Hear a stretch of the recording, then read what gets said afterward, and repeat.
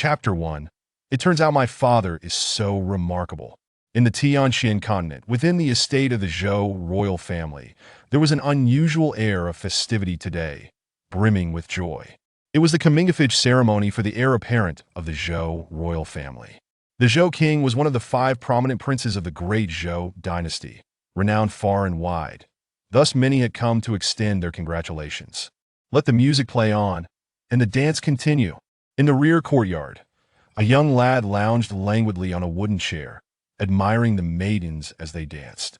This boy was none other than Zhou Long, the Prince of Zhou. However, he was not originally of this world. He had been reborn. He recalled a rather embarrassing moment from his past, where, while attending to nature's call, he accidentally suffocated himself through excessive straining, only to find himself reborn in a new body. Thus began his existence in this realm, which was starkly different from the world he once knew. The Tianqian continent was a land of fantasy, where martial prowess was held in the highest regard.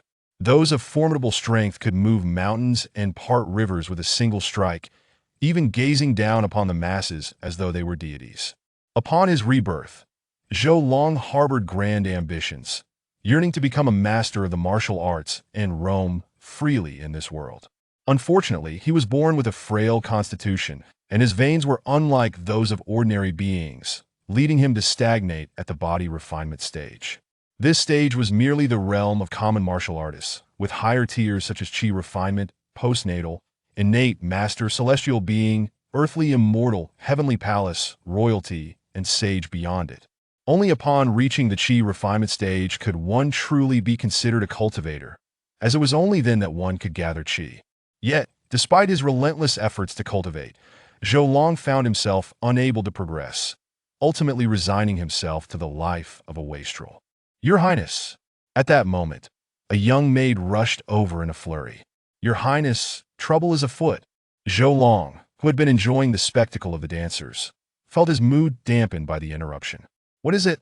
He gestured for the maidens to continue their performance, urging them to resume the music and dance. The maid, catching her breath, exclaimed, "Princess Yuning has come to annul the engagement. The king and queen request your immediate presence in the hall." Annul the engagement. Zhou Long frowned slightly at the news. As the heir of the Zhou royal family, he was a figure of great attention. To have an engagement publicly called off was a blatant affront to his dignity. How would the other noble families perceive him after this?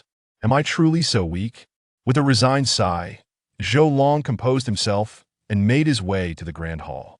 Upon his arrival, all eyes turned towards him, filled with various expressions. "Longer, come here to your mother," beckoned a stunningly beautiful woman.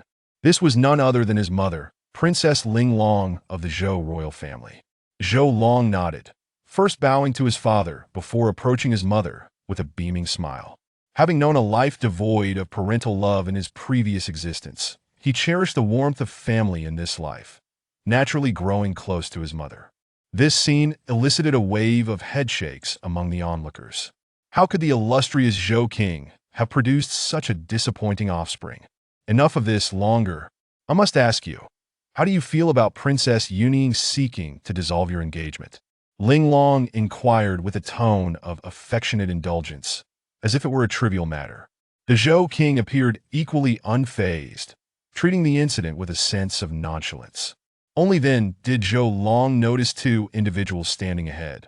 One was a young woman, while the other was an elderly man clad in a green robe. The young woman, possessing a striking beauty and graceful stature, was undoubtedly Princess Yuning, while the elderly man seemed to be her backing for the annulment. Enough of the pleasantries, let us resolve this quickly. I have no time for your games, the elder in the green robe remarked dismissively, glancing at the time. Princess Yuning nodded and turned to Zhou Long, bowing respectfully. "Your Highness, I, Yuning, have been fortunate to catch the eye of an elder from the 7-star sect and shall be following him to the sect for training. Thus, to avoid delaying your future, I am here today to formally dissolve our engagement." Her words, though couched in politeness, were crystal clear to Zhou Long. In essence, she had been chosen by a prominent elder from the 7-star sect, paving a path to a bright future, while he, a mere waste, was no longer worthy of her regard.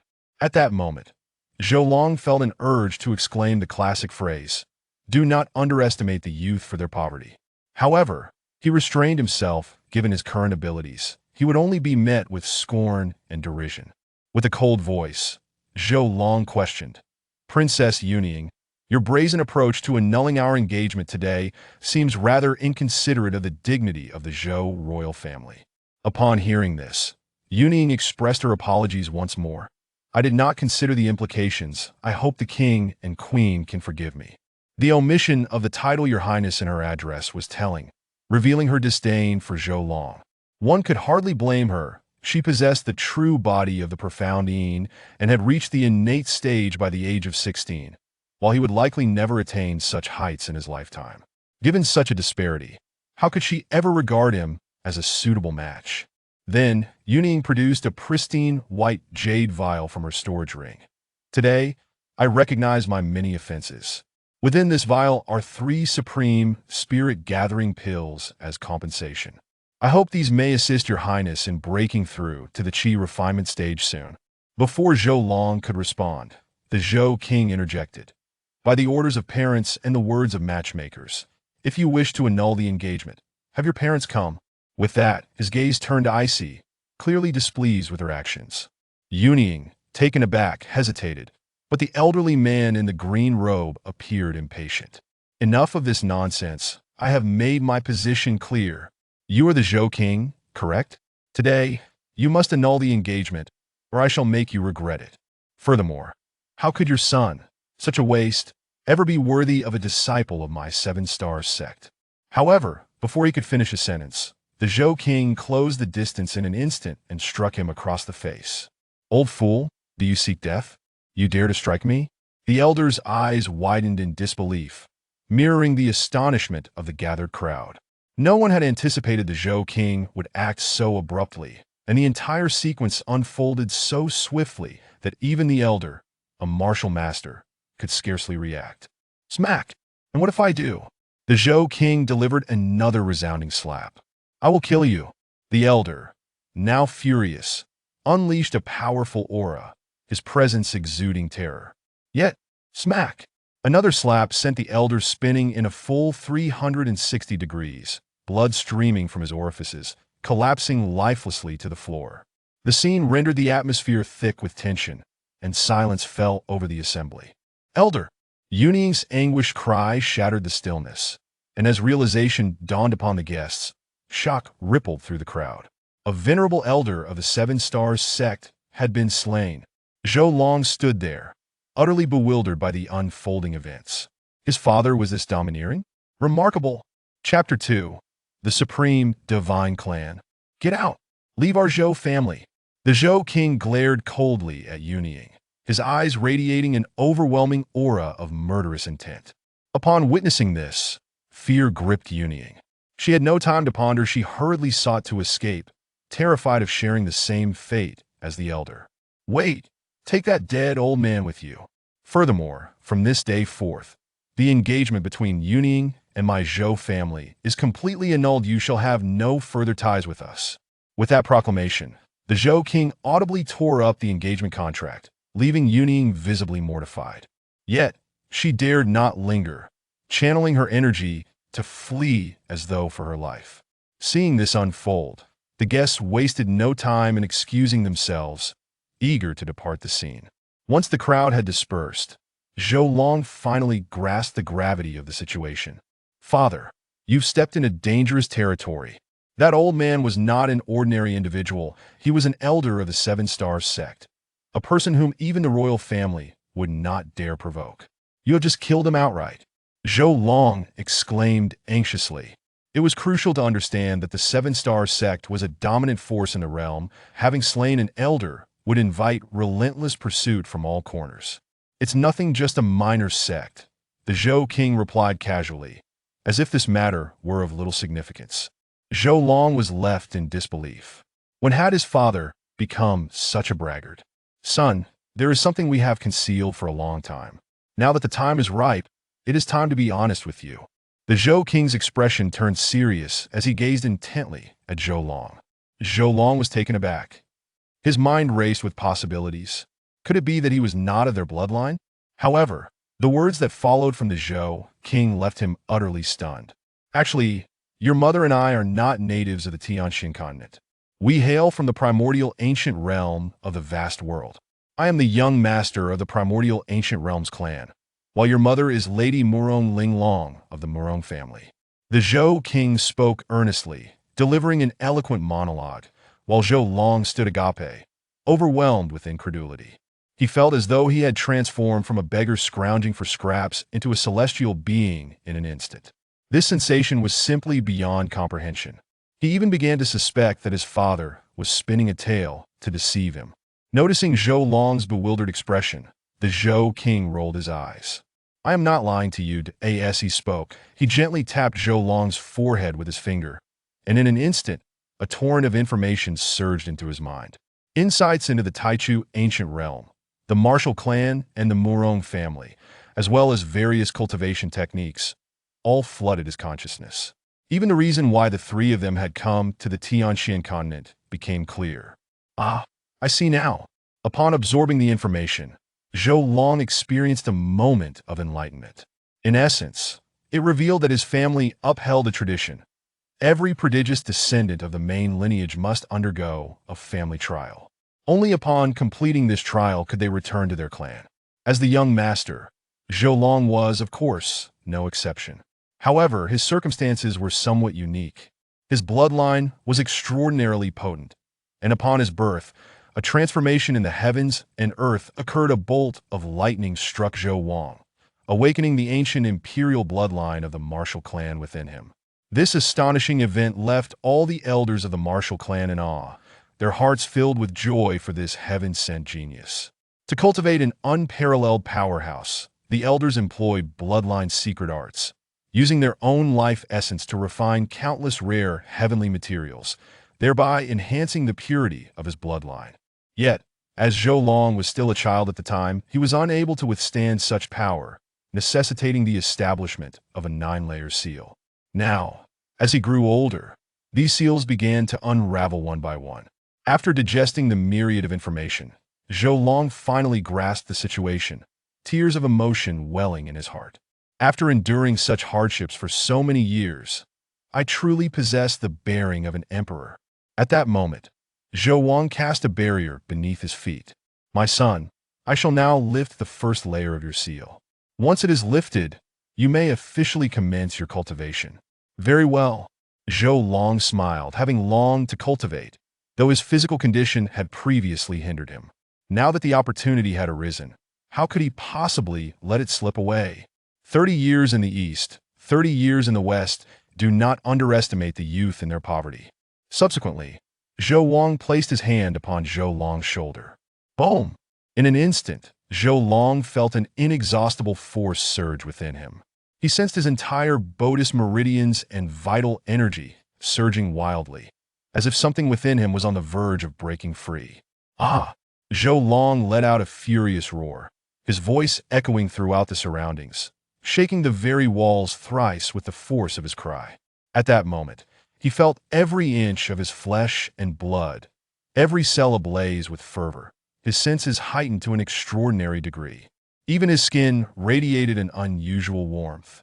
Longer, seeing Zhou Long in such a state, Linglong felt a pang of concern, yet she refrained from intervening. She understood that this was a trial he must endure. Only through such suffering could he emerge as a true man. Gradually, as an hour passed, Zhou Long's body began to settle. Observing this, Linglong hurriedly flew over and fed him a mysterious pill. How do you feel, Longer? I'm fine, mother. Zhou Long's face was somewhat pale, yet his expression brimmed with exhilaration. Despite his current pallor, he felt his bones infused with strength. If you're all right, then perhaps you should get dressed. Linglong thought to herself that her child had truly grown up. Dressed? Zhou Long snapped back to reality, only then realizing that he was utterly bare, his clothes having been obliterated during the surge of energy. By the heavens! With a startled exclamation, Zhou Long dashed back into the room, mortified. How utterly embarrassing! Behind him, a comforting voice resonated. My child has truly matured. Indeed, just look at whose son he is. Zhou Long. A few minutes later, Zhou Long emerged, fully clothed, before Zhou Wang. My son, the first layer of your seal has now been lifted. You may now cultivate with peace of mind. As he spoke, Zhou Wang released a beam of golden light from his hand, which swiftly entered Zhou Long's forehead. Then, to Zhou Long's astonishment, he discovered a mysterious sheet of golden paper manifesting in his mind. This is the supreme technique of our martial clan. The Taiga Xianjing, only those of the martial bloodline may cultivate it. You may give it a try. Subsequently, under his father's guidance, Zhou Long began to practice this technique. His dantian spun ceaselessly, while the surrounding spiritual energy flowed into several key acupoints throughout his body. As a result, Zhou Long's aura surged explosively, swiftly breaking through the refining Qi realm and entering the postnatal realm. Postnatal Level 1. Postnatal Level 2. Postnatal Perfection. Innate Level 1. Master Level 1. Upon reaching the Master Realm, his previously skyrocketing cultivation speed gradually came to a halt, unexpectedly stabilizing at Master Level 9. Zhou Long. Chapter 3. Double Happiness. The system arrives. At this moment, Zhou Long wore an expression of sheer excitement, the Grandmaster, possessing a prowess akin to that of the elderly man he had just encountered, and even several realms beyond. It is essential to understand that his father had attained the rank of Grandmaster, becoming one of the 5 esteemed princes, revered by many. Although he concealed his true strength, did this not imply that Zhou Long, possessing such formidable power, was akin to his father? Lost in thought, he was interrupted by his father, King Zhou. First, adapt to your current cultivation level. After a couple of days of rest, continue your training without haste to break through. The first layer of Bloodline Seal has been lifted, allowing you to elevate your rank above the king level within a month. There is no need to rush. Zhou Long nodded in response, eagerly wishing to test his newfound abilities. The Grandmaster. In the Dazhou dynasty, such beings were truly peerless.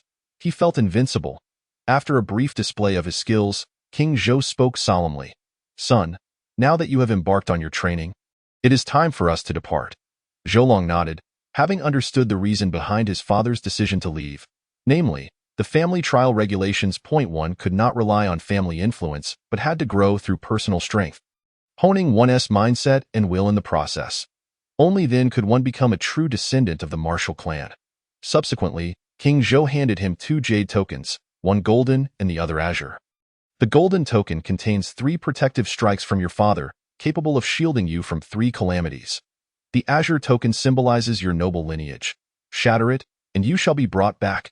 However, I hope you do not rely too heavily on such items, but instead return to the family through your own efforts. I understand, father, Zhou Long affirmed earnestly. Ling Long stepped forward and embraced Zhou Long, her face filled with reluctance. My dear, you must be cautious while alone outside. Your mother and I shall await you in the Taichu ancient realm. With that, their figures vanished from sight. Ding dong, detection indicated that the host had commenced cultivation. The invincible sign-in system has been activated. Activating system, 1050. Suddenly, Zhou Long felt a surge of peculiar information flood into his mind, accompanied by a continuous stream of sounds. A system as well? As a transmigrator, he was well aware of the existence of such systems. System activation successful. Would the host like to open it? Open, ding dong. Congratulations, host, for opening the beginner's gift pack, acquiring the invincible technique, the Supreme Sutra. This technique encompasses the Supreme Creation chapter, the Cosmic Body chapter, and the Eternal Soul chapter, guiding you on the path to invincibility. The host has also obtained the Supreme Treasure, the Green Book, which contains boundless knowledge, knowing all within the Great Tao. Congratulations, host, on acquiring 100 billion top-grade spirit stones. Listening to the voice of the system, Zhou Long was left in a state of astonishment. The first 2 techniques did not ignite much joy within him, as he was unfamiliar with their workings. However, the mention of 100 billion top-grade spirit stones made his eyes gleam with excitement. 100 billion, top-grade. It is worth noting that in the Tianxian continent, spirit stones served not only as a vital resource for cultivation, but also as the currency exchanged among cultivators. Classified into inferior, middle, superior, and top grades. 1 top-grade spirit stone equated to 100 superior stones, or 1,000 middle-grade stones, or 1 million inferior stones. 100 billion was simply unfathomable. The entire Zhou royal residence possessed only a few 100,000 inferior spirit stones. Top grade. It was likely that even the royal family had scarce amounts. Incredible, simply incredible. Zhou Long was ecstatic. Inadvertently, he had become the wealthiest person in this world. He then shifted his attention to the first two gifts. The Invincible Technique, the Supreme Sutra, which promised a path to invincibility, sounded extraordinarily impressive. This technique seemed far superior to the martial clan's Taiyin Xianjing, truly a genuine invincible technique. He then glanced at the green book again. It bore no inscriptions, appearing akin to a book without words. Suddenly, the green book spoke in a childlike voice. "Hello, Master. I am the Book Spirit, delighted to serve you." Book Spirit? Zhou Long inquired. What exactly is a Book Spirit? In simple terms, within the realm of the Great Tao, there is nothing I do not know. Is that so? Zhou Long chuckled. Then do you know my origins? The Book Spirit hesitated momentarily. Your identity is shrouded in mysterious power. Beyond my scope, I cannot inquire on your behalf. As expected, it is impossible to uncover the reasons for my arrival here. Zhou Long chuckled softly, then changed the subject. Help me gather information on the martial clan. One of the supreme clans in the Taichu ancient realm. Understood, Master. The green book began to search diligently. Moments later, the pages ceased their flipping, revealing an abundance of golden characters. Master, I have found the information you requested. Thank you for your efforts. Zhou Long nodded and approached to examine it. Indeed, the text contained various detailed descriptions of the martial clan, even more comprehensive than what he had in mind. After reading, Zhou Long could not help but marvel at the martial clan's might. The text stated that the martial clan boasted a legacy spanning billions of years, ranking among the 13 pinnacle powers of the entire Taichu ancient realm. They were undoubtedly at the apex of power. I never imagined I was born into such a formidable family. It seems I must exert more effort. Subsequently, Zhou Long stored the green book away and began to scrutinize the system's functionalities. He discovered that, aside from the personal panel and system space, there remained only a sign-in feature. Sign-ins were categorized into daily, monthly, yearly, millennium, and 10,000-year levels. 1 sign-in opportunity constituted a daily sign-in. 30 sign-in opportunities could be synthesized into a monthly sign-in. 365 sign-in opportunities could be synthesized into a yearly sign-in, and so forth. The higher the sign-in level, the greater the probability of obtaining treasures. The Millennium sign-in guaranteed at least a Black Book-level treasure, while the 10,000-year sign-in assured the acquisition of supreme treasures. Supreme treasures, indeed, referred to items of mysterious grade. Zhou Long's heart brimmed with anticipation. However, for now, he could only dream of it. Speaking of which, today happened to provide a sign-in opportunity. Why not test its efficacy? He immediately proceeded with the sign-in. Ding dong. Congratulations, host, for successfully signing in for the first time, receiving 10,000 years of cultivation. Zhou Long? Holy moly! 10,000 years of cultivation. Am I not invincible now? Zhou Long felt an immense surge of excitement, but soon disappointment washed over him. The 10,000 years of cultivation represented an average level, likely only sufficient to elevate him to the peak of the 9 heavens of the Supreme Realm. Above the Supreme Realm lies the Venerable Realm, followed by the Semi-Emperor and Emperor realms. The 9 heavens of the Venerable Realm hardly qualified as invincible. Chapter 4. With backing, one can act with impunity. Perhaps in the Tianxian continent, the 9 heavens of the Venerable Realm might be considered relatively elite, but in the Taichu ancient realm, they were merely ordinary experts. The road ahead is long. It seems I must tread step by step. Zhou Long sighed, then retrieved a ring from his pocket. This item was secretly given to him by his mother, Ling Long, when she departed. Zhou Long's eyes narrowed, and he probed his consciousness into the ancient ring. Immediately overwhelmed by the scenes within, holy moly, this young man. The space inside the ring was vast, resembling a miniature world. Furthermore, an array of treasures, spiritual artifacts, and miraculous elixirs were countless. He felt dizzy from the sheer abundance. I initially thought that the 100 billion top-grade spirit stones were my greatest fortune, but it seems my perspective was narrow. I was merely a frog at the bottom of the well. Zhou Long felt an exhilarating rush. No wonder she is my biological mother.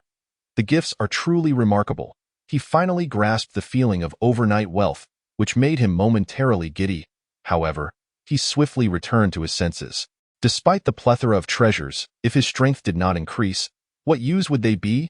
Thus, he resolved to strive for greater strength. Zhou Long's gaze hardened. He then spent some time transferring most of the treasures from the ancient ring into the system space, leaving behind some spirit stones, spiritual artifacts, and elixirs. Once this was completed, he sat cross-legged on his bed and began to comprehend the Supreme Sutra. Meanwhile, in the Pingxi Wangfu, Yun Ying anxiously looked toward her father. "Father, what should we do? Elderly has been brutally murdered. Will this implicate our residents?" The Pingxi king hesitated, his expression grim. He could never have anticipated that King Zhou would resort to such ruthless measures. To be honest, is it necessary? Is he not afraid of offending the Seven Stars sect? Humph. It's all that Zhou King's fault, along with that useless heir. Now that the elder of the Seven Stars has been slain, not only does it prevent me from going to the Seven Stars sect for cultivation, but it could also bring severe calamity upon our estate. Yuning expressed her dissatisfaction. The Pingxi king sighed helplessly. The Seven Stars sect has always acted tyrannically, but they may not necessarily target us. Yuning, we shall set off for the Seven Stars sect at dawn tomorrow, bringing along the elder's remains. With your exceptional talents and resources, gaining entry into the Qixing sect is hardly a formidable task. As for the elder, simply shift all responsibility onto that Wang Zhou. Yes, father. The following day, Zhou Long slowly opened his eyes, utterly oblivious to the events of the previous day. Rising gently from his bed, he activated the system panel. Name: Zhou Long Cultivation, 9th level of the Venerable Realm, Supreme, Physique. Temporal Divine Body Technique. Supreme Scripture, 1st layer, Primordial Mystical Scripture, 1st layer, Divine Abilities, None Treasures, Green Leather Book. Remaining Sign and Opportunities. One gazing at the system panel, Zhou Long's face blossomed with joy. In just one night, he had extracted millennia of cultivation, ascending to the 9th level of the Venerable Realm, with a foundation that was extraordinarily solid. In fact, the extraction system's sign in cultivation equates to a time compression of the training necessary to reach this level. Rather than a mere transfer of knowledge. It even proved more effective than his arduous efforts at cultivation. In this world, the 9th level of the Venerable Realm is regarded as a top-tier powerhouse. Although he lacks combat experience and has not cultivated any martial techniques or divine abilities, his formidable physique and bloodline are more than sufficient to bridge the gap. Achieving the 9th level of the Venerable Realm also means that the seals on his bloodline have been lifted for the first 3 layers. Presently, his strength can be deemed unparalleled across the entire Tianxian continent. Indeed, having influential connections is undeniably advantageous. Zhou Long felt a swell of pride within him, subsequently closing the panel and stepping out of his room. At this moment, he needed to address a troublesome matter. Chapter 5. I want everything. Yes, I haven't signed in today yet. Just as he stepped out of the door, Zhou Long recalled that he still had one sign-in opportunity remaining. He promptly activated it. Ding! Congratulations to the host for successfully signing in and receiving 100 million premium spirit stones. Zhou Long, only 100 million? Is that all? He shook his head in disappointment, completely forgetting the wide-eyed astonishment he had exhibited the day before. While 100 million spirit stones is indeed a considerable sum, he currently had no need for them. Oh, wait.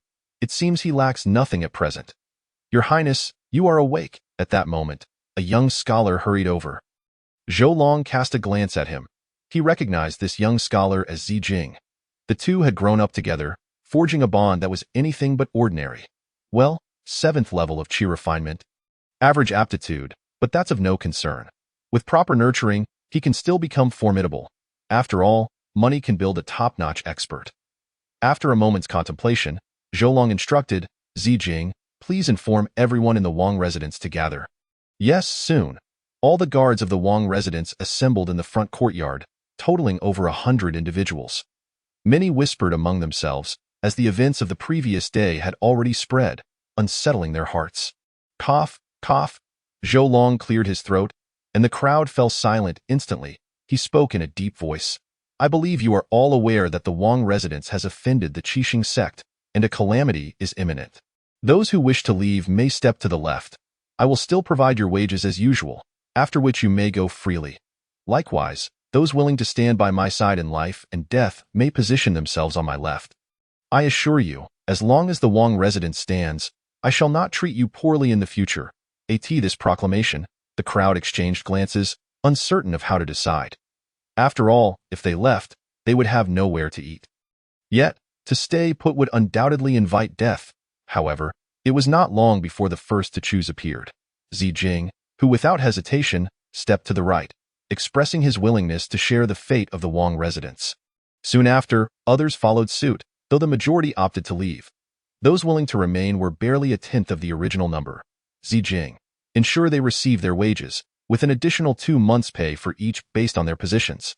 Zhou Long instructed, "Thank you, Your Highness." Upon hearing this, those planning to depart hurriedly knelt, tears welling in their eyes.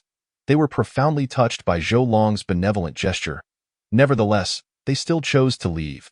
After all, staying meant waiting for death. Once departed, they would be jobless, but a life of hardship was preferable to death. Zhou Long surveyed the remaining few. Aside from Zijing, there were 7 guards, 2 maidservants, and 2 elderly women. The guards were loyal to his father, including Qi Fei, the captain of the guards, who was a 9th level of innate realm expert, considered quite skilled in Dezhou. The 2 maidservants were his mother's personal attendants, named Lin Shui and Xia Shui. The 2 elderly women need not be introduced. Zhou Long inquired once more, "Does anyone wish to leave? If you do not depart now, you may not have the opportunity later. Your Highness, the Wang residence is our home. We are willing to stand by it in life and death," Xia Shui declared resolutely. The others also knelt, expressing their willingness to follow him to the end, standing by the Wang residence in life and death. Zhou Long nodded slightly, "Rise." The remaining individuals would receive a 10-fold increase in their silver monthly. By the way, Qi Fei, how many spirit stones do you receive each month? Your Highness, I receive 300 low-grade spirit stones monthly, while the others receive between 50 to 100 spirit stones. Such a meager amount, Zhou Long exclaimed, taken aback. Now, he was a billionaire. Such a paltry sum was hardly worthy of his attention. Furthermore, these were merely low-grade spirit stones. After pondering for a moment, Zhou Long tossed Qi Fei a storage ring filled with a significant quantity of low-grade spirit stones. While the exact amount was not excessive, it totaled around 1 million. Take these spirit stones for safekeeping. Your cultivation is still too low. Use these spirit stones to train and enhance yourselves to the fullest. Qi Fei nodded in a daze, then probed into the storage ring with his consciousness, curious about how many spirit stones Zhou Long had provided. Wow, so many! Qi Fei was startled, unable to suppress his exclamation. This was the first time in his life he had seen such a vast quantity of spirit stones. At that moment, he seriously questioned whether Zhou Long had sold the Wang residence to amass such wealth. Is this really a lot? Zhou Long shrugged nonchalantly. After all, to him, this amount was merely a drop in the ocean. All right, you may disperse now. Jing, accompany me on an outing. Before long, Zhou Long and Zijing exited the Wang residence. As they strolled down the bustling streets, many gazes were cast their way. As the son of the Wang king, coupled with the events of the previous day's broken engagement, he had become quite the celebrity. Zhou Long paid no mind, leading Zijing towards Linglong Pavilion, reputedly the venue with the most treasures in the capital. He wished to test his luck and see if he could acquire any precious items. After all, Linglong Pavilion belonged to the Linglong Merchant Guild, which Zhou Long had heard was one of the largest merchant guilds in the entire eastern region. The Tianxian continent is divided into 7 major regions, with the eastern region alone comprising 3,000 states, each vast and boundless, at least the size of 100 jin. Thus, it is evident that the Linglong Merchant Guild is indeed a colossal entity. Consequently, with Zhou Long's wealth amounting to billions, he naturally wished to visit and assist the household's guards in procuring suitable cultivation techniques, weapons, and ammunition, among other necessities. Before long, Zhou Long and Zijing entered Linglong Pavilion, where a beautiful woman promptly approached them. I thought it was someone else. It turns out to be His Highness, the son of Wang Zhou. May I inquire what you wish to purchase? The woman inquired with a beaming smile. Zhou Long swept his consciousness across the entire Linglong Pavilion, perceiving the myriad of items. While there were indeed many treasures, none piqued his interest.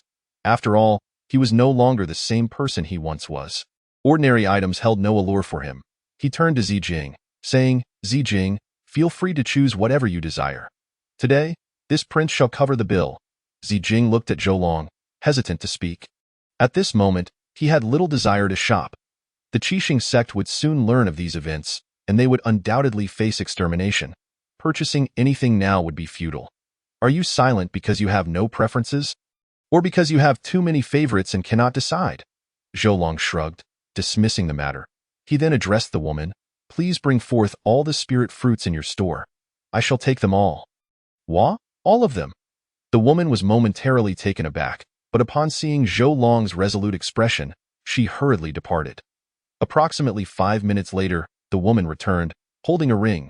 Your Highness, here are all the spirit fruits we currently have, totaling 126 pieces, amounting to 380,000 low-grade spirit stones. Consider this ring a complimentary gift from Linglong Pavilion. Chapter 6A Changed Man Alright.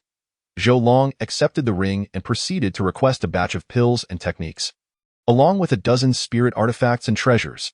This was indeed a significant transaction, a grand gesture. The manager of Linglong Pavilion personally attended to him. Before long, the proprietor of Linglong Pavilion emerged, wearing a broad smile. Your Highness, the total for your requested items comes to 3.65 million low-grade spirit stones. I can offer you a discount, charging you only 3.6 million. How does that sound? Zhou Long nodded, evidently indifferent to the matter at hand. After all, his wealth was now so abundant that it seemed insatiable. This is my storage ring, which contains 3.6 million low-grade spirit stones. Should you take the spirit stones, please remember to return the storage ring to me. Certainly, young master, the shopkeeper replied with a smile, promptly adhering to his instructions. Though he was inwardly astonished, he was aware of the other party's affluence, yet he had not anticipated such extraordinary wealth. 3.6 million low-grade spirit stones. Such financial might and audacity could likely only be found within the imperial family of the great Zhou. It was unexpected that the Zhou royal residence harbored such hidden riches. Meanwhile, Zijing was leisurely stepping out, clutching a thick stack of books, the cover inscribed with the words Fundamentals of Array Path. Your Highness, I desire this book. What do you think? Zhou Long nodded and turned to the shopkeeper beside him, inquiring, How much? The shopkeeper, keenly perceptive, promptly declared, Young master, consider this array manual a complimentary gift. No payment required. Then I am deeply grateful, esteemed shopkeeper. With that, Zhou Long departed, leaving the shopkeeper gazing after him with a faint smile. How intriguing! It seems the Zhou royal residence is not as simple as one might think. Otherwise, such generosity would be inconceivable. Here, a gift for you. Zhou Long casually tossed a Qing Yuan fruit to Zijing. This fruit was crisp and juicy, imbued with rich spiritual energy, offering significant benefits to one's health. Thank you, Your Highness, Zijing responded, momentarily at a loss as he gazed at the precious spirit fruit. Such a delicacy might very well enable him to achieve a breakthrough into the postnatal realm. Thus, he hesitated to consume it hastily, opting instead to take a small bite before carefully storing it away. Zhou Long could only shake his head in bemusement. If he cherished such a modest fruit, what would happen when he presented him with even greater treasures? With a resigned sigh, he led Zijing toward the cultivation market. Step right up, don't miss out. A Millennium Snow Lotus, now only 888. A massive sale on second-hand spiritual artifacts. Come see my 1,000-year ginseng, various hawkers shouted in the bustling market, which Zhou Long had once adored. Here, one could find an abundance of spiritual herbs, artifacts, beasts, and an array of peculiar items. In his earlier days, he had harbored a profound interest in these wares, even wishing to purchase everything the market had to offer. However, now, as he surveyed the multitude of goods, he found himself utterly disinterested. Perhaps this is what it means to be wealthy. He now held no fascination for such items, nor even for money itself. He could easily echo the sentiments of his former self, stating, I have no interest in wealth whatsoever. With that thought, Zhou Long led Zijing to a butcher's stall. The burly proprietor was a postnatal cultivator, and the meat on display was that of demon beasts would like this spirit tiger. Zhou Long indicated, pointing at the fresh, unskinned creature. The shopkeeper's eyes lit up at his words. Although he did not know who Zhou Long was, his attire suggested he hailed from a wealthy family. Prompting him to excitedly explain, Young master, this spirit tiger is a third-tier demon beast, equivalent in strength to a postnatal cultivator. It took me several months guarding the mountains to catch just one. So the price is somewhat steep. And how much is that? Zhou Long inquired. Around 800, if you please very well, I shall take it. The shopkeeper was momentarily taken aback by Zhou Long's decisiveness, regretting not charging more. Alas, there is no remedy for regret in this world. Raising the price now would merely be a slap in his own face. Zhou Long promptly paid the spirit stones. All right, I shall prepare the meat for you immediately. The shopkeeper began to skillfully gut and skin the tiger with fluid motions. May I ask your name? Zhou Long approached to strike up a conversation. I wouldn't dare. Just call me Brother Luo. If you don't mind. Very well, Brother Luo. Should you come across any fine game in the future, feel free to deliver it directly to the Zhou royal residence. This young master will take all of your best catches. Upon hearing this, the shopkeeper's eyes sparkled with excitement. Oh, so you are the young master. My apologies, rest assured. I will make sure to deliver only the finest meats to the Zhou royal residence in the future. I appreciate it, Brother Luo. After some casual conversation, Zhou Long departed, the shopkeeper warmly seeing him off. This was a significant client, and a long-term one at that, so he could not afford to be negligent. After purchasing a few more items, Zhou Long prepared to return home. However, just as he stepped outside, he encountered a handsome young man approaching, adorned with a blue spirit sword at his waist, his demeanor cold and arrogant. Flanked by 2 attendants, you from the Yin royal residence have offended the 7 Stars sect, and yet you still have the leisure to stroll about, the young man said with a mocking tone. You truly are unaware of your own folly. Zhou Long's expression hardened as he recognized the man before him, Wang Mian, the heir of the Chang'an Marquis. 3 years ago, a dispute had erupted between the Chang'an Marquis and the Zhou king, resulting in the latter shattering 2 of Wang Mian's teeth. Since then, Wang Mian had harbored resentment, seeking opportunities to cause trouble, which he naturally directed toward Zhou Long. After all, Zhou Long's father wielded immense power, making him an unapproachable opponent. In contrast, Zhou Long was merely a cultivation realm waste, while Wang Mian was in the qi refinement stage. He felt no fear. However, the tables had turned dramatically to, a fool seeking a beating. Zhou Long replied coldly, dismissing any further dialogue as he swiftly delivered a resounding slap. The sound echoed through the air as Wang Mian was sent sprawling, his 2 front teeth flying amidst a spray of blood. His cheeks swelling visibly. Zhou Long had moderated his strength. Otherwise, he might have been reduced to a bloody mist, for his current prowess was truly terrifying. Chapter 7. What are you waiting for? Dig in. Young master. Observing this, Wang Mian's attendants were taken aback, rushing to assist him. Wang Mian felt a wave of dizziness, taking a considerable time to regain his composure. However, by the time he did, Zhou Long had long since vanished. Damn it, Zhou Long. I will surely kill you. Meanwhile, Zhou Long had already distanced himself. Reflecting on the humiliation he had endured earlier, the satisfaction of returning the favor with a single slap brought him immense pleasure. What a thrill, he exclaimed. Zijing, watching Zhou Long, was somewhat entranced. He sensed that Zhou Long had grown increasingly enigmatic. Not only was he lavish in his gestures, but he also possessed formidable strength. Wang Mian, a 9th-layer qi refinement cultivator, was merely a step away from the postnatal realm. The fact that Zhou Long had sent him flying with a single slap left Zijing perplexed. When had Zhou Long acquired such strength? Had he been concealing his true capabilities all along? Zijing shook his head. Such matters were not his concern. He merely needed to focus on his own affairs. Upon returning to the royal residence, he handed the resources he had purchased to Zhou Long, stating, "You may distribute these among them. Do not feel the need to be frugal. They are all for you." Oh, very well, Zijing nodded. His curiosity piqued as he probed into the storage ring. He was immediately struck dumb. Is this really so much? The young master is far too extravagant. Elated by the abundance of resources, he realized that even someone with no skills could achieve postnatal cultivation with such wealth. Meanwhile, in the kitchen, the palace cooks had left to prepare a meal for everyone. Zhou Long had to call upon the 2 maidservants for assistance. Your Highness, what are you doing? It smells divine, Lin Shui inquired, stretching her neck to catch a glimpse of the bubbling pot filled with various spiritual herbs and spices. Today, we are having something special, a tiger meat hot pot. Watch my technique. I will entrust such tasks to you in the future. Upon hearing this, Lin Shui and Xia Shui eagerly gathered around to observe Zhou Long's actions.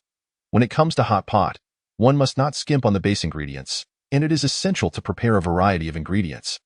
Cooking and eating simultaneously, Zhou Long meticulously educated the two young girls while deftly handling the ingredients in his hands. Various aromatic herbs and spices were added to the pot in succession. Even in the absence of certain materials, he was adept at finding suitable alternatives. Before long, a tantalizing and spicy aroma wafted through the air, surpassing even the flavors he remembered. This scene left Lin Shui and Xia Shui utterly astonished. It smells so delicious. Meanwhile, in a secluded courtyard of the Wang residence, Qi Fei could not help but swallow hard at the sight of the numerous cultivation resources and spiritual artifacts laid out on the table. Zijing, are these all for us? He asked, his eyes gleaming with excitement. Zijing nodded affirmatively, stating, "These are all bestowed by His Highness the young master. You must strive diligently to cultivate and utilize these resources to enhance your strength, in order to serve His Highness well. Moreover, do not squander the young master's careful guidance." Upon hearing this, Qi Fei and the others knelt on one knee, declaring, "We will serve His Highness, willing to face 1,000 deaths." Their expressions were resolute, akin to a solemn oath. Zijing nodded in satisfaction, saying, "Excellent. I hope you remember the words spoken today. Betrayal will not be taken lightly." Following this, he cast a chilling gaze over everyone. Embodying the principle of both reward and punishment, a lesson learned from Zhou Long, the group nodded in agreement, fully aware that betrayal was not an option if they wished to remain. "Now, let us begin the allocation of resources." He then retrieved a blue scroll from the table, stating, "This is a top-tier Earth-level technique, the Hunyuan Wujigong, which allows for the cultivation of the Dharma image realm. This will be your primary cultivation method moving forward." Afterward, he introduced another technique, explaining it meticulously as the others looked on with eager eyes. Currently, they were limited to merely the mystic-level techniques, struggling even to reach the transforming sea realm. This Earth-level technique was nothing short of a treasure for them. Especially for Qi Fei, who was particularly thrilled. Having faced sluggish progress after entering the innate realm, he was confident that with the Hunyuan Wujigong, he could break through to the master realm within 6 months, or perhaps even within a month with the right resources. The thought filled him with excitement, as he had never before been involved in such a prosperous endeavor. Subsequently, Zijing glanced at the 5 scrolls on the table, announcing within these there are techniques for a fist style, a leg style, a body technique, a sword technique, and a knife technique, all at least of top-tier mystic level. You may choose the one that suits you best and dedicate yourselves to its practice. However, remember, do not be greedy. In addition, he mentioned the availability of body refining pills, chi gathering pills, essence condensing pills, and spirit refining pills, which would later be distributed according to their respective realms. Now, let us distribute the spiritual artifacts. As he spoke, he began to hand them out in turn. The onlookers' breaths quickened in anticipation. They had truly struck it rich. "Qi Fei, I recall you favor the spear. This Wind Thunder spear is prepared for you." Upon hearing this, Qi Fei's heart soared. This was a middle-grade spiritual artifact of exceptional quality, likely worth at least 300,000 low-grade spirit stones. Such wealth was beyond his imagination, and he understood that this was a sum he could never hope to earn in a lifetime. Truly, His Highness was affluent. While Qi Fei was lost in thought, the others also received their spiritual artifacts. Though theirs were slightly inferior to Qi Fei's, they were still top-tier low-grade artifacts, far superior to what they had previously possessed. With these artifacts and new techniques, their strength would undoubtedly experience a significant surge in a short span of time. An hour later, in the garden of the Wang residence, a table laden with steaming dishes emitted bubbling sounds. With flames roaring beneath the pot, succulent tiger meat was sliced and arranged beside a selection of exquisite wines. This lavish spread left everyone salivating. They had never indulged in such a sumptuous lunch before. "What are you all waiting for? Come and eat." Today, there are no distinctions between master and servant. Everyone is welcome to feast and drink freely. Chapter 8. The Arrival of the Seven-Star Sect.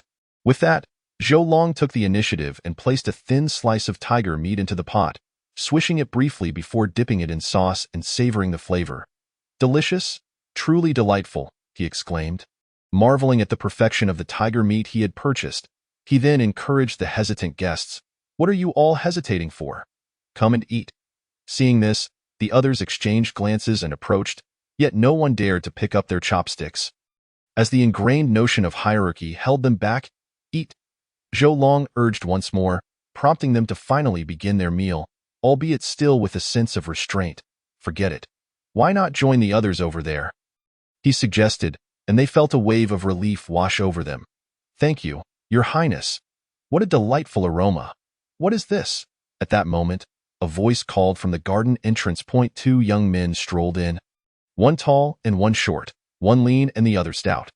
The taller was Su Taifu's grandson, the talented Su Ziqian, who, contrary to his name, was rather flamboyant and somewhat reserved. The shorter was Li Yunfei, the heir of a wealthy merchant family, with an innocent-looking face that belied his cunning nature. Despite their similar ages and both being considered waste in terms of cultivation, the trio shared a close bond. Ha ha ha, you arrived just in time. Come, join us for hot pot. Zhou Long beckoned, and the two quickly took their seats, their eyes fixated on the bubbling pot, clearly feeling right at home. Zhou Long chuckled at their eager expressions, remarking, "You two arrived so early. You weren't trying to sneak in, were you?" Hearing this, Li Yunfei shook his head helplessly. "Your Highness, you have no idea how hard I had to work to sneak out of the house. I faced countless obstacles, even nearly getting my legs broken by my father. I only managed to escape while he was away." His tone was tinged with bitterness. Zhou Long felt a surge of gratitude. Having a brother like this was worth it. "I won't say much more. My good brother, I toast to you." "Excellent." To receive a toast from His Highness is truly rewarding. The four exchanged glances and burst into hearty laughter. Determined to drink until they could no longer stand as the cups were drained, they began to chat casually. "Your Highness, setting aside everything else, this hot pot method is fantastic. I'm thoroughly enjoying it. We should consider opening a hot pot restaurant together. It could become the talk of the town overnight." "No need for that. If you're interested, just ask Xia Shui and Lin Shui. They've already learned all my secrets," Zhou Long replied casually, knowing that while the dish may be popular for a time, it would eventually lose its charm, leading to diminished profits. Besides, he had no need for such ventures when he had more than enough wealth. At that moment, Su Ziqian suddenly inquired, "By the way, where are Lord Zhou and the Lady Zhou?" "Ah, they are away on a long journey and won't be back for some time," Zhou Long replied nonchalantly. The atmosphere grew tense as the others exchanged glances, their minds racing. Could it be that they ran away? "But why didn't they take you with them? Are you not their biological son?" Zhou Long sighed, too weary to explain further. The more he elaborated, the more convoluted it became. Seeing that he remained silent, the others assumed his silence was confirmation and felt a twinge of sympathy. "Your Highness, after this meal, it might be wise to lay low for a while, far from the Seven-Star Sect. Otherwise, it could end badly for you." "The Seven-Star Sect?" Zhou Long murmured, his gaze drifting toward the sky. In the next moment, a massive azure-feathered bird, approximately 8 meters long, soared across the sky at an astonishing speed. Heading directly for the capital, in mere moments, it arrived above the Wang residence, creating a thunderous roar. In an instant, a formidable power emanated, enveloping the entire capital. The inhabitants of the city, upon witnessing such a spectacle, were seized by terror, scurrying in every direction. Within the Pingxi Wangfu, Prince Pingxi stood in the courtyard, gazing at the enormous azure bird overhead, his expression betraying not a flicker of emotion. Tiling Long Pavilion. The innkeeper stood by the window, observing the azure bird in the sky, a pensive look crossing his face. Who would have thought that an elder of the 7th tier of the Dharma realm would arrive this time? Such strength in the capital is indeed unparalleled. I wonder what hidden cards the royal palace possesses. I must admit, I am rather intrigued by that young lad from the Zhou Wangfu now. In the imperial palace, Emperor Zhou approached the palace entrance, casting his gaze towards the distant azure bird, his countenance darkening. This is the capital of the great Zhou, yet the Qixing sect shows no regard. Parading their might in the skies, it is as if they hold him in utter contempt. "Cursed be it," the emperor exclaimed in fury, yet he found himself powerless. After all, this world ultimately reveres strength above all else. Without sufficient power, one can only endure in silence. It is truly a hopeless predicament. "Zhou Wangfu," Li Yunfei exclaimed. "Isn't that the azure phoenix of the Qixing sect?" His face was a mask of dread. "How is it that what I feared has come to pass?" Su Ziqian, equally speechless, remarked, "You truly have the tongue of a crow. You speak it, and it arrives." The two gazed at the azure bird above, their bodies trembling slightly as they instinctively swallowed hard. They yearned to flee, but their legs trembled without yielding movement. At that moment, they were engulfed in profound fear. However, Zhou Long suddenly burst into laughter. "This bird is splendid. I shall take it, as I am in need of a steed." The words struck the two like a thunderclap, leaving them momentarily stunned. "Are you out of your mind, speaking so recklessly?" Above the azure bird, an elder in a purple robe wore a cold expression. He locked his spiritual sense onto the individuals of the Zhou Wangfu. Behind him, a young man in his 30s glared at the Zhou Wangfu with eyes filled with uncontainable fury.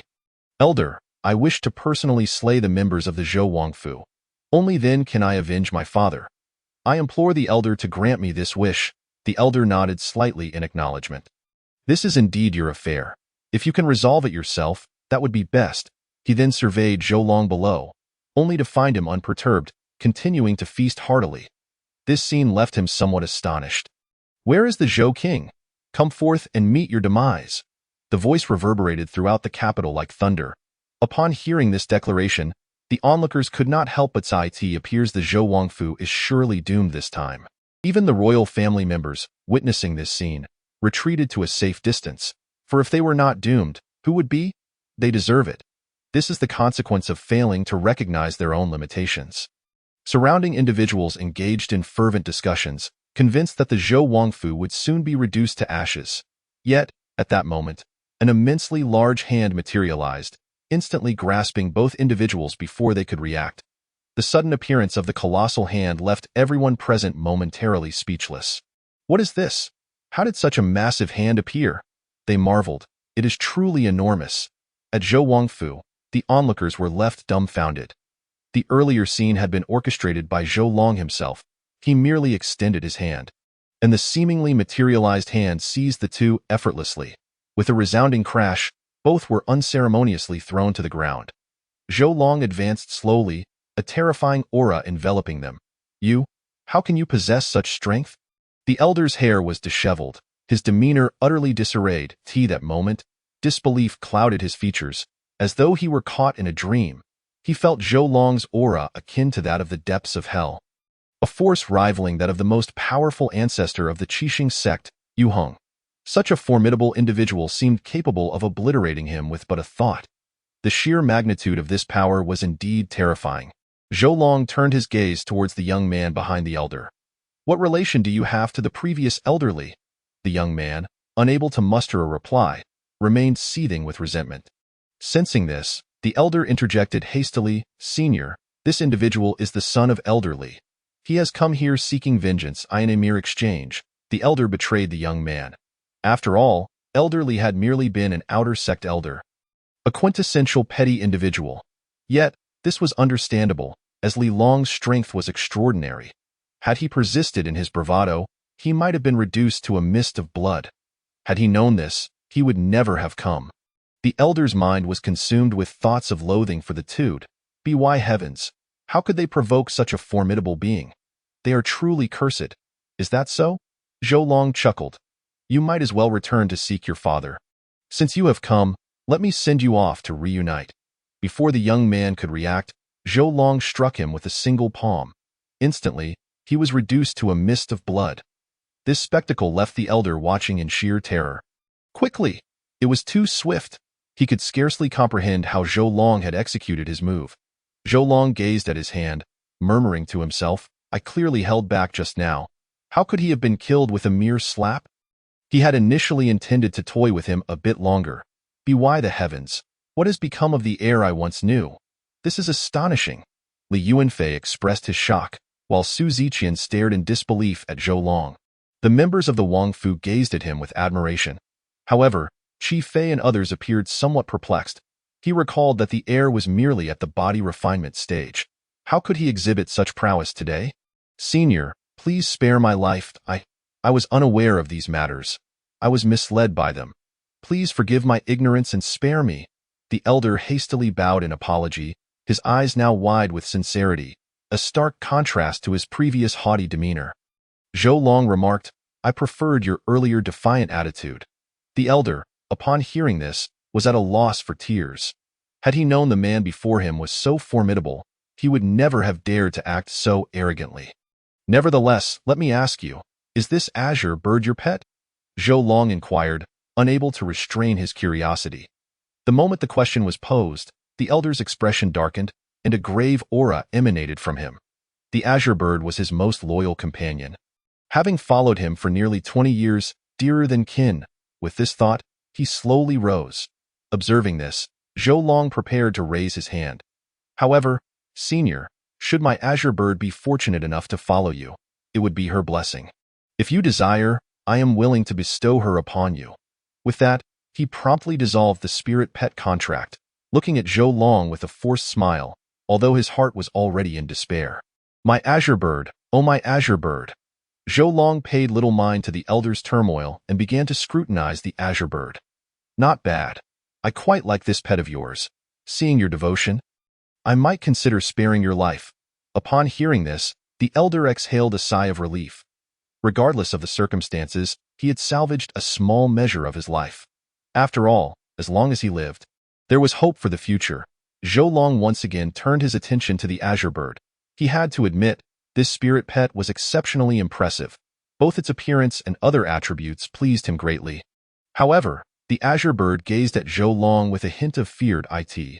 Must be noted that the azure bird was a fifth-tier demonic beast, comparable to a human master, with remarkable intelligence.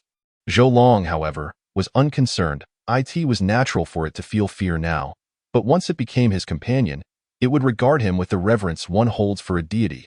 He began to prepare the spirit pet contract.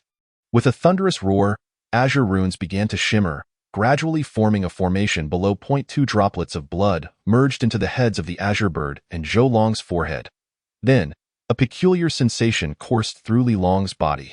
With another resounding boom, the runes entered the azure bird's body, causing it to wail in agony as its form began to swell, as if on the verge of explosion. This is disastrous, Zhou Long thought to himself. He had forgotten that he belonged to the martial clan, a lineage of ancient blood. The mere fifth-tier demonic beast azure bird could not withstand this. Without delay, Zhou Long rushed to the azure bird's head, placing a finger upon it. Instantly, the swelling ceased, and a mysterious force began to flow into its body, aiding in the absorption of energy. Once again, a resounding boom echoed through the air as fierce winds began to swirl around, nearly sweeping many individuals off their feet. However, the aura of the azure bird continued to surge, its presence even more formidable than that of the elder. Such a spectacle left the seasoned elder utterly astonished. Having lived for nearly 2 centuries, he was acutely aware of the unfolding circumstances. His spirit companion was currently undergoing evolution, its strength escalating dramatically. The fact that mere contract could enhance such power on the extraordinary prowess of this seemingly unremarkable young hero. Who dared to label this individual as a mere debauched heir? Who? Step forward and face the consequences. Chapter 10. Crescent Moon Lake Bang. A muffled sound resonated as the azure bird broke through once more, instantly ascending to the 8th tier. Its aura billowed forth, exuding an aura that was truly terrifying. Even the very fabric of the heavens and earth underwent a transformation, causing a significant upheaval throughout the capital. Gazing at the ominous sky, countless individuals were engulfed in fear. Even the strongest among them felt a shiver run down their spines, their curiosity piqued by the events transpiring within the royal palace. Deep inside a secluded courtyard, an elderly man slowly opened his eyes, his expression filled with astonishment. He gazed into the distance, murmuring to himself, such a presence, emanating from a beast, and yet it belongs to an 8th-tier creature. Why has an 8th-tier beast appeared here? Immediately, he employed his divine sense, eager to uncover the truth. However, as he did so, a powerful pressure erupted, momentarily stunning the elder. He promptly spat out blood, his complexion turning ghostly pale. In a flash, he retracted his divine sense. Curiosity can indeed be a perilous endeavor. Who would have thought such a formidable expert resided in our capital? Perhaps it would be best for me to remain in the shadows. At that moment, the azure bird emitted a resounding cry, reaching the pinnacle of the 8th tier. The sight left the elder gasping in astonishment. The peak of the 8th tier. Such power far surpassed his own.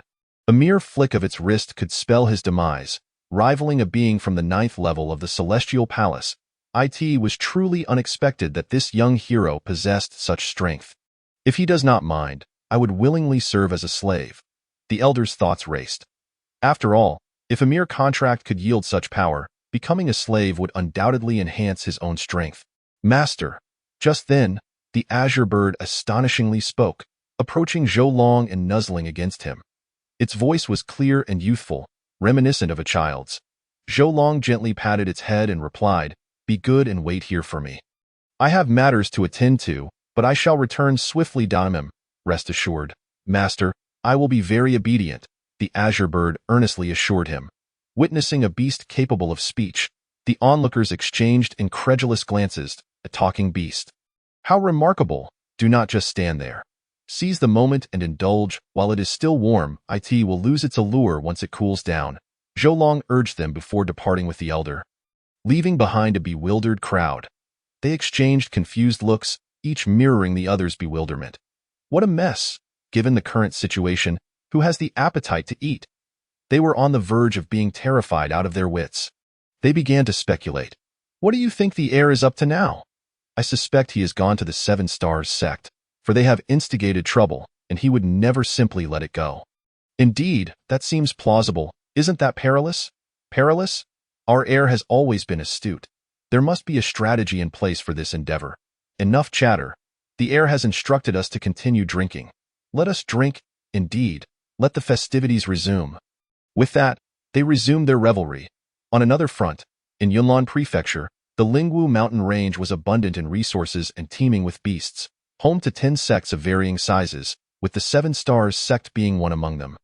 In contrast, the Divine Martial sect boasted an even more formidable lineage and heritage than the Seven Stars sect. In summary, it was quite formidable, yet, to Zhou Long, it was of little concern. Swish, swish, 2 figures silently appeared above the Seven Stars sect. The elder's expression morphed into one of sheer horror.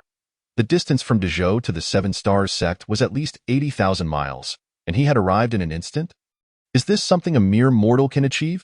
Zhou Long remained unfazed, instead observing the Seven Stars sect. Not bad. This place is rich in spiritual energy, no wonder so many cultivators are drawn here. He then took a moment to admire the scenery, acknowledging its ethereal beauty. All right, I have seen enough. It is time to attend to business. With that thought, Zhou Long unleashed a fraction of his aura, plunging the entire Seven Stars sect into a state of panic. They looked up, as if facing a formidable adversary. A middle-aged man suddenly appeared behind Zhou Long, appearing to be in his 40s. Yet his eyes were murky, indicating he was an ancient being of indeterminate age. Simultaneously, dozens of figures materialized behind him, their expressions tense as they regarded Zhou Long, yet they dared not make a move. "Ancestor, save me! This man won't let go of me," the elder, ensnared by Zhou Long, cried out, capturing the attention of many. The middle-aged man at the forefront did not acknowledge him. Instead, he respectfully bowed to Zhou Long. "I am Yu Hong, paying my respects to the esteemed elder." This scene left the elder momentarily dumbfounded. What was happening? The illustrious ancestor of the Seven Stars sect was bowing to this young hero? Zhou Long cast a discerning glance at him, noting his considerable cultivation, reaching the pinnacle of the king tier. Behind him stood individuals at the 3rd, 6th, and 1st levels of the king tier. Each was remarkably powerful. Truly, the Seven Stars sect lived up to its reputation as the dominant sect of Yunnan Prefecture. Zhou Long contemplated, then spoke slowly, "You are unaware of my purpose for being here." As these words left his lips, a mischievous smile graced his face. The middle-aged man was taken aback.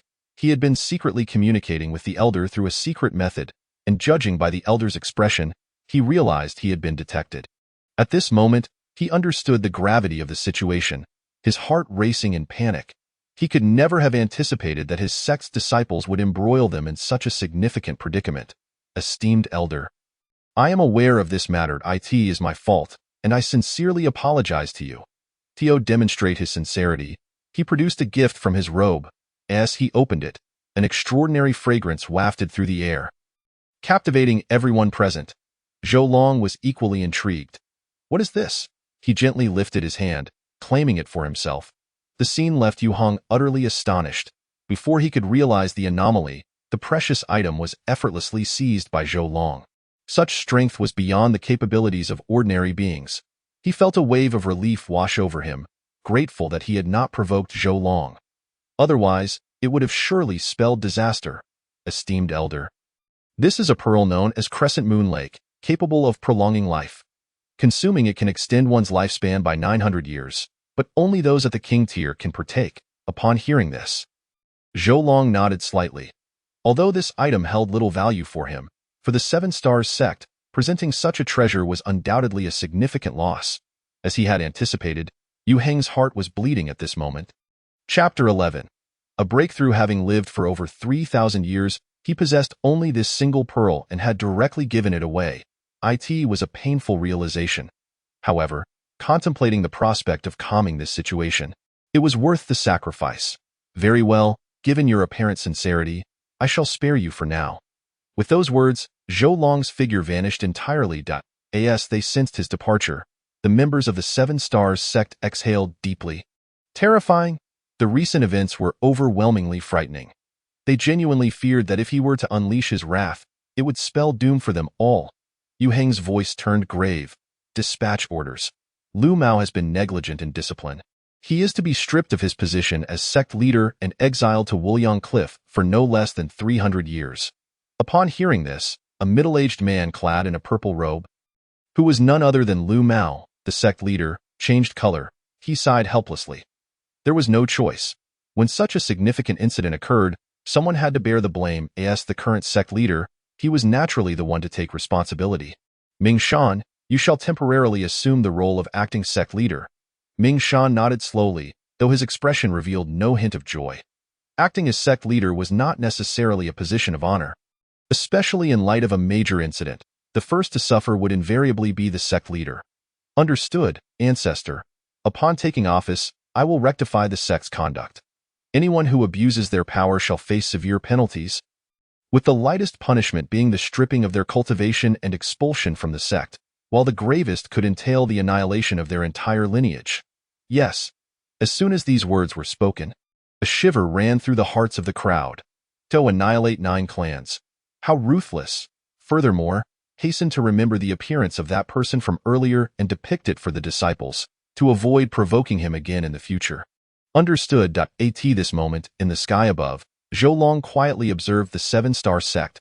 Not departing immediately, he intended to gauge the sect's attitude. Should they fail to recognize their place, their existence would be deemed unnecessary.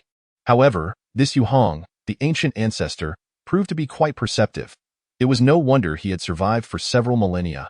Indeed, age brings wisdom. Below, the old ancestor continued to gaze at the elder who had clashed with Zhou Long. Elder Hu. Noticing the focus upon him, Elder Hu quickly assumed a respectful demeanor. Did those two previously mentioned still have kin alive? Upon hearing this, Elder Hu hurriedly replied, reporting to the elder, the father and son of Li Hai hail from Qingshui City. Their family is quite large. Yu Hong scoffed. Tomorrow, send someone to Qingshui City to eradicate them entirely, annihilating all 9 clans. However, before taking action, ensure that you thoroughly investigate the lineage of the Li family. Yu Hong added this for good measure, as he felt uneasy, fearing that in the process of eliminating the Zhou family, they might inadvertently provoke a formidable opponent akin to Zhou Long should that occur. The Seven-Star sect would truly be finished. In fact, he was overly concerned. In this world, there were hardly any who could be compared to Zhou Long. In the Great Zhou, Zhou Long returned to his royal mansion. Young master, you've returned? What? So soon? Are you a second? Li Yuanfei was astonished to see Zhou Long, considering it had only been an hour. Zhou Long shot him a glance. You are the one who is a second. I possess high cultivation. I can come and go as I please. With that, he wore a proud expression. This scene left everyone present momentarily stunned, as it was their first time witnessing such a demeanor from Zhou Long. Li Yuanfei couldn't help but sigh. Young master, we agreed to be useless together. I never expected you to be so hidden. Su Ziqin chuckled. Zhou, have you encountered some fortuitous event? Upon saying this, the two exchanged smiles. Looking towards Zhou Long. Hearing this, Zhou Long sighed. Originally, I intended to interact with you as an ordinary person, yet the result has been estrangement, and no longer will I feign modesty. I shall lay my cards on the table. In truth, I come from a super family. Zhou Long animatedly recounted the events that had transpired earlier. As he spoke, those present exchanged glances, uncertain whether to believe Zhou Long's claims, as it sounded rather fantastical to them. "Zhou, are you serious? This sounds like a movie plot," one remarked. "Indeed, it seems even more absurd than a novel." Clearly, the two were skeptical. Zhou Long rolled his eyes. "Whoever lies is a little dog." Seeing this, the two began to believe him. Li Yuanfei remarked, "Brother, now that you've struck it rich, don't forget us, your brothers." Zhou Long nodded. "Rest assured, I will forget no one." With that, he retrieved a piece of milky white jade from his spatial pouch, within which a white liquid flowed. Zhou Long uncapped the vial, and instantly, an enchanting fragrance wafted through the air, causing one to linger in delight. Zhou Long poured this liquid into the cups of the two, filling them to the brim, before also pouring it into the cooking pot. "Thank you, Your Highness." The members of the mansion bowed in gratitude. Although they were unaware of the nature of the substance, they were certain it was something exceptional, given the young master's possession. "It's no big deal." Zhou Long waved his hand dismissively, showing no concern, and continued to fill their cups. Thus, the entire vial was consumed. "Could it be, Zhou, that this is the legendary Millennium Spirit Milk? I recall this substance is quite precious." Su Ziqian couldn't help but inquire. Upon hearing this, Zhou Long paused for a moment before responding. "You certainly know quite a bit. However, regrettably, you are mistaken. This is 10,000-year spirit milk." Upon hearing this, Su Ziqian jumped up in excitement. "This 10,000-year spirit milk? How incredibly precious!" Su Ziqian trembled, gazing at the cup in his hand, unable to fathom it. The Millennium Spirit Milk was already unattainable for him. He could hardly imagine the value of the 10,000-year variety. Zhou Long, however, showed no concern. "What's the big deal, brothers? Why fear? Just drink it." With a grand wave of his hand, he nonchalantly declared. He truly was unbothered, as just before his departure, his mother had secretly provided him with numerous such items, ranging from 10,000 years to 100,000 years. Even celestial spirit milk, the mere 10,000-year variety. It was utterly inconsequential. Upon hearing this, Li Yuanfei wasted no time and drank it all in one go. Instantly, a surge of spiritual energy coursed around him, leaving him feeling euphoric. This power was remarkably gentle, granting him an extraordinary sensation that was quite pleasurable, nearly overwhelming him with ecstasy. Bang! Suddenly, a resounding crash echoed in his mind, followed by a profound transformation within his body. His veins and vital energy surged dramatically. What? A breakthrough? Li Yuanfei was utterly bewildered. As his cultivation leaped past a threshold he had been unable to breach for over a decade, propelling him into the Qi refining realm. Chapter 12. The Dragon's Gallant Silver Spear. But that was not the end. Qi refining first layer, Qi refining second layer, Qi refining ninth layer. In an instant, he broke through to the postnatal realm. Li Yuanfei. At this moment, he was completely astonished. Not just him, but everyone else was equally flabbergasted. They could hardly believe that a single cup of 10,000-year spirit milk could elevate him by so many realms. It was worth noting that he had previously been a mere weakling in the body refining realm. Seeing this, Su Ziqian, too, was unconcerned and immediately drank as well. Subsequently, he sat cross-legged to meditate. Zhou Long could not help but nod at this sight. It must be said that although Su Ziqian's talent was lacking, he possessed considerable theoretical knowledge. He recognized the need for cultivation and recovery, which was far superior to Li Yuanfei's bewildered expression. However, upon witnessing this, Li Yuanfei also emulated Su Ziqian and began to cultivate. Yet, he could not compare to Su Ziqian at all. Approximately an hour later, the two simultaneously opened their eyes. At this point, Su Ziqian had already reached the postnatal ninth layer, while Li Yuanfei was only at the postnatal fifth layer. Clearly, there remained a gap between them. Nevertheless, both were exceedingly pleased. I recall that fellow named Su Shi, who broke through to the postnatal realm at 18 and was hailed as the greatest talent of the great Zhou. He was truly remarkable. This year, I am yet to turn 18, and I have already reached the postnatal fifth layer. How can he compare? Li Yuanfei laughed heartily, his eyes brimming with arrogance. Is you sure a genius?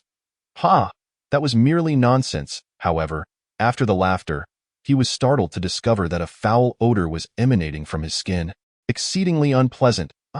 The two nearly retched at their previous meal. Brother, we shall take our leave for now. We will talk again another day. With that, they walked out, their expressions grim. Observing their retreating figures, Zhou Long sighed in resignation. At the very least, he was now considered the greatest talent of the great Zhou, yet they still behaved in such a manner. Shaking his head helplessly, he then turned and walked back into the room. Thus, in the courtyard, only Qi Fei, Zijing, and a few servants remained. They gazed at the broth and could not help but instinctively swallow. After all, it contained 10,000-year spirit milk. They promptly began to drink, and in an instant, their cultivation levels began to change. Qi Fei even broke through to the postnatal 7th layer. Seeing this, he could not help but reflect. It seems the young master is not the wastrel we imagined. He must have an extraordinary background. Indeed, I had some regrets about staying behind, but now I am overjoyed. If those who left knew what transpired here, they would surely regret it. Ha ha ha, what do we call this? This is karma, they debated among themselves, all feeling that their decision to remain was exceedingly wise. I in the room. Zhou Long sat cross-legged on the bed, refining an ancient martial spear. This was a divine weapon known as the dragon's gallant silver spear. Within the ring his mother had given him, there existed over 100 such weapons. Weapons beyond divine ones are referred to as celestial artifacts, but given Zhou Long's current cultivation, he was not yet capable of refining them. So he could only practice with the divine weapons. That said, practicing with divine weapons was still quite extravagant. Zhou Long smiled helplessly. If such matters were to be revealed to others, they would likely be overwhelmed with shock and perish from blood loss. Subsequently, Zhou Long devoted himself to the arduous task of refining. This process spanned 3 days, yet despite his relentless efforts day and night, he could only grasp a mere thread of the source. Truly, mastering this artifact is a formidable challenge. Following my methods, it would take no less than 4 months to fully comprehend this divine weapon. Zhou Long sighed in resignation, realizing that even a single divine weapon posed such difficulty.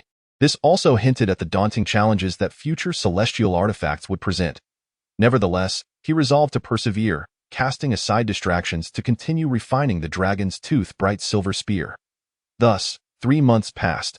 During this period, considerable events unfolded in the capital. After all, the happenings of those few days were vividly etched in everyone's memory. It was well known that Zhou Long of the Zhou royal residence had single-handedly quelled the 7-star sect. Consequently, the Zhou royal residence basked in glory, and those who had previously looked down upon Zhou Long now flocked to pay their respects, their faces brimming with insincerity, which was quite nauseating. Furthermore, Li Yuanfei, unable to endure the silence, issued a challenge to Su Shi and decisively defeated him. His reputation soared, proclaiming himself the foremost genius of the great Zhou. Of course, the principal reason for this was that most people were unaware of Zhou Long's exploits. Otherwise, why would they pay him any heed? In contrast, Su Ziqian maintained a more modest demeanor. Although his cultivation surpassed that of Li Yuanfei and his comprehension was significantly greater, he chose to conceal his identity and played the role of the underdog. Zhou Long greatly admired this trait. A person so adept at restraint was destined for greatness. After all, their thoughts were remarkably aligned. One day, the skies suddenly transformed, a colossal spear materialized overhead, and in the blink of an eye, the citizens of the capital beheld this extraordinary sight. A collective gasp echoed as they reacted. What on earth is this? This spear does not seem ordinary. By its shape, it must possess considerable rank. Who could be the eminent figure performing such feats here? As the crowd debated, the spectral image of the spear vanished without a trace, leaving behind an unsolved mystery for the capital. Meanwhile, after 4 months of relentless effort, Zhou Long finally succeeded. He had successfully refined the weapon. With a beaming countenance, he grasped the dragon's tooth bright silver spear, filled with profound emotions. 4 months. A full 4 months. His diligent efforts had not been in vain. With such a divine weapon in hand, he felt unafraid even when facing quasi-emperor powerhouses. However, prudence dictated that he should prepare additional defensive artifacts to safeguard both his physical and spiritual forms, as well as a pair of battle boots to enhance his speed. With this thought in mind, Zhou Long opened his interface once more. Name: Zhou Long Cultivation. Complete 9th layer of the Venerable Realm Physique. Taiyin Mysterious Body Technique. Supreme Scripture of the Taiyin Divine Powers. Nun Weapon. Dragon's Tooth Bright Silver Spear Treasure. Black Leather Book Sign-in Count. 77 times. Gazing at this system, Zhou Long couldn't help but smile faintly. In these 4 months, He had not only refined his weapon but also cultivated diligently, achieving the pinnacle of the 9th layer of the venerable realm at an impressive pace. Chapter 13. Crossing the Tribulation Well. Regardless of these matters, it was time to put the accumulated sign-in counts from the past 4 months to good use. Zhou Long felt a surge of excitement as he began the sign-in process. Ding! Congratulations to the host for successfully signing in. The host has received 1 billion premium spirit stones. Ding! Congratulations to the host for successfully signing in. The host has gained 1,000 years of cultivation. Ding! Congratulations to the host for successfully signing in. The host has received the reward, Phoenix Blood. After 3 consecutive draws, none of the rewards piqued Zhou Long's interest. Never mind, let's go for something substantial. System, grant me a monthly draw. Ding! Congratulations to the host for successfully signing in. The host has obtained the Time Divine Power.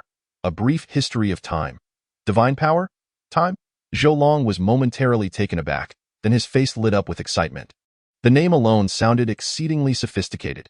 He promptly checked the details. A brief history of time is a time-based divine power that allows the user to exchange time via their pupils, a truly formidable ability. This divine power is categorized into 6 levels: entry, minor success, major success, pinnacle, perfection, and supreme. Once cultivated to perfection, a mere application of this power can cause time to accelerate dramatically. In simple terms, one would become the sovereign of this world. Incredible, incredible! Zhou Long exclaimed in awe. How could he not cultivate such a divine power? It was simply astounding. Alas, he found himself at a loss for words to adequately convey his admiration. System, I wish to commence my cultivation. Ding! The system is analyzing for you. In an instant, a torrent of information flooded Zhou Long's mind, vast and overwhelming, even exceeding the knowledge imparted by his father, the Zhou King. Thus, the absorption process was rather slow. Approximately an hour later, ding! Congratulations to the host for cultivating a brief history of time to major success. Zhou Long slowly opened his eyes, brimming with excitement. Major success. Not bad. With continued effort to enhance his cultivation, reaching perfection or even supreme is certainly within reach. He swiftly moved outside, eager to test the power of this divine ability. Lifting his gaze to a small flower, he commenced the demonstration. His pupils shifted to a gray hue, and the world within his sight underwent a wondrous transformation. Gradually, the flower withered, the grass beneath it vanished, and even the curious rabbit that had approached to observe met its end. Yet, Zhou Long continued to wield his divine power. Gradually, even the bricks began to decay, and the very earth followed suit. Half a minute later, Zhou Long ceased the application of his power. It seemed this divine ability could be sustained for approximately 30 seconds. Not bad. I initially thought it could only last for a mere 10 seconds. Zhou Long chuckled, thoroughly enamored with this divine power. Upon its activation, all living beings would halt their growth and gradually fade away. This technique would be a fatal blow to those masters whose lifespans were nearing their end. The I-Kill technique is indeed insurmountable. Afterward, Zhou Long returned to the Zhou royal residence to exhaust the remaining sign-in counts. Ding! Congratulations to the host for successfully signing in. The host has received a premium spirit elevation pill. Spirit elevation pill? A premium one. Zhou Long was momentarily startled. Then he scrutinized the information. It turned out to be a pill capable of enhancing cultivation, increasing one's years of cultivation by thousands or even tens of thousands. Moreover, due to its premium quality, consuming it would also suppress one's inner demons, significantly improving the chances of a breakthrough. A remarkable treasure. Zhou Long smiled faintly. Without hesitation, he consumed the pill. Why hold on to good things for later? Besides, he aspired to use this pill to break through to the quasi-emperor realm. After consuming the pill, he sat cross-legged to adjust his state. Thus, 2 months elapsed. On this day, the sky darkened ominously, lightning flashing and thunder rumbling, as if the heavens were collapsing. The people of the capital observed this scene, once again stirring in discussion. What is happening now? Is it the end of the world? Why have we witnessed such strange occurrences in the capital these past few months?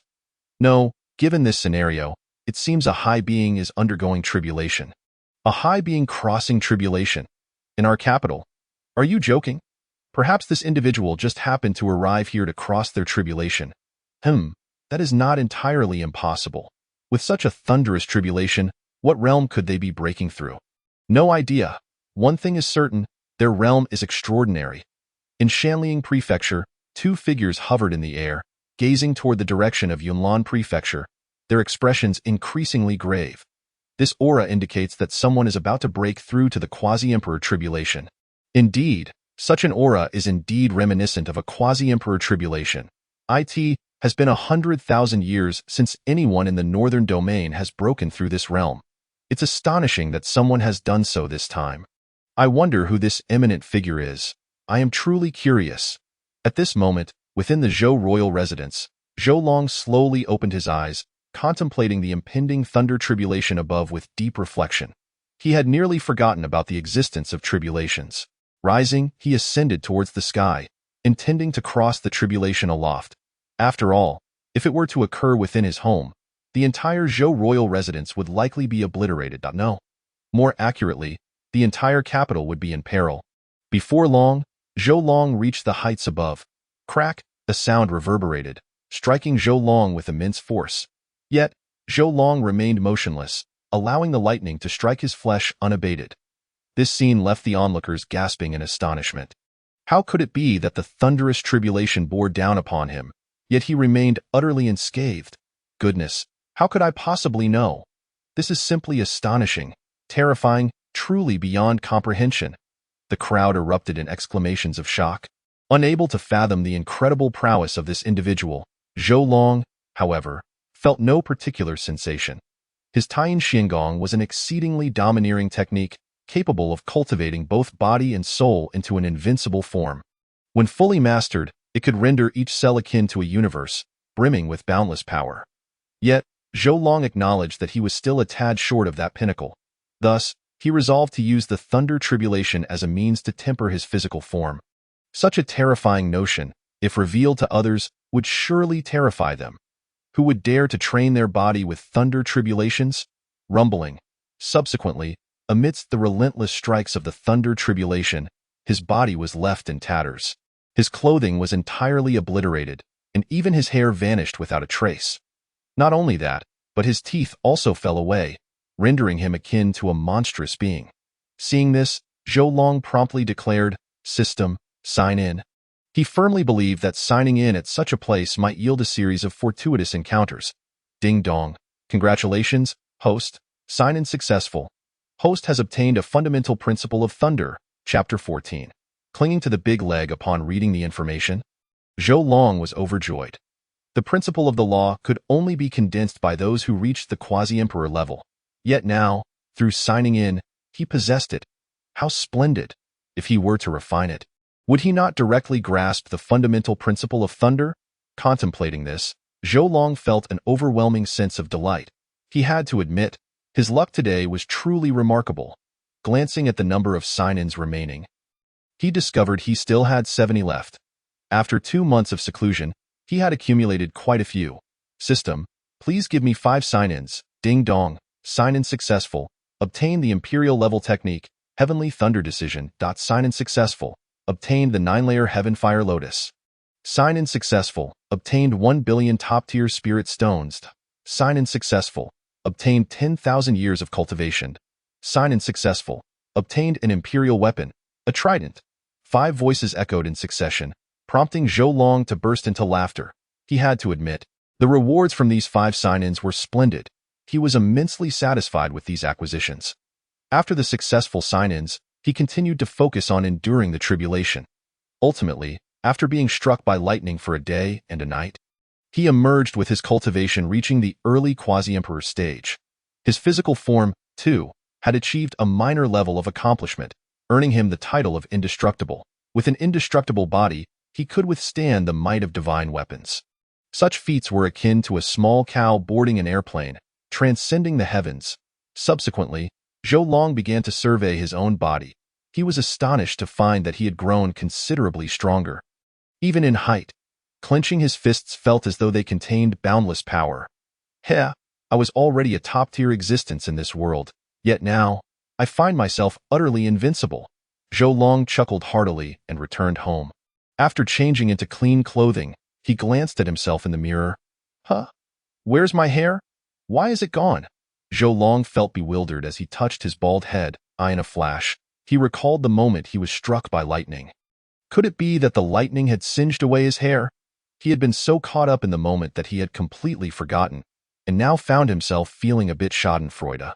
Zhou Long felt a wave of embarrassment. Sporting such a shiny bald head made him reluctant to step outside. It was far too conspicuous. Fortunately, as a cultivator, controlling hair growth was relatively simple. Thus, after a few hours, Zhou Long's hair returned to its former glory. Stepping outside, he made his way to the backyard, where he immediately spotted Qing Yao. She was playing joyfully with the members of the Wang mansion, looking quite comfortable and happy among them. Zhou Long smiled. "Young master, your highness, master." Different individuals called out with various titles, yet all addressed Zhou Long with utmost respect. Zhou Long responded with a slight smile and approached Qing Yao. "This is for you. It is phoenix blood, which can enhance your cultivation." "Thank you, master.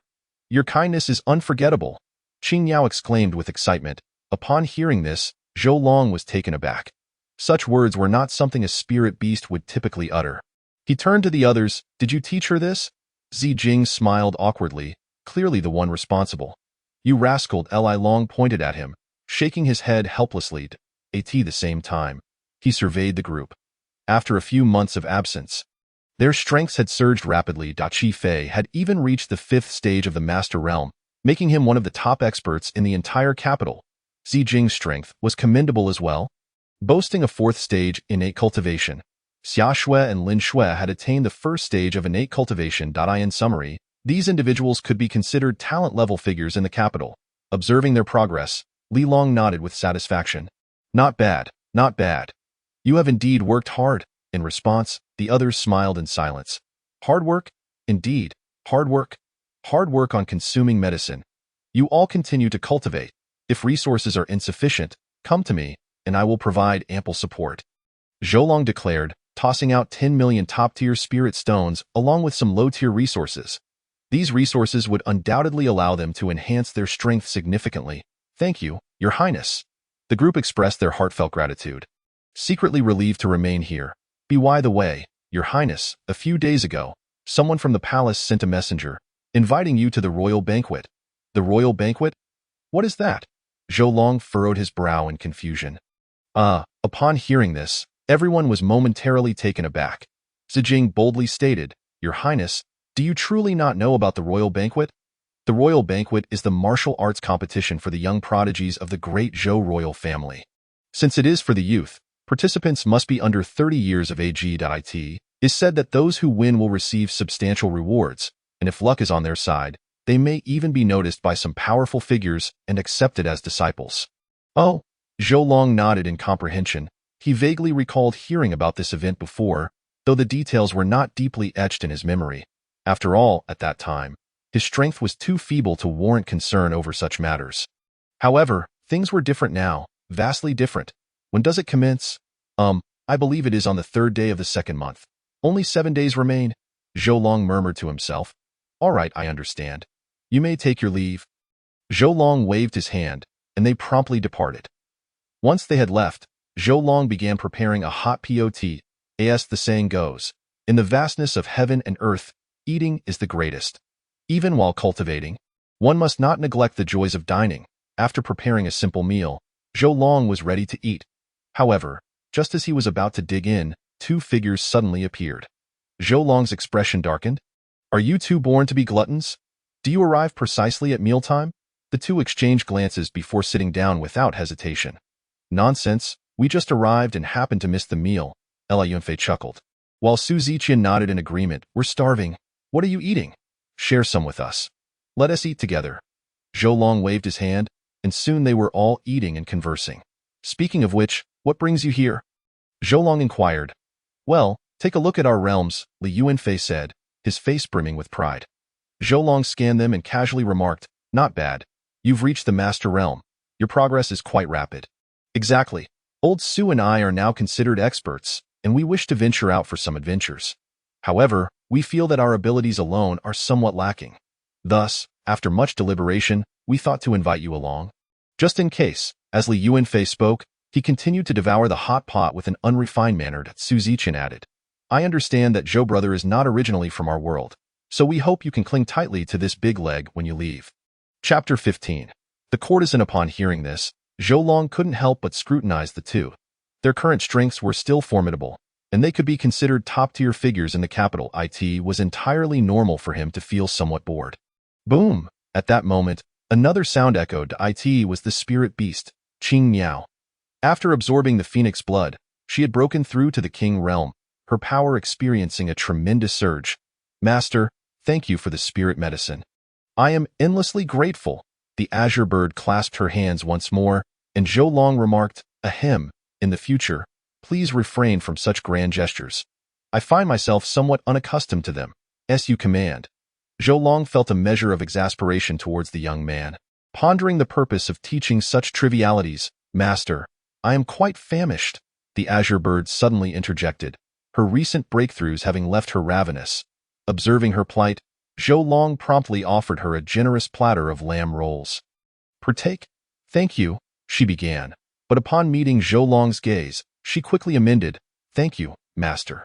Zhou Long nodded in satisfaction. Now that is more like it. Soon after, the azure bird commenced her meal, finishing the large platter in no time. Appearing still somewhat unsatisfied, it was hardly surprising. Given her physique, consuming countless platters of lamb rolls would pose no challenge. Master, I am still hungry, she implored, casting a pitiful glance at Zhou Long with a sigh. He resigned himself to offering her the remainder of the food. He, thank you, master. Noticing the lack of food, Li Yuanfei interjected, Seventh young master. I have heard that a courtesan has recently graced Huaxianglu with her presence, and her beauty is quite remarkable. Since I am still not satiated, why don't we dine there? Zhou Long rolled his eyes. Are you truly going there to eat? Su Ziqian shook his head in resignation.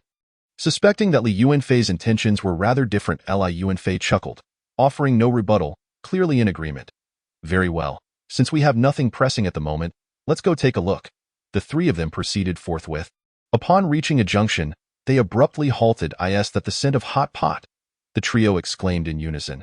They turned to discover a hot pot restaurant, exquisitely decorated and bustling with patrons. I never anticipated that someone would operate a hot pot establishment here. Zhou Long mused, astonished. This is my establishment. I am the proprietor, Li Yuanfei declared proudly. Zhou Long raised an eyebrow, recalling that Li Yuanfei had mentioned his desire to open a hot pot restaurant, but he hadn't anticipated that he would actually do so. How is business? Zhou Long inquired. Li Yuanfei puffed out his chest. It is thriving beyond measure. We are inundated with customers daily, and we can hardly keep up. Is that so? Then do continue your good work, Zhou Long remarked with a smile. Indeed. I shall certainly put forth my utmost effort.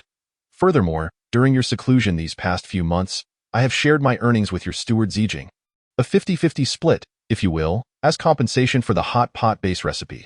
Zhou Long waved his hand dismissively. There is no need for that. It is merely a recipe for condiments. A 10% share will suffice.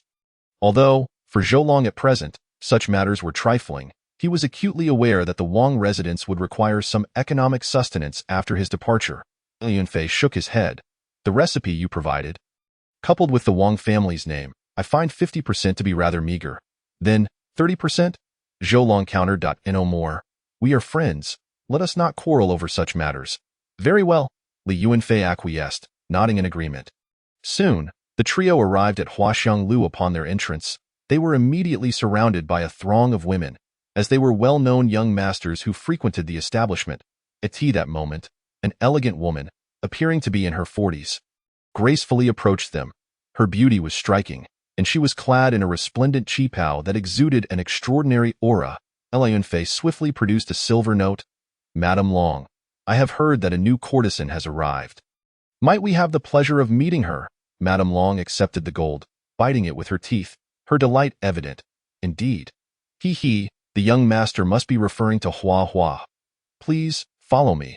I shall make the necessary arrangements for your comfort. With that, she promptly departed, instructing her attendants to prepare exquisite tea and snacks. Once they arrived in an opulent chamber, Zhou Long surveyed the surroundings but felt no particular inclination. It was peculiar. He had long yearned for such a place. Yet now he found himself utterly indifferent. Perhaps it was due to his current elevated status that he felt little interest in the trivialities of the common folk. Shortly thereafter, a young maid entered. Donned in a white dress, her demeanor was gentle, and she wore a veil that did little to conceal her captivating beauty. Even Zhou Long found himself drawn to her allure. "I am called Hua Hua." Honored to meet the three young masters, she greeted with a slight curtsy. Su Ziqian stepped forward eagerly. "My dear lady, please rise. There is no need for such formalities. Allow me to introduce myself. I am Su Ziqian, aged 17, and I have long admired your esteemed reputation. It is indeed a stroke of fortune to see you today. Might I be so fortunate as to request a performance of your musical talents?" Seeing the eager expression on Su Ziqian's face, Zhou Long and Li Yuanfei exchanged glances, bemused by his pretentiousness. To perform for you would be a great honor," Hua Hua responded with a gentle smile, one that nearly captivated Su Ziqian's very soul. Soon, two maidens brought in a guqin and began to play. The music was exquisite, an ancient melody that enchanted all who listened. The refined notes lingered in the air, evoking a sense of elegance that left the audience entranced. Su Ziqian closed his eyes, swaying as if lost in the melody, while Li Yuanfei simply stared wide-eyed, lacking any cultural appreciation for the performance, yet undeniably impressed by Hua Hua's beauty. Zhou Long, though not versed in musical intricacies, recognized that her skill was unmatched in the entire capital. Suddenly, the tranquility of their gathering was shattered as the door to the private room was violently kicked open, splintering the wood and sending fragments flying, some perilously close to Hua Hua's face. She gasped in fright, fearing disfigurement from the debris. Just then, Zhou Long let out a cold huff, causing the splinters to freeze midair. Turning his gaze towards the intruder, he said slowly, "How dare you? You seek death." Chapter 16. Lin Fei, do not approach me with that. The splinters shot toward the assailant. A pained scream echoed. Li Yuanfei's face turned ashen. What in the world is happening? Su Ziqian was equally furious. They had only wished to enjoy the music, but had been so rudely interrupted. How infuriating! At that moment, another man strode in, fanning himself with an ornate fan and dressed in lavish attire, resembling a dandy from some affluent family. "You dare to injure my subordinate? You seek death." Li Yuanfei regarded the newcomer with incredulity. What sort of fool dares to speak to us in such a manner? The man, despite his haughty demeanor, was dressed rather poorly. "What did you say?" "I am Lin Fei, the young master of the Lin family from Tianling County." Lin Fei's eyes gleamed with malice, though he was aware of the significance of the courtesan's performance and did not wish to provoke a confrontation. "You are the young master of the Lin family?" Li Yuanfei asked, momentarily taken aback. "Humph, I see you have come to your senses." Lin Fei's expression swelled with pride. "I have never heard of your family." Li Yuanfei replied, shaking his head. "You?" Lin Fei struggled to respond. Meanwhile, Su Ziqian's expression hardened. He was well aware of the Lin family's esteemed reputation, known for their powerful figures capable of formidable feats, commanding respect even from the royal court. At present, the three of them would be ill-equipped to challenge such a family, especially given that Zhou Long's true strength remained unknown to him. Lin Fei turned his ire toward Hua Hua. "You wretched woman!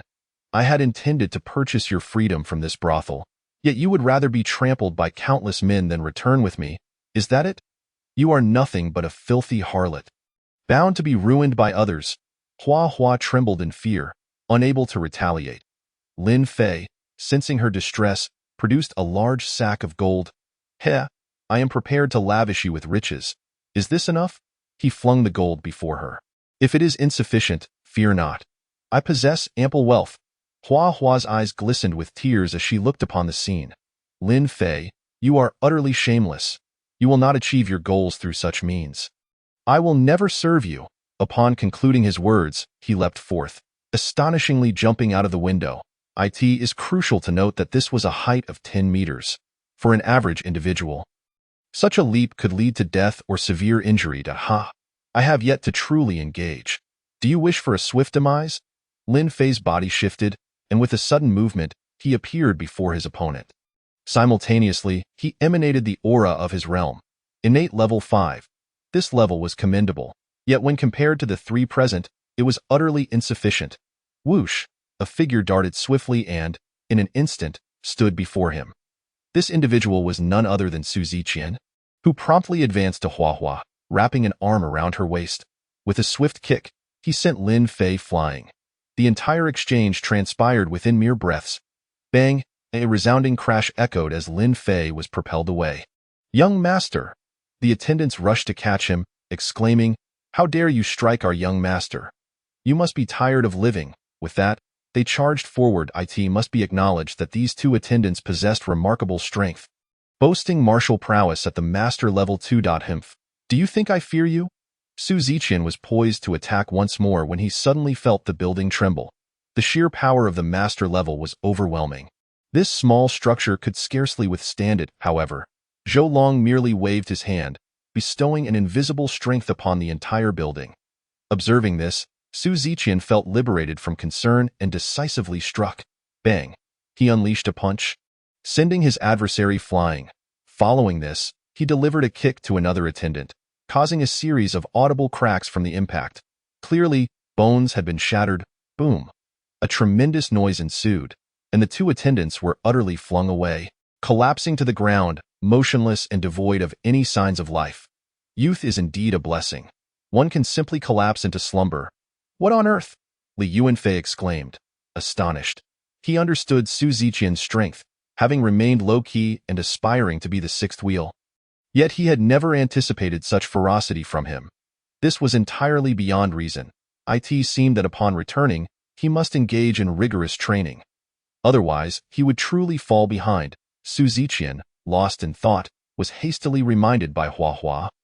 "Young master, the Lin family wields immense power. You must leave quickly to avoid implicating yourself." "Is that so?" Su Ziqian sneered disdainfully at Lin Fei, his gaze devoid of warmth. At that moment, Lin Fei involuntarily retreated a step. A master-level expert felled by a single punch. Was this humanly possible? Faced with Su Ziqian's murderous glare, Lin Fei warned, "I advise you not to provoke me. If you do, the Lin family will not spare you." "Humph!" Su Ziqian snorted coldly, his face a mask of fury. Yet, he refrained from rash action, fully aware of the formidable might of his opponent.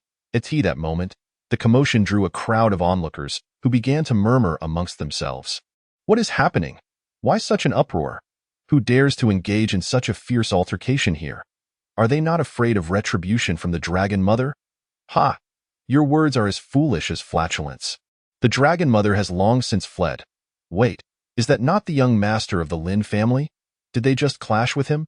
Many displayed sympathetic expressions, for in their eyes, striking at the Lin family meant certain doom. However, someone coldly remarked, "The Lin family is nothing. The Zhou family's heir is present." Upon hearing this, a group of outsiders paused, bewildered. "The Zhou family? What is that? I've never heard of it." Recently, the Zhou family had risen to prominence, instilling fear even in the Qixing sect. The insignificant Lin family was easily subdued. Within the private room, Zhou Long tossed a token to Su Ziqian. "Brother Su, use this to eliminate him." With that, he departed alongside Li Yuanfei. At that moment, Su Ziqian took hold of the token and felt an invisible force surge through him. His aura swelled dramatically. Indeed, even without this artifact, he could rely on his own prowess. However, Zhou Long, fearing Lin Fei might possess hidden cards as the scion of the Lin family, had bestowed this treasure upon him. "Thank you, Brother Zhou. I shall not allow them to escape." Su Ziqian sneered, turning his gaze toward Lin Fei. Observing the benevolent expression on Su Ziqian's face, Lin Fei instinctively sank to the ground, cold sweat pouring down his brow. "No, do not approach me. What are your intentions? Please, do not come closer." Chapter 17. Annihilation. On the streets, Zhou Long and Li Yuanfei had already departed, seamlessly blending into the crowd. The onlookers remained oblivious to such a miraculous scene, leaving Li Yuanfei astonished. "How remarkable! What is this?"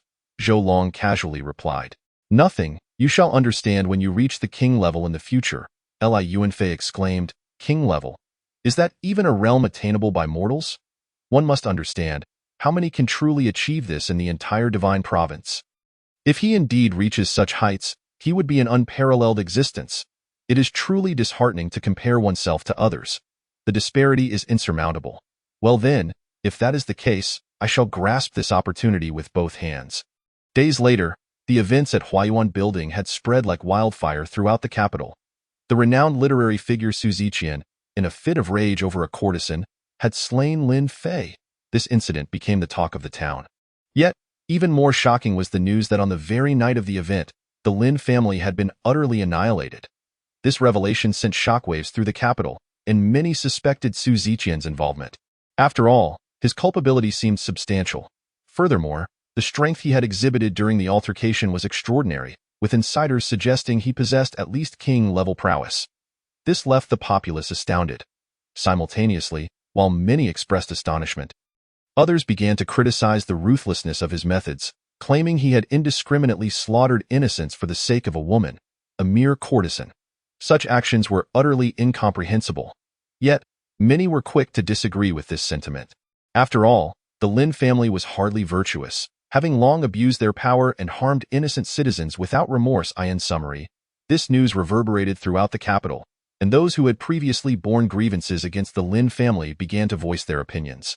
Some recounted how their young daughters, barely 16, had been taken by the Lin family's ancestors for dual cultivation, returning in a dazed state, resembling mere puppets. Others claimed that the Lin family's young master had exploited his status to harm numerous innocent maidens. Each tale more outrageous than the last. In an instant, Su Ziqian was hailed as a deity-like figure, with the populace believing he had taken it upon himself to eradicate evil and promote righteousness. Meanwhile, within the great Zhou imperial palace, Emperor Zhou listened intently to the reports from his soldiers, momentarily stunned. Is this information reliable? The soldier replied, Your Majesty, the entire capital is abuzz with news of this incident. While the identity of the assailant remains unclear, it is evident that Su Ziqian is the prime suspect. Even if he did not act alone, he is undeniably linked to the affair. Upon hearing this, Emperor Zhou rubbed his temples in exasperation. Zhou Long, Su Ziqian, and Li Yuanfei.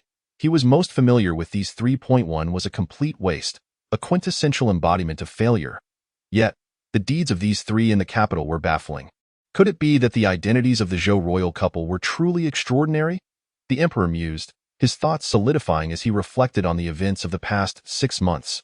However, such resolve bore little fruit. His earlier decision to remain an observer had proven to be a grave mistake. Days slipped by, and Su Ziqian arrived at the Zhou prince's residence. Brother Zhou, you truly are remarkable. You have thrust me into the limelight. Su Ziqian wore a resigned expression. Initially, he had been curious as to why Zhou Long had entrusted him with such a valuable artifact. Now he understood. It was to aid him in eliminating the Lin family, particularly since he had developed feelings for Huahua. Hence, Zhou Long had provided him with such a treasure to facilitate the annihilation. Reflecting on this, Su Ziqian sighed helplessly. He had intended to remain inconspicuous. Yet he had inadvertently gained such notoriety. Fame is such a double-edged sword. Zhou Long chuckled and inquired, So, how has it been these past few days? At this, Su Ziqian's cheeks flushed. Do not speak nonsense. I merely sought to avenge Miss Huahua. I had no ulterior motives. Upon hearing this, both men paused in surprise, while Li Yuanfei bluntly remarked, Dude, are you out of your mind? You've done her such a tremendous favor. You could have claimed her in return, yet you didn't even touch her. I am seriously questioning your sexual orientation. Subsequently, Zhou Long turned to Su Ziqian and said, Let us refrain from engaging with him any further. I fear he harbors ulterior motives against us. Su Ziqian exuded an aura of confidence, asserting, I believe you are simply itching for trouble. Zhou Long, however, waved his hand dismissively. Enough of the antics. On another note, do you not find this enchanting lady to your liking? She is undeniably beautiful and exudes elegance. Do you truly remain unmoved? Su Ziqian sighed. I am indeed fond of her, yet affection does not necessarily imply a desire to marry. Sometimes, admiring from a distance is far more gratifying than being in close proximity. You pervert, Li Yuanfei retorted, raising his middle finger. Is what you say even sensible? Su Ziqian, unfazed, continued. Although I profess my fondness, I have resolved to venture out and explore the world beyond, to appreciate the diverse landscapes it offers. Therefore, after much contemplation, I believe it is best not to delay her. Zhou Long, upon hearing this, could not help but applaud, recognizing that beneath his seemingly reserved demeanor lay a man of conviction. Very well. Your audacity is commendable. I support your decision. Now, let us indulge in some drinks. Before long, several days passed, during which the capital remained remarkably tranquil, with no significant events unfolding and public order remaining exceptionally stable. In this time, Zhou Long diligently honed his skills, merging the essence of the Thunder Law with his own bloodline, successfully unlocking the fourth seal of his bloodline and significantly enhancing his overall strength. It could be said that he was unrivaled in this realm, having reached the mid-stage of the quasi-emperor level. Today marked the commencement of the royal banquet. In the early morning, Li Yuanfei and Su Ziqian arrived at the Zhou royal residence, intending to partake in the festivities. After a short while, the trio arrived at the venue, only to find it teeming with people, bustling with activity, and nearly impassable above. A remarkably tall chair adorned with dragon carvings was evident, signifying the position of the crown prince. At that moment, many individuals had already taken their places, all of whom were distinguished nobles of notable status. Zhou Long, indifferent to the social hierarchy, casually selected a seat. Once settled, he glanced at his companions. Aren't you two joining in? Li Yuanfei and Su Ziqian exchanged glances before retrieving a stool from their rings, both taking a seat beside Zhou Long, resembling the legendary warriors Guan Yu and Zhang Fei.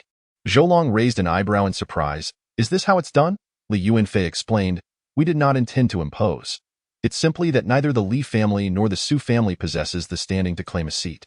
Zhou Long nodded in agreement, acknowledging that while the two families were affluent, their influence was limited, categorizing them as mid-tier families in the capital. The crowd turned their attention to the elevated platform. A multitude of stunning women gracefully navigated through the throng. Each one possessed striking features and alluring figures, a testament to the beauty of the capital. Notably, they were serving refreshments, underscoring the extent of the event's grandeur. Isn't that the trio that has gained considerable notoriety recently? Someone in the crowd remarked. The others promptly turned their gaze to Zhou Long and his companions, as the trio had become quite well known in the capital. With few unfamiliar with their names, amidst the murmurs, Li Yuanfei chuckled. It seems we have truly made a name for ourselves. I had no desire for fame. I initially sought to remain inconspicuous, Su Ziqian replied softly. Zhou Long, however, remained indifferent to the matter, as he believed he would eventually depart this world regardless. As time passed, an hour slipped by, and the emperor slowly made his entrance, flanked by numerous guards, engaged in light-hearted conversation. Your Majesty, congratulations! This year, the number of prodigies and talents surpasses that of previous years. It appears our great Zhou's fortunes are on the rise. An elderly man exclaimed with palpable excitement, prompting others to echo flattery. Relishing the praise, the emperor could not help but feel a swell of pride, reveling in the very scenario he had longed to witness. At that moment, an elder approached the emperor with urgency. Your Majesty, the delegation from the Tianlong Kingdom has come to pay their respects. Oh? The emperor's eyes sparkled with interest. Bring them forth. Yes. Shortly thereafter, 5 Tianlong envoys arrived, bowing respectfully. We are honored to meet your Majesty. One envoy named Long Dong declared, followed by the second prince, Chu Long, who echoed the sentiment. Observing their courtesy, the emperor nodded. No need for formalities. Please, take a seat. Thank you, your Majesty. They responded in unison, settling down. Long Dong and Chu Long took their places together, while the remaining 3 stood like sentinels. The emperor continued, It is commendable that you have journeyed from afar. Your efforts are appreciated. Long Dong replied, Your Majesty, it was no trouble at all, and my sovereign sends his regards to you. As he spoke, he slowly retrieved a gift from his pocket, presenting it to the emperor. Your Majesty, this is a token from my sovereign to you. Thank you, thank you. The emperor waved his hand, gesturing for the gift to be accepted. Just then, Chu Long rose. Your Majesty, I have heard that today marks the royal banquet. May we also partake? The emperor nodded. Of course. Upon hearing this, Chu Long smiled slightly and instructed, Jun Tianxi, please demonstrate your skills for everyone. Yes. A robust man stepped forward, introducing himself. I am Jun Tianxi of the Tianlong Kingdom, aged 24, a first-stage master. I wonder if anyone dares to challenge me? With that, he cast a challenging gaze over the assembly, an air of pride evident in his demeanor. The crowd collectively gasped, astonished at the prospect of a 24-year-old master. Such talent was indeed remarkable. From below the platform, Li Yuanfei scoffed. He's just a first-stage master. What's so impressive about that? Su Ziqian chuckled. If that is the case, why don't you go and handle him? Li Yuanfei laughed. You must know that true powerhouses usually make their entrance last. I'll observe his abilities first. Hearing this, Zhou Long and Su Ziqian exchanged eye rolls, recognizing that beneath it all, fear lingered.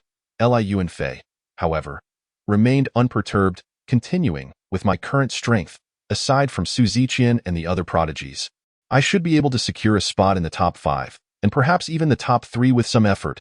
I hope the rewards this year are worthwhile. Just as he finished speaking, another figure stepped forward. I am Ming Long, 29 years old, a first stage master. I have come to seek guidance. Ming Long?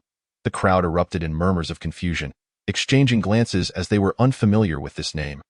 The guests in the elevated seating, including Chu Long, chuckled softly, realizing that Great Zhou indeed harbored hidden talents. Prior to their arrival, he had conducted thorough research but had not encountered this individual. Not only he, but even the emperor appeared bewildered. A 29-year-old master was a talent worthy of significant cultivation. Let the battle commence, Jun Tianxi exclaimed, his eyes shining with excitement. Though only a few years apart, he was eager to gauge the prowess of this talent from Great Zhou. Wait a moment. An elder stepped forward, evidently the referee. Before we begin, I must announce the rewards for the top 10. The 10th place will receive 20,000 low-grade spirit stones. 9th place will receive 30,000. 3rd place will be awarded 80,000 low-grade spirit stones along with a ground-level technique. 2nd place will receive 100,000 low-grade spirit stones and a premium spirit weapon. 1st place will receive 200,000 low-grade spirit stones and a treasured artifact.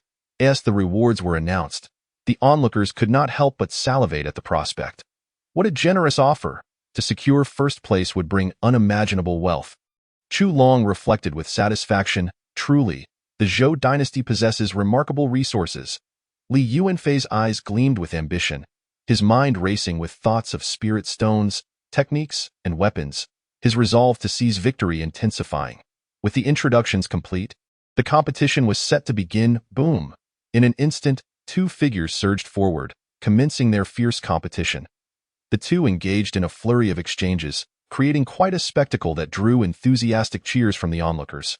Yet, amidst the excitement, Zhou Long remained aloof, casually enjoying his food, seemingly indifferent to the contest unfolding before him. This was hardly surprising, as his formidable strength rendered such battles trivial, akin to childish play.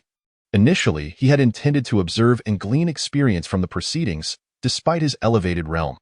However, witnessing the current scene, he could only shake his head in resignation. They simply did not operate on the same level and could not be compared.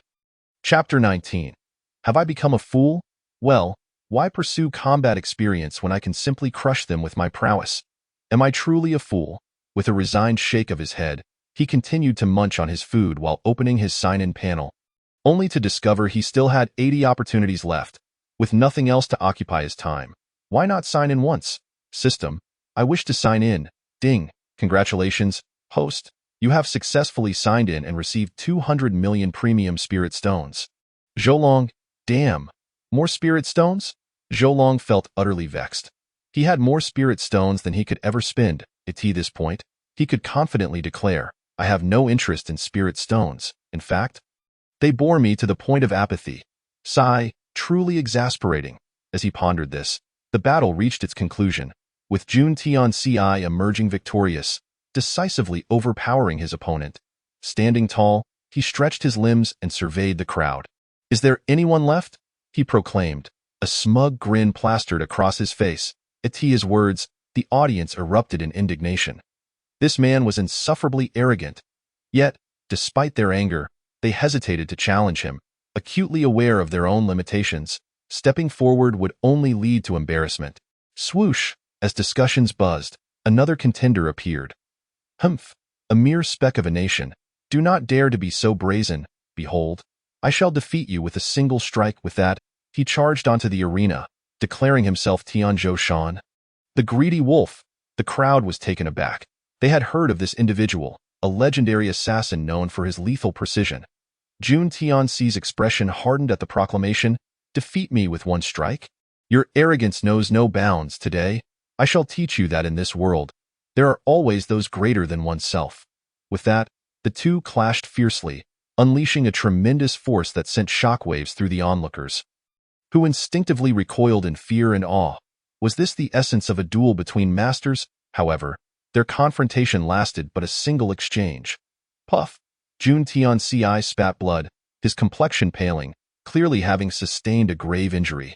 The greedy wolf regarded him coldly, his aura unmistakably revealing his cultivation at the third level of the Grandmaster realm. On the high platform, Chu Long observed in astonishment. This individual appeared quite young. Yet he was indeed a master of the third level. Quite the talent. Feng Xian, you shall engage him, he commanded. Understood. Feng Xian promptly stepped forward. I am El Feng Xian from the El clan. I seek your guidance.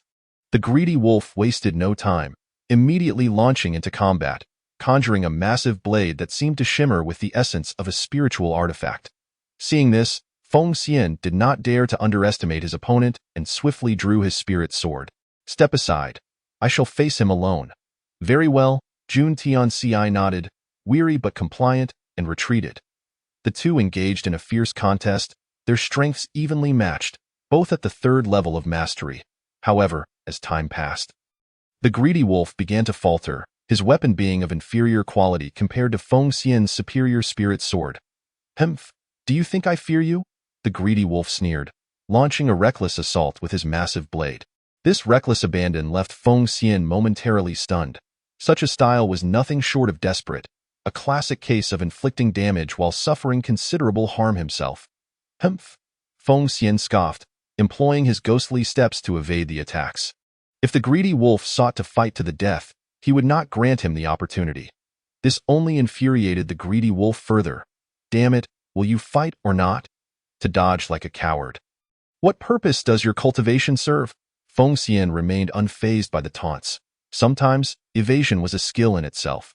The two continued to display their agility, mesmerizing the audience as they gasped in awe. Was this what a duel among the elite looked like? Suddenly, the greedy wolf smirked, his speed inexplicably surging. Die! He raised his massive blade, aiming a lethal strike at Feng Xian. Caught off guard, Feng Xian hesitated. Realizing too late the greedy wolf's speed had dramatically increased. With the blade hurtling toward him, he hastily raised his sword to defend himself. Bang! The clash of weapons echoed as Feng Xian was sent flying. Before he could regain his footing, the greedy wolf was upon him, the blade poised to deliver a fatal blow. You shall die! Yet, at that moment, Long Dong could no longer remain seated. Feng Xian was a prodigy of their Tianlong nation, a paragon of talent who could not perish here. He prepared to intervene, but before he could act, an elder at the edge of the arena acted first. The elder, possessing strength at the celestial level, effortlessly intervened. Buzz! A wave of energy surged forth, deflecting the greedy wolf's blade. What are you doing? The greedy wolf seethed, but he dared not speak further under the elder's piercing gaze. A celestial level master was not someone he could provoke. Humph! Consider this your fortunate day. Next time, I shall not be so lenient, the greedy wolf spat at Feng Xian. Feng Xian had no retort. He had indeed lost, not due to a lack of strength, but from overconfidence. He believed he would not suffer defeat again. Turning to the elder, he expressed his gratitude. Thank you for saving my life. The elder nodded slightly, declaring, the victor is the greedy wolf, at once. Cheers erupted from the crowd, excitement lighting up their faces. Though it was merely a contest, they felt they had brought glory to their nation. Many hailed the greedy wolf as a hero.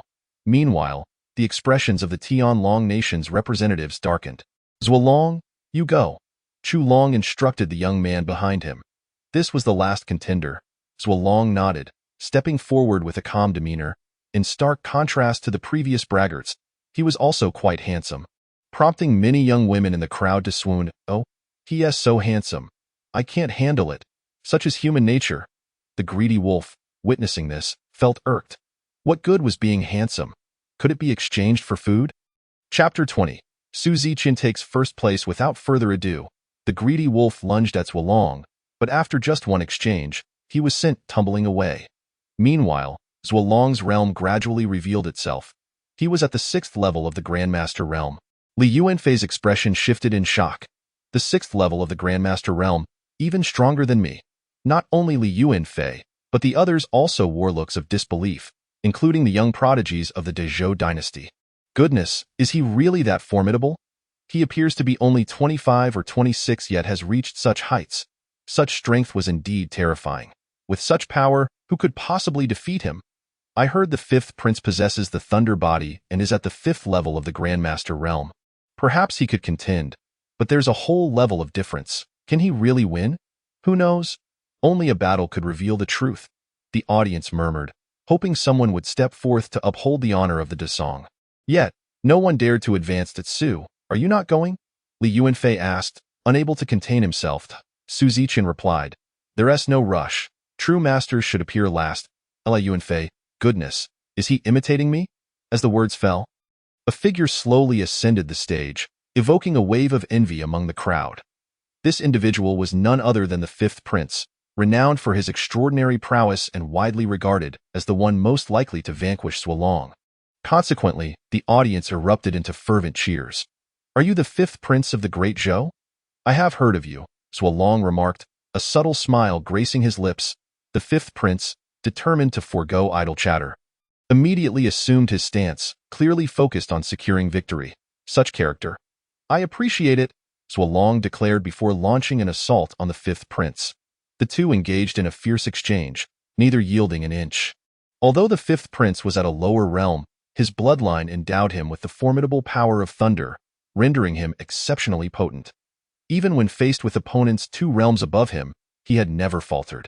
Zuolong, possessing remarkable strength and extensive experience, was able to hold his ground. The duel intensified, with their moves growing increasingly intricate, igniting excitement among the spectators. What defines a master? This is mastery. The previous skirmish pales in comparison.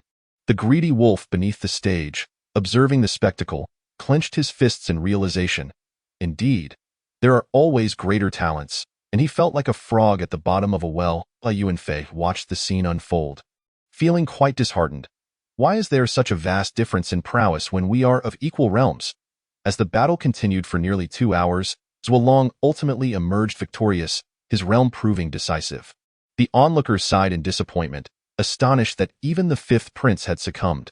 Who could possibly emerge victorious now? Would they truly allow this fellow to claim first place?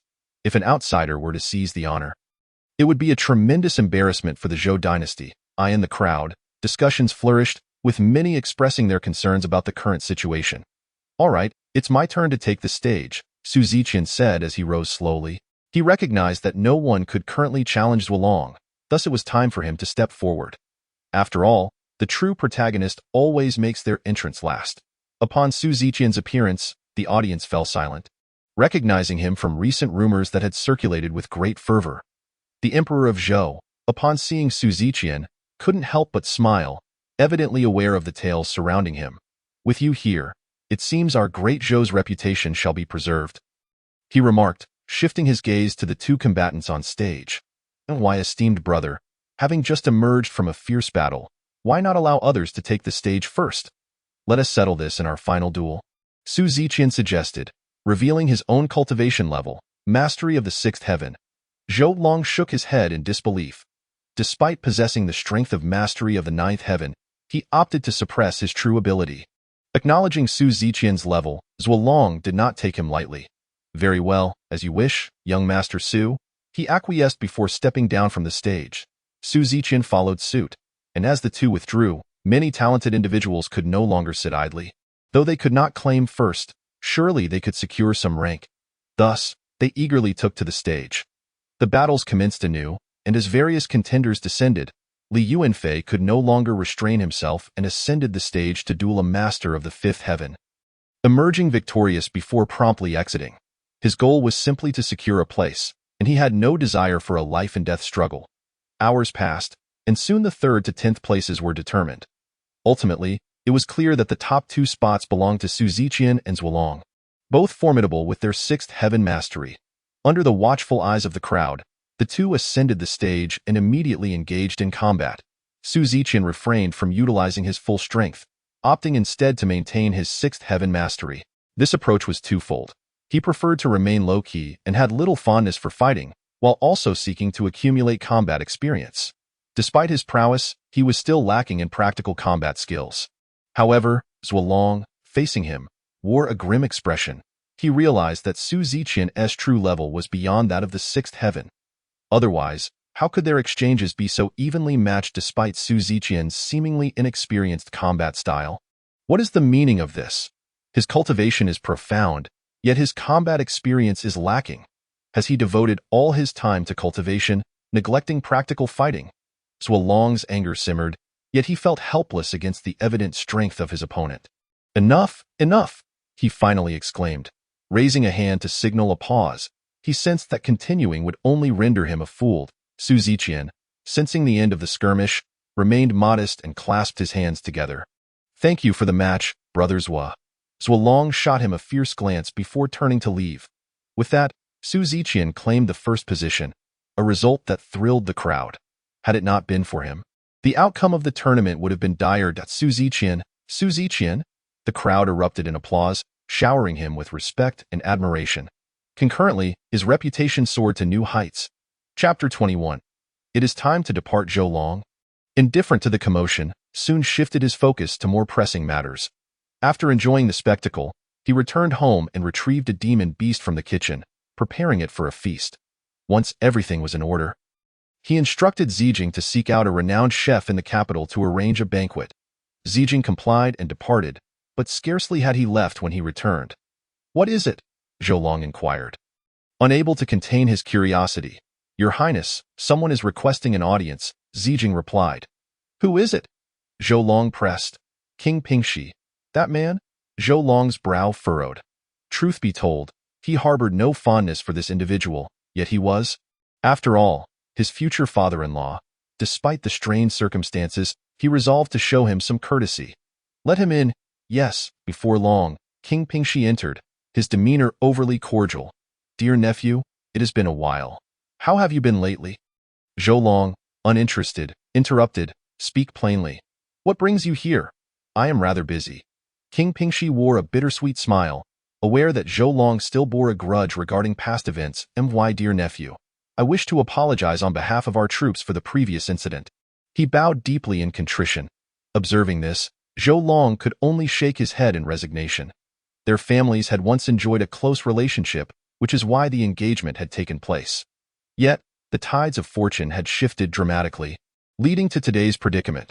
The broken engagement with Yunlan was a matter too delicate to articulate. While one could argue there was fault on both sides, she was merely seeking a brighter future. And he had indeed been a mere wastrel at that time. With a sigh, Zhualong reflected that such thoughts were now futile. He had achieved success, and he and that person were no longer from the same world. Let us not dwell on the past. There are no grievances between us. If there is nothing else, please take your leave. He issued the dismissal firmly. King Pingxi hesitated, wishing to say more, but seeing Zhualong's disinterested expression, he could only shake his head in resignation. Very well, I shall take my leave. Afterward, as Zhualong departed, Su Ziqian and Li Yuanfei arrived at the Zhou royal residence, each bearing their rewards from the tournament, one for fourth place, the other for first. Such accolades represented considerable wealth, and their excitement was palpable. Zhualong could only shake his head at the sight of these two naive individuals.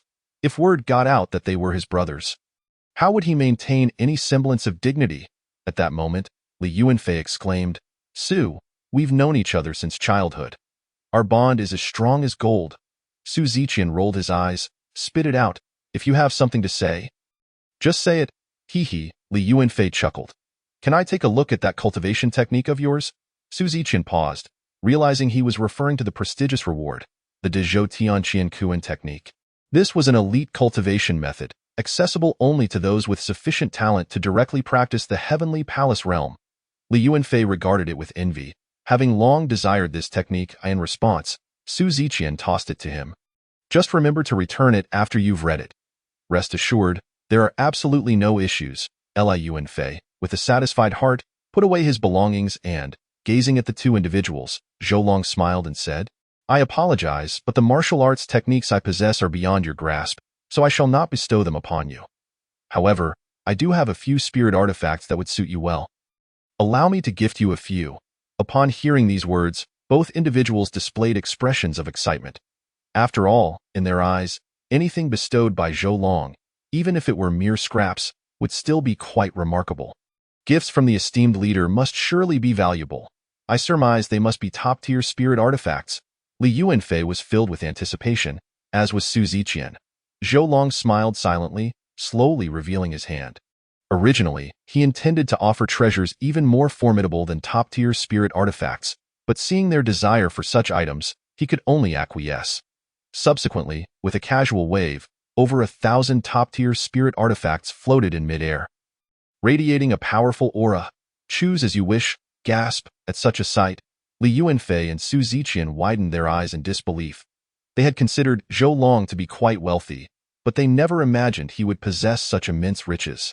It was as if he were as affluent as a nation. However, unbeknownst to them, these items were merely a trifle to Zhou Long. Su Ziqian exclaimed at this moment, "Brother Zhou?" "No, Zhou Gu. Are all these truly top-tier spirit artifacts?" Zhou Long replied, "Indeed. And we can select any of them?" Su Ziqian asked. "Not quite. You may only choose 3. Any more than that would require further consideration on my part. Point 3? The pair was utterly astonished. The opportunity to select even a single artifact was already exceedingly generous, let alone 3. This was quite overwhelming. Staring at the thousands of floating spirit artifacts, they couldn't help but swallow hard. With so many options, how were they to choose? Sensing their confusion, Zhou Long gently advised, "I recommend you select 3 distinct items. 1 for offense, 1 for defense, and 1 for the soul." Upon hearing this, both nodded and began to meticulously examine their choices. Each top-tier spirit artifact was scrutinized with great care. Ultimately, after approximately 2 hours, they were satisfied with their selections. Once they had made their choices, they expressed their gratitude to Zhou Long and returned to prepare for the refinement of their weapons. After all, they could only utilize the artifacts once they had been properly refined. Once the two departed, Zhou Long commenced his own cultivation. This time, he intended to continue refining the defensive imperial weapon. Aside from the dragon's dagger silver spear, he still had over 100 divine weapons remaining. He selected 2 more, one being a soul divine weapon and the other a defensive divine weapon. Both were of the highest caliber. Thus, Zhou Long began the refinement process. "Let me lay a solid foundation for the future." As time flowed by, 3 months passed in the blink of an eye. In that span, Zhou Long successfully refined 2 divine weapons. Perhaps it was due to his breakthrough to the quasi-imperial level that his refinement speed had accelerated. Or perhaps it was simply his growing proficiency. In any case, what once took 3 months to refine a single weapon now allowed him to refine 2 in the same period. If he continued to hone his skills, he might even be able to complete the process in just a few days in the future. At that point, he would truly be invincible. Speaking of which, with 3 divine weapons in hand, along with the various trump cards left by my father, I now possess numerous means of escape. Given this, it seems the time has come for me to depart. Chapter 22. A treasure indeed. Having said this, Zhou Long slowly cast his gaze towards the sky, his eyes growing ever more resolute. 4 days later, in the royal garden, the area was bustling with people. After all, today marked Zhou Long's departure, and there was a possibility that he might never return. Contemplating this, a sense of sadness washed over them, for they were reluctant to part with their prince. "Qi Fei, I present to you this storage ring, which contains the resources you will need. The resources within are to be distributed among you." After this, he handed over a golden token. "This token contains my infused magical power. Possessing it grants you the ability to slay terrestrial immortals and those of lesser strength. However, you must remember not to use it recklessly." Qi Fei nodded. "I understand. However, Your Highness, please ensure your safety while you are away." Zhou Long nodded in acknowledgement. He then turned to the others, imparting words of caution to each before preparing to depart. Upon witnessing this, the crowd knelt, sending him off with reverence. "Enough.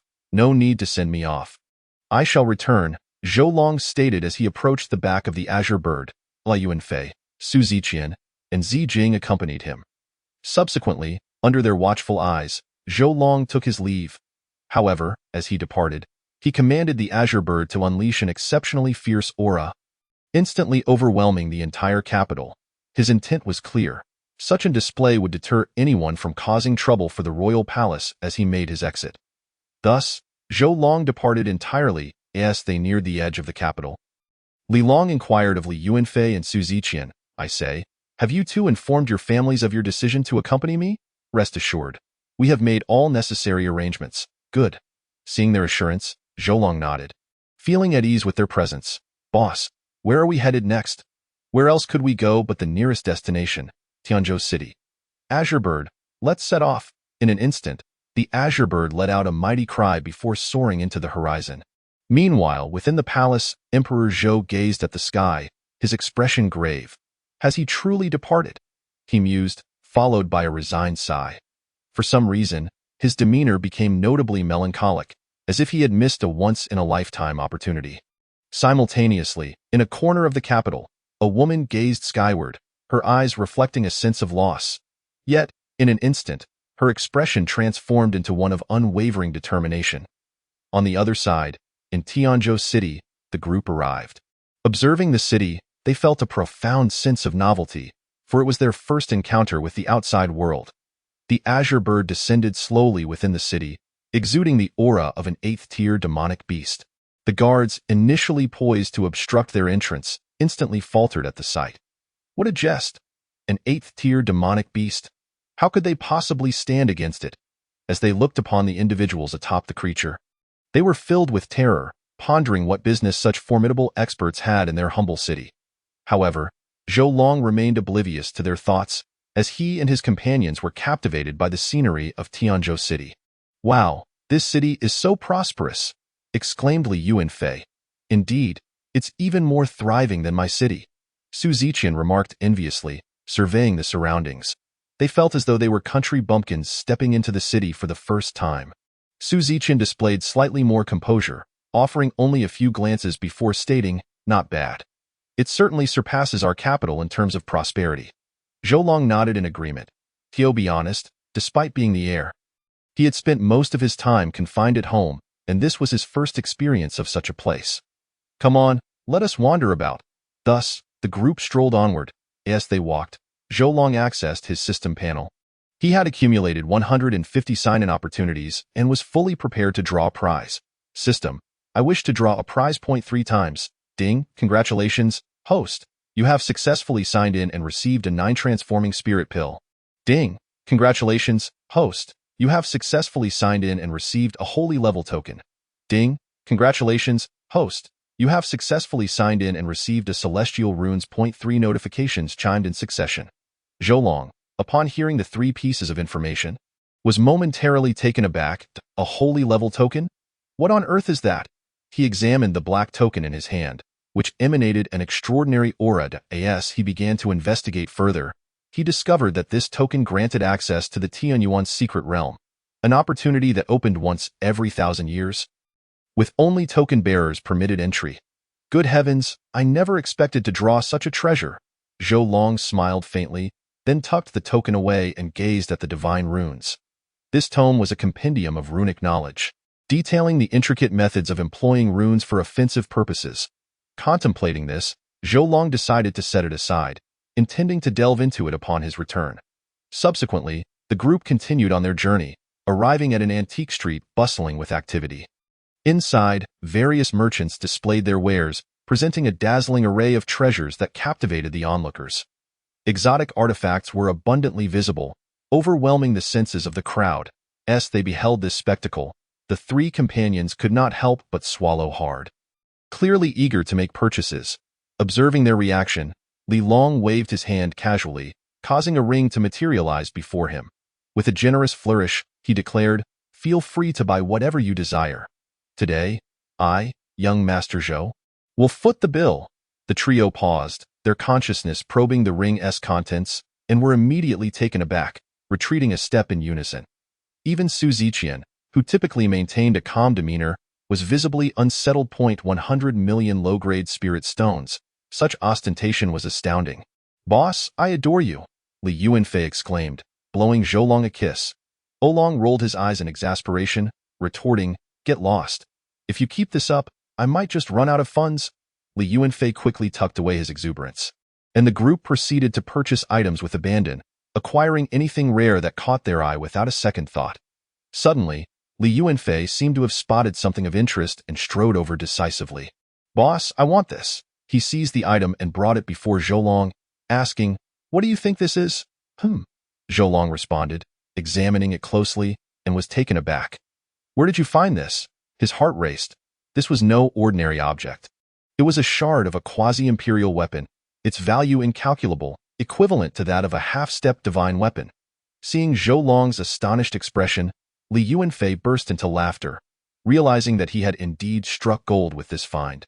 "How much did you pay for it?" Zhou Long inquired. "I haggled hard, and with a touch of my charm," Li Yuanfei replied. "It cost me only 50,000. That's an excellent deal. You've made quite the profit. This shard is worth as much as a half-step divine weapon." Upon hearing this, Li Yuanfei's eyes sparkled with excitement. "Is that true, boss? If so, I'm set for life." He erupted into joyous laughter, attracting the disdainful glances of bystanders who seemed to question his sanity. Unfazed, Li Yuanfei dragged Zhou Long back to the stall where he had purchased the item. Zhou Long observed the unremarkable vendor's booth, devoid of anything precious, and the vendor himself appeared quite ordinary. "Ah, you're back. Surely you're not here to return it?" the middle-aged merchant inquired warily. "I told you. No returns." Li Yuanfei remained silent, turning to Zhou Long, who shook his head. "There's nothing else here." Just this one. Li Yuanfei felt a twinge of disappointment, yet he pressed on. "Could you tell me where I might find more fragments like this?" he asked earnestly, placing the bronze shard on the table. "If you do, I'll give you all the spirit stones in this bag." The merchant's eyes lit up as he rummaged through the bag, discovering a staggering sum of 100,000 spirit stones. "All right, young man, I'll spill the beans. You'll find such items at Dragonbone Mountain." Dragonbone Mountain? Zhou Long and Li Yuanfei exchanged glances, familiar with the place located over 5,000 miles from Tianzhou City. "Not too far, thank you." Zhou Long expressed his gratitude before mounting his azure bird and taking flight, leaving the merchant in a WEDIS that an 8th-tier beast? "They are definitely not ordinary folks. Could you guide us there?" Zhou Long requested. "Of course." The merchant agreed eagerly, realizing he had no choice but to comply. In mere minutes, under the merchant's guidance, they arrived at Dragon Bone Mountain, a locale shrouded in an eerie silence. Devoid of any human presence, it was evident that a fierce battle had once occurred here, leaving the area desolate. Zhou Long understood that such devastation must have resulted from a confrontation of quasi-imperial caliber. Focusing his thoughts, he shook his head, dismissing the past, and released his consciousness to scan the valley meticulously. After 10 breaths, he spoke gravely. "I found some items." Li Yuanfei, elated, tossed a low-tier storage bag containing 3 million low-grade spirit stones towards Zhou Long. "Here's your reward." The merchant, now apprehensive, waved his hands in refusal. No, I can't accept this. "Take it." "You must," Zhou Long insisted. The merchant, recognizing the futility of resistance, accepted the bag and hurriedly departed. After concluding their business, Zhou Long and Li Yuanfei returned, and once back, Li Yuanfei couldn't help but laugh at the fragment again. Su Ziqian, puzzled, asked, "What's so amusing about a mere shard?" Li Yuanfei, brimming with enthusiasm, replied, "Ah, Su, my friend. You simply do not understand. Allow me to enlighten you." Su Ziqian rolled his eyes. "Go on." Then, Li Yuanfei continued, "This is a shard of a quasi-imperial weapon." The mention of quasi-imperial left Su Ziqian momentarily speechless. Zhou Long, meanwhile, remained preoccupied, continuing to gather shards with his avatar, discovering only 12 pieces, far from sufficient to assemble a complete quasi-imperial weapon. Thus, he delved deeper into the mountain, but ultimately found nothing more. Reluctantly, he recalled his avatar and handed the remaining shards to Li Yuanfei, who declined. "Boss, this is too valuable. I'm satisfied with just one. You keep the rest." Zhou Long waved his hand dismissively, causing a long spear to materialize in midair, exuding an overwhelming aura of menace. The trio gasped in astonishment, recognizing that this was no ordinary weapon. "Do you know what this is?" Zhou Long inquired. They shook their heads. "Take a guess," Zhou Long urged. "Could it be a legendary holy artifact?"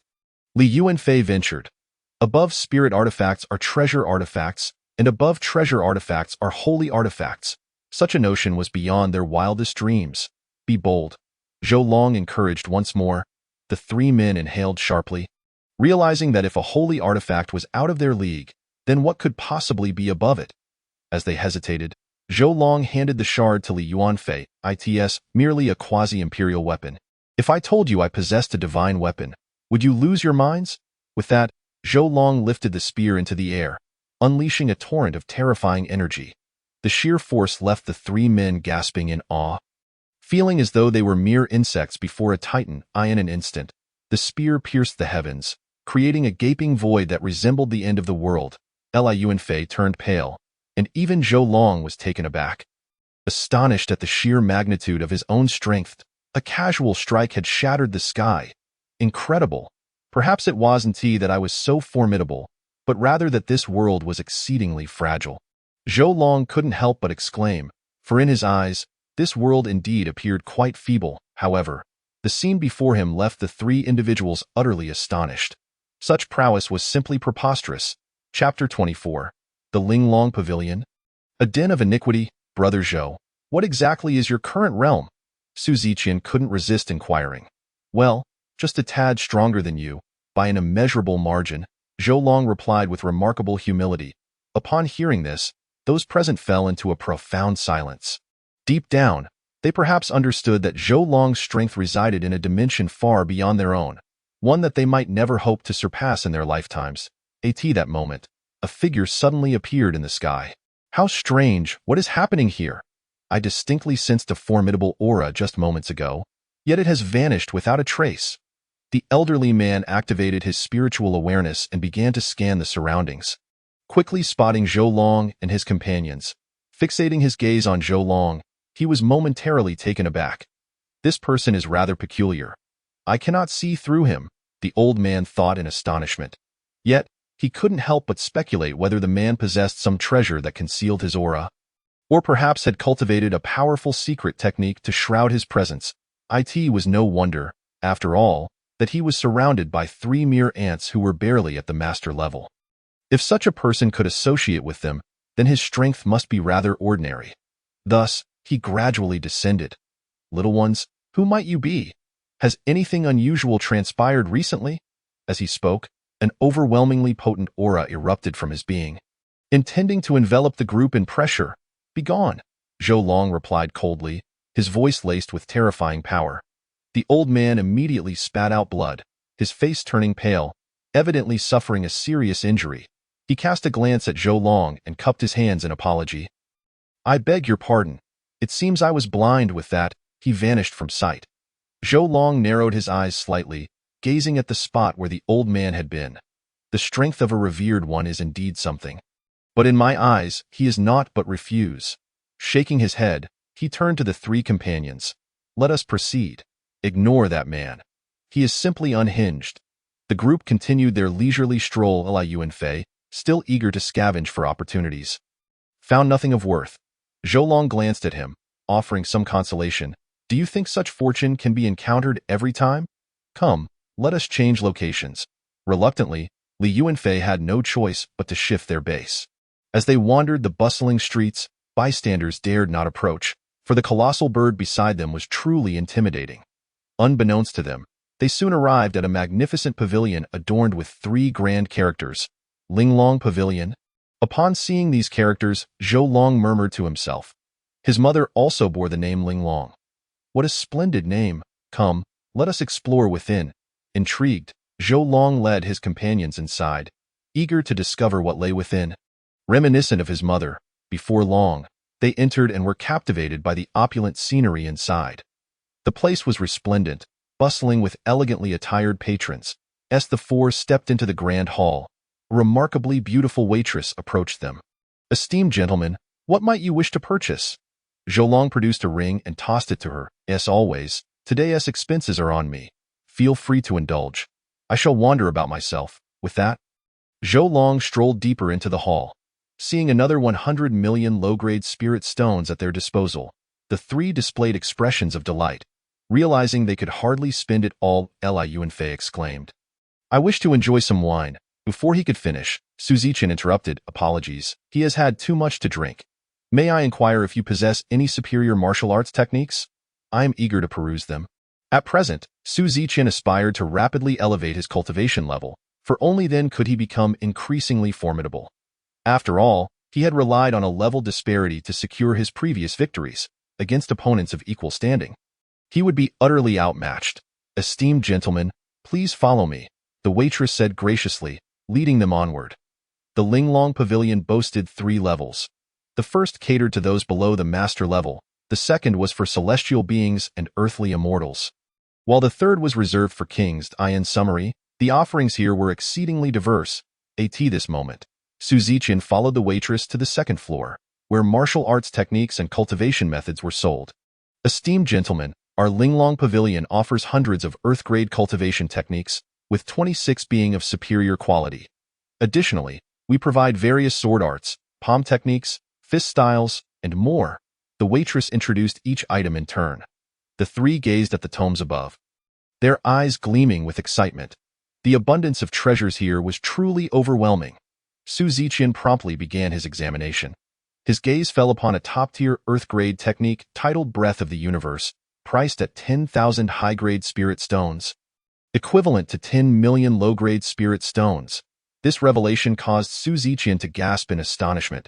He had anticipated the item to be expensive, yet he had not expected it to be so exorbitant. To clarify, typical superior earth-grade techniques were priced around 200,000. It seemed the Linglong Pavilion was indeed profiting handsomely. Zhou Long chuckled softly, perceiving them merely as a group of opportunists. Shaking his head, he resumed his scrutiny of the remaining earth-grade techniques, most of which were priced between 1,000 to 2,000 high-grade spirit stones. Overall, they were quite reasonable, though still rather pricey. Su Ziqian contemplated which technique to choose. After nearly an hour of deliberation, he finally selected a technique and a movement skill. Esteemed gentlemen, should you choose to pay with low-grade spirit stones, there will be an additional 10% surcharge, the waitress stated with a friendly demeanor. Upon hearing this, the 3 couldn't help but grumble internally. This place is truly extortionate. Noticing their dissatisfaction, the waitress explained, Esteemed gentlemen, it is entirely normal for there to be a price difference when exchanging lower-tier spirit stones for higher-tier ones. Our fees at Linglong Pavilion are already quite reasonable. Very well. Faced with such circumstances, the 3 had no choice but to make their purchases, their hearts bleeding at the thought of such expenditures. At least it hadn't cost them their own money. At that moment, Zhou Long descended from the 3rd floor. Have you completed your purchases? The 3 nodded in affirmation. Let us depart, agreed. They prepared to leave. Farewell, esteemed gentlemen. The pavilion's owner bid them farewell, a smile on her face that could not be concealed. After all, the items purchased by this group were quite substantial, particularly Zhou Long, who had acquired all the spiritual fruits and exquisite spirit wines, totaling 30 billion low-grade spirit stones. To they were undoubtedly significant clients. Do visit often, the shopkeeper cheerfully remarked, feeling a twinge of regret for having forgotten to obtain their contact information earlier. Chapter 25. The Weakling and the Madman. Unbeknownst to the shopkeeper, the 4 had already arrived at the most luxurious inn in Tianzhou City, the Tongfu Inn. Within the inn, Li Yuanfei spoke slowly. Boss, I have heard that there will be an auction here. As luck would have it, a grand auction held once every 20 years is scheduled to take place in half a month. Surely, there will be remarkable treasures available. What do you think? Should we go and take a look? Upon hearing this, Su Ziqian and Zijing turned their eager gazes toward Zhou Long. Considering the excitement in their eyes, Zhou Long pondered for a moment. After all, an auction held only once every 20 years must feature opulent offerings. Very well, we shall await the auction in half a month. Hooray! The 3 erupted in excitement. Observing their jubilant expressions, Zhou Long couldn't help but smile with fatherly warmth, feeling as though he were guiding children. I recall that the auction has VIP boxes. You should reserve one with your funds. With that, Zhou Long tossed another ring containing another 100 million low-grade spirit stones. The sight of this prompted the 3 to gasp once more. He truly is wealthy. They hurried off to make the reservation. Approximately an hour later, they returned. Boss, we have secured the VIP box number 2. Number 2? Zhou Long replied, somewhat displeased. Why is it number 2? Who occupies number 1? The 7-star sect. Zhou Long. Very well. He felt a hint of frustration. It seemed he was destined to encounter that group once again. He shook his head, too lazy to ponder these matters, and immediately sank into a deep slumber. At this moment, he was genuinely fatigued. The following day, in the early morning, Zhou Long awoke early. After engaging in some simple morning exercises, he, along with Su Ziqian and the others, set off towards the martial arts arena located in the northern part of the city. This arena was quite renowned, often mentioned in the same breath as the Alchemy Guild, Listening Rain Tower, Linglong Commerce, and Divine Weapon Pavilion. Among others, it was said that the martial arts arena was considered one of the top 10 powers in Tianzhou City. Not only that, but the battles within were remarkably thrilling. The combatants were naturally noteworthy, and even beneath the arena, wagers were placed. Some individuals had even become billionaires by relying on these bets, soaring to great heights. In summary, this place was an excellent venue for accruing experience. Currently, the three of them had decent cultivation levels, yet their combat experience was woefully inadequate. Of course, Zhou Long himself was in a similar predicament. However, in this world, he needed no experience. Only the suppression of his realm sufficed. After registering the three, Zhou Long made his way to the stands, quietly observing their ostentation. Before long, Li Yuanfei made his entrance. Greetings, gentlemen and ladies. My name is Li Yuanfei. This is my first time here. And I must admit, I am rather nervous. I tend to be somewhat introverted, and I hope for your support with that. He bowed to the crowd. Zhou Long thought to himself, this kind of person is simply insane. Soon, a young man appeared on the opposite side of the arena, possessing the strength of a sixth-tier master. Upon seeing him, many in the crowd began to murmur, "Oh no, it's this guy again. He's fought 30 matches and hasn't won a single one. I am absolutely baffled. I lost every bet on him. This time, I'm not placing a wager. This fellow is simply too pitiful, unable to win even once. While others are champions, he is the champion of defeat. Damn it, the other side has a newcomer, and from what I just heard, he seems a bit unhinged on a madman and a weakling. Who should I bet on?" At this point, it feels like anyone could win. As the crowd continued to chatter, Zhou Long couldn't help but chuckle. "Ha, brotherly, today you've encountered an opponent." Shortly thereafter, the two combatants engaged in battle, an underdog facing a lunatic. However, right from the outset, Li Yuanfei found himself at a disadvantage. Within 10 exchanges, he had lost. The opponent remarked, "Brother, are you really this weak?" Li Yuanfei's expression darkened, but he still clasped his fists respectfully. "Your strength is commendable. You must be an invincible force within this realm." The other man responded, "In a way, yes, very well. I, Li Yuanfei, shall remember you. I vow to surpass you in the future." "All right, haha, I suppose I have found a worthy rival." Such a scene left the audience momentarily stunned. "Wait a minute, you actually lost?" "Not just lost, but in less than 10 exchanges? Truly pathetic. I had thought that the previous guy was a waste, but it seems there are still experts among us. I jumped to conclusions too soon. There are always stronger individuals out there. Thankfully, I didn't place a bet, or I would have lost again. Damn it, just because you didn't win, doesn't mean I didn't. I bet my entire month's salary on this madman, and he lost in 10 exchanges? Losing to a genius is one thing, but losing to a weakling is utterly unacceptable. There's some kind of conspiracy at play? Damn it, refund?" The audience erupted in anger, clamoring for refunds. This commotion soon caught the attention of the organizers. "Supervisor, what should we do about this situation? Should we issue refunds?" "Refund? Are you out of your mind? If we refund, wouldn't that imply we were cheating? How could we continue in this line of work afterward? Besides, we have no obligation to address this issue. Just ignore them. But they're causing quite the ruckus." "Humph. Send someone to teach them a lesson?" "Very well." Subsequently, several burly individuals were dispatched to beat up the troublemakers, effectively resolving the situation. Zhou Long observed this with a helpless shake of his head. "Ah, indeed.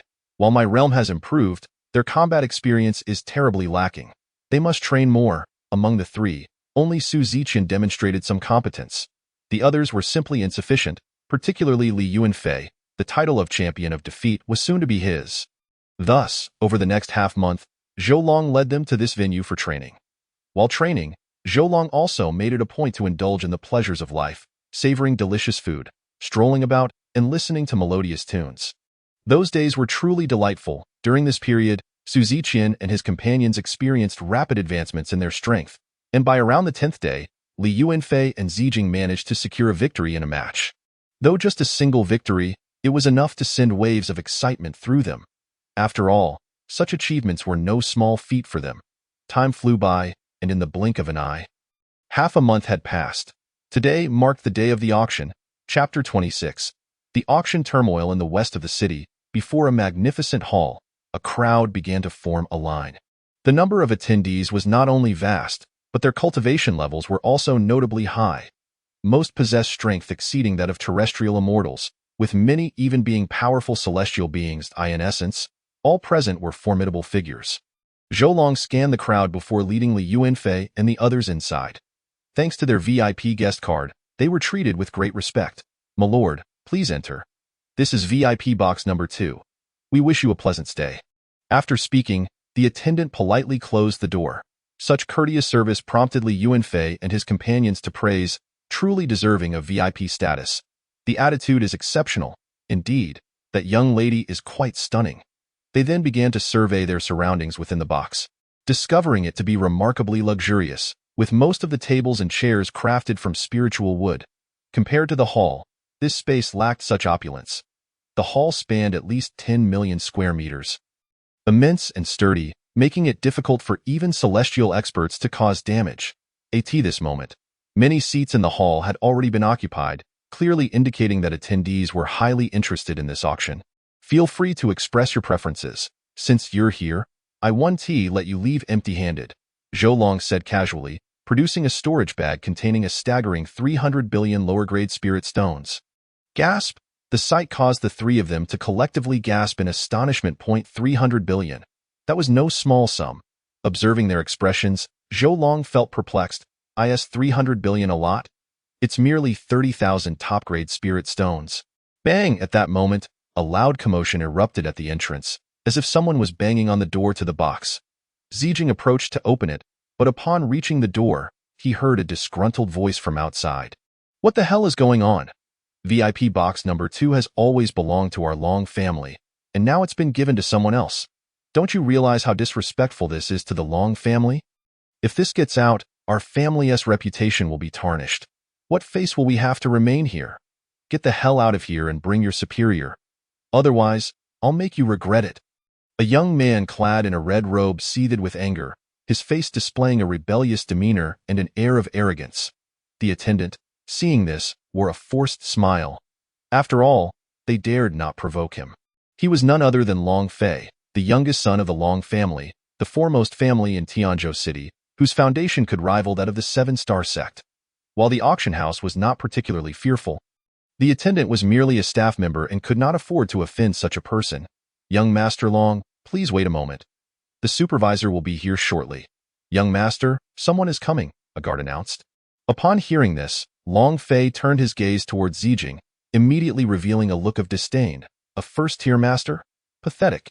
You must understand, my guards are all at least celestial beings, and I myself am at the 9th tier of the celestial realm. A first-tier master is utterly worthless.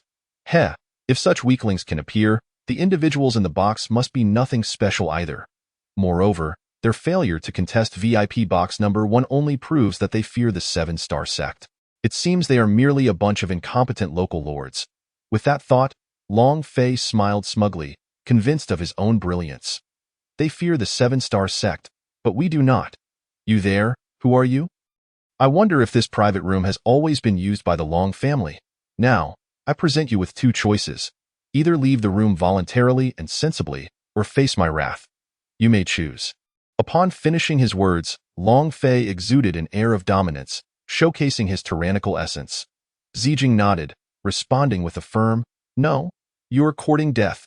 Observing the calm demeanor of his opponent, Long Fei felt a surge of humiliation, and his anger flared. With a swift motion, he struck out towards Zhou Long, unleashing the formidable energy of his celestial realm. Such power rendered Zijing's meager mastery utterly helpless. However, Zijing stood his ground, unperturbed, displaying no sign of fear on his face. "Young Master Long, this is an auction house, not a place for your chaos. Please be mindful of your status." The Master of Heaven approached, and Long Fei, though displeased, dared not continue his unruly behavior in light of the elder's words.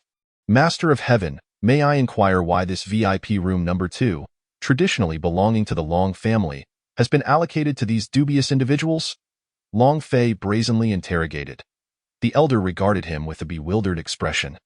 "Young Master Long, when did this room become the property of your family? You must understand that this is our auction house's private chamber. The Long family does not wield authority here." This statement. Long Fei's countenance darkened considerably. He shot a piercing glare at Zijing, declaring, "Very well, I shall remember you. Await your demise." With that, he stormed off in fury.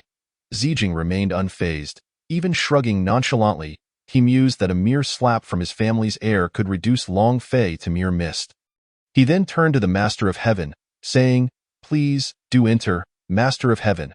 The elder hurriedly donned a fawning expression.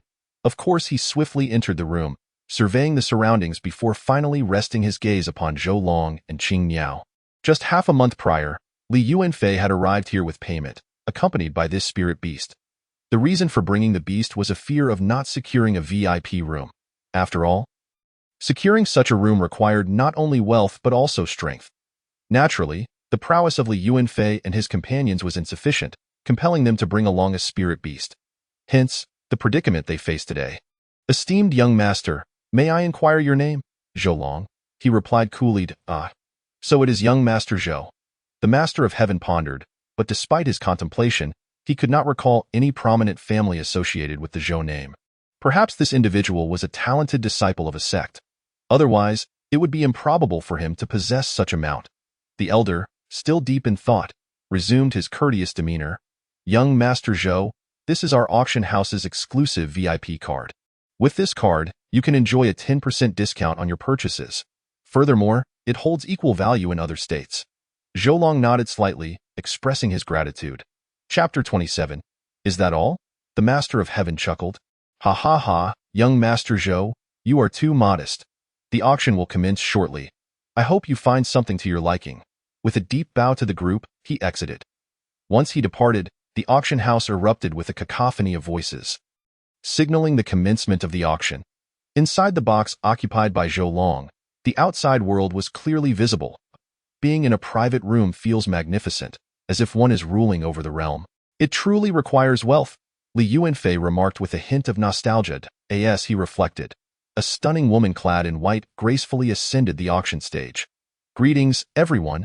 I am Xiao Hong, the auctioneer for this event. Welcome to our auction." She smiled politely at the crowd, instantly captivating numerous men. Many gazes turned towards her, admiring her beauty. Why is she called Xiao Hong when she is so fair? Several attendees swallowed hard, unable to tear their eyes away from her. Some even leered in a rather indecent manner. "Apologies, Xiao Hong." Such occurrences were nothing new to her. In fact, she took a measure of pride in it.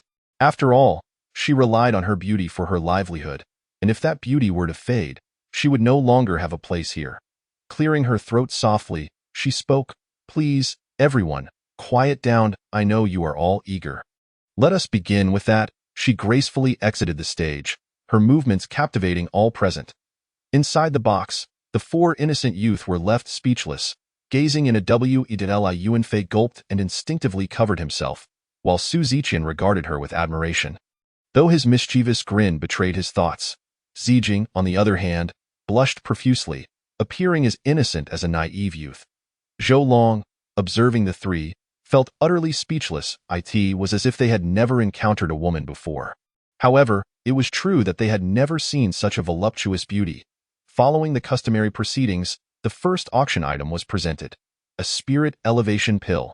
The starting bid is 20,000 top-quality spirit stones. "Is there anyone willing to bid?" The moment these words left Xiao Hong's lips, the crowd erupted into a frenzy of bidding. Naturally, a pill capable of enhancing cultivation attracted fervent interest. In no time, the price soared to 80,000. "Boss, the spirit elevation pill is a rare find. Should we consider it?" Li Yuanfei asked, his face alight with excitement. Zhou Long shook his head.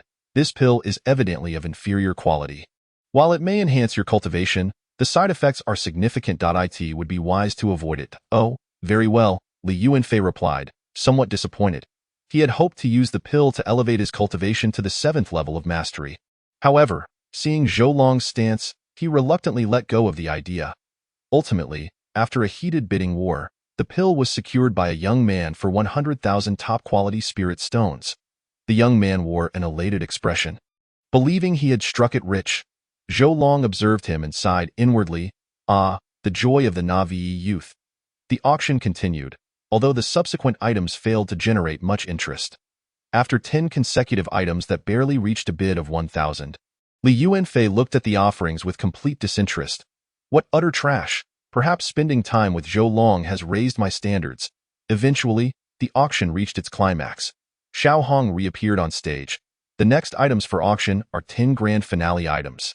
For those who have yet to secure their desired treasures, seize this opportunity. With that, another beautiful woman approached, holding a tray covered with a red cloth, exuding an air of mystery. Upon reaching the auction stage, Xiao Hong dramatically unveiled the red cloth to reveal the first item, an 8th stage beast pill. Instantly, a fist-sized red pill appeared before the audience, radiating a powerful aura. Gasps of astonishment echoed through the crowd. Incredible!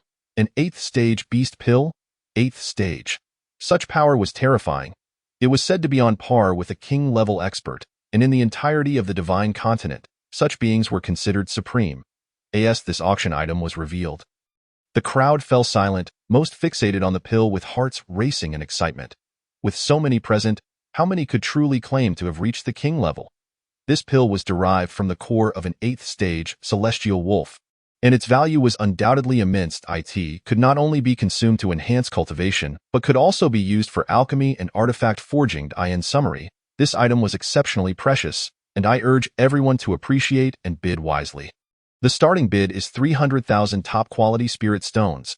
Please feel free to raise your bids. As she concluded, the audience erupted into animated discussions, followed by a frenzy of bids. 400,000. A voice called from the VIP box. 400 and 1,000. 400 and 2,000. 500,000. The bids cascaded in rapid succession, each person escalating the stakes. Witnessing this, Li Yuanfei gasped in disbelief. What wealth! Each one of them is tossing out 500,000 without a second thought. Indeed, anyone who can attend this auction is undoubtedly affluent. We are merely riding on the coattails of Brother Zhou. Zizikian remarked from the side. Upon hearing this, Li Yuanfei could not help but nod, his gaze directed towards Zhou Long, brimming with gratitude. This was not merely a leader. It was akin to having a second set of parents. 1 million. At that moment, a casual voice announced, VIP box number 2 bids 1 million high-grade spirit stones. Is there anyone else willing to bid? Xiao Hong looked around at the crowd. Upon hearing her words, the attendees fell into silence. 1 million in high-grade spirit stones. Even if they were wealthy, none dared to make such a reckless offer. As it became evident that no one would raise the bid, Xiao Hong decisively declared, very well, congratulations to the esteemed guest of VIP box No. 2 for acquiring this 8th grade demon beast pill.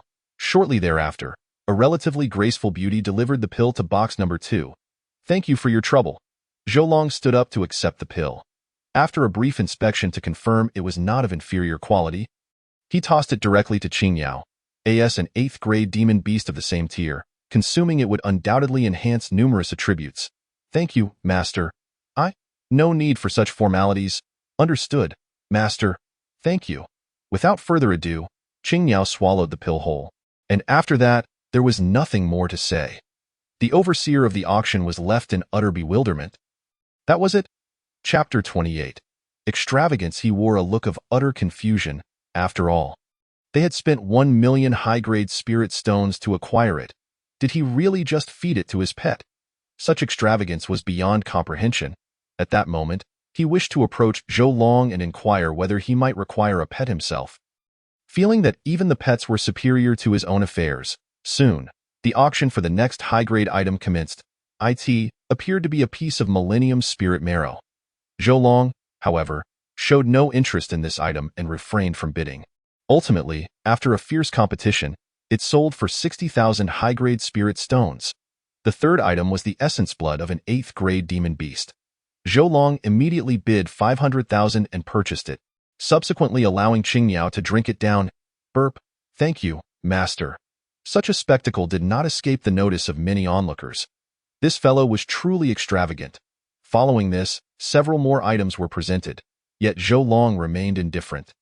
The remaining items were merely trifles. Soon, they arrived at the 10th item, which turned out to be a token.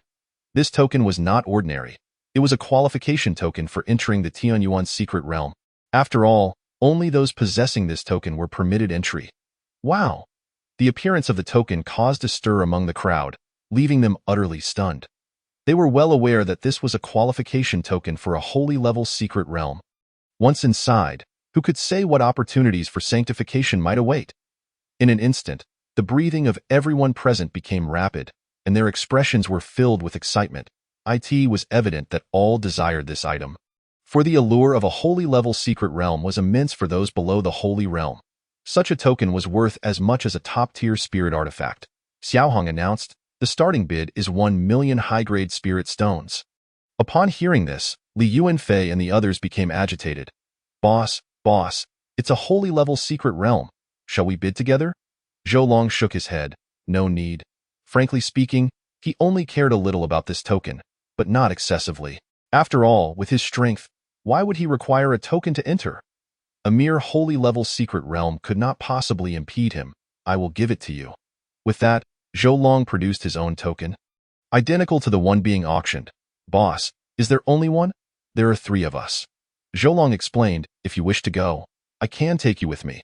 Upon hearing this, the 3 were filled with excitement, glancing at the auction items, shaking their heads in resignation. Heh, let those who wish to buy it do so. Only a fool would be willing to purchase such a thing. Ultimately, the token was sold for 3 million to someone from the 7 Stars sect. All right, the auction has concluded. Let us depart, Zhou Long said slowly, rising to leave. However, just as they exited, they encountered several figures. It was clear that those who had not acquired the item through wealth were now attempting to seize it through force. There was no denying it. The temptation of the holy-level secret realm was simply too great for those at the king level. Zhou Long shook his head. Forget it. This matter has nothing to do with us. Let's go. With that, they departed. Yet, it was not long before ominous waves of battle reverberated through the air. Boom. The resounding echoes caused everyone present to shudder. Li Yinxing, hand over the token.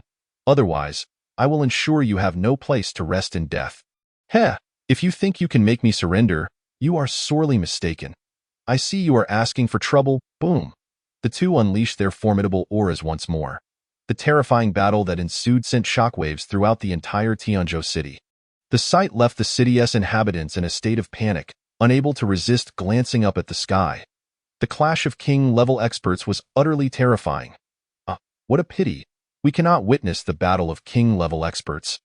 Li Yuanfei remarked as he stood atop Qingyao, gazing into the distance. Unfortunately, all he could see were 2 streams of energy colliding, their true forms entirely obscured. He felt a profound sense of loss at missing such a spectacle. For this was indeed a battle of king-level experts, and truth be told, it was his first time witnessing such a confrontation. Zizikian declared with unwavering determination, one day, I too shall become such a formidable expert. Meanwhile, the battle in the sky was reaching a fever pitch. The 2 combatants became increasingly engrossed in their duel, and although occasional shockwaves descended, they were effortlessly neutralized by an invisible force. Damn it. You shall pay for this. If old ancestor Yuheng were present, you would be reduced to ashes, coldly proclaimed a member of the 7 Stars sect. He possessed the cultivation of the 3rd layer of the king level, a strength that was quite formidable. Alas, he was now being besieged by 2 experts of the same tier, and at this moment, he was grievously injured. This time, his wounds were severe. It would likely take over 10 years for him to recover. The attackers exchanged glances, their expressions shifting at the mention of Yuheng old ancestor. That name indeed instilled fear, for he was the ancestral figure of the 7 Stars sect, boasting the strength of the 9th layer of the king level. Just a step away from the realm of the saint, if he were to intervene, it was likely none would escape. With this thought, their gazes turned increasingly ruthless. Heh, since that is the case, we shall strike first and eliminate you completely. With that, they simultaneously launched an all-out assault, fully committing to their attack. After all, they had already crossed the line. What was there to fear now? Witnessing this scene, the 7 Stars sect member was plunged into despair. With 4 opponents attacking simultaneously, he could not hope to withstand their onslaught. Even if his ancestor were to arrive, it was likely he would only be there to collect his corpse. Could it be? Must I truly seek the aid of that young hero? On the other side, the streets were quite desolate. As dusk approached, Zhou Long proposed, I think we should head to Qingzhou City tomorrow and find an inn to rest. Upon hearing this, the 3 unanimously agreed, for they were genuinely exhausted. Subsequently, they found an inn. However, bang, Suddenly, the door to their room was kicked open, revealing a young man in blue clothing who stepped forward with an air of authority. It was none other than Long Fei, the young master of the Long family. Accompanying him were 7 or 8 experts of the Tianren level, even 2 or 3 figures of the Earth Immortal tier. It was them who robbed me of my supreme position. Kill them. Dare to make me lose face in the auction house? Do you think I will let you go? Heh, I can assure you. You are as good as dead. With a wave of his hand, Long Fei commanded the Tianren level experts to surround them. Chapter 29. Senior, save me. Bringing such a multitude of experts here could only mean one thing. He sought to vent his frustrations. Thus, he spared no expense in summoning every formidable fighter available. Yet, upon witnessing this overwhelming show of force, Li Yuanfei and his companions remained unfazed, even displaying smiles. Despite the high strength of these individuals, they felt no fear. If things escalated, Zhou Long would bear the brunt of it. At that moment, Zizikian spoke slowly. Brother Wu, could you leave this fellow to me? He looked at Long Fei with a determined glint in his eyes. Very well, but do ensure your safety, Zhou Long replied casually. In truth, this statement was entirely superfluous. With him present, they were safe no matter the circumstances. Whoosh, upon witnessing the scene, Su Ziqian, feeling disinterested in idle chatter, charged directly at his opponent. Meanwhile, Zhou Long quietly observed the approaching assailants. As they advanced deeper, Zhou Long's eyes suddenly sparkled, and with a slight movement of his fingers, a series of muffled thuds echoed. In an instant, the attacking guards were reduced to mere blood mist. Simultaneously, the strongest guard beside Long Fei met the same fate, evaporating into crimson vapor. This shocking spectacle left Long Fei wide-eyed, staring in disbelief at the scene before him. Was it possible that so many skilled fighters he had brought along could vanish in the blink of an eye?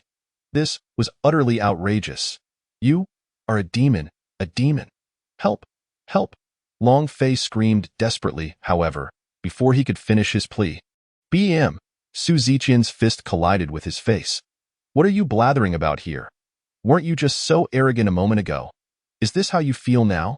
After berating his adversary, Su Ziqian delivered another ferocious blow, causing Long Fei to be left bruised and battered. Yet, even then, Su Ziqian did not relent. Observing Su Ziqian's enjoyment in the thrashing, Li Yuanfei couldn't contain his own eagerness and joined in, delivering a series of strikes. The two of them unleashed a relentless barrage, leaving their opponent questioning his very existence. Before long, the esteemed young master Long Fei was rendered on the brink of collapse. You all, Zhou Long remarked, shaking his head at the sight before him. Such ruthlessness, Li Yuanfei chuckled. Where's the boss? You're formidable. With just a snap of your fingers, so many experts were dispatched. It's simply astonishing. Zhou Long smiled in silence. Indeed, that recent snap had been rather exhilarating, reminiscent of Thanos. Senior, save me. At that moment, a voice echoed from outside. A bloodied man appeared, his face a mask of terror, seemingly on the verge of demise. This man was none other than a member of the Seven Stars sect. Senior, before he could finish his sentence, a terrifying attack struck him from behind. BM.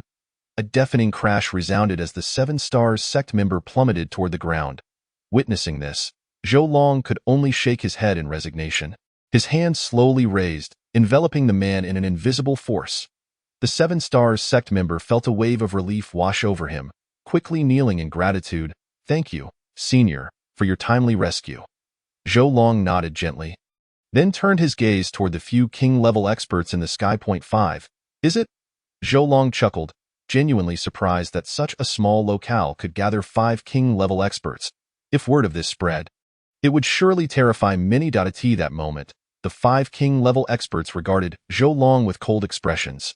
You possess such strength at a young age. It is indeed remarkable. I advise you to leave this place at once, lest you find yourself in peril. With that, their imposing auras surged. However, before they could finish their threat, another voice rang out. Ancestor, save me. The voice belonged to none other than Long Fei, who now lay on the verge of death. The sight left the onlookers dumbfounded. Wasn't this the young Master Long? How had he ended up in such a state? Su Ziqian and Li Yuanfei exchanged glances, hastily sneaking behind Zhou Long. They knew they could not afford to provoke these formidable figures. Ancestor, they are the ones who attacked me. You must avenge me. Upon hearing this, One of the king-level experts glared at Zhou Long in rage. I never expected you would dare to strike the young master of the Long family. It seems we have no need for civility any longer. Zhou Long scoffed. Spare me the nonsense. I have no intention of reasoning with those who steal from others. The moment these words left his mouth, the 5 experts were momentarily taken aback, only to be engulfed by fury. He is insulting us. Let us not waste time. Let us kill him together. With that, they charged at Zhou Long with astonishing speed. Just then, a shadowy hand materialized, swiftly capturing one of them, and no matter how they struggled, they found themselves utterly powerless to escape.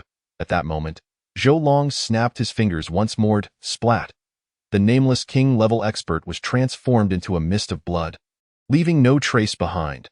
This shocking display rendered everyone present speechless. They could hardly believe their eyes. After all, these were 5 formidable king-level warriors. Such experts, in any corner of the world, were considered invincible. Yet, in a mere instant, they had vanished without a trace. What the hell? This is unbelievable. To annihilate 5 king-level experts in seconds. What realm does he even belong to? At the auction, an elder spoke gravely. Behind him stood 2 others, Xiao Hong and the Master of Affairs. With such power, he must at least be of the invincible king level. The elder sighed once more. Upon hearing this, both Xiao Hong and the Master of Affairs were left astonished, especially the latter. While he knew Zhou Long was powerful, he had never imagined him to be this formidable. After all, the invincible kings were terrifyingly strong, capable of wielding immense influence. Xiao Hong's eyes brimmed with curiosity. Zhou Long. This name was not one she had often heard. After all, each invincible king was renowned in their own right. She had sensed the aura Zhou Long exuded and knew he was at least a sage-level figure. A bunch of trash, daring to prattle before me, seeking death. Zhou Long shook his head, then turned his attention back to Long Fei. Snap. Another finger snap turned him into blood mist. Enough of this disruption. It is time for us to take our leave. With that, the group headed back to the inn, with the 7 Stars sect member trailing closely behind. He understood all too well that staying by Zhou Long's side was far safer than venturing elsewhere. All he had to do was wait for the Dao ancestor to arrive. Before long, a middle-aged man appeared in the sky, radiating a terrifying aura. He was Yu Hong of the 7 Stars sect. Master Ancestor, I am here. The 7 Stars sect member excitedly waved, swiftly reaching Yu Heng's side to recount his trials. It was as if a child were sharing his adventures with a parent. Yu Heng nodded slightly. Thank you for your efforts. With me here, you need not worry. He then turned to Zhou Long, respectfully clasping his hands. Thank you, Senior, for your timely assistance. Zhou Long replied, it was merely a trifling matter. After a brief exchange of pleasantries, Yu Heng took his disciples and departed. Meanwhile, in the inn, Li Yuanfei and the others were brimming with excitement. After all, Zhou Long had just dispatched an unnamed king-level expert in an instant. The treasures they had collected from the fallen were quite abundant. After careful calculation, they estimated at least around 800,000 high-grade spirit stones, along with a plethora of top-tier spirit stones, Dan medicines, spiritual artifacts, martial arts, and various materials. The trio meticulously sorted through the wealth, their eyes gleaming with anticipation. Enough gawking. Let us head to Qingzhou, Zhou Long declared, preparing to leave. However, just as they were about to exit the inn, a voice boomed, "Who dares to harm my son? Come forth." The voice resonated throughout the entire state. In an instant, an elderly figure materialized in the air above Tianzhou City. This man, though aged, exuded a terrifying aura, possessing at least the strength of a first-tier king. Zhou Long. Why must these foolish beings come one after another to their own demise? Rising slowly, Zhou Long replied, "It is I. What do you wish?" The man's eyes blazed with fury. "Are you the one who killed my son?" Having longed for a child in his old age, he could hardly fathom that his only son had been slain. Zhou Long, uninterested in further dialogue, snapped his fingers. Splat! The elder barely had time to react before he was brutally dispatched. "Who killed my son?" Suddenly, another figure approached, this one older still, his visage withered, suggesting his time was short. "What about sons and their sons? Are you all merely here to play a game?" Zhou Long replied, exasperated, and snapped his fingers once more. Splat! Once again, the figure dissolved into blood mist. "If you wish for a hero to save the day, I have no objections. but it seems you're all rather short on numbers now. The voice echoed across Tianzhou City, yet no one dared to respond. Perhaps Zhou Long had eradicated them entirely, or perhaps they simply lacked the courage to appear boring. Zhou Long, with a resigned shake of his head, subsequently tossed the ring to them. "Boss, I love you." Li Yuanfei and his companions wore expressions of sheer excitement. Soon after, the three of them busied themselves once more, for the treasures belonging to these two old fellows were indeed worth a fortune. In an instant, their adoration for Zhou Long reached new heights. Meanwhile, Tianzhou City was engulfed in shock. Within the blink of an eye, 2 more kings had perished. Such occurrences were truly terrifying. When had such events transpired before, it was likely unprecedented throughout history.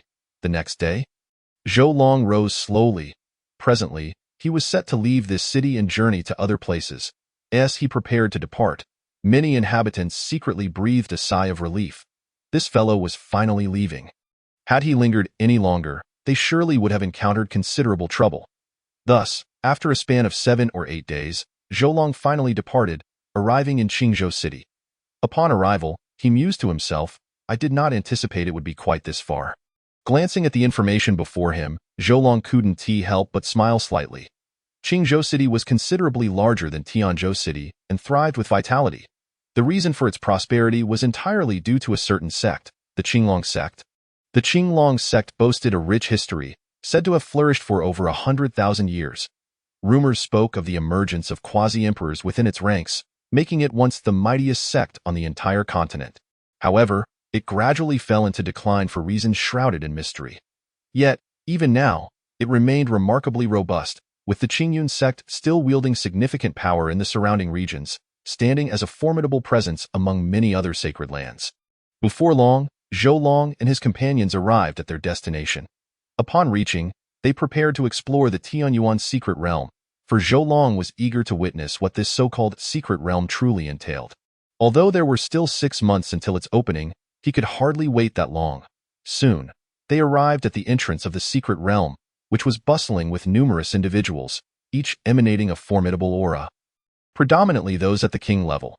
This stark contrast was evident. Previously in Tianzhou City, a single king could instill fear, yet here, they were nearly ubiquitous. Of course, while these individuals possessed extraordinary strength, not all wielded tokens to enter. They lingered here, hoping to seize the opportunity to ambush any weaker souls who might return.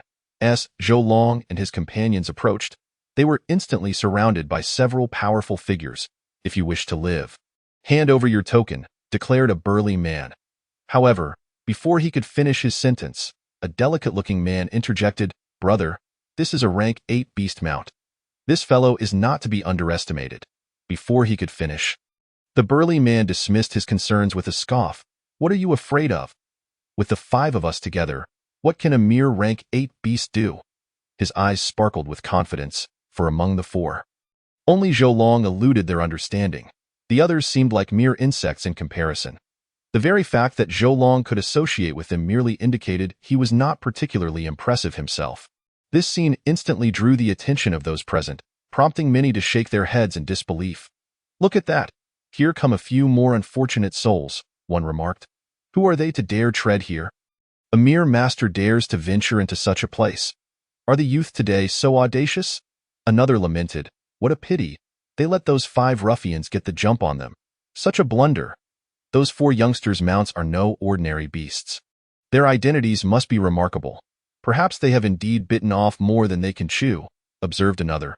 Upon hearing this, those present could not help but scrutinize the situation, soon noticing the rank 8 beast. They nodded in understanding.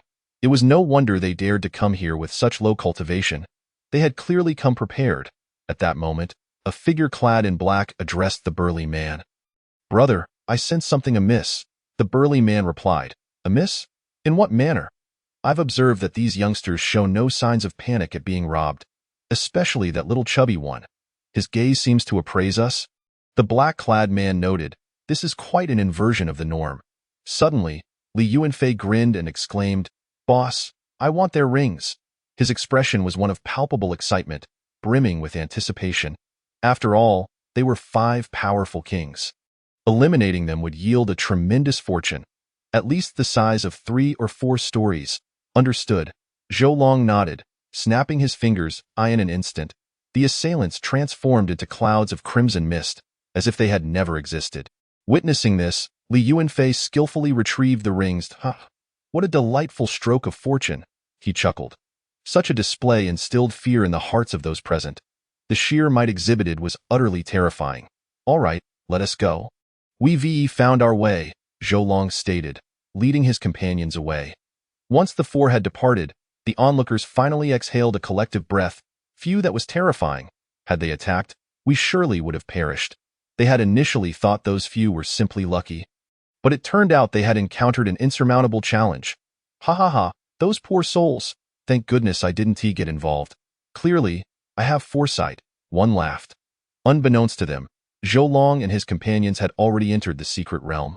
It must be said, the place was indeed vast.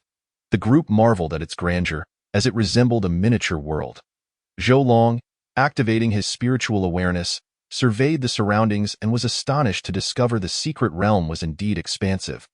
Spanning a radius of 100,000 miles, roughly half the size of Yunlan Prefecture. Such dimensions were quite impressive, befitting a realm created by a saintly king, and it was teeming with formidable rank 8-peak beasts.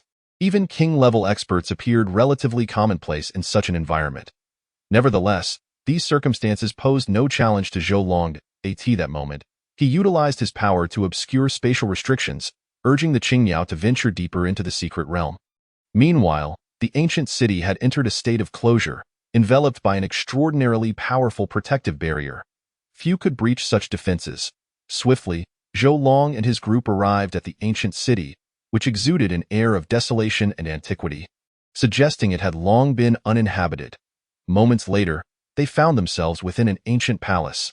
Suddenly, a spectral figure of an elderly man materialized before them, clad in a flowing white robe that exuded an air of authority. "Who are you?" the elder inquired, perplexed by their presence. "I recall that the secret realm has yet to open." Zhou Long replied nonchalantly, "We simply walked in." The elder appeared bewildered, but chose not to dwell on it. "Regardless of how you entered, if you wish to obtain the inheritance, you must first undergo a trial." Zhou Long, uninterested in the trial, queried, "Elder, if I'm not mistaken, you must be the spirit of this ancient city. If so, do you know whether the Tianyuan Saint King is alive or dead?" Upon hearing this, the elder was taken aback. "How do you know my identity?" The secret realm had been operational for many years, and it was the first time someone had seen through his disguise. "I merely glanced at you," Zhou Long replied casually. The elder, recovering, responded, "As for your inquiry, to be honest, I'm not entirely certain. However, this individual possesses remarkable talent, truly unparalleled, and has never recklessly endangered himself, as long as he hasn't met with an unforeseen demise. I believe his talent should allow him to break through without issue. It's a pity, though, he has vanished. Had he survived, he might have already ascended to the Emperor Realm." The revelation stunned those present. "Emperor Realm? Such strength?" Li Yuanfei gasped, astonished. The elder chuckled softly. He was once referred to as possessing the stature of an emperor. It's a shame he ultimately met an untimely end. 100 years to attain kingship, 1,000 years to become a sage, and 2,000 years to reach the pinnacle of saintly kings. Listening to the words of the elder, the people present were utterly astounded. The phrases 100 years to attain kingship and 1,000 years to become a sage were simply too terrifying. Su Ziqian was particularly incredulous. At the age of 20, he had yet to break through to the realm of Tianren, and as for attaining kingship, it seemed an insurmountable distance away, almost a distant dream. "No, I have lingered in the 9th level of the Grand Master realm for far too long. It is time for a breakthrough," Su Ziqian silently resolved. Meanwhile, Li Yuanfei's eyes suddenly gleamed as he turned to Zhou Long and asked, "Big brother, how old are you this year?" This kid. Zhou Long thought to himself with a suppressed chuckle. He understood that this fellow was attempting to create an opportunity for himself to show off. "I have just turned 18, Zhou Long replied. "Oh?" The elder instantly scrutinized Zhou Long. "May I inquire, young brother, what is your current cultivation level?" "Not high, merely at the quasi-emperor level," Zhou Long answered nonchalantly. "Merely a quasi-emperor?" The elder's eyes widened in astonishment. "Impossible, absolutely impossible. You reached quasi-emperor status at 18. Are you joking?" Zhou Long did not waste words. Instead, he released his aura. At that moment, the elder fell silent, thoroughly taken aback. No wonder he could enter the secret realm with such ease. It turned out he truly possessed remarkable abilities, however. An 18-year-old quasi-emperor utterly shattered the elder's understanding. It was astonishing, unprecedented. Senior, may I ask what legacy the heavenly Yuan Saint King left behind? Well, the elder pondered for a moment. To truly know this, you must pass my trials. Upon hearing this, Zhou Long slowly raised his hand. The elder hurriedly added, however, it is fine to tell you now. The heavenly Yuan Saint King bequeathed 3 items, the heavenly Yuan rune and a manual of cultivation he personally authored. The second is a weapon of Saint King caliber, and the third is a star map. Zhou Long's interest was piqued. A star map. What is that? The elder explained. It is a star map that can only be generated by those at the Saint King level. With these words, Zhou Long's curiosity deepened. After all, he had long been aware that the universe where the Tianxian continent resided was a vast realm of mid-thousand worlds, with boundless star rivers. The Tianxian continent was merely an inconspicuous speck within it, akin to how Earth was but a trivial existence in the vast cosmos of his previous life. Senior, I wish to obtain this legacy. Will you grant it to me? Chapter 32. The elder was rendered speechless. Upon hearing Zhou Long's request, he felt at a loss for words. Here was a quasi-emperor, yet he still coveted the legacy of a Saint King. Truly shameless. Nevertheless, although he was speechless within, he still felt compelled to follow through with the process. Otherwise, wouldn't he have wasted his time here? The elder slowly stated, there are 7 trials. They assess your aptitude, comprehension, temperament, willpower, and desires, among other things. In short, they represent the 7 deadly sins. Each trial is exceedingly difficult, and overcoming them will not be easy. However, for you, it may prove quite simple indeed. As he spoke, the elder cast Zhou Long a deep glance. A quasi-emperor was practically effortless in this regard. Soon, Zhou Long passed through the trials and acquired the star map and manual. Subsequently, he gestured toward Li Yuanfei and the others. Oh, you wish to accompany them? Honestly, I would rather not have you. You are too old for my taste. The elder was left feeling quite vexed. As a being of artifact spirit caliber, he was thoroughly disheartened. Under normal circumstances, others would be eager to seize such an opportunity, yet here was Zhou Long, who dismissed him with disdain. Then, looking toward Li Yuanfei and the others, he found himself in a quandary. Their strengths were simply too weak. He held them in low regard. However, becoming friends with an 18-year-old quasi-emperor prodigy could indeed hold promise for the future. The elder spoke solemnly. You 3 should also attempt the trials. I will take your performances into consideration. Afterward, Li Yuanfei, Su Ziqian, and Zijing began their trials. About an hour later, it was Su Ziqian who emerged victorious. The elder spoke once more. To be frank, your current strength is still too weak. However, you are young. With diligent practice, you will surely be able to harness a modicum of the power of this heavenly Yuan ancient city in the future. Thank you, Senior. I shall certainly strive to train diligently, Su Ziqian affirmed resolutely. The artifact spirit elder offered a wry smile.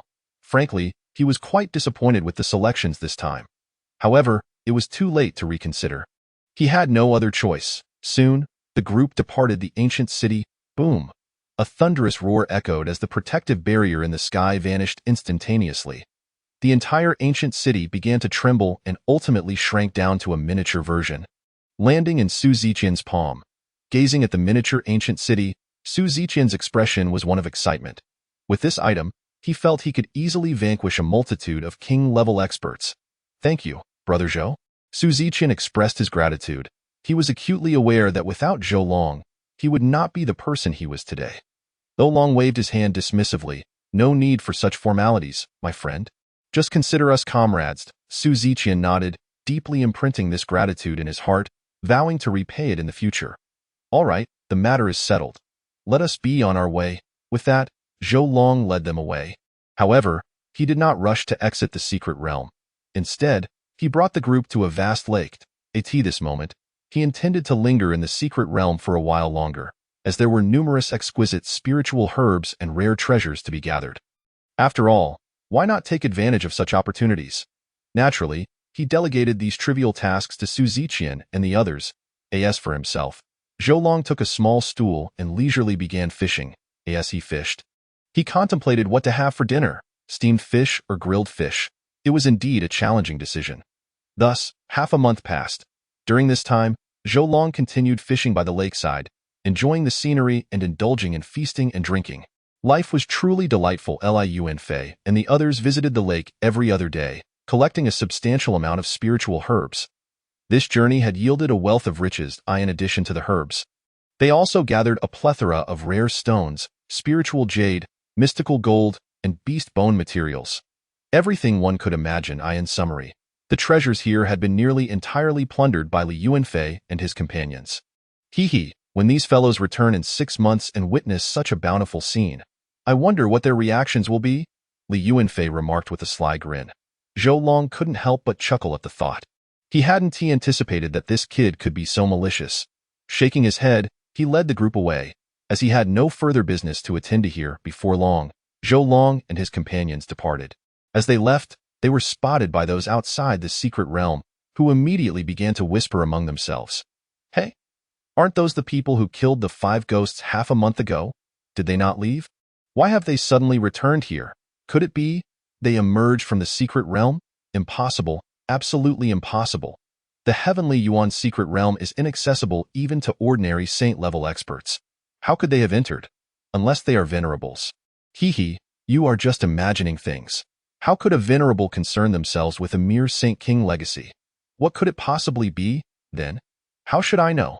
As the crowd debated, they ultimately failed to arrive at a definitive conclusion. Meanwhile, after leaving the ancient Xian mountain range, the group boarded a Qingtian bird and made their way to the Qingyun sacred city at the foot of Qingyun Mountain. This city boasted a long-standing history and was remarkably prosperous.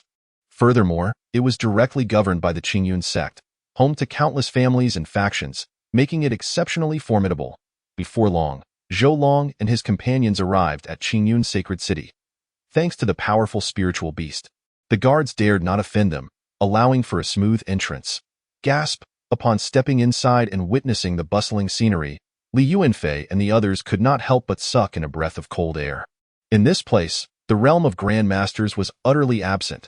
At the very least, one had to be at the Tianren level. Instantly, Liu Wenfei and the others felt diminutive and insignificant. The world was vast, and they had yearned to explore it. Yet, upon venturing out, they realized they were merely frogs at the bottom of a well. Zhou Long, however, remained unfazed. First, he completed 3 daily sign-ins. Ding dong. Congratulations to the host for successful sign-in, receiving 100 million spirit crystals. Congratulations to the host for successful sign-in, receiving 4,000 years of cultivation. Congratulations to the host for successful sign-in, receiving ancient star gold. Observing the 3 pieces of information, Zhou Long couldn't help but chuckle. It must be said, the rewards provided thrice were indeed quite remarkable. Starry ancient gold, a material capable of forging imperial weapons. Spirit crystals, equally impressive, equivalent to 100 million top-grade spirit stones. And particularly, the last reward of 4,000 years of cultivation, which filled him with immense joy. Chapter 33. Qingyun Mountain. At this juncture, he found himself on the verge of a breakthrough. With this newfound cultivation, he could potentially ascend to the late stage of Quasi-Emperor. At that point, he would truly be invincible in the world. As he pondered, Zhou Long felt a surge of excitement within him. Who would have thought? He truly never expected that just by signing in daily, he would receive such bountiful rewards, each appearing quite splendid. System, please grant me 3 more chances, he requested. Ding, congratulations, host, for obtaining a 9th-tier Demon Beast S inner core. Congratulations, host, for acquiring a 9th-tier Spirit Pill recipe. Congratulations, host, for receiving 100 years of cultivation. Looking at the system's notifications, Zhou Long could only shake his head. This time, it was somewhat acceptable, except for the last reward. Subsequently, the group continued their shopping. After tiring of their excursion, Zhou Long rented a small courtyard in the city. It wasn't too large, merely around 500 square meters. Nevertheless, he was not lacking in funds. Once the rental was settled, Liu Wenfei and the others began their cultivation. After all, the opportunities they had just encountered were exceptionally plentiful. They needed to diligently train to enhance their foundational strength. Especially Su Ziqian, who was now exerting himself even more in his cultivation. After all, among them, he had received the most significant fortune. In addition, Zhou Long also commenced his closed-door cultivation. After several days of training, combined with the 4,000 years of cultivation, his realm ascended to the late stage of quasi-emperor. Ha ha ha, is this what it feels like to live life on easy mode? It feels absolutely exhilarating, Zhou Long exclaimed, feeling invigorated. Indeed, living a charmed life was truly delightful. He then glanced at Li Yuanfei and the others, discovering they were still diligently practicing. To his surprise, they too had dedicated themselves to their cultivation. Particularly, Li Yuanfei. Shaking his head, he turned to the side, calling out to the blue bird, "Come here." Upon hearing this, the blue bird joyfully approached. Zhou Long then placed the 9th-tier demon beast's inner core into its body.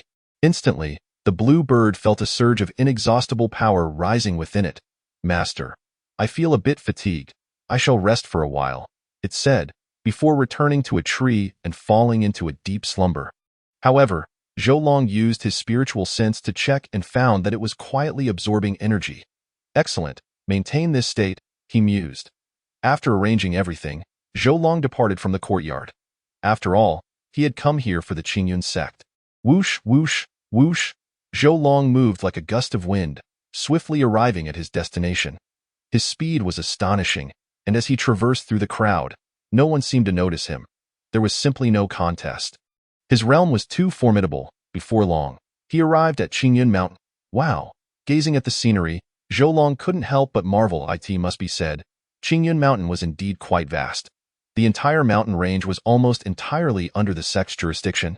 However, the number of disciples in the Qingyun sect was not large, only around 100,000. Yet, this did not imply a lack of prowess. After all, they followed a quality over quantity approach. In simple terms, they sought only the most talented individuals. Consequently, the number of disciples was relatively sparse. At this moment, 100,000 young men and women gathered in the square, creating a lively atmosphere. How fortuitous! With so many people gathered, there must be an announcement. Zhou Long thought, intrigued, and decided to observe discreetly. However, rather than being subtle, it was more accurate to say he appeared quite openly, as he hovered in midair. Looking down, he discovered they were beginning to recruit disciples. Selecting from 100,000 individuals clearly indicated the caliber of talent they sought. Haha, interesting. It seems that to join the Qingyun sect, unless one is a prodigy among prodigies, success is virtually impossible. Zhou Long chuckled, then, he began to exude his aura. Swish, in an instant, several figures rushed out from the sect, their expressions filled with vigilance as they regarded Zhou Long. After all, the aura he had just released was overwhelmingly powerful, far beyond their capacity to endure. They appeared as if facing a formidable foe. "May I inquire who you are and why you have come to Qingyun Mountain?" a middle-aged man asked, his tone quite gentle. Clearly wishing to avoid offending Zhou Long assessed him and was astonished to find that this man was a sage-level powerhouse. Behind him stood several others of considerable strength, all at the king level. Zhou Long smiled slightly. "Do not be concerned, I am merely traversing the world, experiencing the joys of life. Upon noticing your selection process, my curiosity compelled me to take a look." Upon hearing this, everyone simultaneously exhaled in relief. The middle-aged man then introduced himself. "I am Qianlong. May I ask your esteemed name?" "Zhou." Zhou Long replied calmly. Upon hearing this, Qianlong began to ponder but ultimately could not identify any family associated with the name Zhou. "Senior, if you do not mind, would you care to observe our selection?" "That would be splendid," Zhou Long replied with a smile, and then followed him inside. Upon entering, Zhou Long was astonished to discover that the spiritual energy inside was 10 times more abundant than outside. No wonder this place was regarded as a sacred sect. In such an environment, who wouldn't become a master? Zhou Long felt a sense of contemplation, simultaneously reflecting on those wandering cultivators, shaking his head. Compared to this, they had already lost at the starting line. "System, I wish to draw 3 more times," Zhou Long stated nonchalantly. "Ding, sign-in successful. Congratulations, host, for acquiring a quasi-emperor level formation diagram. Sign-in successful. Congratulations, host, for obtaining a quasi-emperor level spear technique. Sign-in successful. Congratulations, host, for receiving a quasi-emperor level cultivation method." The consecutive draws yielding quasi-emperor level items left Zhou Long momentarily stunned. He truly did not expect to receive such valuable rewards here. Senior, over here, Qianlong said as he led Zhou Long into the main hall. After taking their seats, a maid approached, serving them tea. Zhou Long was unceremonious, lifting the cup and taking a sip. Instantly, a peculiar fragrance enveloped him, making it difficult to resist lingering. Excellent tea, truly exceptional, Zhou Long exclaimed in admiration. Qianlong smiled. I am glad you enjoy it. The two then began to engage in casual conversation. Meanwhile, Qianlong subtly probed into Zhou Long's identity, but Zhou Long skillfully evaded the inquiries. After all, the other party had lived for nearly 8,000 years. Anything he said would be easily discerned. Since you have traveled here, it is our honor. Why not stay for a few days? We are about to hold the Qingyun Dao meeting, where various prodigies will gather. It would be delightful for you to join. Chapter 34. Lucy, the Qingyun Dao meeting? What is that? Zhou Long inquired. Qianlong explained, the Qingyun Dao meeting is essentially a selection event for the sect's holy son. However, as the event grew in scale, it evolved into a grand competition among the top prodigies from various regions.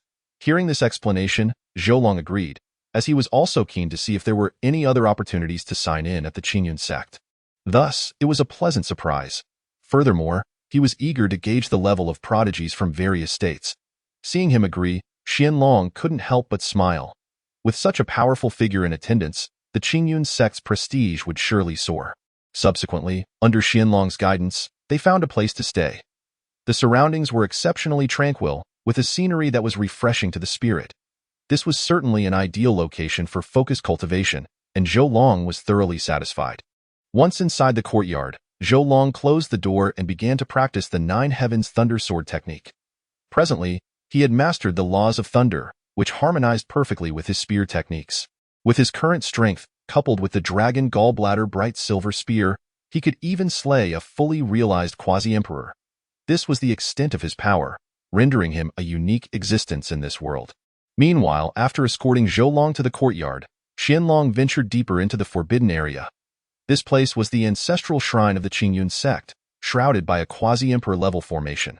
Within, numerous ancient beings were immersed in their cultivation. In the secret realm, Qianlong bowed to an elder. Master Ancestor, this individual possesses an overwhelming aura. Can you discern his strength? The elder let out a deep sigh, remarking, this individual possesses extraordinary strength. If my conjecture is correct, he must be a master of the Quasi-Emperor level. It would be wise for us not to provoke him. Upon hearing this, Qianlong could not help but exclaim in astonishment. He was aware of the man's formidable prowess. Yet he had never anticipated that he would be of Quasi-Emperor caliber. Is he truly that powerful? Qianlong was taken aback, for in the entire eastern region, Quasi-Emperors were akin to legendary figures. The elder was equally astonished. What brings a Quasi-Emperor to this place? He could scarcely believe that the man was merely passing through. Regardless, we must treat him with utmost respect and ensure he does not take offense. Otherwise, our sect may be in grave danger. Understood. An hour later, the sound of a notification rang out. Ding! Congratulations to the host for completing the cultivation of the Dragon Thunder Divine Spear. Zhou Long slowly opened his eyes, a smile gracing his face. Excellent, excellent. I never imagined I could master such a powerful Quasi-Emperor technique in just one short hour. Truly remarkable. The only regret was that there was no one worthy of his strike. Zhou Long shook his head in resignation.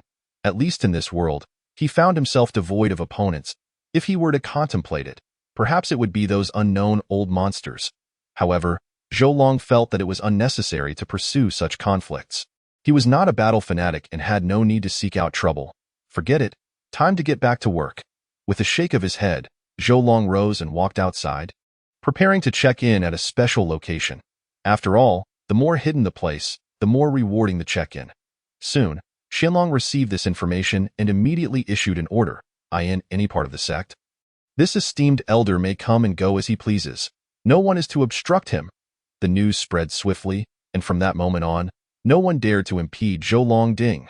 Congratulations to the host for successfully checking in and receiving 100 million magnetic gold. Congratulations to the host for successfully checking in and receiving a segment of celestial wood. Congratulations to the host for successfully checking in and receiving the Azure Dragon Sword, Divine Weapon. Congratulations to the host for successfully checking in and receiving an ancient tea tree. Listening to the myriad of notifications, Zhou Long suddenly paused. An ancient tea tree? He was taken aback. Could it be the one atop Qingyun Mountain? Without delay, he flashed to the summit, absorbing the essence of heaven and earth and basking in the brilliance of the sun and moon.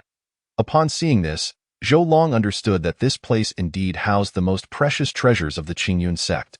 As he suspected, upon learning that the individual had arrived at Lingyuan Peak, Qianlong was also taken aback. Could the esteemed elder be here for the ancient tea tree? His heart raced with fear.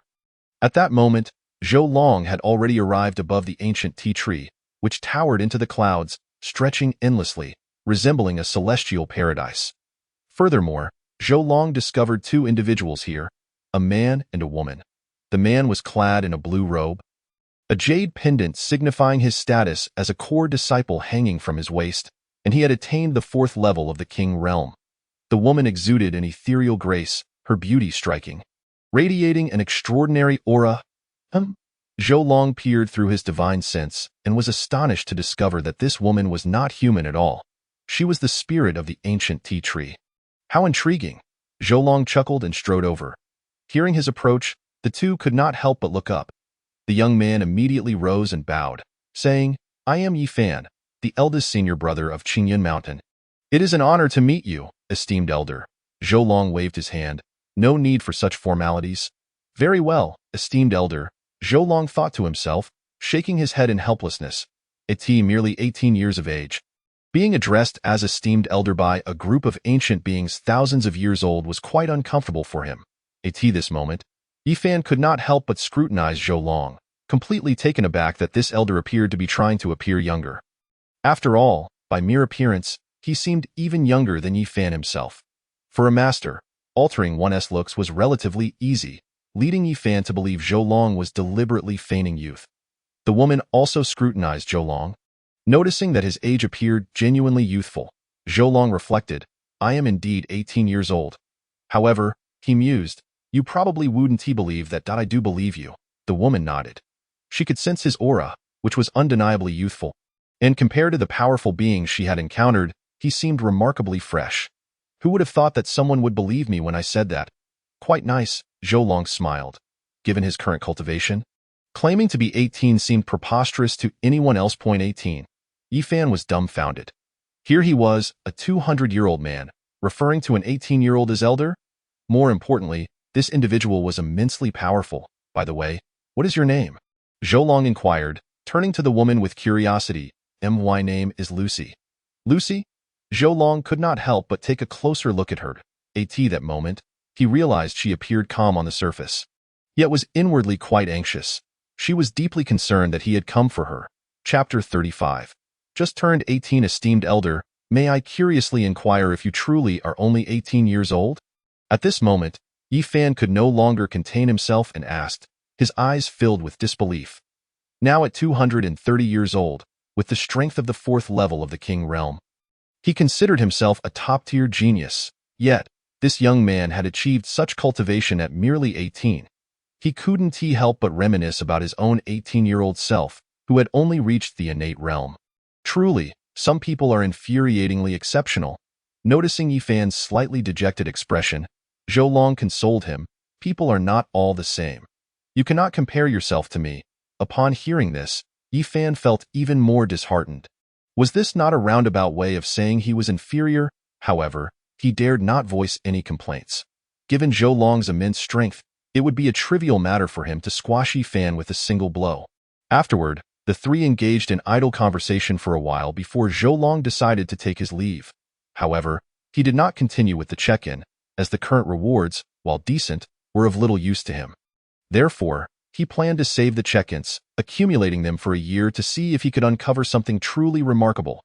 In the following days, Zhou Long spent his time within the sect. Due to the vastness of Qingyun Mountain and its plethora of books and treasures, he made his way to the scripture pavilion to study various texts and explore the knowledge of this world. Days passed swiftly, and today marked the time for observation. At this moment, the martial arts arena of Qingyun Mountain was teeming with people. Not only were there vast crowds of disciples, over 100,000 strong, but also numerous top-tier sects were present, with the total attendance easily exceeding 200,000, a truly staggering sight. Young Master Zhou? Please have a seat here. As Zhou Long approached, Qianlong hurriedly waved him over to sit beside him. Zhou Long complied and took a seat. As he settled in, the crowd could not help but glance in his direction, their astonishment growing. They found it inconceivable that this youthful-looking individual possessed such formidable strength. Regardless of how they assessed his cultivation, they could not discern its true nature. Master Qian, may I inquire who this young man is? A Saint Lord could not help but ask. Qianlong quietly warned, this individual must not be offended. Upon hearing this, the questioner was taken aback, then nodded in understanding, refraining from further inquiries. Anyone whom Qianlong regarded with such seriousness was undoubtedly not an ordinary person. Thus they dared not provoke him. Zhou Long observed their whispered discussions, yet he paid them little mind, instead focusing on the martial arts arena. On the platform, two young men, both King Realm experts, were locked in a fierce battle. Neither able to gain the upper hand. At this moment, Qianlong explained, young Master Wu, the two combatants are Li Tian, who possesses the Nine Suns dominance body and is exceptionally powerful, and Gu Yong, who has the boundless body. Both are merely over 100 years old, yet they are among the most outstanding prodigies. Given sufficient time, their ascension to sainthood is a certainty.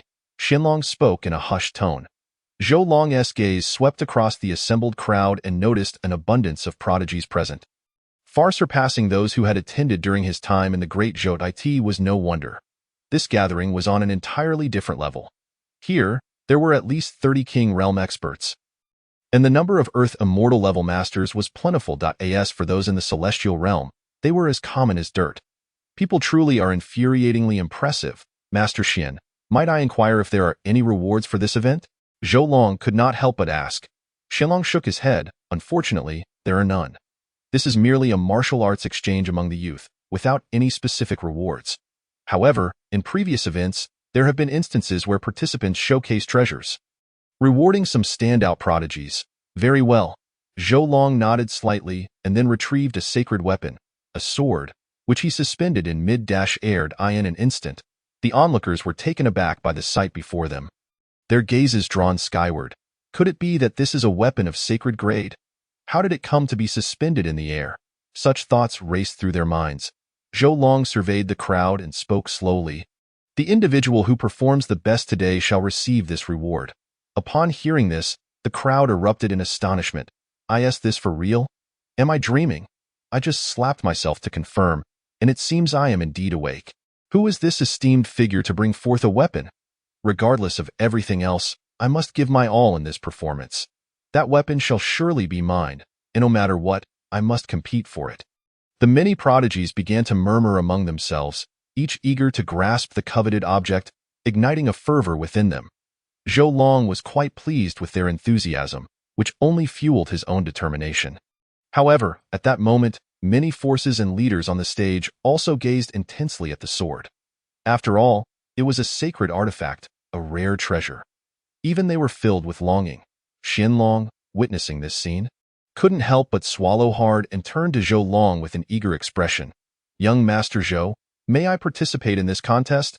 The moment his words left his mouth, the crowd shot him disdainful glances. Good heavens, how shameless! At such an age, he dares to bully the younger generation. Yet, in their hearts, they too harbored expectations, for they desired to join in as well. Truthfully, they longed to step down and compete. Observing Qianlong's eager eyes, Zhou Long couldn't help but chuckle. Well, it seems we have someone quite audacious. If you wish to participate, you are welcome to do so. Really? Qianlong's eyes lit up, as did those of the others.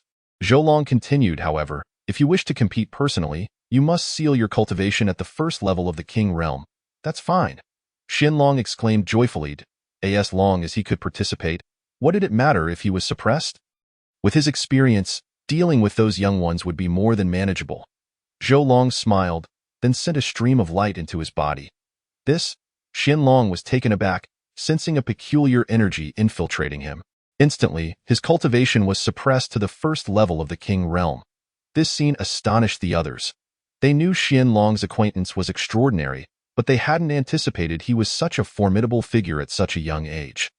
This move was something even the top sacred kings could not achieve. Go ahead. Let me witness the strength of the Qing Shan sect leader. All right, with that, Qianlong leaped down. Chapter 36, The Contest of Ancient Beasts. Boom. In an instant, Qianlong landed below. The others raised their hands one after another. Young Master Zhou, may I join? Can you see if I am worthy? 10 individuals stood up in succession, resulting in over 10 participants descending into the arena. The atmosphere of the martial arts competition had completely transformed. Although these individuals had their realms suppressed, they were all once top-tier prodigies in their youth. Coupled with thousands of years of combat experience, their strength easily overshadowed the younger competitors. This spectacle left the young prodigies feeling a deep sense of injustice. Wasn't this supposed to be a contest for prodigies? Why were there so many ancient figures? Nevertheless, the others paid little heed, for their sole objective was to obtain the sacred artifact. That moment, Yifan observed the battle with a rather grim expression. Initially, he had a fair chance of victory, but the sudden emergence of so many ancient figures left him feeling somewhat helpless. His odds of winning seemed to diminish with each passing moment. Senior brother, please take action. The disciples of Qing Yun Mountain looked on in eager anticipation, for he was currently their best hope for victory. Yifan glanced at them and shook his head. No need to rush. Let me break through first. With that, his figure flickered and vanished from view. After Yifan departed, the ancient figures swiftly defeated all the young prodigies, transforming the contest from a gathering of prodigies into a clash of ancient beings. About an hour later, Yifan returned, and only 4 individuals remained in the arena. Upon his return, Yifan did not rush into action. Instead, he observed their exchanges, learning from their experiences.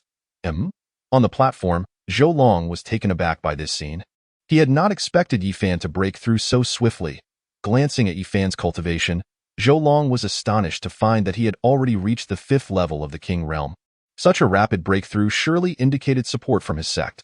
Turning his gaze to Qianlong, who had initially left the stage, he now suddenly returned, evidently having handed over his first place to Yifan.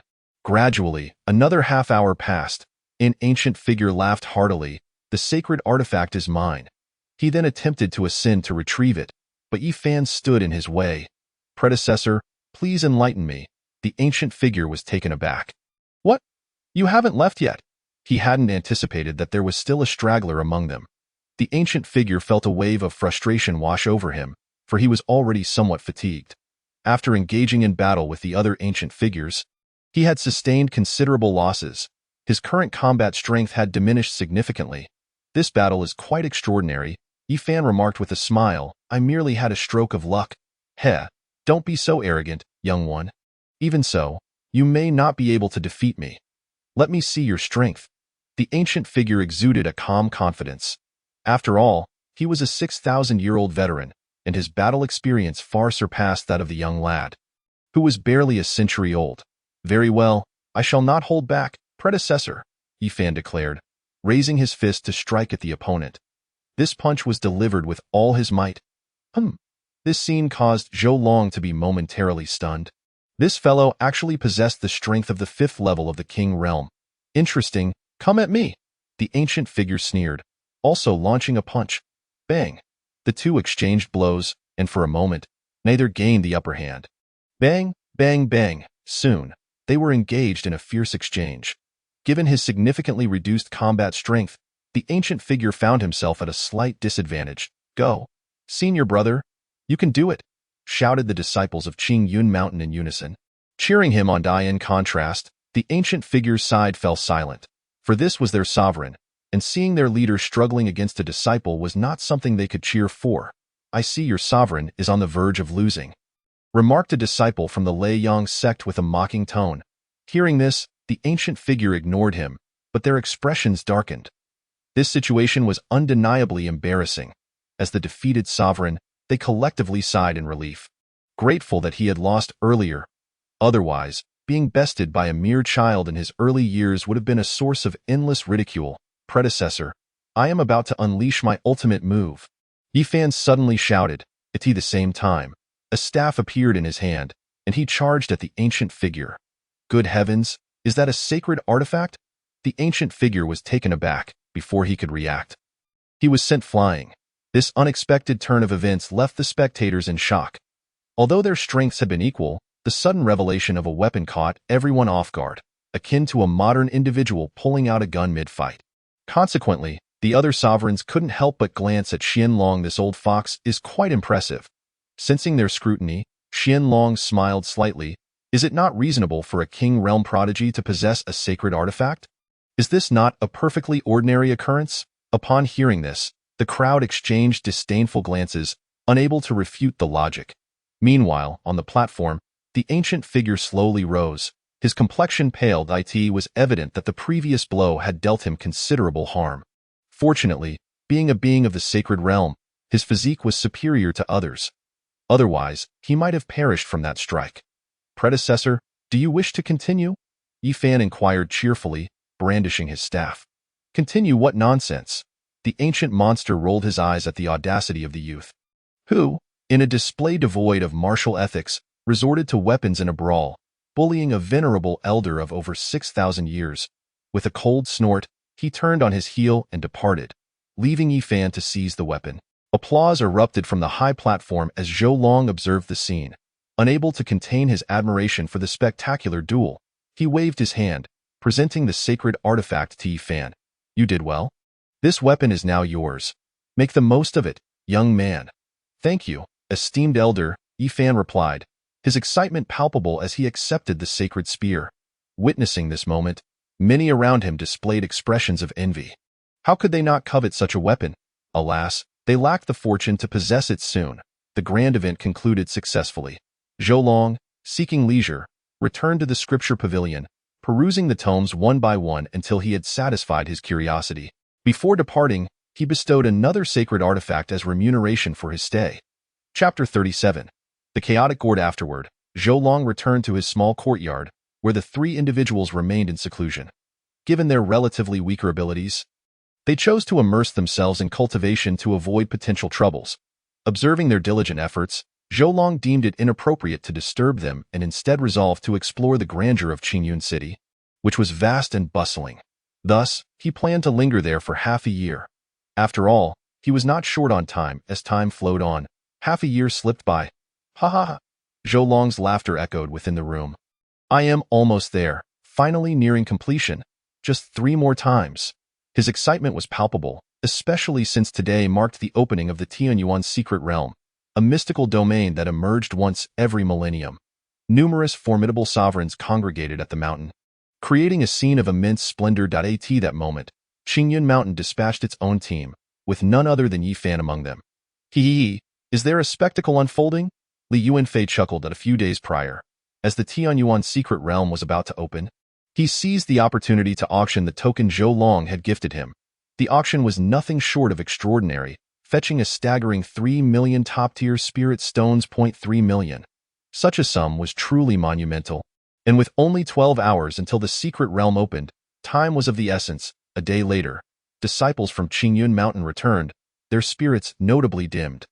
Observing their despondent demeanor, those who had not entered could not help but inquire. Senior brother, what happened? Why does everyone look so glum? What of the treasures? Why can we not see even one? Yi Fan shook his head helplessly. For reasons unknown, upon entering the Tianyuan secret realm, we discovered it utterly barren, as though all had been plundered. Seeing the dejection spread among the crowd, Qianlong sighed softly. What a pity. I recall there being a sacred artifact within. Before long, news of the Tianyuan secret realm spread, leaving many astonished. The trio, including Li Yuanfei, faced a torrent of condemnation. They were known to many, having been seen when they emerged from the realm. It was only a matter of time before others would seek them out. Zhou Long, however, remained unperturbed. No matter how many came, none could match him. With a mere snap of his fingers, he could easily vanquish them.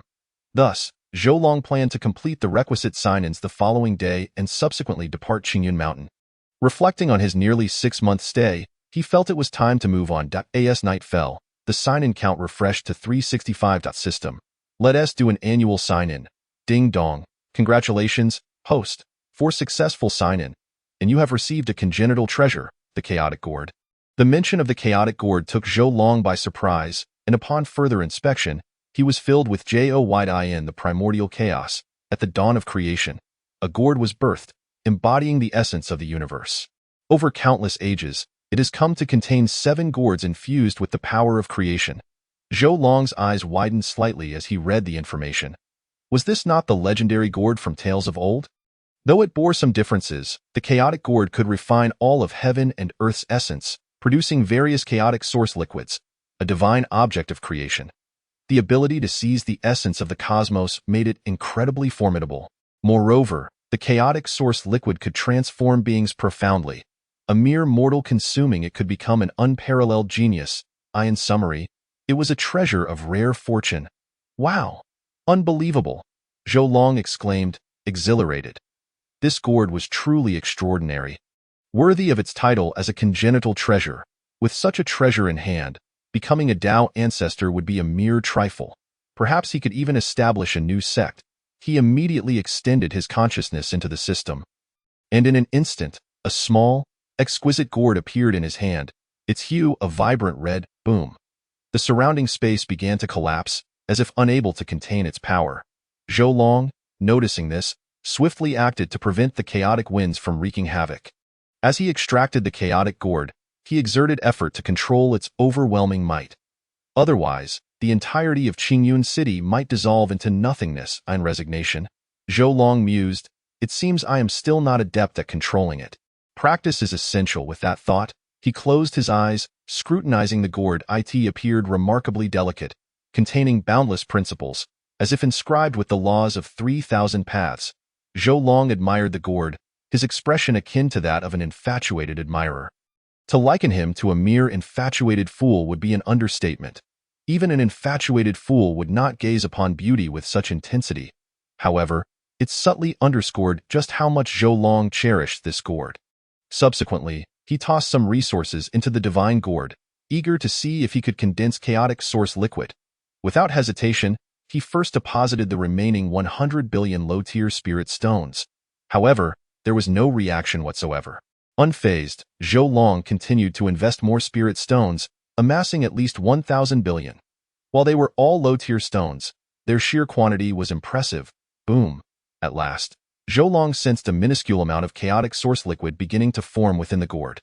However, it remained scarce, less than a millionth of a drop. To his astonishment, Zhou Long discovered he could absorb even a trace of chaotic source liquid through the chaotic gourd. Without hesitation, he decided to try it out. Instantly, a stream of pure, mystical energy surged into his body, igniting a sensation of elevation within every cell. Minutes passed, and Zhou Long's aura surged, his cultivation breaking through to the pinnacle of the quasi-emperor realm, simultaneously advancing toward the complete quasi-emperor stage. Excellent. My strength has not only increased, but my lifespan has also extended by 10,000 years. Truly remarkable. An hour has passed once more, yet there are no signs of a breakthrough. Even the primordial essence has been completely absorbed. He practices the supreme scripture, an unparalleled technique that integrates cultivation, spirit, and physical form into an invincible martial art. The energy required to transcend realms increases significantly with the accumulation of these 3 elements. Zhou Long pondered, considering that with approximately 1/10 of a drop more, he might achieve a breakthrough. I just estimated that 1 drop of chaotic essence requires around 10 billion spirit crystals. In conversion, that equates to about 1 million top-tier spirit stones. Zhou Long reflected, acknowledging that this is undoubtedly not a trivial sum. At present, his wealth could only procure a few hundred drops, and that is fortunate. For others, it might entail a complete financial ruin to even acquire a single drop. Alas, I am hungry. It is what it is, time to eat. Zhou Long shook his head, stowing away the gourd before stepping out to dine with Li Yuanfei and the others. As they feasted, Zhou Long remarked, after our meal, we shall promptly pack our belongings and depart from Qingyun City. Understood, boss. We are already prepared, Li Yuanfei replied slowly. After all, Zhou Long had mentioned it the day prior.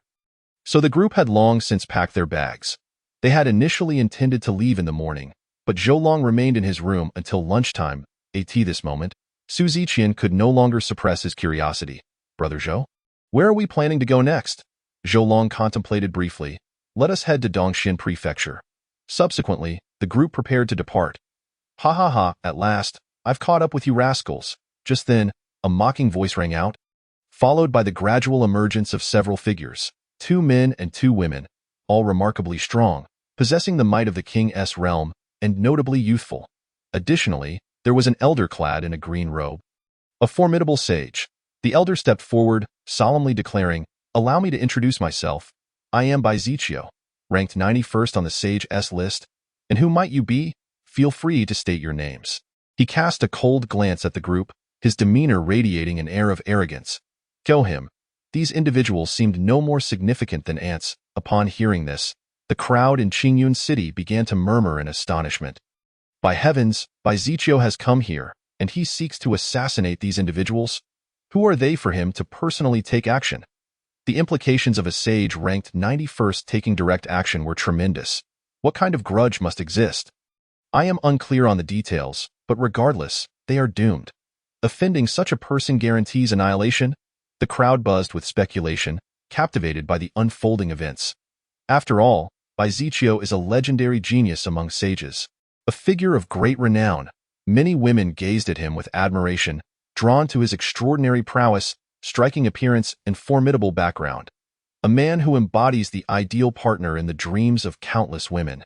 At this moment in the sky, Zhou Long dismissed him with indifference. A genius? I will strike down geniuses.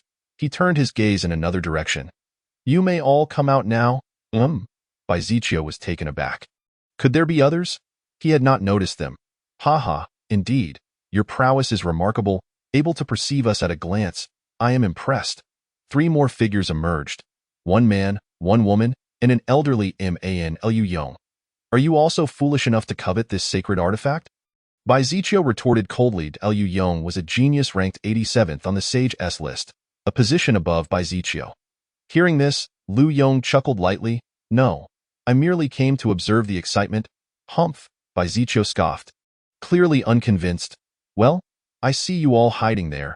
It must be exhausting. Why not reveal yourselves? Zhou Long said casually. At this, everyone present paused in surprise. There are more? Whoosh, instantly, a woman donned in a pristine white veil appeared, exuding a gentle fragrance, accompanied by a kindly elder whose aura was unfathomably deep. The Saintess of the Red Dust Inn. I did not expect you to join the fray as well, Byzechio exclaimed, astonished, his eyes betraying a hint of infatuation. The Saintess, named Yi Liuli, ranked 37th on the sage's list, possessed both talent and beauty, earning the adoration of countless young prodigies from the Eastern domain. And Byzechio was certainly among them, a devoted admirer. So many people. Zhou Long chuckled at the sight. It seems you all have come to seize the sacred artifact? Upon hearing this, Liu Yong quickly shook his head. I am merely here to enjoy the spectacle. As he spoke, he promptly retreated with his companions. This moment, Yi Liuli interjected, Esteemed one, you must abide by the rules and surrender the sacred artifact. Zhou Long replied coldly with a smile, that is of no concern to me. Upon hearing this, Yi Liuli's expression soured. Such arrogance. It seems you do not regard us highly impudent. You dare to insult the Saintess. I shall not let you go unpunished with that, she roared, launching an attack towards Zhou Long's smack.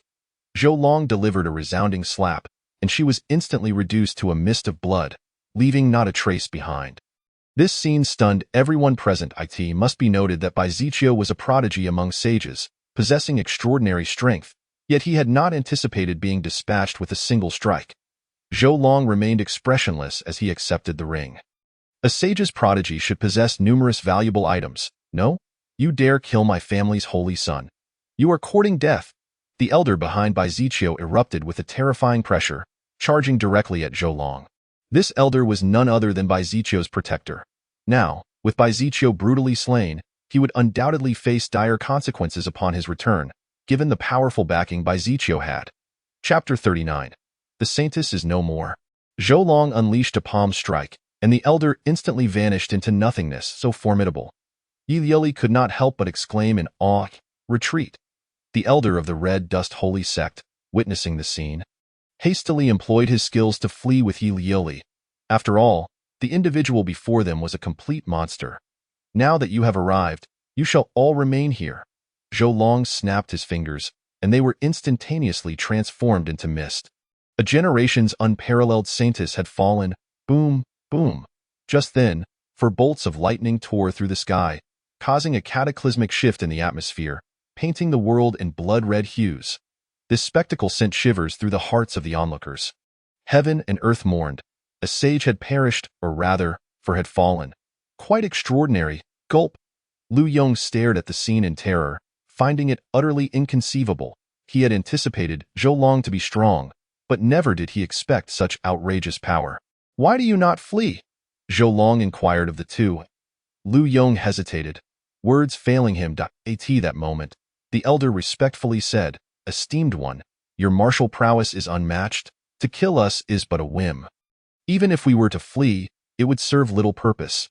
This statement held truth, for the man before them possessed strength comparable to his own.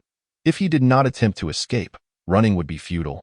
To flee is to invite death. Perhaps remaining would offer a chance of survival. Zhou Long nodded in agreement. "You are quite astute. Indeed, escape is futile, senior." Lu Yong hurriedly called out, "I beseech you to spare us. I merely came to observe, harboring no ulterior motives." Ha! Not even a dog would believe that. Lu Yong fell silent, quickly smiling ingratiatingly. "Senior, could you grant us a reprieve?" "That is possible," Zhou Long mused. "However, since you all came to seize the sacred artifact, and you carry the suspicion of being opportunists, a punishment is warranted. Each of you shall pay a fine of 10 billion top-tier spirit stones, and I shall spare you 10 billion top-tier spirit stones?" Upon hearing this, Lu Yong inhaled sharply. The others were equally taken aback. 10 billion top-tier spirit stones is an astronomical figure. They could only wonder how many sacred artifacts could be purchased with such wealth. "What is the matter? Do you find it insufficient?" Zhou Long smiled. "No, not at all." Lu Yong quickly waved his hands. "I will have my father send the spirit stones immediately." "Very well," Zhou Long nodded. "We shall discuss this further once your father has delivered the fine." Zhou Long cast a final glance before departing. How terrifying!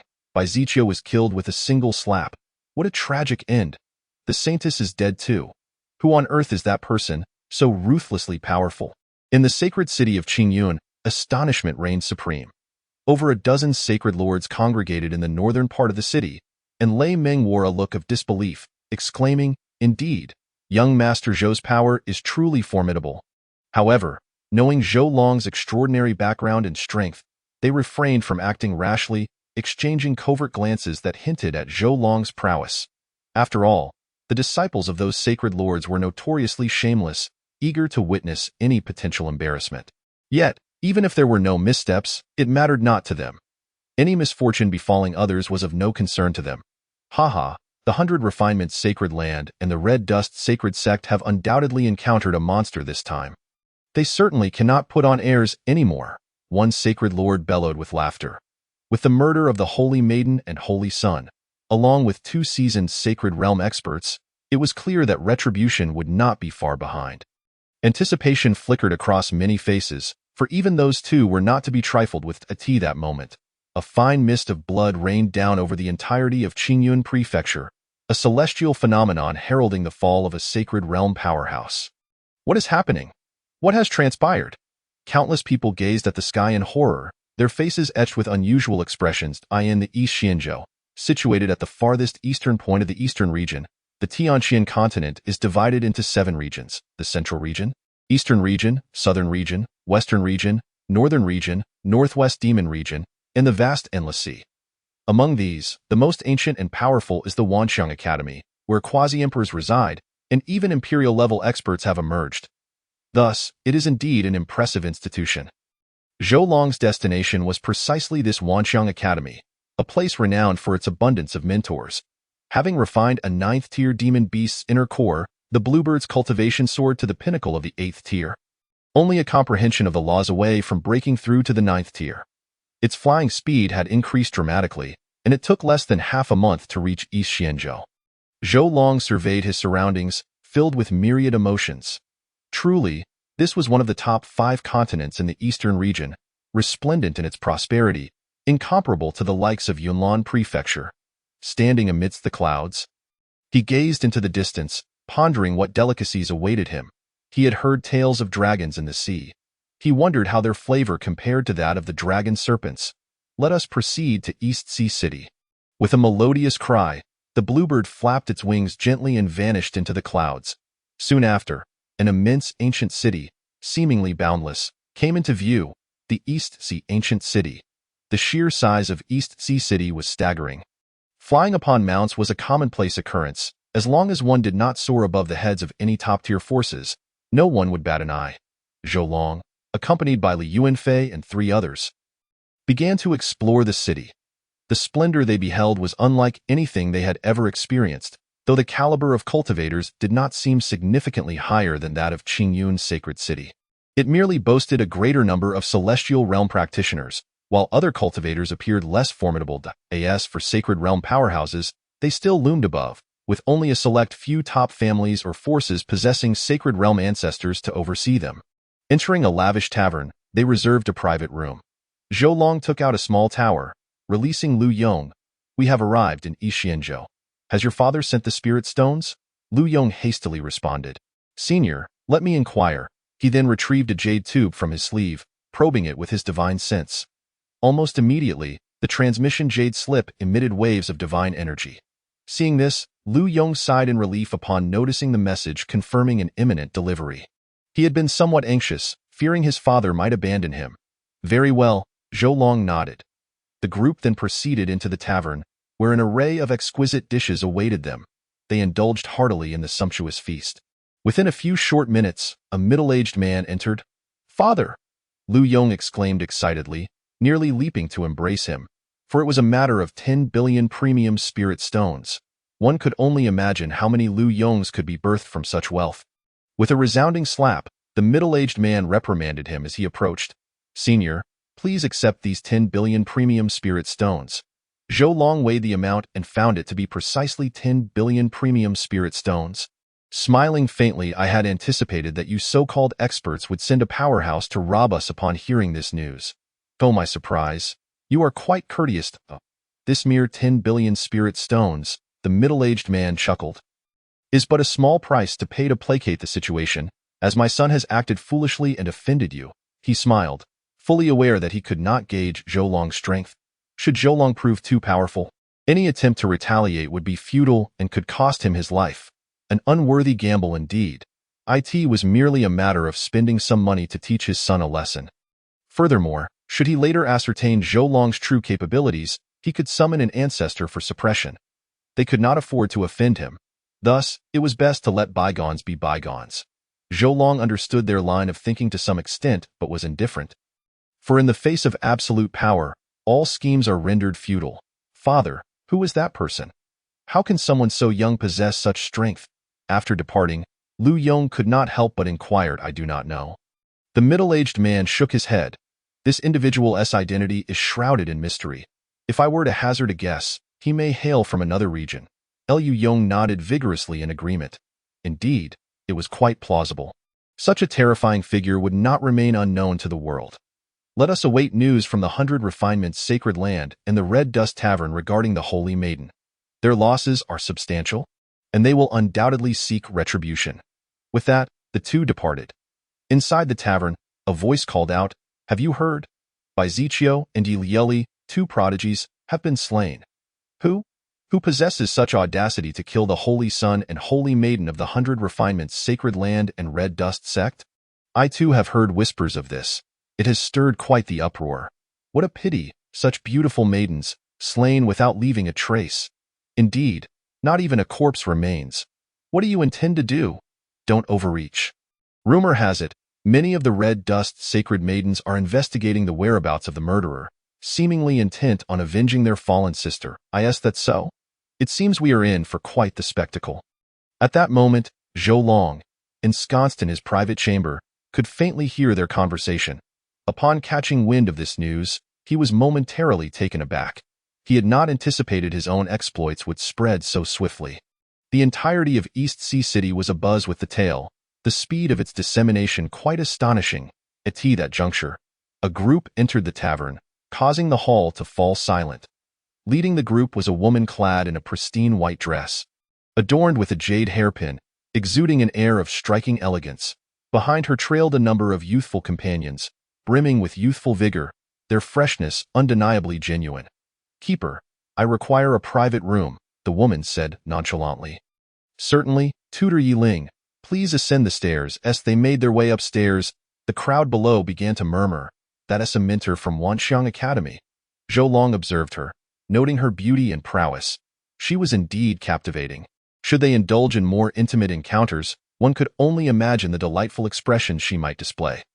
Quickly, Zhou Long dismissed his unwholesome thoughts, paid the innkeeper, and prepared to head to Wanxiang Academy, which occupied nearly 1% of ECS expanse.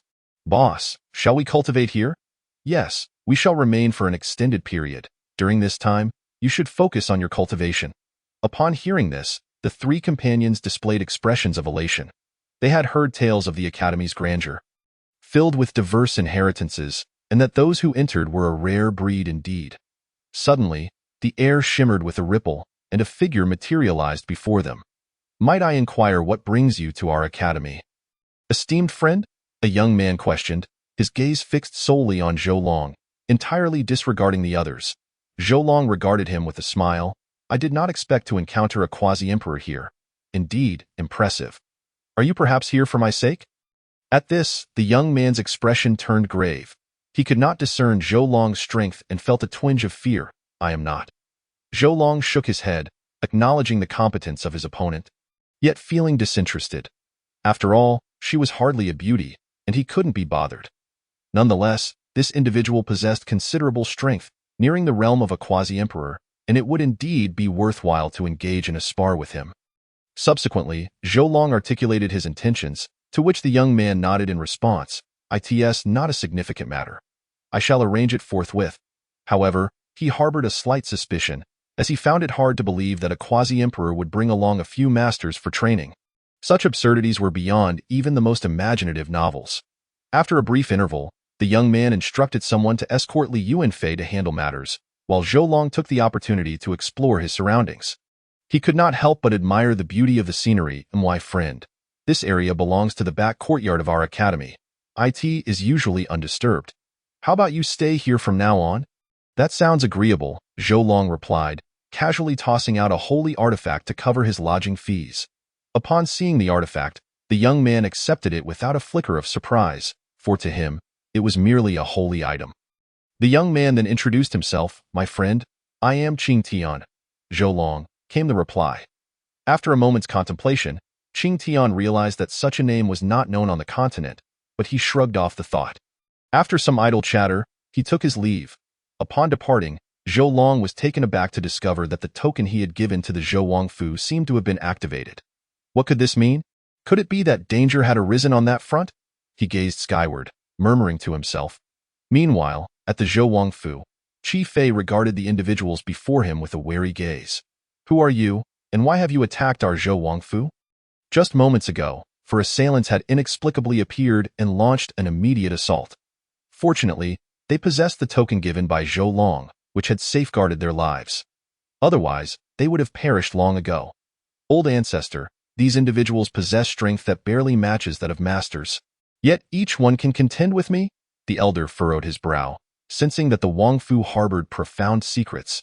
His eyes gleamed with greed as he spoke. "Humph. Regardless of who you are, daring to act against us at the Zhou Wangfu is tantamount to seeking death." Qi Fei sneered coldly, launching himself at the four attackers.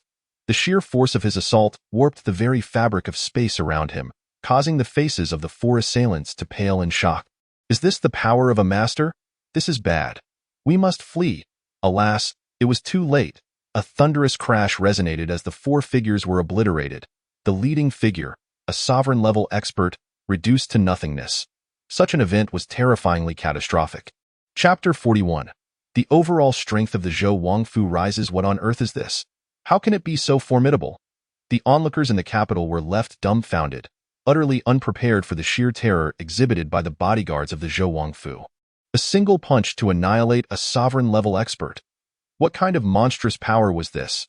In the entire capital, there were likely but a few who could rival this strength. What a pitifully weak bunch.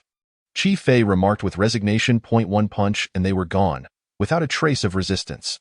Lin Shui, standing nearby, advised, "Qi Fei, the young master mentioned that this token diminishes with each use. It is prudent to conserve it." "Very well," Qi Fei acquiesced, retracting the token. At that moment, a figure suddenly appeared, moving with such swiftness that those present were caught completely off guard. Before Qi Fei could secure the token, it was snatched away. In an instant, the figure had already retreated 10 paces.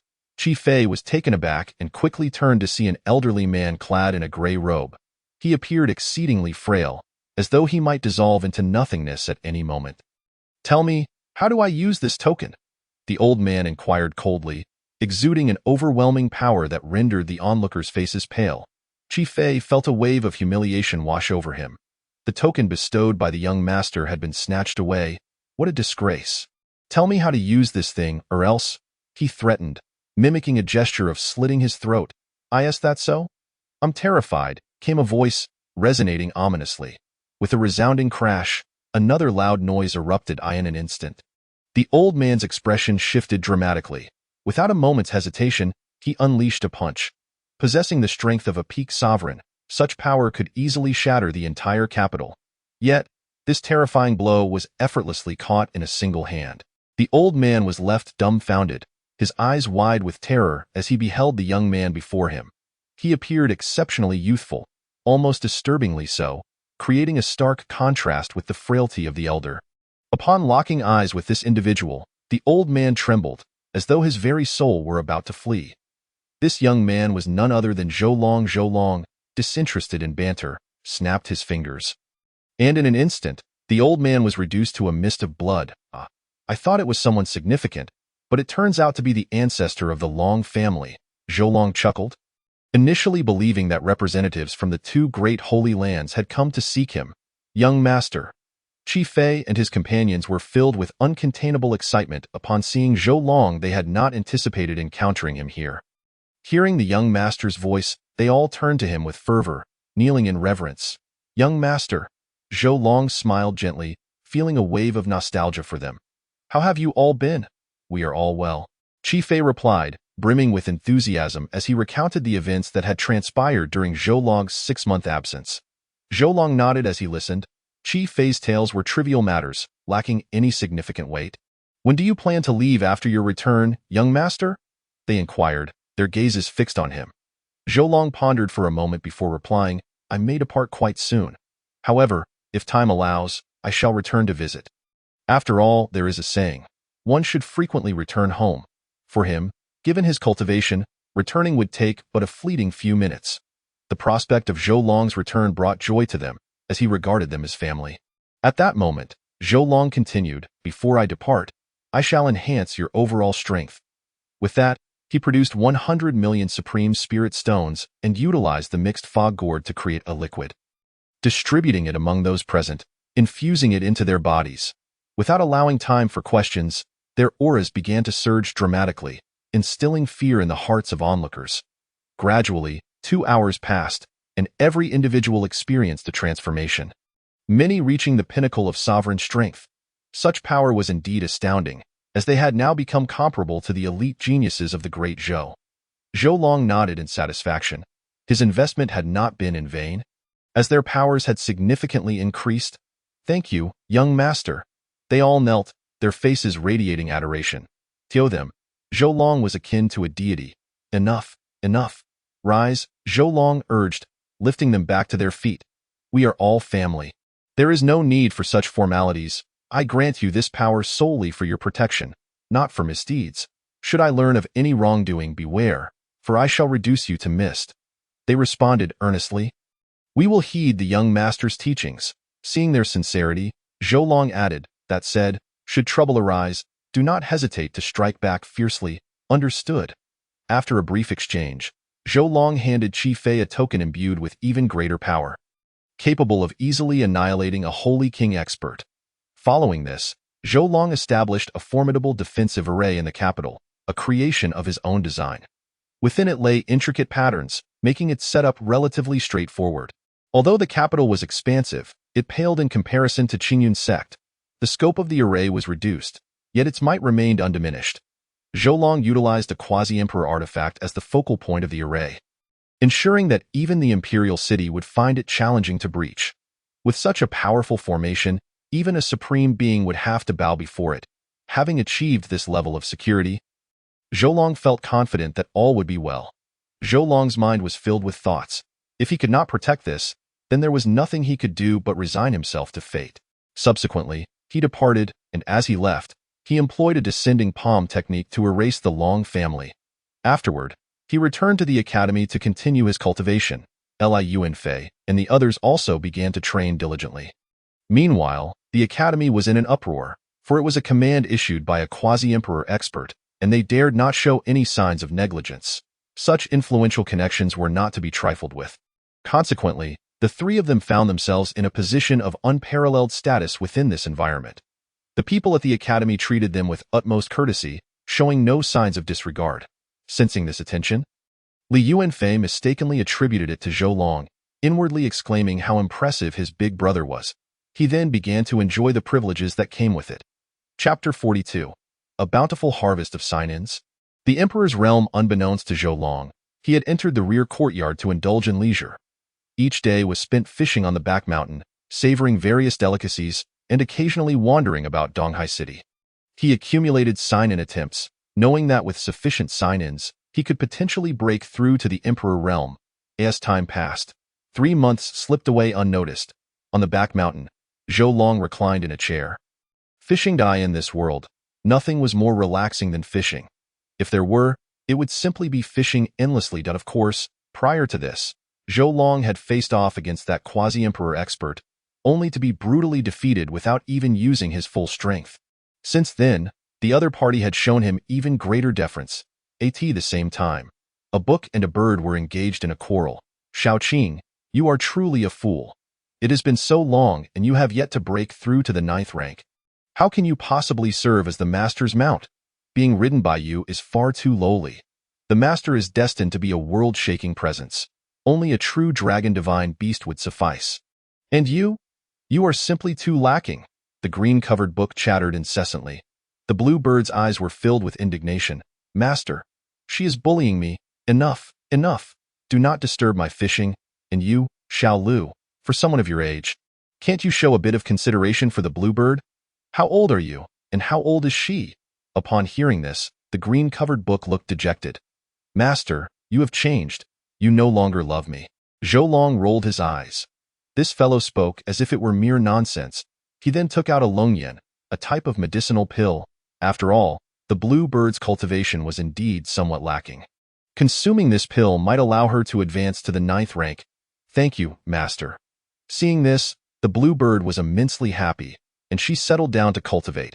Master, observing this, the green-covered book attempted to play cute. But Zhou Long directly put it away. Disgusting, simply revolting. Zhou Long shook his head in exasperation. He then opened his panel. Name. Zhou Long cultivation. Quasi-emperor perfection. Physical body. Indestructible golden body. Spirit. Virtual realm. Physique. Dragon god physique. Cultivation method. Supreme scripture. Tien Xianjing. Divine ability. Dragon goddess Aya weapon. Dragon gallbladder bright silver spear. Sacred armor. Spirit bell. Treasures. Green-covered book. Mixed mist gourd. Remaining sign-in attempts. 103. Upon viewing the information before him, Zhou Long could not help but smile. At that moment, he decided to use his sign-ins immediately. System. Sign me in 3 times. Ding dong. Congratulations, host. Sign-in successful. You have received an Emperor-grade item. Xian Emperor Purple Gold Robe. Sign-in successful. You have gained Emperor-level movement technique. Cloud Wandering Steps. Sign-in successful. You have obtained 2,000 years of cultivation. Listening to the information from the system, Zhou Long's eyes lit up. An Emperor Robe? This is indeed a valuable item. He then retrieved the item. And instantly, a remarkably oversized robe appeared before him, emanating a powerful aura. Not bad, I like it. It exudes dominance. Zhou Long smiled, finding himself quite fond of it. This emperor robe was simply magnificent, perfectly complementing his regal demeanor. Moreover, being a defensive-grade emperor item, it was exceedingly rare. I might as well wear it since it was obtained through sign-in. No need for refinement. Zhou Long chuckled, then donned the robe. Instantly, an aura of sovereignty manifested around him. Standing before a mirror, Zhou Long meticulously admired his reflection.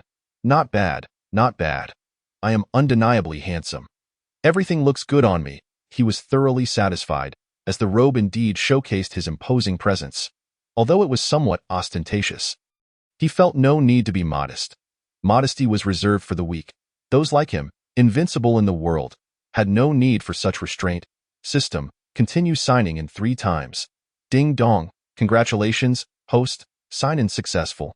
You have received a top-tier immortal tool, fishing rod. Sign-in successful. You have gained the essence of the space law. Sign-in successful.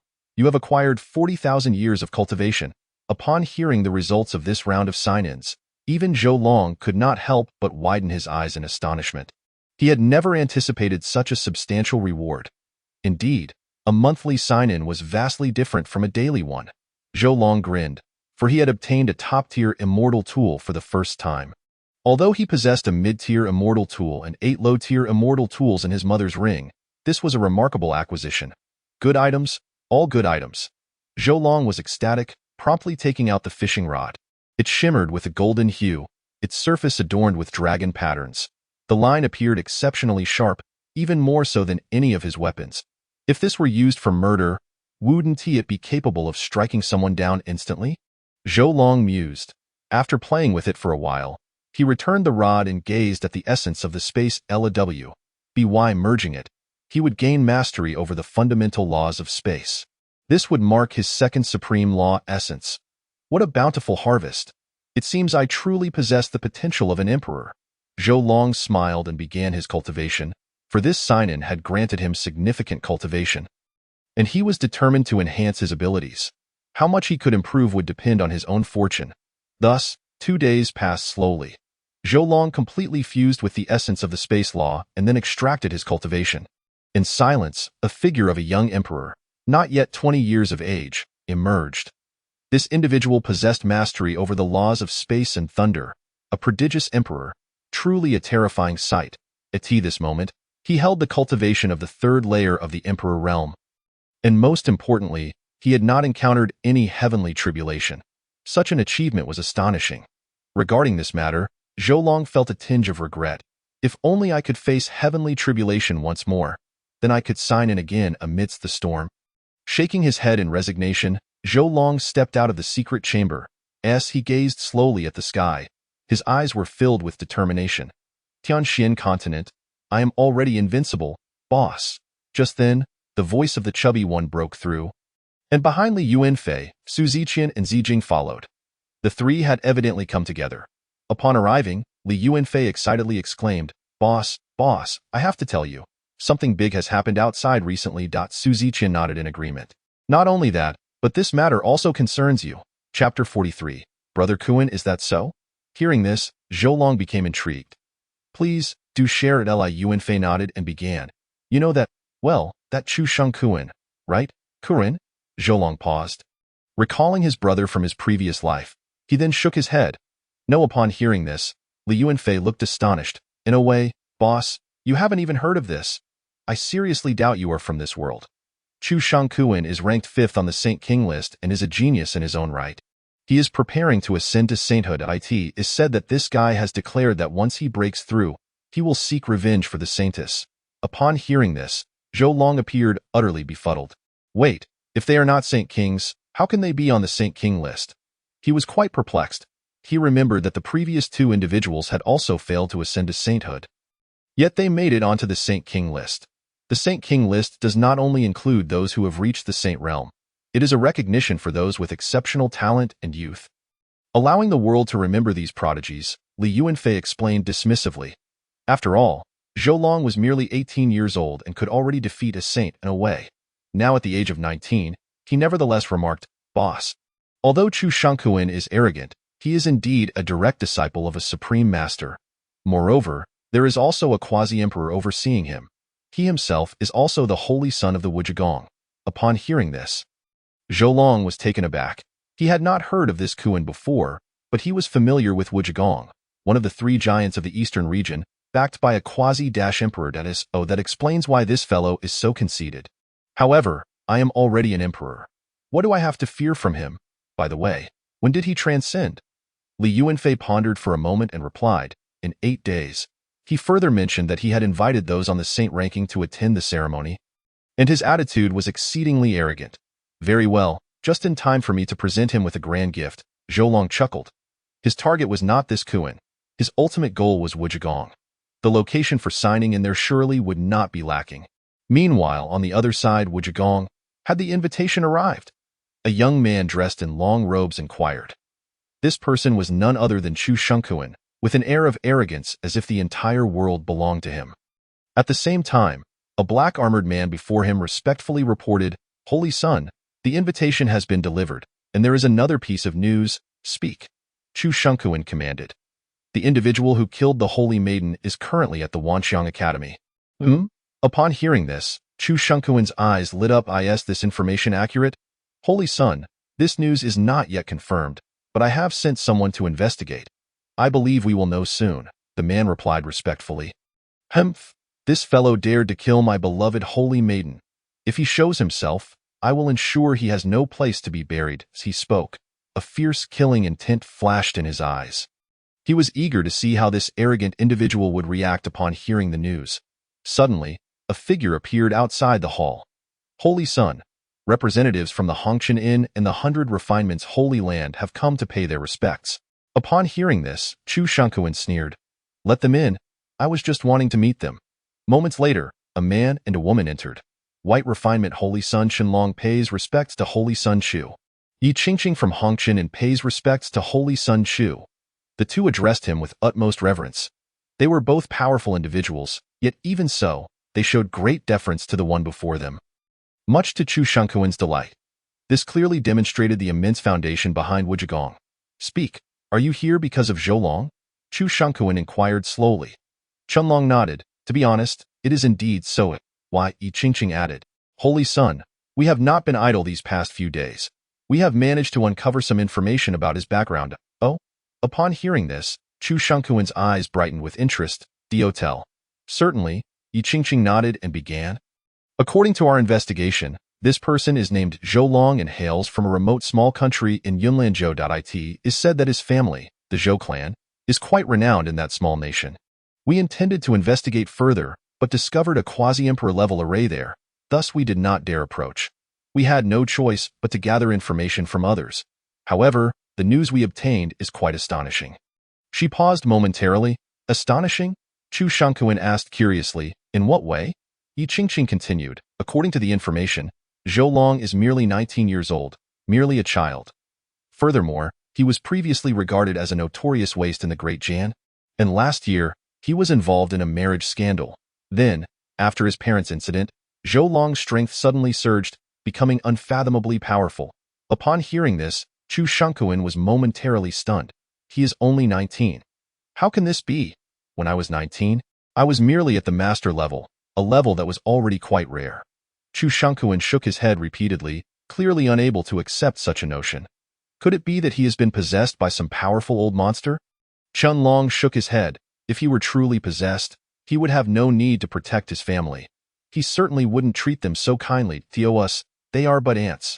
If an old monster were to take over, it would be exceptionally rare for them not to be killed, let alone assist them in cultivating.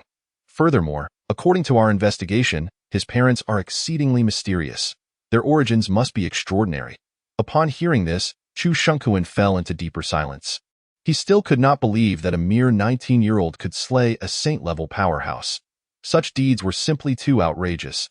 Perhaps he did not rely on his own strength, but possessed some extraordinary treasure. Contemplating this, he nodded repeatedly. Indeed, this reasoning is quite plausible. He then inquired again, Are you certain that the array was arranged by Zhou Long? Qianlong replied, That is unclear, but the formation was set up very recently, within the last 6 months. Additionally, the Great Array bears a striking resemblance to the one at Qingyun Mountain. Upon hearing this, Chu Shunkuan sneered, A declining sect. Could it be they assisted Zhou Long in setting up the formation? Qianlong nodded. Zhou Long spent some time at Qingyun Mountain. Their relationship must be quite significant. Heh, is that so? To me, they are merely a group of ants, Chu Shunkuan disdainfully remarked. The two, seeing this, once again bowed respectfully. We are willing to join forces with the Holy Son to deal with Zhou Long. Chapter 44.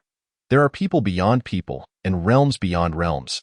The two stated resolutely. In truth, they had told a slight fib. Dealing with Zhou Long was not their priority. The most crucial aspect was to foster a good relationship with the individual before them. for he was destined to become the next holy master of Wuzhigong. If they did not cultivate a good relationship with him, with whom should they? Chu Shangkuan observed their expressions and sneered, as he could somewhat guess their intentions. However, he did not mind. There is a saying that in the face of a formidable background, all means are futile. Thus, he remained unafraid. On the other side, boss, that Kuan is provoking you. Can you endure this? I certainly cannot. Soon, news of Chu Shangkuan reached Zhou Long's ears. No worries, just a jumping clown. He won't be around for long. Zhou Long replied with a calm demeanor. Clearly, he would not show any mercy towards such an individual, especially since he held a considerable grudge. Suddenly, a cry echoed through the sky, and in an instant, a powerful aura spread from all directions, enveloping the entire Wanxiang Academy. It appeared that the Qingyao had broken through. Zhou Long smiled faintly, thinking that the elixir he provided had finally borne fruit. But this was not the end. Concurrently, the sky grew dark as boundless thunderclouds began to gather. Countless people gazed up at the sky, their expressions filled with astonishment. This is a saint tribulation. Observing this, the powerful beings of Wanxiang Palace also appeared in midair. These individuals were no ordinary characters. Even Zhou Long could not help but marvel at the depth of Wanxiang Palace's foundation. 10 formidable beings appeared in the air, with at least 6 being venerables and 2 being supremes. Such a lineup was indeed luxurious. Moreover, even these individuals might not represent all the powerful beings of Wanxiang Palace, showcasing its immense foundation. However, at this moment, the people of Wanxiang Palace began to express their astonishment. Who would have thought? Truly unthinkable. Indeed, an ordinary bloodline beast actually broke through to the 9th tier. This is unprecedented. I feel as if I am in a dream. Many powerful beings stared at the sky in awe. No wonder they had struggled for millennia to barely reach such a realm, while here was a mount that effortlessly broke through to the 9th tier. Who would not feel bewildered? Comparing people truly makes one feel inferior. Indeed, people cannot be compared. After many lamentations, they began to leave this place. For them, this was a crushing blow that shattered their hearts. The Qingyao circled above, its aura reaching a pinnacle. Boom! A resounding crash echoed as a bolt of deep blue lightning struck fiercely, colliding with the body of the azure bird. Simultaneously, countless sparks of electricity erupted, scattering in all directions, creating a scene that was quite horrifying. Observing this, the powerful figures present immediately sprang into action, safeguarding the entire academy. Otherwise, it was feared that the Wanxiang Academy would be reduced to ruins. At this moment, due to the onslaught of the Thunder Tribulation, the Azure Bird was suffering severe injuries. Throughout its journey, its cultivation had progressed at an astonishing rate, yet it lacked combat experience. Thus, at this juncture, faced with the Thunder Tribulation, it found itself at a considerable disadvantage. Zhou Long watched this scene quietly, not intending to intervene directly, but rather waiting for the Azure Bird's injuries to worsen before stepping in. How could one become an adult without enduring some storms and tribulations? The rumbling continued as the Thunder Tribulation relentlessly battered her body. The Azure Bird was beginning to falter under the strain. Noticing this, Zhou Long injected chaotic liquid into her body. In an instant, her form began to mend slowly. Thus, she endured the simultaneous devastation and gradual recovery, a torment that could only be imagined.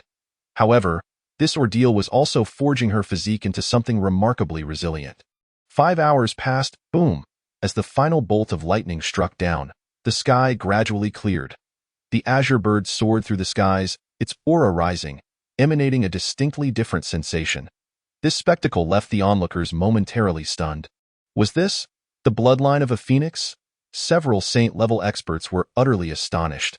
They could hardly fathom that an ordinary Azure Bird would awaken the bloodline of a phoenix. It seemed almost ludicrous. Zhou Long himself was equally taken aback, for he had previously fed the Azure Bird a phoenix blood essence, which had granted her a trace of phoenix lineage. Yet now, she had fully awakened this bloodline and her strength was astonishingly formidable. The Azure Bird chirped joyfully, shrinking her form as she flew towards Zhou Long. Let me take a look. Zhou Long scrutinized her closely and smiled gently. Azure Bird, you are now capable of transformation. Transformation? Is that true? Zhou Long nodded. After all, it was a fact that most powerful beast bloodlines could transform at the 6th tier. while those of slightly lesser lineage would require the 7th or 8th tier to do so. The weakest could manage at the 9th tier, and now, the Azure Bird was entirely capable. The Azure Bird twirled in excitement and then hastily inquired, "Master, how do I transform?" Zhou Long replied, "Well, how would I know? Logically, shouldn't this happen upon breaking through?" Seeing her bewildered expression, Zhou Long sighed in resignation. Never mind, never mind. Not being able to transform is also quite endearing. Thus, another 3 days passed. Li Yuanfei arrived at Zhou Long's residence. "Boss, it seems the Wanxiang Palace is heading to the Wuzhigong to pay their respects. Should we go and take a look?" Zhou Long replied, "I think it's unnecessary. Let them go first." With that, a massive yellow ship soared from the academy, soon vanishing into the sky. Zhou Long was momentarily stunned, not expecting to witness an ancient sacred vessel here. It was quite intriguing. He also felt somewhat outdated, as riding beasts seemed rather primitive compared to their advanced technology. "I happen to have materials here. Crafting a flying vessel from them shouldn't pose much of a challenge." Zhou Long pondered that. Of course, he was well aware that creating an imperial weapon was no simple task. It required careful design, ample finances, and materials, things that were not easily attainable by the average person. Perhaps I should first observe the designs of others' flying vessels before proceeding. Time flowed slowly as another day passed. Today, Zhou Long prepared to visit the Wuzhigong, intending to witness the proceedings. Without hesitation, he took Li Yuanfei and the others along on this journey. He needed that fellow to understand the concept of there are heavens beyond the heavens, and people beyond people. Chapter 45. Chu Shunkuan's Ascendancy. The Wuzhigong, located in Lingzhou, was a vast domain, comparable to traversing the entire eastern region from Dongshuan's Hu.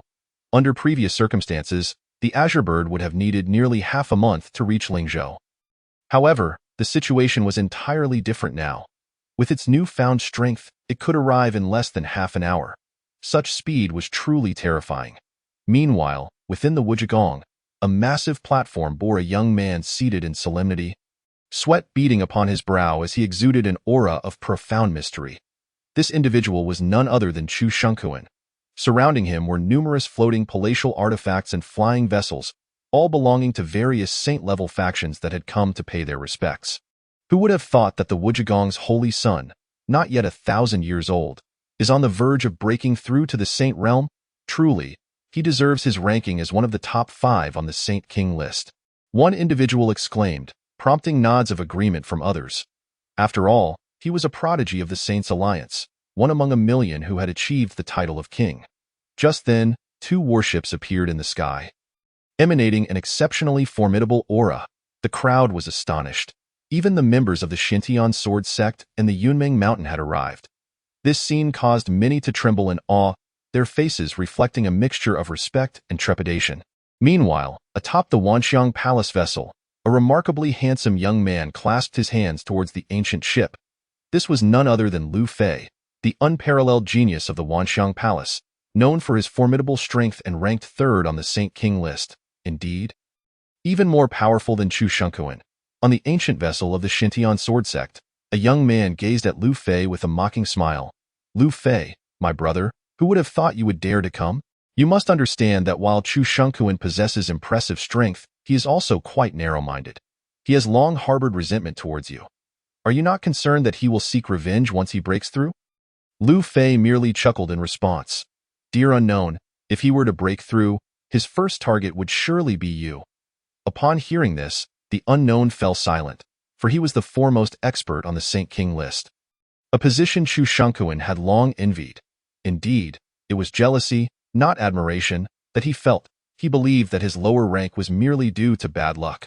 Meanwhile, on the ancient vessel of Yunmeng Mountain, a woman clad in a purple robe stood at the palace's forefront. Upon seeing Lu Fei and the unknown, she smiled gently and nodded. Suddenly, a bird's cry pierced the air, and the Azure Bird radiated an immensely powerful aura, capturing the attention of many. What is this? The sight left the spectators in a state of disbelief. Wasn't this the Azure Bird mount? Could it be that the individual atop was the one who had slain the Saintess of the Red Dust Inn and the Saint Son of the 100 Refined Sect? Goodness, this fellow is truly audacious, disregarding the Wuzhigong's holy son and daring to reveal himself. Some murmured, acknowledging that his presence indicated a certain level of confidence. If he had no backing and still dared to come here, he would be a fool. Amidst the murmurs, Zhou Long, perched atop the azure bird, surveyed the multitude below and couldn't help but exclaim, "Wow, so many people." He then slowly closed his eyes. Suddenly, the sky began to shift dramatically as thunderclouds gathered, igniting excitement among the onlookers. It's beginning. It has finally begun. After all, this was the trial of Ascension, a rare event occurring once in a decade. Boom! In an instant, the thunderclouds unleashed their fury upon Chu Shunkuan. Yet, true to his status as a prodigy on the Saint King list, he remained unfazed, enduring the thunder's wrath. Meanwhile, Zhou Long stood silently atop the azure bird, his expression devoid of emotion. This spectacle drew the attention of many gifted individuals. "Ha ha, it seems today I, unknown, shall witness a splendid show." The nameless figure observed the two individuals with a mischievous grin, while also unable to resist the urge to scrutinize Zhou Long from head to toe. To his astonishment, he discovered that he could not discern the depths of Zhou Long's cultivation at all. The gaze of the holy maiden of Yunmeng also revealed a hint of an intriguing smile. At this moment, all eyes converged upon Chu Shunkuan and Zhou Long, pondering the imminent clash that was bound to unfold, a battle of unprecedented proportions. As several hours gradually passed, Chu Shunkuan grew increasingly vigorous, forcefully shattering the final bolt of lightning in his tribulation, erupting with an unprecedented surge of power. It was evident that he had achieved a breakthrough. However, just then, a voice resonated, "Ha ha ha, it seems this prince has arrived at the perfect moment." The voice rang out as a resplendent golden warship pierced through the clouds, descending from the heavens with an aura of terrifying might. This colossal vessel, measuring at least 1,000 zhong, was adorned with dragon patterns, its value rivaling that of holy king weapons. This, from the imperial family of the Great Qian Empire? The crowd was visibly astounded. The Great Qian Empire hailed from the Central Domain, a realm ruled by dynasties and empires, compelling all sects to bow beneath their supremacy. In the Central Domain, there existed 3 mighty empires, each as formidable as the 3 giants of the Eastern Domain, showcasing unparalleled strength. From the ship, a young man stepped forward, a smile gracing his features. "Congratulations, Brother Kuan. I never expected you to ascend to the Holy King level before me. Congratulations." This scene incited a flurry of discussions among the onlookers. Isn't that Song Zhongshu, the 3rd prince of the Great Qian Empire? Indeed. I never anticipated his arrival, and those 5 or 6 young individuals behind him exude an extraordinary demeanor, each a prodigy of the king's realm. "Song Zhongshu, I can't believe you've come as well." Feeling the overwhelming power radiating from his opponent, Chu Shunkuan replied with a smile. "This prince was en route to the Eastern Sea to pay respects to an elder when I happened to hear that Brother Shunkuan was preparing to transcend his tribulation. So I decided to come." "How fortuitous!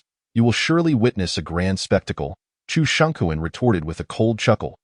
He then turned his gaze towards the spiraling Zhou Long, his eyes brimming with arrogance. "I offer you a chance.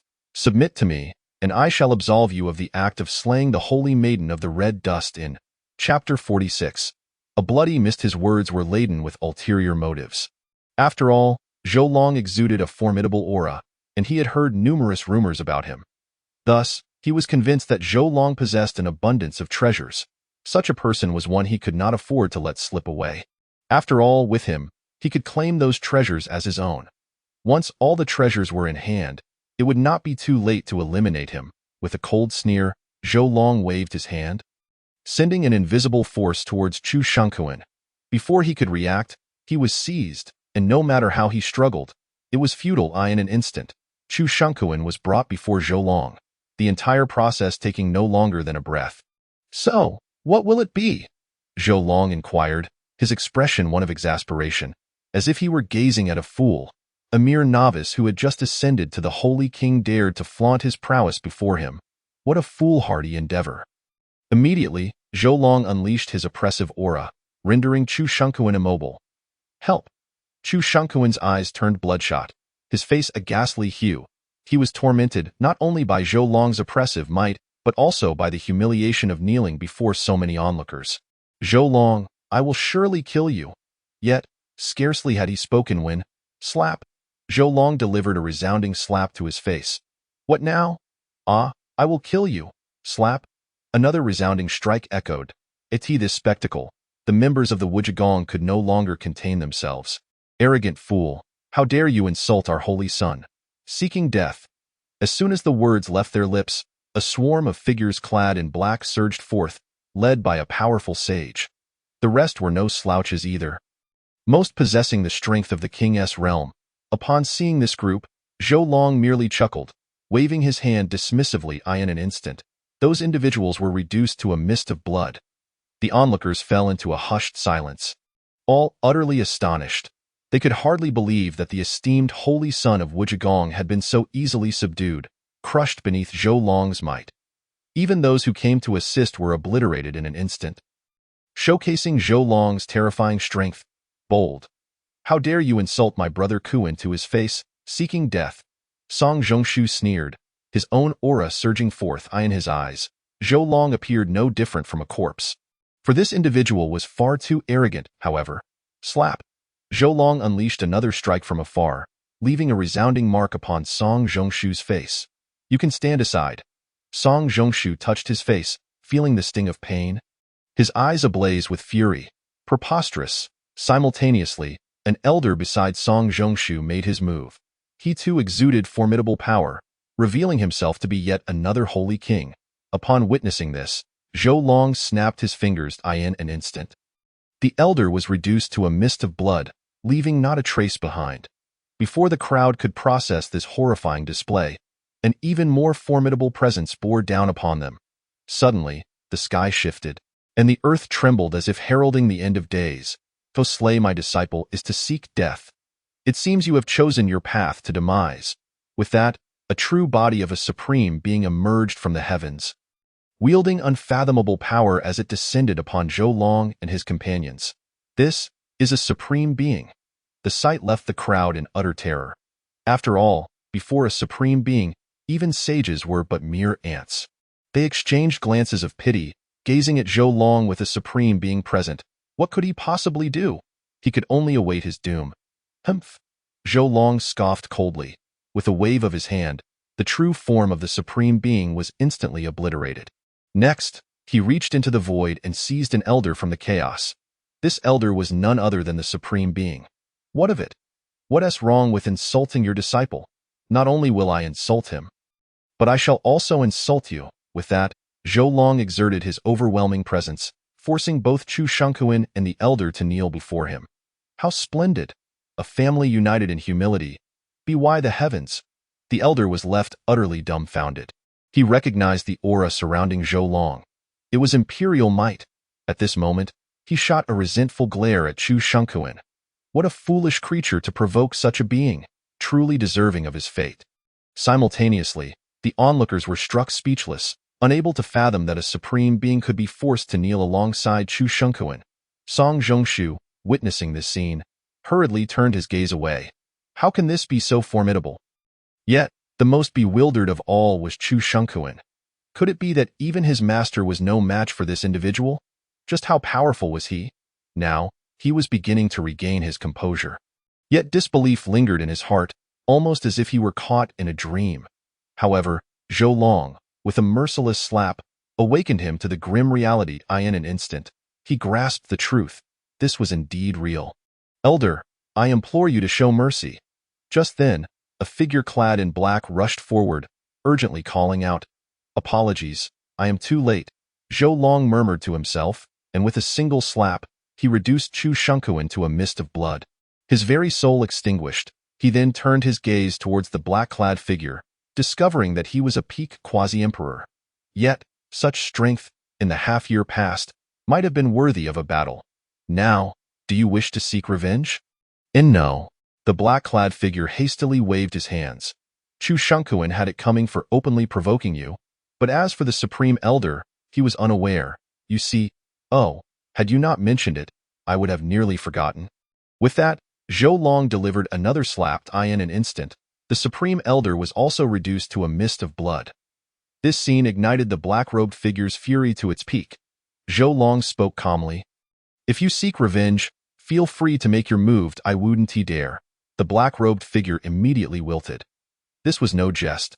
Zhou Long's strength was far beyond what he could contend with if one were to truly confront him. Only a great emperor would suffice. However, great emperors had long since traversed the starry skies, never to return. Thus, he had no desire to engage this monster before him. In any case, he was quite the astute individual. Elder, with Chu Shengquan now deceased, I hope this matter concludes here, and that no more innocent lives are entangled. Innocent? Zhou Long chuckled coldly. What audacity to utter such words. I apologize, but I must clearly inform you that this matter is utterly impossible. If I were to let you off so easily, would it not imply to others that I, Zhou Long, am a remarkably easygoing fellow? If word were to spread, what would become of my dignity? As I spoke, my aura surged once more, and such a scene compelled the man in the black robe to hastily kneel, sweat pouring down his face, clearly terrified. Yet, it is indeed tragic that a peak quasi-emperor would succumb to fear. Chapter 47. Perceptive insight. What you say, esteemed elder, is quite reasonable. Indeed, it is the Wuji Palace that bears the initial fault. How about this, esteemed elder? I sincerely apologize to you here and now. I hope you might show leniency and refrain from pursuing this matter further. Heh, you do possess a modicum of discernment. Zhou Long scoffed lightly. Very well, since you have stated it thus, if I were to continue troubling you, it would be my fault. Therefore, if you could present 100 billion spirit crystals, I might consider it. How much? The man in the black robe gaped, feeling as if he had misheard. Zhou Long reiterated. Not much, just 100 billion. The black-robed man nearly spat blood. 100 billion? How can such words even be uttered together? 100 billion spirit crystals. Even if he were to empty the Wuji Palace, he could not produce such an amount. What's the matter? Is there a problem? Zhou Long smiled slightly, a smile that appeared devilish to the black-robed man. After a brief silence, the black-robed man slowly replied, Esteemed elder, we truly cannot procure 100 billion spirit crystals. How about offering a quasi-emperor weapon as compensation instead? Do bear in mind that its value is not inferior to 100 billion spirit crystals. Very well, you may decide on that. Zhou Long shrugged, yet he felt a deep disdain for the Wuji Palace. They could not even produce 100 billion spirit crystals. Truly a pitiful state. Observing the agreement from the other side, the black-robed man could not help but sigh with relief, subsequently producing a green bell. Though his expression was exceedingly grim, a quasi-emperor weapon, his heart bled. Although he possessed peak quasi-emperor strength, he only had one such weapon, and now he was left with none. This was more painful than death itself. Zhou Long accepted the weapon and inspected it briefly. Not bad, it is a weapon for soul attack. He then added it to his arsenal. Though it was of no use to him, he did not mind having one more. After all, no one would concern themselves with having too much wealth. Noticing the other's eyes reddening, Zhou Long gently said, Seeing you in such a pitiful state, I shall grant you an opportunity. If within 2 years you can gather 100 billion spirit crystals, I might consider allowing you to redeem it. Upon hearing this, the black-robed man trembled involuntarily, then respectfully bowed. Thank you, esteemed elder, for him. This outcome was already exceedingly favorable. Zhou Long waved his hand, then departed with Li Yuanfei and the others. Once Zhou Long left, the black-robed man vanished in an instant. Time was of the essence. He had to find a way to gather spirit crystals to reclaim his weapon. Thus, this confrontation came to a complete conclusion. As everyone departed, those who remained were still in a daze, grappling with the events that had just transpired, which led them to question their very existence. Hurry and leave. We cannot linger here. If we stay, the people from the Wuji Palace might silence us. Just as someone uttered this warning, they immediately boarded their flying ships to depart. Simultaneously, they vowed to return and share today's thrilling events with their brothers. It was an experience that they could boast about for a lifetime. Young master, several young individuals besides Song Zhongshu cautiously inquired. Song Zhongshu sighed. Let us leave for now. He glanced at those preparing to depart. Seeing their disheveled state, there was no need to keep them around. Recalling the bewildered moment when he had been struck, anger surged within him. This individual must not be allowed to escape. With that, Song Zhongshu commanded his worship to leave. After everyone had departed, several figures slowly emerged, powerful beings from the 100 Refinements Sacred Land and the Red Dust Inn. However, despite their formidable status, they appeared utterly dejected. Rather than being despondent, they were simply silent, exchanging glances without knowing what to say, and thus they fell into silence. At last, an elder broke the stillness. So, what do you propose we do now? What can we do?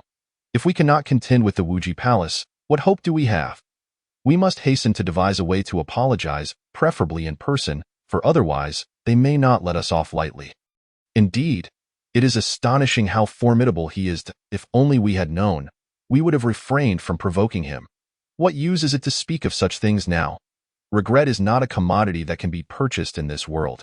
Meanwhile, on the other side, in stark contrast to their silence, Li Yuanfei and his companions were brimming with excitement. Boss, you are simply too impressive. I am on the verge of worshipping you. What merit have I to possess such strength as yours? In response, Zhou Long smiled slightly. It is quite simple. As long as you elevate your cultivation to the Emperor realm, you too will be on par with me. Upon hearing this, Li Yuanfei fell silent. Presently, he had just broken through to the celestial being stage. To reach the Emperor realm would require an extensive amount of time. Even if granted a lifetime, it may not be achievable, given the limitations of his talent. Su Ziqian, standing beside him, was equally envious. Brother Zhou, at this moment you are an emperor. I suspect you are the youngest emperor in the entire divine continent, are you not? Upon hearing this, Zijing and Li Yuanfei nodded in agreement. An emperor at 19, who can achieve such a feat? It is likely that there has never been anyone before, or will there be anyone after. Zhou Long gazed skyward, murmuring, as the saying goes, there are always greater beings beyond the horizon. Who knows if there is anyone in a broader world who has reached my level? Perhaps there are even greater realms beyond. Upon hearing this, the three exchanged glances, all feeling somewhat lost. A realm more powerful than the emperor. What could such a realm possibly entail? They dared not imagine, for such matters felt far too distant for them. For now, they preferred to take one step at a time in their efforts. Chirp, chirp. At that moment, the azure bird called out again, then soared towards the central domain. Zhou Long was preparing to forge an imperial-level flying vessel, which required the rare star ancient gold as material. He had already acquired this during his sign-in, so material concerns were alleviated. However, melting this substance would take considerable time. Thus, to expedite the process, Zhou Long intended to seek out the divine fire capable of melting such materials. According to the Green Book, there exists a place in the central domain known as the Flame Dragon God, where a flame capable of melting star ancient gold can be found. This fire is referred to as the Black Divine Fire, and Zhou Long planned to seek it out. Let us depart. Thus, an hour passed. The group arrived at the territory of the Great Flame Empire.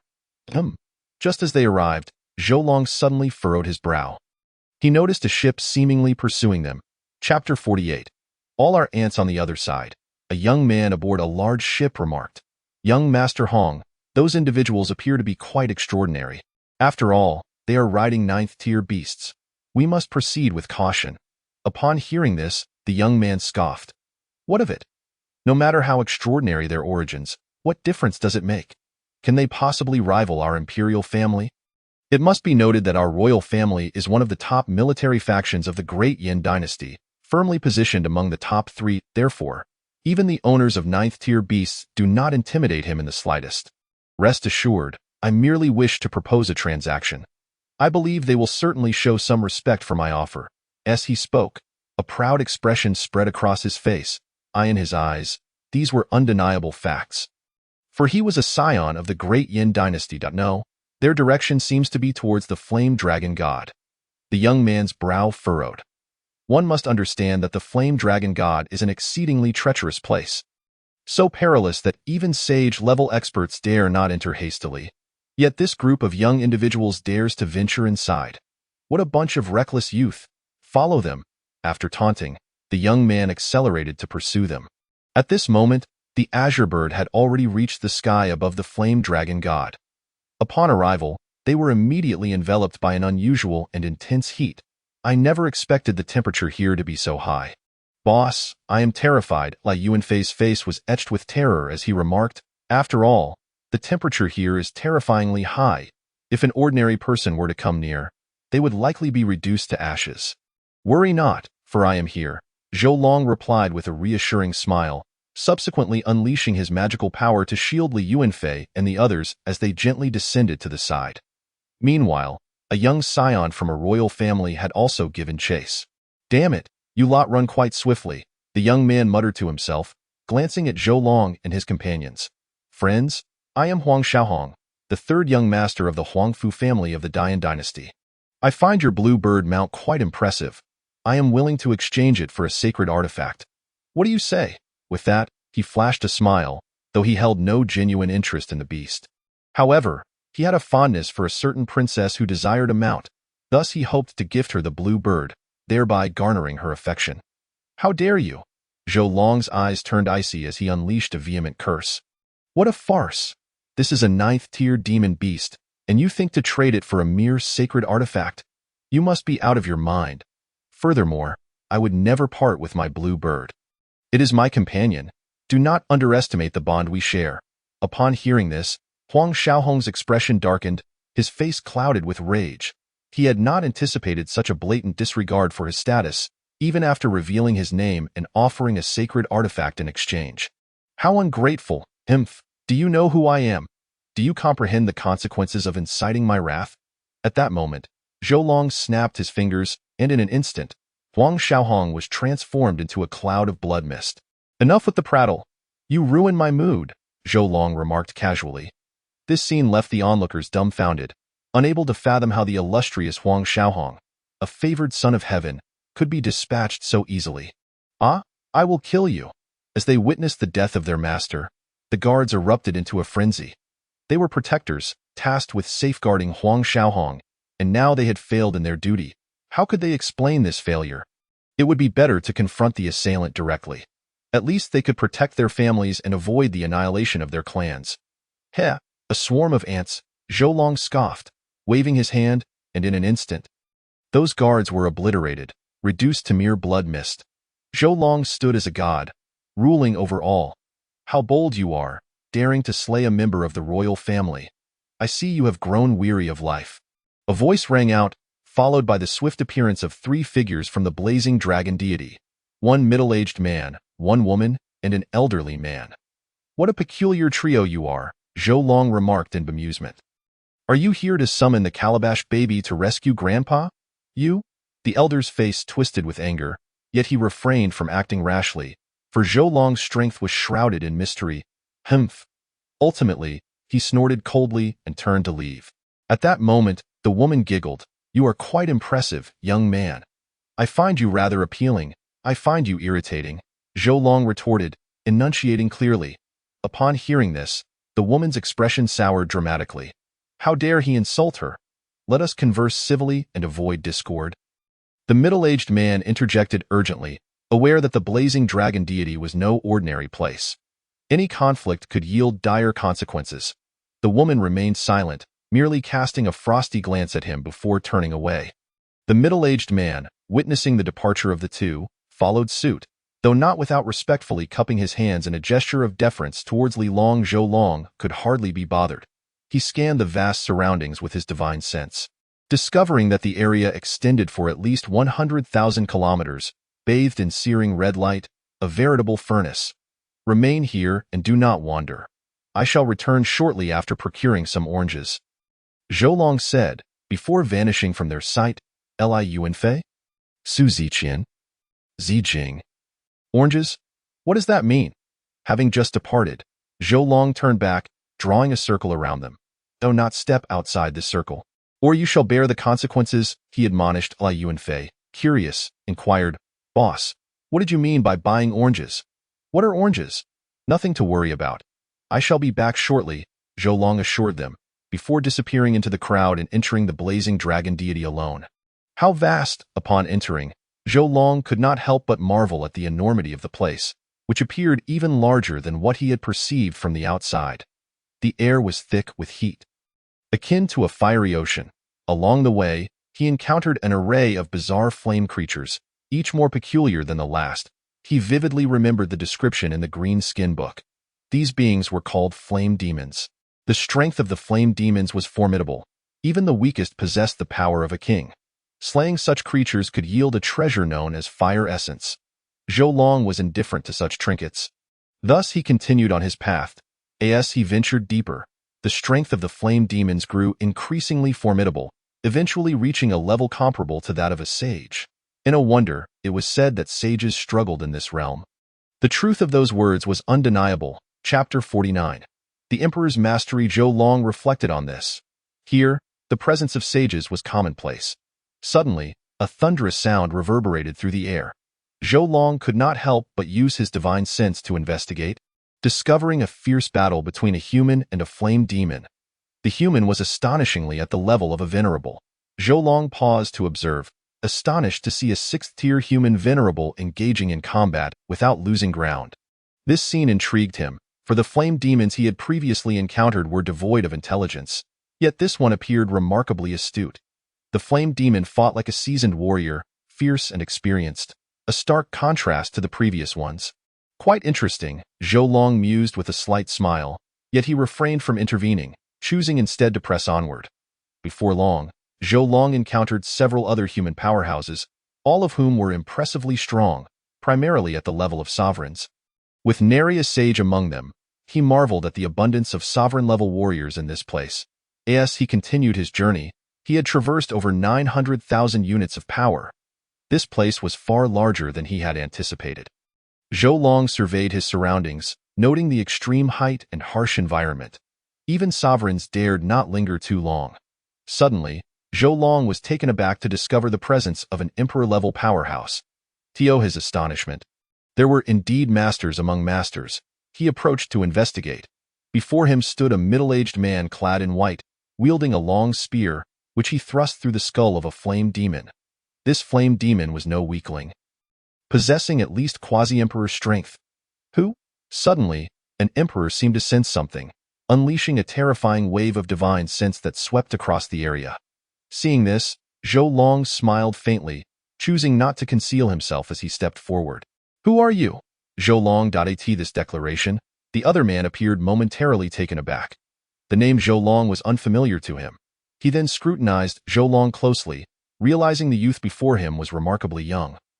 Seemingly no more than 10,000 years old, to ascend to emperor at such a tender age was indeed remarkable. The middle-aged man introduced himself. "I am the Flame Emperor of the Flame Dragon Empire." "Ah, so it is the esteemed Flame Emperor. I have long admired your reputation." Though Zhou Long often held a disdainful view of others, he treated those of equal or greater status with respect. However, this respect was limited, for he stood 3 small realms above the emperor, mere steps away from the 9th tier. He felt entirely confident in asserting that no one in the entire Tianqian continent could rival him. The Flame Emperor smiled. "Now that you have become an emperor, we are peers. There is no need for such formalities." After exchanging a few pleasantries, Zhou Long prepared to continue on his way. Noticing Zhou Long's intent to advance, the Flame Emperor expressed surprise. "Are you truly planning to venture into the depths of the blazing dragon deity?" Zhou Long nodded. This revelation caused the Flame Emperor's expression to grow serious.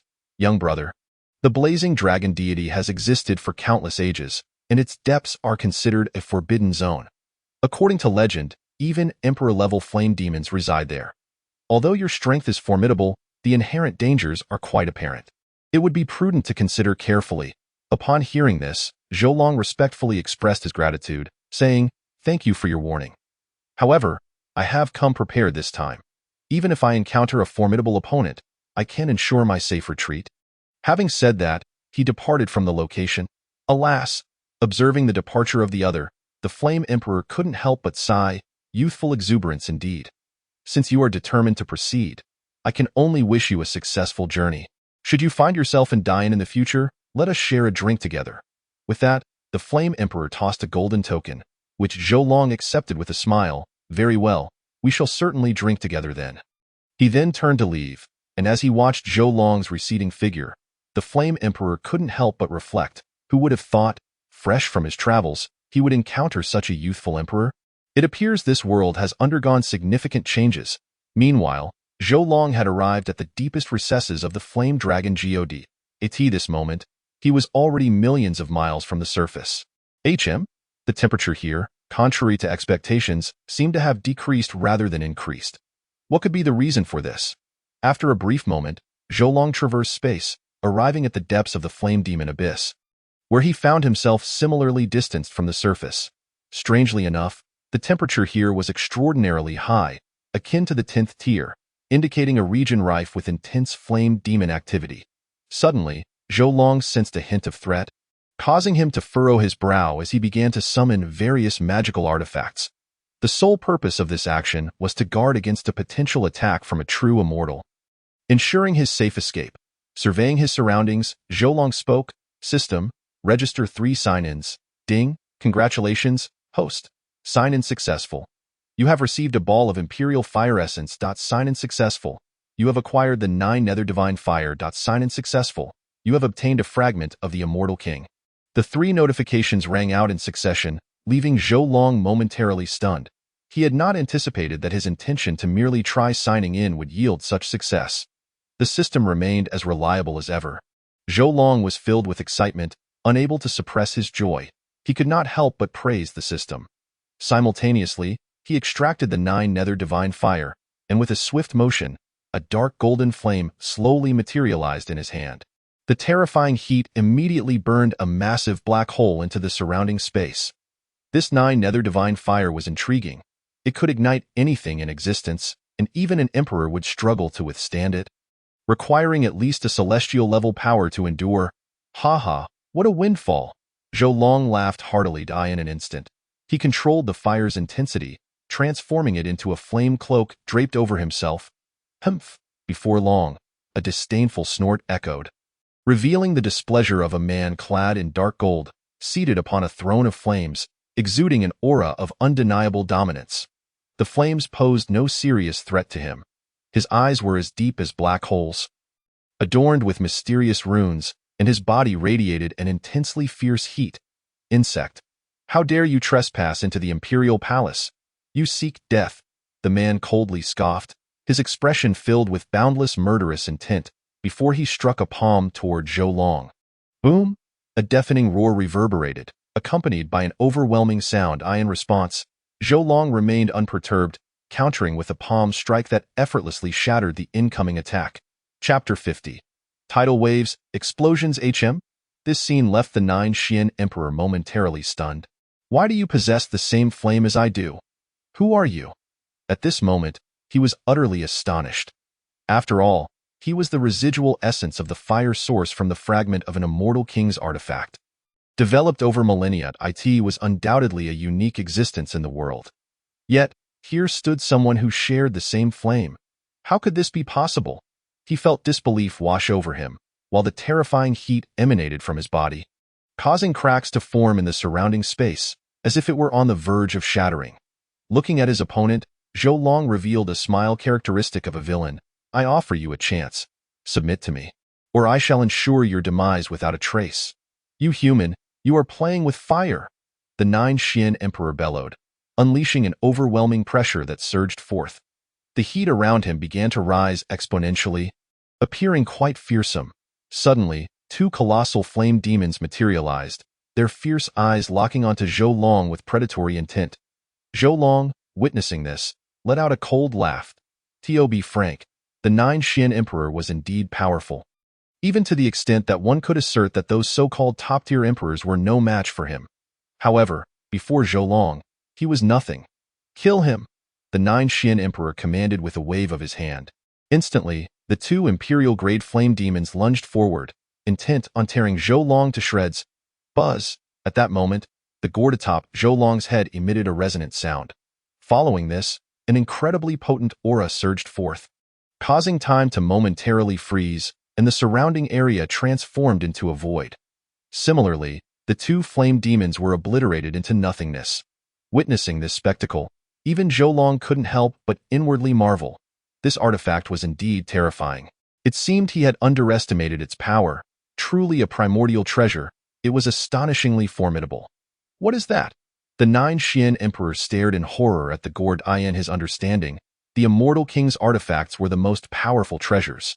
However, compared to this gourd, they paled in insignificance. Zhou Long glanced at him with indifference. "If you are willing to submit, I can enlighten you. However, judging by your expression, it seems you are reluctant to do so. In that case, I shall be forced to refine you by force." "Please, no. I submit." Feeling Zhou Long's latent murderous intent, the Nine Xian Emperor hastily pleaded. Fearful, at this moment, he was thoroughly terrified. Zhou Long smirked disdainfully. I'm afraid the opportunity was but a fleeting one, yet you chose not to value it. Thus, I am left with no other option. With that, Zhou Long unleashed his power, and in an instant, the nine nether divine fire began to consume his opponent. Ah, the pain! Save me! The Nine Xian Emperor cried out in agony, enduring unbearable suffering. He yearned to struggle and resist, yet he was astonished to discover that he possessed no ability to fight back. Rendered a mere lamb awaiting slaughter, you wretched human, I will not let you off easily. You shall meet a terrible fate, the Nine Xian Emperor coldly declared. However, Zhou Long remained unmoved, silently observing as he disintegrated into ash. At the same time, within the depths of the flame demon abyss, an unprecedented terror erupted, triggering an unprecedented wave of flames. This was dreadfully formidable. This scene caused the Flame Emperor's expression to shift dramatically, prompting him to swiftly make his way toward the surface. Should this wave of flames erupt, it would undoubtedly spell an unprecedented disaster for the Dian Empire. Moreover, it seemed that the flame demons were spurred by some overwhelming fear. Desperately rushing toward the surface, this was a dire situation. Should they breach the surface, it would truly be catastrophic. Boom! A terrifying sound echoed continuously from the flame demon abyss, igniting a wave of tension among Li Yuanfei and his companions. They were deeply concerned, as if some dreadful entity were about to emerge. Damn it! Who would have thought we would encounter the long-awaited wave of flames after a century? Li Yuanfei swallowed hard. His face painted with fear. He genuinely dreaded that these waves would erupt right in front of them. Zijing, observing the scene, remained calm. He had faith in Zhou Long. After all, he had drawn circles for them before leaving. As long as they remained within the circle, even if the wave of flames erupted, they would be unharmed. Their young master was truly capable of anything. One was filled with dread, while the other brimmed with confidence. Only Su Ziqian remained silent, quietly watching, his eyes reflecting a hint of longing. He genuinely wished to traverse freely like Zhou Long, rather than merely staying within a protective circle. This sentiment left him feeling utterly inadequate, as though he were nothing more than refuse. Suddenly, a man dressed in plain garments, bearing a broken sword on his back, emerged slowly from the depths, emanating an incredibly terrifying aura. This man was undoubtedly a venerable. What is this? As he stepped outside, he was astonished to feel a surge of energy enveloping the entire area. In an instant, Li Yuanfei and his companions also became tense. The man in plain clothes surveyed his surroundings, and after a sweeping glance, he reached out to touch the invisible barrier. However, in the next moment, a deafening bang erupted. An uncontrollable and terrifying force erupted, and at that very moment, his body was instantaneously propelled away, vanishing into the sky like a shooting star. Witnessing such a scene, the three were momentarily taken aback. After being fearful for so long, was it merely this? Time slipped away, and soon the fiery tide erupted, its horrifying power surging forth from the flame dragon god like the flames of hell, as if a blazing sword had been thrust into the heavens. At that moment, in the firmament, the Flame Emperor observed this scene with a grave expression. He slowly raised his arm, intending to shroud the entire sky, instantly enveloping the flame dragon god within. Whoosh, whoosh, whoosh. Before long, figures began to appear in the vicinity, all of them top-tier experts at the level of the Grand Flame Emperor. There were more than 10 of them, the weakest being a revered one, and among them were 3 quasi-emperors. Those present, heed my command. Everyone, strike together, the Flame Emperor proclaimed loudly. The voice of the great emperor brooked no dissent. Instantly, waves of mighty magical energy surged forth. The Flame Emperor's expression softened slightly, yet he remained extremely solemn. After all, he had to withstand the endless flames and the vast number of flame demons. With such immense energy consumption, even he could only hold out for a maximum of 3 hours. How long would this fiery tide persist? He pondered without hesitation. Chapter 51. If you tell me not to act, and I refrain from doing so, would I not lose face? Could it be that this scene is orchestrated by that youthful emperor? The Flame Emperor's thoughts raced as more and more powerful figures rushed to the scene. Meanwhile, numerous strong individuals from the continent also began to take note of the situation. However, most chose to watch with indifference, with very few preparing to take action. After all, those involved were mere ants. What concern were they to the likes of them? Moreover, these were subjects of the Grand Flame Empire, and thus even less relevant. With time passing by, gradually, after 2 hours, the void at the Flame Dragon God Abyss slightly restored itself. While Zhou Long's refinement of the Nine Xian Emperor reached its climax, boom! At that moment, a massive star plummeted from the heavens, trailing a long tail that pierced the sky towards the Flame Dragon God Abyss. Who? The Flame Emperor's expression changed, revealing a look of fury. If that star were to strike the barrier, the entire formation would likely collapse in an instant. At that point, the area around the Flame Dragon God would be reduced to ashes, and countless ordinary people and low-ranking cultivators would perish in the inferno. Damn it! If I find out who did this, I will make them suffer 1,000 deaths, the Flame Emperor roared in anger. Such a fierce aura caused many onlookers, who had gathered to spectate, to hastily retreat, fearing they might become a target of the Flame Emperor's wrath. Cackling. Just then, an eerie voice echoed through the air. Before anyone could react, the 3 quasi-emperors were struck as if by lightning, letting out muffled groans as their energy instantly waned. Boom! In an instant, a gigantic black claw, capable of obscuring the sun, emerged from the sky. Reaching directly for the 3 quasi-emperors, the Beast Emperor? The Flame Emperor's pupils constricted, completely taken aback by the unexpected action of a 12th-tier Beast Emperor. He immediately prepared to engage, for among those present, only he could contend with such a threat. However, just as the Flame Emperor was about to act, a clear sword cry resonated through the heavens. PFF, a dazzling beam of sword light instantly shredded the gigantic claw in the sky. The brilliance of the sword illuminating the darkness. Who is it? The furious voice echoed around, clearly indicating the Beast Emperor's rage. Such a scene left countless witnesses gasping in disbelief. A single individual had severed the claw of a Beast Emperor with just one strike? It was simply inconceivable. A voice rang out from above, drawing everyone's attention. They beheld a figure clad in a purple-gold imperial robe, wielding a shining silver spear, exuding an aura of unparalleled vigor. Simultaneously, before him rested a sky-seeking sword. You bastard, come forth! You've just witnessed my swordplay. Now it's time to behold your own gunplay. How dare you insult me, you wretched cur! A thunderous rebuke rang out like a clap of thunder. Soon after, the sky began to darken, and a colossal black celestial dog slowly materialized. The sight left Zhou Long momentarily stunned. Tio think it was indeed a wretched cur? You truly are a dog? Zhou Long mused silently. At that moment, the black celestial dog unleashed a terrifying aura. Shameless human! To dare ambush this emperor is tantamount to seeking death. With that, its aura exploded forth, forming a formidable pressure. The sky once more morphed, conjuring a massive claw aimed directly at Zhou Long, so powerful.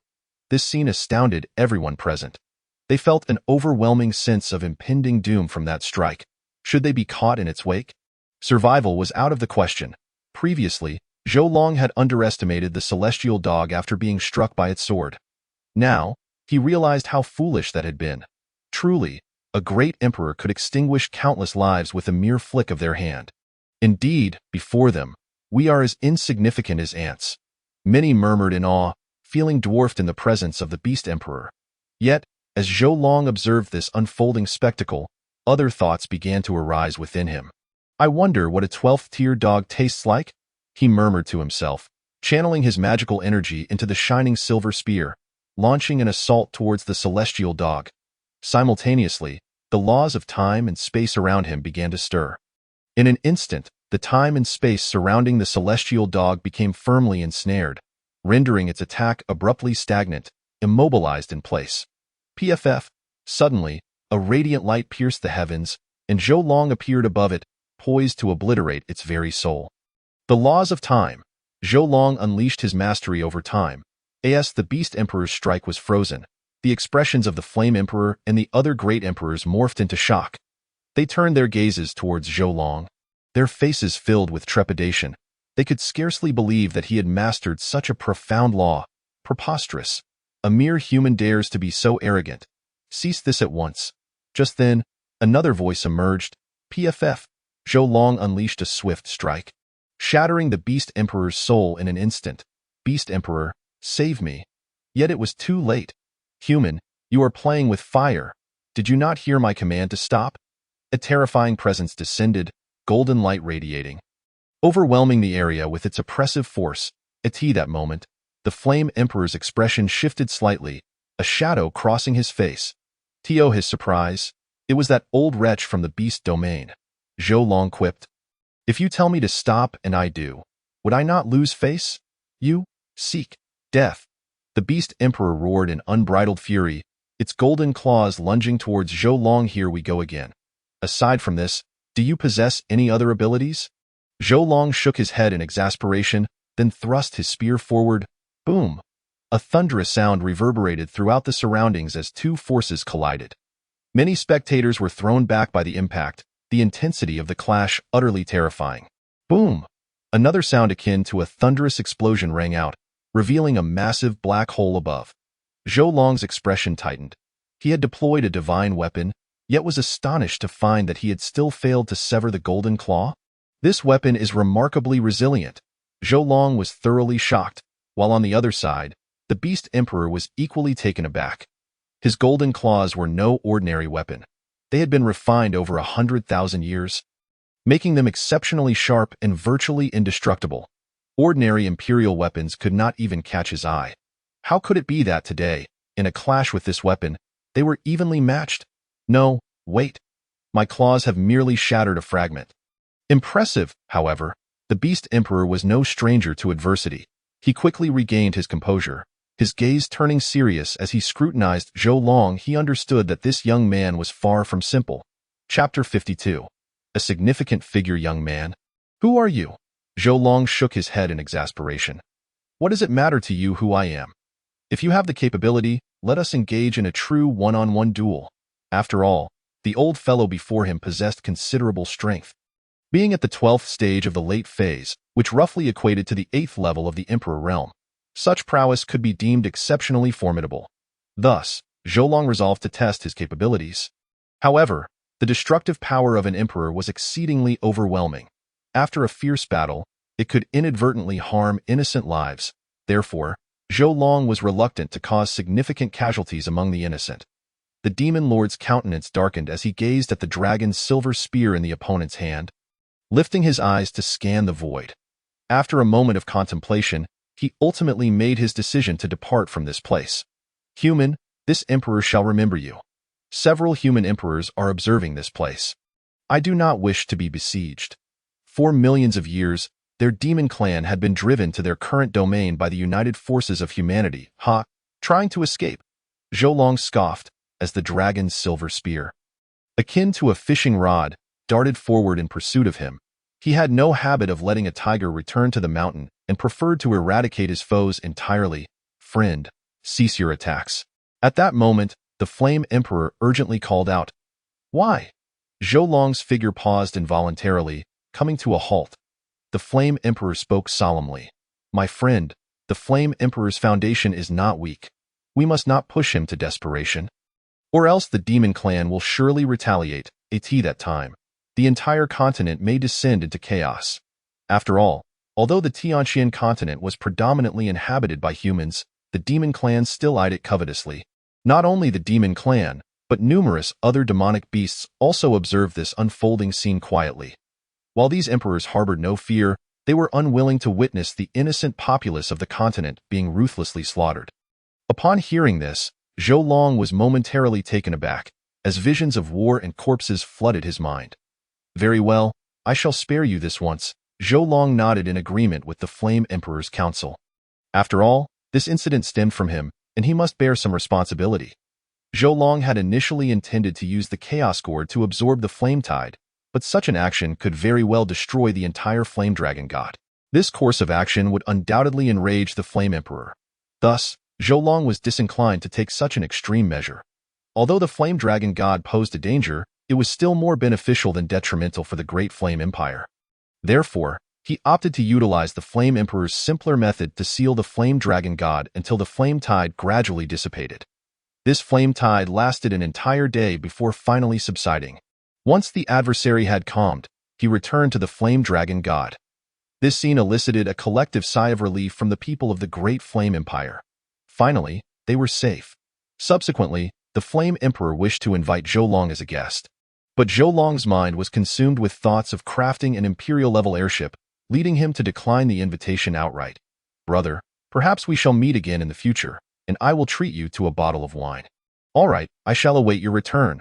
With that, Zhou Long departed with Li Yuanfei and the others, returning once more to the Wanxiang Academy. Upon their return, Li Qing approached them, his demeanor exceedingly respectful. "Senior." Hearing this, Zhou Long smiled slightly. "No need for that. You may call me friend. Referring to me as senior makes me feel overly esteemed." Li Qing, upon hearing this, could only manage a wry smile. "I truly did not expect, no, I never imagined, I would lose to an emperor. No wonder I was so thoroughly defeated back then." Zhou Long fell silent at this remark. If he were to reveal that he had not yet ascended to the rank of emperor during their duel and had suddenly broken through afterward, what would Li Qing's reaction be? Would his resolve be shattered?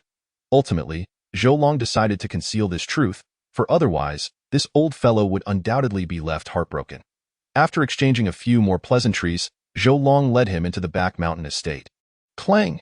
Zhou Long produced a supreme artifact as a cauldron, employing the 9 nether divine fire to toss in a large quantity of dog meat, which emitted steam and was incredibly enticing.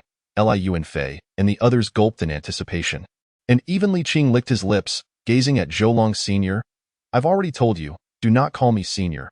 Furthermore, if you wish to eat, you must present 1,000 spirit crystals." Upon hearing this, Li Qing wasted no time and immediately retrieved the crystals. I want to eat. After all, as a quasi-emperor level expert and an ancient being over 10,000 years old, his discerning eye was quite exceptional.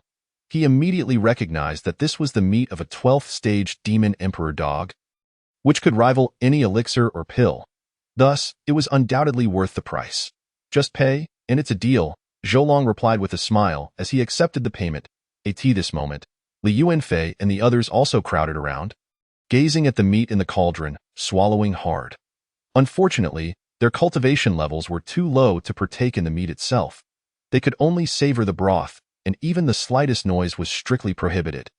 As for Qingyao, despite his somewhat stronger cultivation, he could barely manage to consume 2 pounds of meat. This illustrated just how extraordinary this dog meat truly was.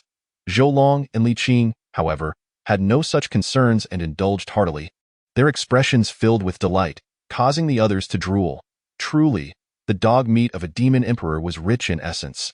After finishing their meal, Li Qing's face was flushed, and he felt a continuous flow of vitality surging into his body. This scene brought him immense comfort, feeling as if he had consumed a celestial pill. With this dog meat in his belly, perhaps he could leverage this opportunity to break through to the pinnacle of quasi-emperor. Li Qing chuckled, while Zhou Long savored his wine and meat, reveling in the experience. After 2 hours, Li Qing said, "Brother Zhou, I have matters to attend to and must take my leave for now." With that, he departed, sensing that he was on the brink of a breakthrough. Once Li Qing had left, Zhou Long began crafting his warship. To this end, he sought guidance from a revered artifact smith at the Wanxiang Academy, offering a pound of dog meat as an incentive. Consequently, the esteemed smith taught him with great diligence. With Zhou Long's own prowess as a 9 nether emperor and his mastery of the 9 nether divine fire, coupled with his proficiency in the art of runes, his skills in artifact crafting improved rapidly in the blink of an eye. 6 months had passed. A golden-haired youth intercepted someone, inquiring, "What are you all doing here?" "Mind your own business." Before the response could escape, upon seeing the person's appearance, he was momentarily taken aback. "Oh, it turns out to be Senior Wang Yi. We are heading to the artifact peak. We heard that a significant figure is crafting artifacts today." Chapter 53. Crafting the airship a significant figure? Upon hearing this, Wang Yi curiously asked, "How significant?" "About 3 or 4 stories high." "All right, I understand." The young man displayed a disdainful expression. Within the Wanxiang Palace, a so-called 3 or 4-story figure was likely a Saint King level expert. However, while a Saint King may be considered impressive to others, to him, it was utterly inconsequential. "However, I have heard that this Saint King expert is crafting artifacts. How dare he act so arrogantly in my presence? I am eager to see just how he intends to put on such airs." With that, Wang Yi strode toward the location. Meanwhile, the artifact peak was already bustling with people, including numerous high-ranking members of the academy. Zhou Long sat atop a high platform, examining the model of the airship. This was a supreme artifact, visually striking and boasting a myriad of functionalities, incorporating inspiration from his past life. In summary, it was exceedingly impressive. At this moment, Wang Yi arrived at the artifact peak square and immediately spotted Zhou Long on the high platform. Seeing the young man, he was taken aback. How high can a young lad's artifact crafting skills possibly be? Does he dare to make such a spectacle? He scoffed, believing this fellow was merely courting trouble. Simultaneously, many people noticed Wang Yi. Wang Yi, I did not expect you to come here. Upon being recognized, he promptly approached to greet them. Wang Yi nodded, stating, I heard that a significant figure was crafting artifacts here, so I came to take a look. Heh, you speak as if the artifact crafting skills of your Wang family are the most formidable. How could he possibly compare? Alas, let us not engage in excessive chatter. With a faint smile, Wang Yi wore a peculiar expression on his face. To be candid, although his proficiency in artifact forging was commendable, he harbored no genuine passion for the craft. His fervent desire was to become a true powerhouse, not merely a craftsman. Forging, one might say, is merely a skill, while possessing such a skill would undoubtedly earn him great respect. Should he encounter significant troubles in the future, it would be mastery of martial prowess that would be essential. At this moment, he longed to emerge as a formidable force. Meanwhile, on the other side, was the moment finally at hand? Zhou Long set aside the model of the flying vessel and waved his hand. Billions of tons of star ancient gold materialized in the air, its remarkable density causing it to coalesce tightly together.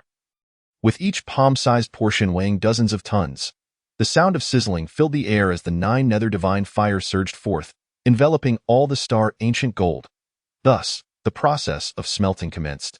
This spectacle left an elder present momentarily stunned, his eyes widening in astonishment.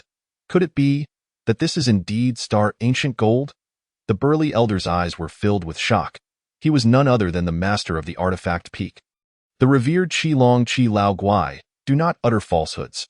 Star ancient gold is no ordinary substance, and it is not something that can be casually smelted. He admonished, of course, I am aware of that.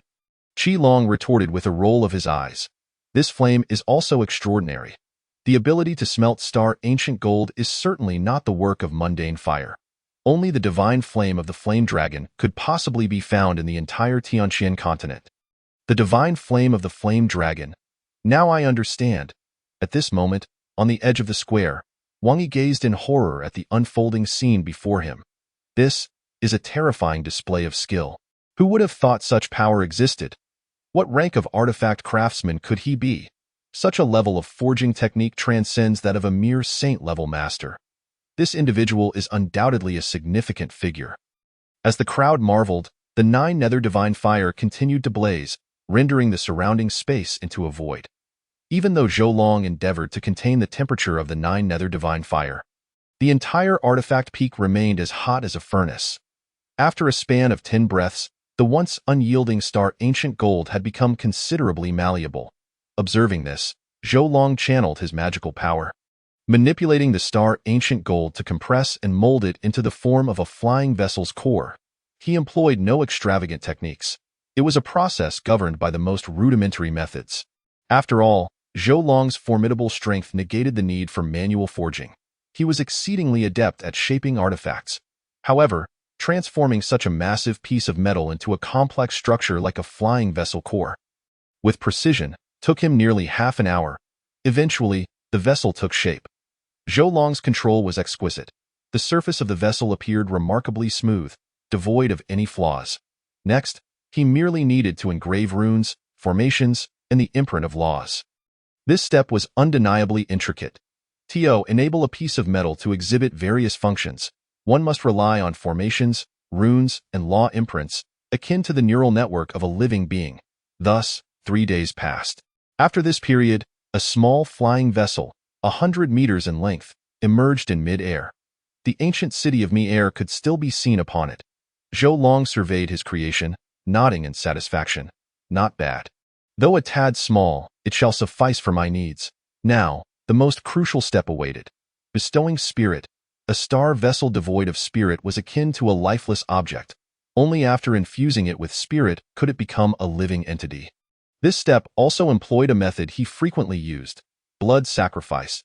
By allowing the core to come into contact with the flesh and blood of living beings, it could absorb their essence, leading to a marvelous transformation and the birth of sentience. Subsequently, through continuous nurturing over an extended period, a spirit artifact might be birthed. Some extreme artifact craftsmen might even infuse other beings into the artifact spirit during this process. However, Zhou Long opted for a rarer approach. He sought to integrate a pre-existing artifact spirit into the star vessel. Thus, the spirit of the artifact would become the spirit of the star vessel. He first poured a basin of dog blood over the vessel, giving it a thorough wipe, and then took out a small artifact cauldron. Suddenly, the sky grew ominously dark as countless thunderclouds began to gather. This marked the final step of artifact forging, weathering the tribulation. Zhou Long hurled the star vessel into the sky, allowing it to undergo the baptism of heavenly tribulation. The entire vessel, forged from star ancient gold, belonged to the ranks of top-tier imperial weapons. Boom! Strikes of lightning crashed upon the star vessel, rendering it even more perfect. At this moment, the entire Dongxian prefecture was shrouded in rolling thunderclouds, creating a spectacle that was undeniably intimidating. Countless powerful beings gazed up at the sky in awe, mistakenly believing that someone was about to ascend to become an emperor. Chapter 54. The auction. Who would have thought that someone was forging an imperial weapon? Countless powerful figures, including Wang Yi, were left dumbfounded, their expressions reflecting sheer disbelief. This individual is undoubtedly a significant figure, a legendary imperial-level artifact craftsman. It has been ages since such a being appeared. It seems that the Tianxian continent has not witnessed an imperial-level craftsman in over 100,000 years. An imperial craftsman is bound to be a mighty emperor. However, not all emperors engage in forging imperial weapons. Those who possess imperial weapons typically inherit them or have nurtured their personal weapons over a prolonged period of time. The commotion in Dongxian Prefecture quickly attracted the attention of top figures from other regions, many of whom cast envious glances in this direction. Yet, despite their greed, none dared to act. They collectively believed that a certain emperor's personal weapon was undergoing tribulation. It was no wonder. It had been over 100,000 years since an imperial craftsman appeared. Wait, something feels amiss. It is not just amiss, it is utterly out of place. This imperial weapon appears to resemble a flying vessel. Its form strikingly similar, but could it truly be? What do you mean it might not be? This is unmistakably a flying vessel. Boom! The heavenly tribulation persisted for an entire day. After the last bolt of lightning dissipated, the star vessel erupted with an overwhelming force. Excellent, excellent! Zhou Long could not help but nod in satisfaction at this sight. With a flick of his hand, the star vessel instantly shrank to the size of a palm. Thus, the star vessel was finally complete. However, completion did not signify the end. In the following period, he still needed to arrange various furnishings. With a swift motion, Zhou Long returned to his estate on the back mountain. He had already procured the furniture for the vessel. In another flash, Zhou Long re-entered the vessel and began to unpack the items from his storage space, adorning his quarters, transplanting flower buds, and arranging artificial mountains and lakes. He even included a basketball and soccer field from his previous life. After all, it would be a pleasant diversion during idle times. Finally, the star vessel was positioned in the heavens, utilizing a spirit-gathering formation to draw in the essence of heaven and earth. Filling the vessel's interior with spiritual energy, it was complete. Ha ha ha, I have finally done it. Zhou Long laughed heartily, his eyes brimming with excitement. How could he not be thrilled? After all, this creation had taken nearly half a year of diligent effort. Now, he needed to devise a way to earn spiritual crystals. Zhou Long mused to himself. With the mixed fog gourd in hand, he felt invincible. What he lacked most at present were resources such as spiritual stones and spiritual crystals.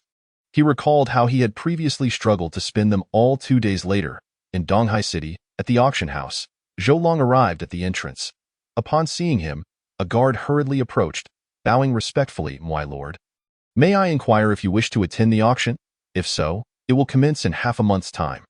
Zhou Long replied, take me to meet your auction house manager. The guard hesitated, but sensing the overwhelming aura exuding from Zhou Long, he quickly nodded in compliance. Very well, my lord. please follow me. A moment later, in the luxurious room of the Xianyu auction house, the manager, filled with reverence, urged, "My lord, please take a seat." That moment, his eyes reflected a profound sense of awe. Zhou Long, however, was not interested in pleasantries. "Let us discuss business," he stated. "Yes, yes, my lord, please proceed." "I am all ears," the manager replied eagerly. "I wish to host an auction soon. Do you have the means to disseminate the news throughout the continent?" "This is naturally without issue. However, I am curious as to what you, esteemed sir, wish to sell." The person in charge inquires. "First, we will auction 1 quasi-emperor weapon, 10 esteemed artifacts, and 100 sacred artifacts." Upon hearing these terms, the person in charge is momentarily dumbfounded. A single quasi-emperor weapon as the centerpiece could undoubtedly create a sensation across the entire continent. It is crucial to note that the highest auction held here has merely been for sacred king weapons. At this moment, the person in charge is overwhelmed with excitement and hastily responds, "Rest assured, my lord. Our auction house can guarantee that within a month, the entire continent will be abuzz with news." Zhou Long nods and directly hands over the items, stating, "These are the items for the first auction." The person in charge receives them, and upon scanning with his divine sense, his eyes shine brightly at the sight of so many treasures. However, he does not dare to accept them outright. Should news leak, it would undoubtedly attract the attention of countless powerful beings. Losing such items would be a burden they cannot bear. Thus, he resolutely declines. "My lord, please keep these for now. You may present them on the day of the auction." "That is acceptable," Zhou Long replies, subsequently producing a storage ring. "If there are any matters, you may use this token to contact me." "Understood, my lord." The person in charge nods. This single token for communication is of a quality that rivals that of a sacred artifact. Today, he can be said to have broadened his horizons. After Zhou Long departs, the person in charge immediately contacts the headquarters. Soon after, a stunning beauty clad in a pristine white dress appears, her eyes sparkling like stars, making it feel almost sacrilegious to gaze upon her. "Supreme Lord," the person in charge feels a rush of anxiety. After all, this woman is none other than the auction house's top expert, the most formidable being, Supreme Xianyu. The current status of the Xianyu auction house is largely attributable to her efforts. At this moment, everyone kneels, their faces filled with reverence. No need for such formalities. She gestures dismissively before inquiring, "Please recount the events of the esteemed gentleman's visit." "Yes." The person in charge nods and begins to narrate the recent happenings.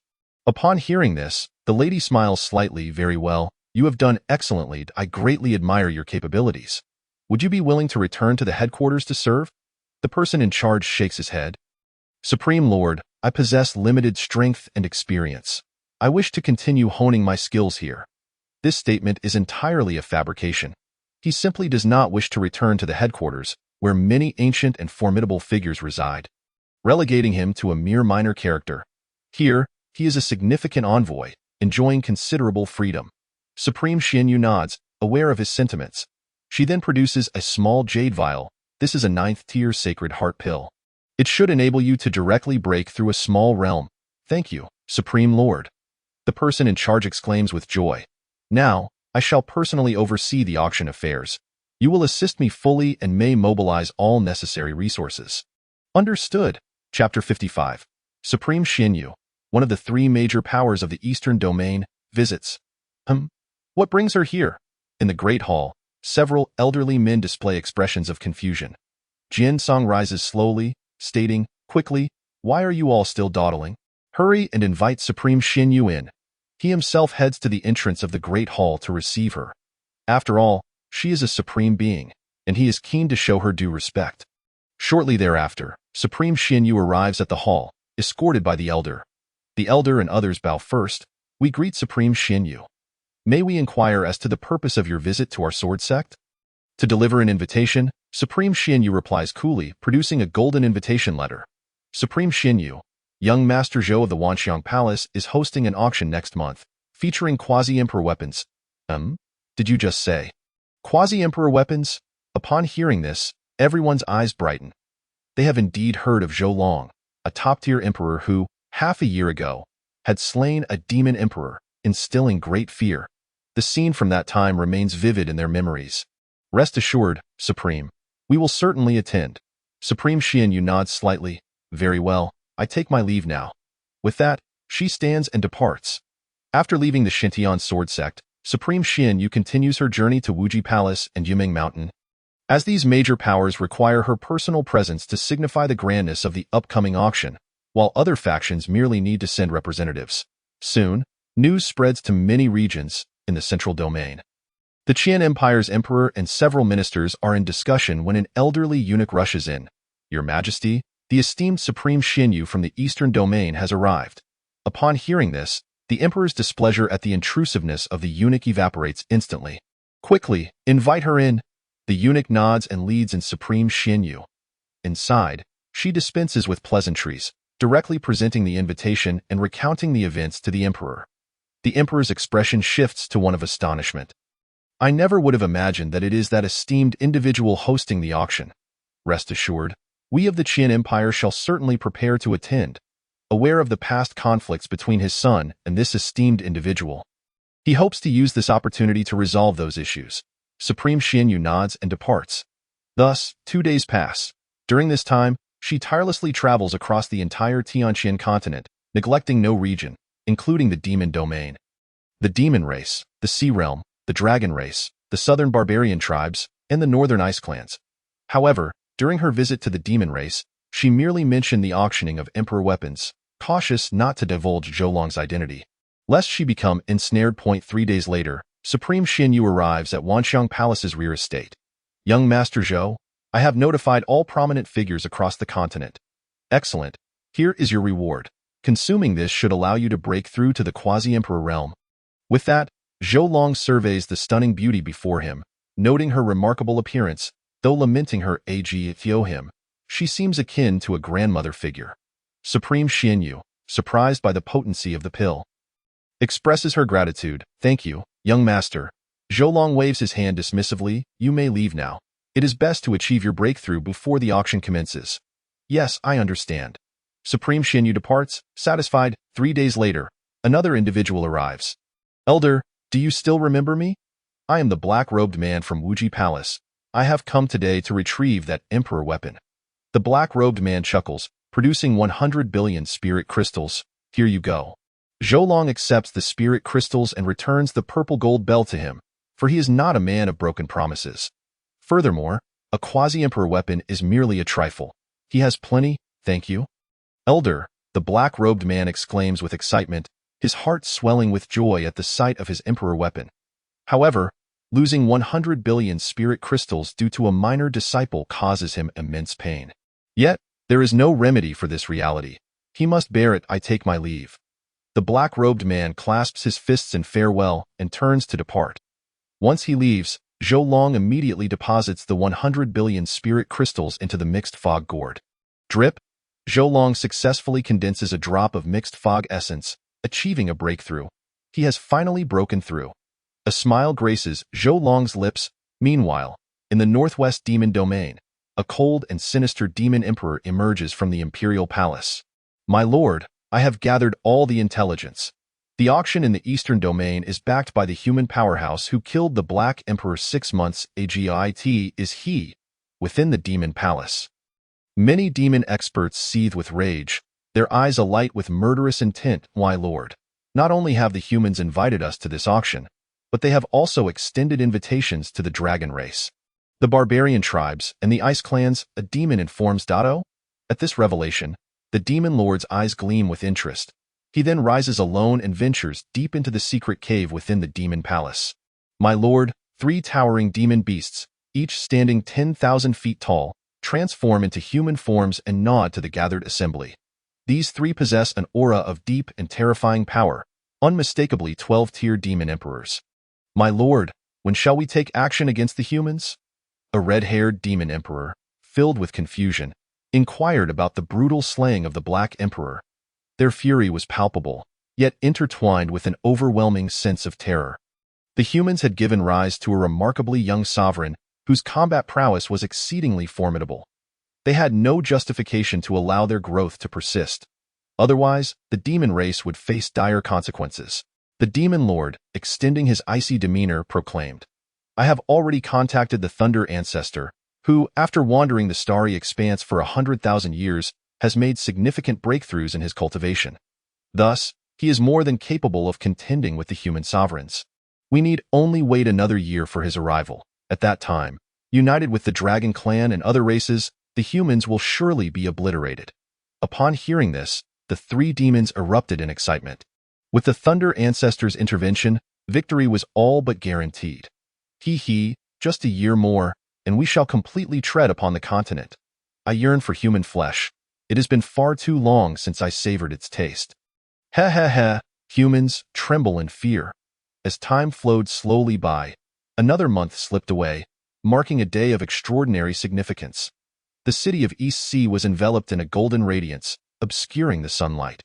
Many residents turned their gazes skyward, where a colossal ship loomed above. Chapter 56. The auction commences. What is this? The crowd gasped in astonishment. Was this not the flying vessel of the Holy Land? Who would have imagined it would originate from such a revered place? Before they could recover from their shock, 3,000 massive flying ships, each several thousand zhang long, materialized above East Sea City, exuding an overwhelmingly powerful aura. Surrounding hundreds of vessels were subdued beneath this imposing presence. What on earth is happening? So many grand ships, they must belong to extraordinary beings. It appeared that they were all heading towards the Xianyu auction house. Could it be that a pinnacle auction was to be held there? No, I recall the headquarters being in Huazhou. How did it come to be here? Within the throng, murmurs of speculation arose. Suddenly, a thunderous roar echoed through the sky, and several majestic warships emerged seemingly from thin air above East Sea City. These ancient golden vessels displayed enormous flags, exuding an aura of dominance. The sight left many powerful figures in a W.O. think that even the three emperors of the central domain and the three great empires had arrived. Countless eyes widened in disbelief. Was this truly the East Sea City of the infamous Eastern continent?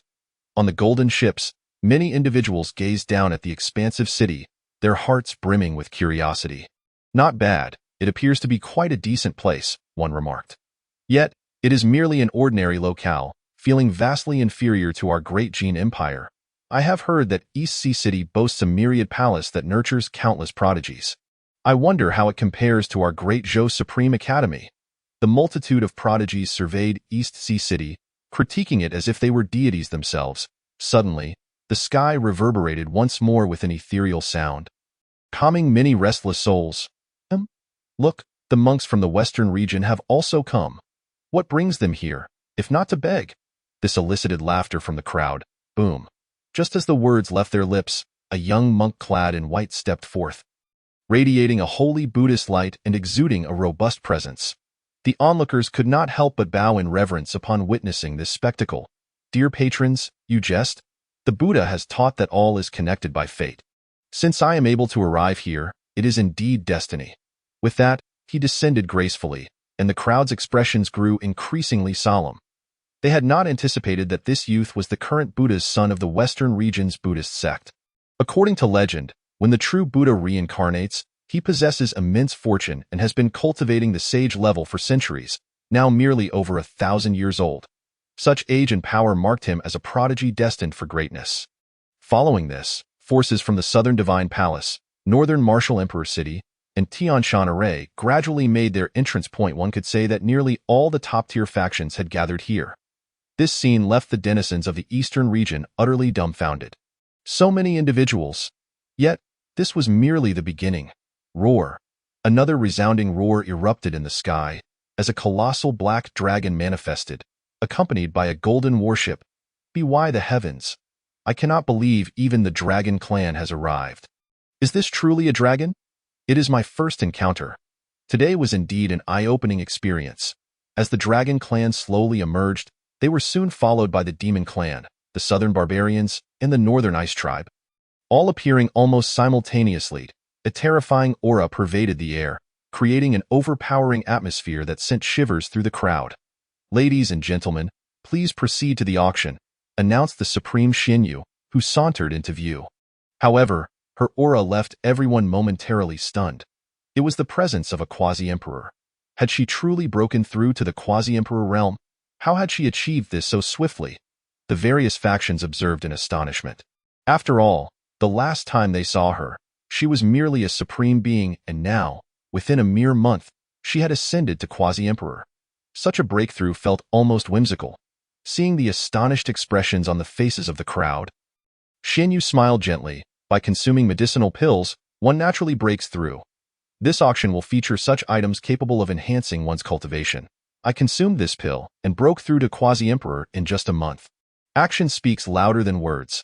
Let the bidding commence. Supreme Xian Yu's words signaled her savvy in business, drawing the audience in with her personal example. The allure of potent medicinal pills was undeniable.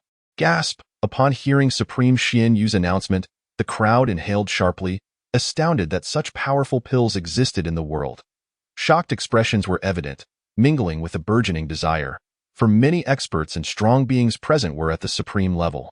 Subsequently, the attendees entered the auction house. While in a private box, Zhou Long sipped tea, quietly observing the proceedings. He scanned the room. No emperors had arrived, but several major factions had dispatched quasi-emperors to attend. The lineup was indeed extravagant. On the surface, it appeared luxurious, yet he wondered how many spirit stones they truly possessed. Curiosity flickered within Zhou Long. Moments later, Supreme Xian Yu slowly approached the stage. Welcome, everyone, to this auction. I must clarify that all items in this auction can only be purchased with spirit stones, spirit crystals, spiritual herbs, and similar resources. Other forms of payment will not be accepted. After a brief introduction, the auction commenced. The first item up for bid is an 11th tier medicinal pill. Xian Yu raised her hand, revealing a small, exquisite pill. This is the Dragon God pill, forged from the essence of a demon emperor's blood. Consuming it will aid a supreme being in breaking through to quasi-emperor. As her words echoed, the attendees' eyes sparkled with excitement. Demon emperor's blood. Who would have thought such a pill could exist, capable of aiding a supreme being in ascension to quasi-emperor? I desire this item. At that moment, many individuals exhibited expressions of eagerness and intrigue, casting greedy glances towards the demon representatives in the box. This spectacle caused the demons to stiffen, as if the onlookers were contemplating devouring them. 400 million spirit crystals. I shall take the Dragon God pill. A voice unexpectedly rang out from the direction of the Dragon Clan's box. Upon hearing this, the crowd responded with competitive fervor. I bid 600 million. 700 million. Numerous boxes began to raise their bids, while Zhou Long observed quietly, internally urging them to increase their offers. Raise it higher, let me earn more. He cheered inwardly. Upon concluding his words, he surveyed the surroundings of the auction hall. At this very moment, an unusual silence enveloped the space, with scarcely anyone daring to raise their bids. It was no wonder. The Dragon Clan wielded immense power, and even the human races were reluctant to offend them. Moreover, the wealth of the Dragon Clan was beyond their reckoning, compounded by the disunity among humans, whereas the Dragon Clan stood united. To provoke them would likely invite retaliation from the entire clan, leaving one to fight alone. After much contemplation, it was evident that it was not worth the risk. With a resounding boom, an overwhelming aura surged forth, pervading the entire auction venue. The atmosphere grew heavy, causing many to gasp for breath. The intensity of this presence was suffocating. The Dragon Clan strongmen felt the formidable energy and exchanged solemn glances. In this auction, the highest bid prevails. Do not rely on your names to intimidate others. Otherwise, I shall reduce you to a mist of blood, Zhou Long stated coldly, his demeanor utterly indifferent. After all, the Dragon Clan's earlier remarks were tantamount to a threat against those who dared to bid. How could he profit under such conditions? Thus, he seethed with anger. Forgive me, esteemed senior, I am willing to enter the competition with a bid of 5 billion spirit crystals, a Dragon Clan warrior hastily declared. Not daring to offend the man before him, who had once slain a demon emperor, it was a matter of great trepidation for them. Very well, considering your earnestness, I shall spare you this time. But do not expect leniency in the future, Zhou Long replied, retracting his oppressive aura, his heart brimming with delight. He had not anticipated that a mere show of force would elicit a bid of 5 billion. He could not deny that this individual was indeed affluent, truly befitting of the Dragon Clan's reputation. As Zhou Long's imposing presence dissipated, the Dragon Clan warriors collectively exhaled in relief. Thank you, esteemed senior. At that juncture, Xian Yu interjected. The Dragon Clan's box bids 5 billion spirit crystals. Is there anyone willing to bid higher? Instantly, the room fell into an eerie silence. Are you jesting? 5 billion is beyond our means. Even if they had the funds, they would need to assess the value of the item carefully. Very well, let us move on to the second item for auction. The Supreme Soul, a soul-type artifact, starts at a bid of 90 million spirit crystals. Let the bidding commence.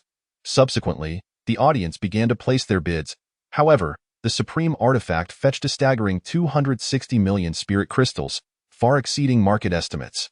After all, no one had dared to auction such treasures in the past, as they were priceless commodities. Over the course of 2 days, Zhou Long successfully auctioned off all his items, dazzling the major factions with an array of elixirs and treasures. Even the most powerful factions felt as though they had witnessed a revelation, for the sheer volume of items was staggering. Now, only one Dragon God elixir remained, with a starting bid of 10 billion spirit crystals. This is truly the last one. Those wishing to bid must seize this opportunity.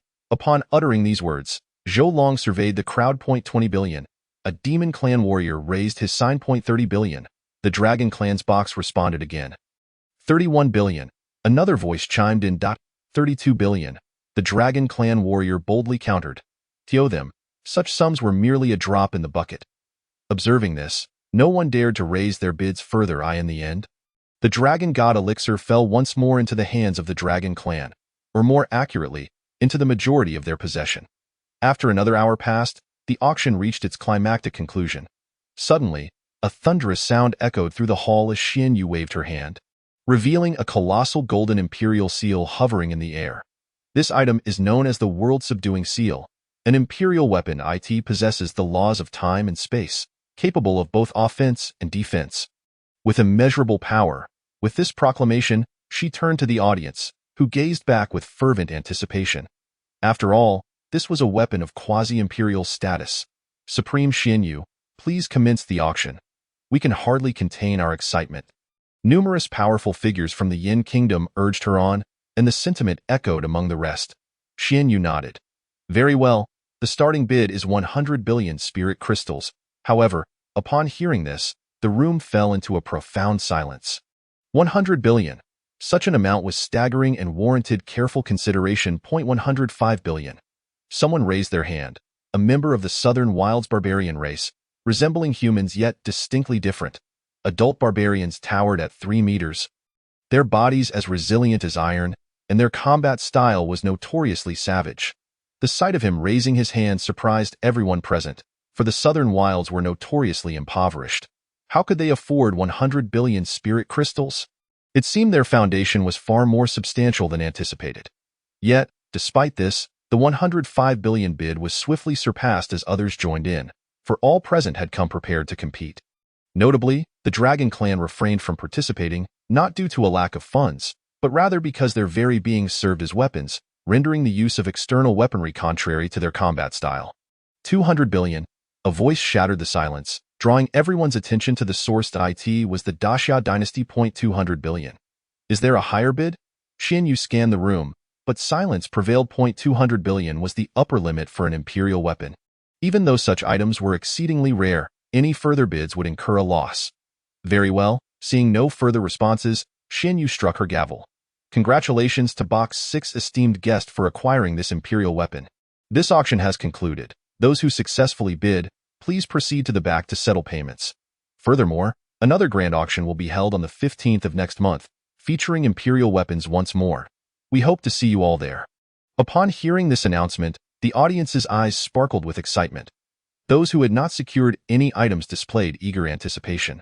Might I inquire, esteemed Xian Yu, will there be Dragon God elixirs available for the next auction? A supreme expert could not contain his curiosity, his eyes gleaming with longing. Yes, Xian Yu replied succinctly, providing them with assurance. This affirmation elicited expressions of elation among many supreme beings, for that elixir could enable them to ascend to quasi-imperial status.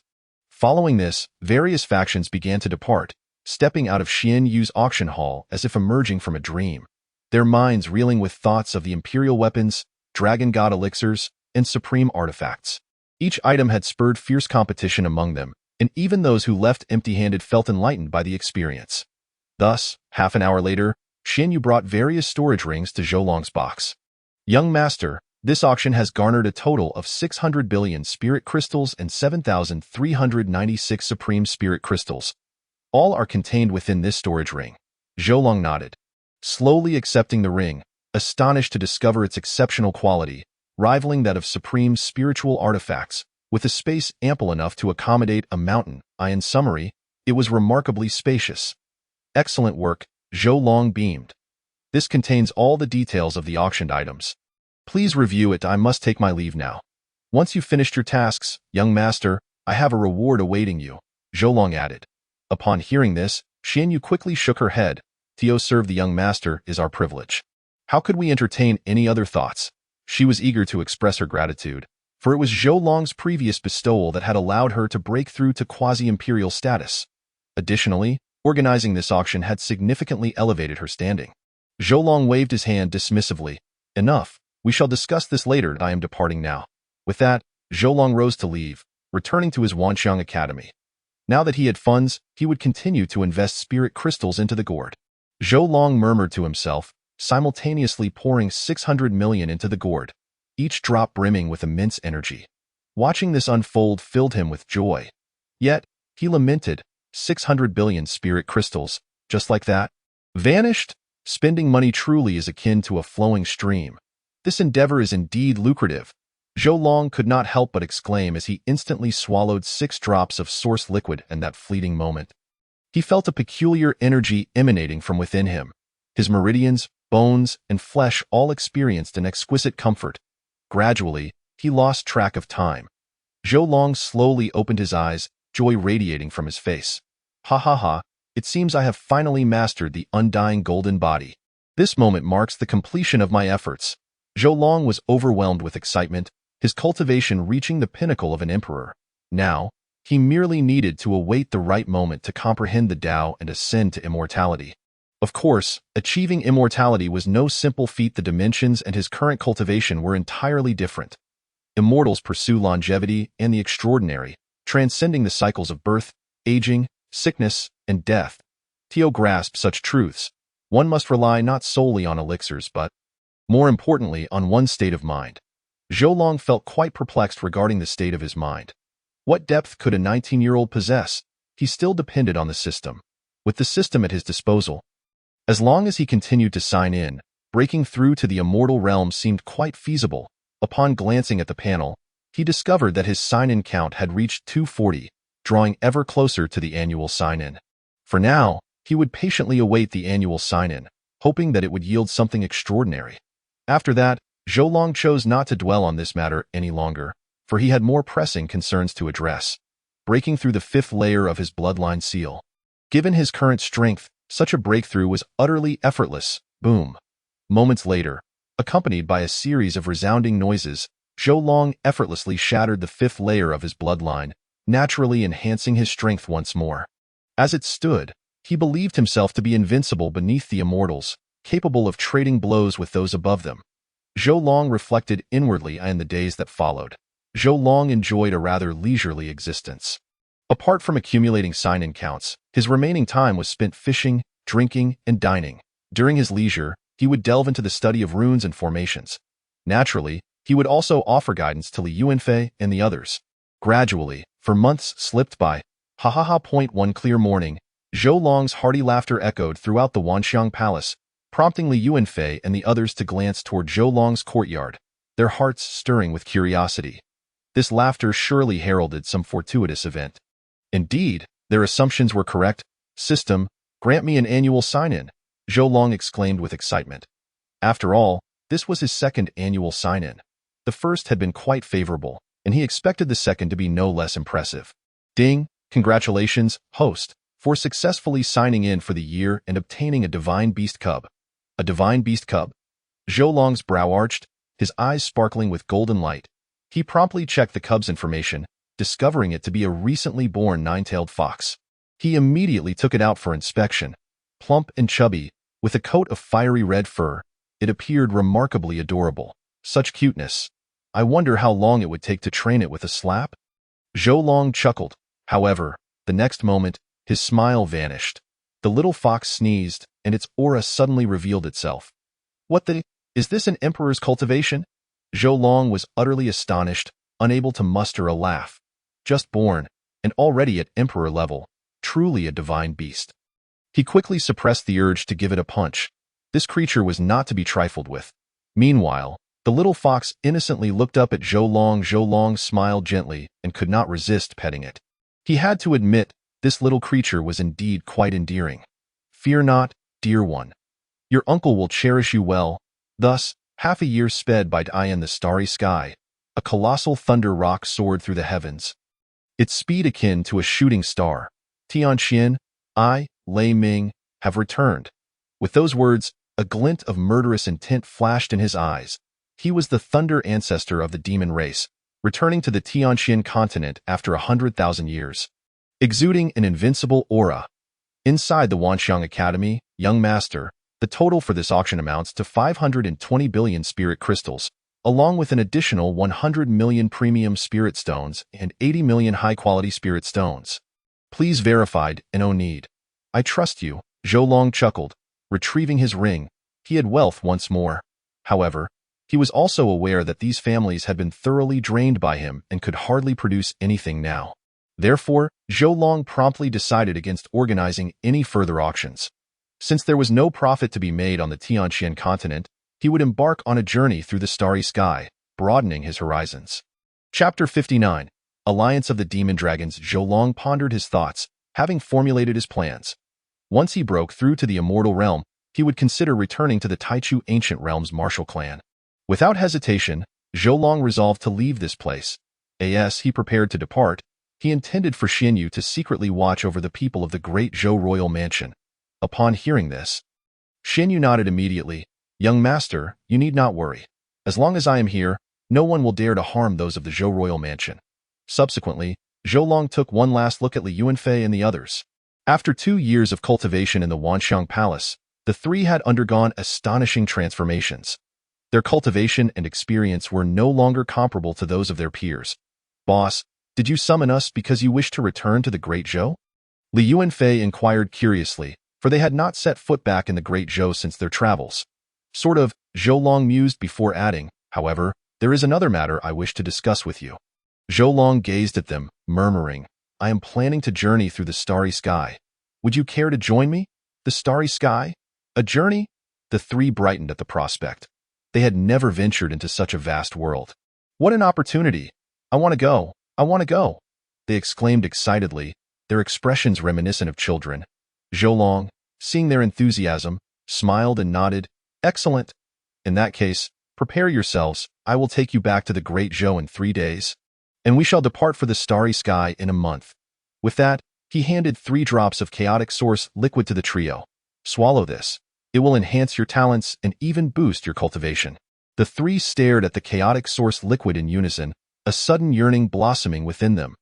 They instinctively recognized its extraordinary nature, understanding it to be a rare treasure. Without hesitation, they swallowed it in one gulp. Boom!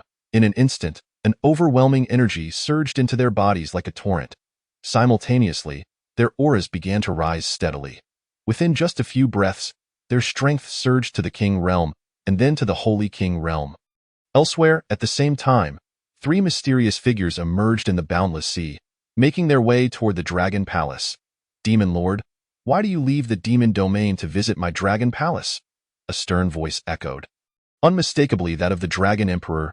Demon Lord, I come today with urgent matters to discuss, and I believe you will find them of great interest. Oh? Upon hearing this, the Dragon Emperor's curiosity was piqued. Do tell. A moment later, within the resplendent halls of the Dragon Palace, the Dragon Emperor regarded the Thunder Ancestor with a grave expression. Thunder Ancestor, it is truly surprising that you are still alive. The Dragon Emperor had known of the Thunder Ancestor's fame long before he himself had become the prince of the dragon race. Now, after 100,000 years, the Thunder Ancestor still stood here. Such an ancient being, he was likely unmatched in this world. The Thunder Ancestor snorted coldly. When I departed Tianqian, you had already reached the Emperor realm. After so many years, I wonder how much you have improved? With that, his aura began to surge. Having lost face before the Dragon Emperor's father in the past, he intended to reclaim it now before the sun. Arrogant, the Dragon Emperor's expression darkened, preparing to strike. He was confident in his strength, believing that even if he was not superior to the Thunder Ancestor, he was not far behind, and with the Dragon Clan's heritage, he could certainly contend. Sensing the tension, the Demon Lord quickly intervened. Gentlemen, please temper your tempers. I did not come here for a fight, but to discuss the fate of our two races. We cannot allow such trivial matters to hinder the greater issues. Upon hearing this, the Dragon Emperor paused, perplexed. What do you mean? The Demon Lord replied slowly, to be frank, I have come to propose an alliance with the Dragon Clan to utterly crush the human race. Upon hearing this, the Dragon Emperor maintained a calm demeanor. My Dragon Clan holds dominion over the seas and has always kept to ourselves. Why would we ally with you? Do I appear to be idle? The Demon Lord spoke with a heavy heart. Dragon Sovereign, you possess the vast seas, and indeed, the resources are abundant. However, do you comprehend that the continent is the very center of the universe? If the Dragon Clan had truly inherited from ancient times until now, how could we be confined to the sea?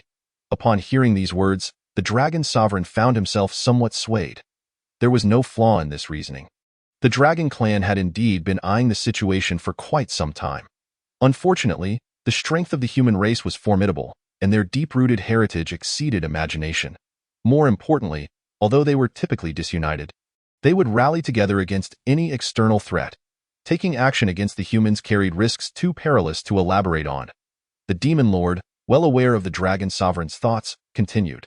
It is not only we two clans that intend to strike at the humans. There are also the Barbarian Clan and the Ice and Snow Clan. As he spoke, the Demon Lord began to elaborate on his plans, which essentially involved using the Barbarian and Ice and Snow clans as cannon fodder to wear down the humans' resources. Afterward, the two clans would annihilate all remaining factions and divide the world between themselves. This plan was undeniably treacherous, yet it was a strategy nonetheless. It was evident that this scheme was feasible. But it required the Demon Clan's assurance that, after their victory, they would coexist with the Dragon Clan.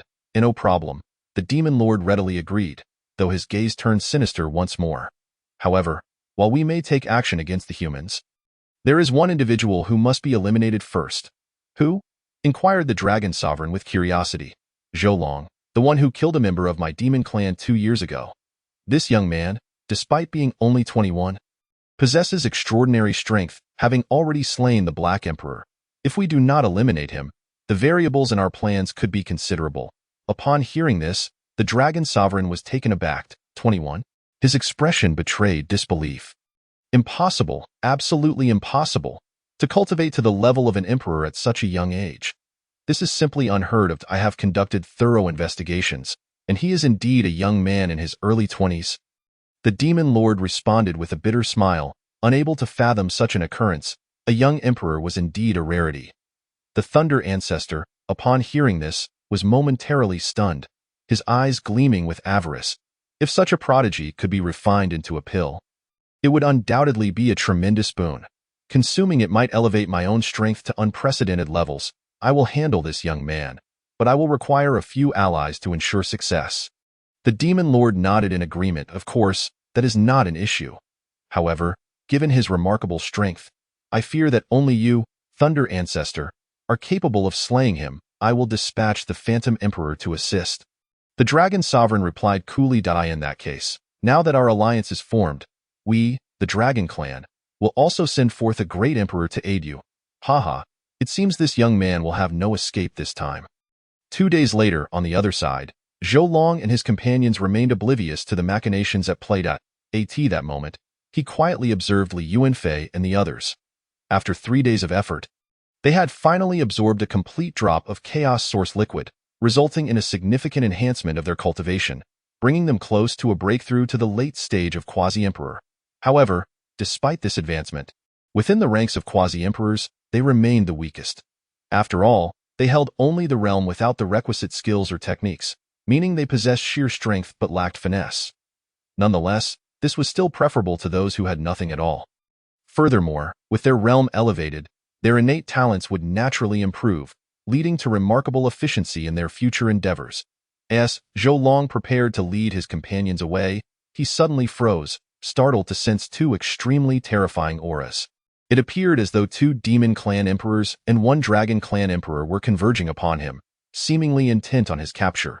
A smirk crept across Zhou Long's lips as he realized he had unexpectedly gained an advantage. His delivery had arrived. High above, the Thunder Ancestor gazed down upon the Myriad Manifestations Palace, where he distinctly spotted Zhou Long's figure. Peering intently, he was astonished to find that he could not gauge the depths of this young man's strength. How terrifying! Cold sweat trickled down his brow as he recognized that this youth was anything but ordinary. You too, proceed first and test his strength. I shall support you, the Thunder Ancestor instructed slowly, wishing for them to gauge Zhou Long's capabilities. However, Zhou Long's voice interrupted. Why complicate matters? Allow me to escort you three on your journey. You fool! Do you truly believe I will fear you? With my own hand in the fray and two others assisting. How could I not slay you? With that, his terrifying emperor-level aura erupted, shaking the very heavens, causing the Myriad Manifestations Palace to begin to crumble. Humph! Zhou Long scoffed softly, releasing his own overwhelming pressure, which effortlessly countered their force. This display only deepened the Thunder Ancestor's trepidation. This youth is extraordinary. We must unite to defeat him. With a thunderous roar, the Thunder Ancestor transformed, manifesting a colossal thunder rock in the sky, its eyes shimmering with violet lightning. This sight was terrifying in the extreme. Not only him, but the two accompanying figures also morphed into their true forms. A towering netherworld wolf covered in eerie black patterns, emanating a chilling aura, and a massive black dragon, its limbs thick and covered in dark scales that glimmered with a metallic sheen, its enormous eyes resembling black holes. The overwhelming might radiating from them fractured the sky itself, making it evident that the combined aura of three emperors was beyond the capacity of most to withstand. At that moment, in East Sea City, onlookers were rendered speechless by the bizarre scene unfolding above. Fear gripped their hearts as they realized that members of the Dragon Clan had appeared. Not only that, but the Demon Emperor was also present. The two powerful clans were uniting to assault the human race. What could be their intent? This is disastrous. It feels as if the heavens are collapsing. The human race is doomed. Numerous formidable cultivators fled in a frenzy, their eyes filled with terror. After all, Emperor-level beings possessed the capability to annihilate entire cities with a mere strike. Thus, they were compelled to escape at all costs. Who would have thought that three emperors would mobilize? The alliance of the Demon and Dragon clans signified the onset of war. Their primary target was Mr. Zhou Long. Could he withstand such overwhelming odds? Observing the unfolding chaos, Li Qing could not help but reveal a grave expression as he immediately activated the Emperor-level defensive array of the Myriad Manifestations Academy. Meanwhile, in the Demon Realm, the Demon Lord led two Demon Clan Emperors against four human emperors, backed by an army of billions of demons. The lowest among them were 7th-tier beasts, with many reaching the 9th and 10th tiers. Their massive forms exuded an aura of sheer terror as they greedily eyed the human territories. At a mere command from the Demon Lord, they would surge into human cities, unleashing untold carnage. To be honest, the taste of human flesh is rather delightful, Demon Lord. You have some audacity to challenge our human race, bellowed a human emperor clad in dark robes. The Demon Lord's countenance remained impassive. Ha! You old fool, the Tianxian continent rightfully belongs to my demon clan. We are merely reclaiming what is ours. I shall remember your words, and when the time comes, I will ensure your entire lineage is wiped out, leaving not a single soul behind. Bold words, you wretched beast. Today, I shall ensure you are torn asunder. The faces of the assembled warriors were etched with boundless killing intent. The Demon Lord, seeing this, chose not to engage further, instead directing his gaze towards the eastern domain. At this moment, his only hope was to eliminate that young man, for only then could this war come to a decisive end. After all, this youth, being so young, posed an unpredictable variable. Simultaneously, similar confrontations unfolded in the southern and northern domains, where the barbarian and ice and snow clans faced off against human cultivators. They were not foolish. They were aware of the movements of the Demon Lord and the Dragon Clan, even calculating on their part to let the two clans strike first while they reaped the benefits. The Dragon Clan's target, however, was the western domain, as it was the weakest overall. Ha ha ha, at last, the demons have made their move. The Dragon Sovereign gazed into the boundless expanse, a smile gracing his lips. The Thunder ancestor's strength was formidable. With the old fellow in action and 2 seasoned emperors supporting him, he had no doubt that the young man would have no chance of survival. All forces, advance and attack the western domain. On the other side, Zhou Long from the eastern region directly brandished his fishing ROD at this moment. He had also discerned the extraordinary anomalies of the Tianxian continent.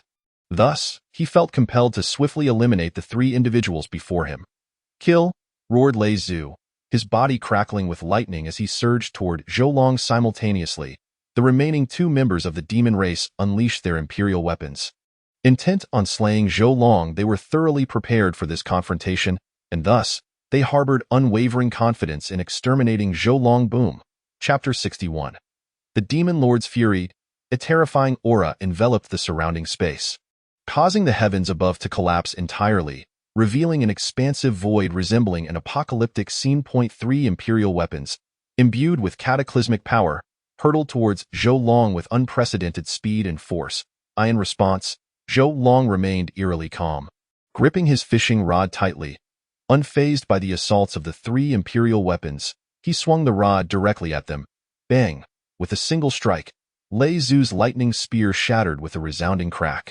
Countless fragments of Imperial weapons pierced through the fabric of space, vanishing into the vast sea of humanity. Yet, this was not the end. The fishing rod continued its descent towards the weapons of the 2 demon emperors, shattering them just as decisively as before. Whoosh! Zhou Long unleashed another palm strike, causing all fluctuations to hover suspended in midair, completely sparing the eastern sea city below from harm. After all, with his current prowess, it was effortless to avoid collateral damage to innocent bystanders. At that moment, the 3 demons simultaneously spewed blood, their faces pale. The Imperial weapons were bound to their souls, and with their destruction, their vitality waned significantly. How is this possible? Lei Zhu stared in disbelief. After all, those were Imperial weapons. He had risked his life to obtain such a weapon, nearly perishing in the process. The joy he felt upon acquiring it was beyond measure. He had considered himself the happiest person in the world. Yet now, the weapon he cherished most had been obliterated. The Black Dragon and the ghostly Celestial Wolf were equally astonished. That fishing rod was terrifying. What kind of weapon was it? Enough of this, let's flee, they exclaimed in unison. With their Imperial weapons destroyed, their will to fight had evaporated. They could not contend with such overwhelming strength. Hee, since you have come, why not stay? Zhou Long chuckled, swinging the fishing rod again. A small blue orb materialized before the fishing hook, transforming into a flurry of luminescence that swiftly pierced through the bodies and souls of the 3 demons. In an instant, their once massive forms froze in midair, their vitality slowly dissipating. In a way. Is this how it ends? Zhou Long was momentarily taken aback, realizing he had effortlessly annihilated 3 formidable emperors with a casual strike. The sheer terror was palpable. Truly, it was a weapon of celestial origin, surpassing even divine weapons. Zhou Long sighed inwardly, collecting the corpses of the 3 demon emperors. A thunder rock, a celestial wolf, and a black dragon. What splendid treasures, he mused before swiftly departing the scene. This spectacle left Li Yuanfei and the others in a state of exhilaration. Wow, our leader is incredible. Zhou Long is astonishingly powerful, single-handedly dispatching 3 demon emperors. Such a feat is unparalleled in all of history. Indeed, this is my lord. He possesses the demeanor of an emperor. The trio was swept up in excitement, having been invigorated by Zhou Long's display of might. Meanwhile, all who witnessed the event remained in stunned silence. What is happening? They are dead, gasped the onlookers, disbelief etched across their faces. The fact that 3 demon emperors were slain within mere moments was utterly unfathomable. Such a narrative could scarcely be conceived. Akin to a tale where a mere mortal vanquishes beings of such caliber in seconds. On the other side. What? You say Lei Zhu has been killed? The demon lord was filled with dread. It was well known that Lei Zhu was among the pinnacle of power within their ranks. With the protection of 2 demon emperors, he could easily subdue any expert on the Tianxian continent. Yet now, he had been slain. Indeed, instantly annihilated. It was beyond imagination to grasp the extent of Zhou Long's formidable power. Several human emperors were equally astonished but, after a brief moment of shock, felt a surge of joy. They had not anticipated that their kin possessed such formidable strength. This strike was truly uplifting. Who dared to claim that humanity lacked strong champions? Let us charge forth and slay those demons. With the command of the 4 human emperors, royal-level experts surged toward the demon army, their morale soaring. An unstoppable force. Demon Lord, the situation is dire. We should retreat. One demon emperor urged anxiously, with Lei Zhu slain. Their fighting spirit had waned. The demon lord, however, appeared troubled. There was nowhere to retreat. The battle had commenced, and defeat meant annihilation for the demon race on the Tianqian continent. Curse that human brat. He is nothing short of a monster. The demon lord seethed. Perhaps we should abandon the Tianqian continent, another demon emperor suggested. As the saying goes, where there is life, there is hope. Upon hearing this, the demon lord hesitated. Leave? No, absolutely not. I refuse to yield. With that, he roared, producing a formation disk radiating an overwhelmingly terrifying aura that even emperors found daunting. It is all because of that human brat. If we can eliminate him, victory will surely belong to our demon race. With that, the demon lord's expression turned frenzied as he ascended into the sky. In the next moment, a fearsome, ancient, and ruthless formation began to manifest, exuding a chilling and ominous energy that enveloped the entire demon army, including many human experts caught within. Boom! In an instant, tens of thousands of demon warriors erupted in explosive carnage, transforming into billowing clouds of blood that surged into the formation. What is this? Several emperors gasped, their pupils constricting in horror, simultaneously ordering a retreat. Demon Lord, what are you doing? 2 demon emperors shouted in anger. After all, these demon warriors constituted the backbone of their race, many of whom were their kin. How could they be slaughtered so callously? Unfazed, the demon lord replied, this formation is the WNL. We need to sacrifice billions of soldiers. Once the sacrifices are made, I shall gain unparalleled power. At that point, the Tianqian continent will be ours to dominate. But our core strength will be lost. They protested, incredulous. Why speak of such cruelty? After all, defeat means certain death. Why not contribute to our noble cause now? The 2 demon emperors fell silent, realizing they had no other option. Meanwhile, within the WNL, countless demon soldiers were consumed, their expressions frantic as they wailed in despair. Their eyes ablaze with anger. They vowed that even in death, they would not forgive the demon lord. On the other side, Zhou Long traversed the continent, arriving in the western region with a singular purpose: to eliminate the Dragon Clan first. Among all races, the Dragon Clan was the most powerful, and he had long coveted its treasures. Dragons, since you have invited trouble, do not blame me for my ruthlessness, Zhou Long remarked with a smile as he charged toward them. Upon witnessing Zhou Long's arrival, the Dragon Emperor felt a wave of terror wash over him. The memory of Lei Zhu and the 3 demons being swiftly dispatched sent shivers down his spine. By my royal decree, all forces are to retreat immediately, he commanded, hastily preparing to flee. Yet, Zhou Long would not allow them to escape so easily. You think you can run? Not a chance, he bellowed, hurling his fishing rod once more. In an instant, a black dragon was swiftly obliterated. Before they could comprehend the situation, another dragon met the same fate. Once again, with merely 3 brief breaths, 10 dragons were utterly transformed into a mist of blood. In truth, the dragon race is not numerous, at most numbering 100,000. However, their combat prowess is exceedingly formidable, with the weakest among them being peak 8th-tier black dragons. The 9th-tier black dragons number over 10,000, while the 11th-tier black dragons are comparatively fewer, with just over 3,000. The 12th-tier dragon emperors amount to 5, and including the one previously slain, that makes 6. One could say, it is no surprise that the ancient giant dragons, who command vast and boundless seas, possess such strength, rivaling the entirety of the human race in the central domain. Yet, in contrast, the dragon race is scarce, totaling merely 300,000. The human race boasts a colossal population, numbering at least 1 trillion, thus holding an absolute advantage in numbers. Nevertheless, dragons inherently live far longer than humans, with a distinct bloodline advantage and a lifespan that far exceeds that of humans. One dragon is equivalent to 10,000 human strong men. However, This holds true in general, but the monstrosity before us is an entirely different matter. Die. All of you, perish. Zhou Long unleashed a massacre, and in the blink of an eye, over 1,000 black dragons fell at his hands. These were all above the 9th tier.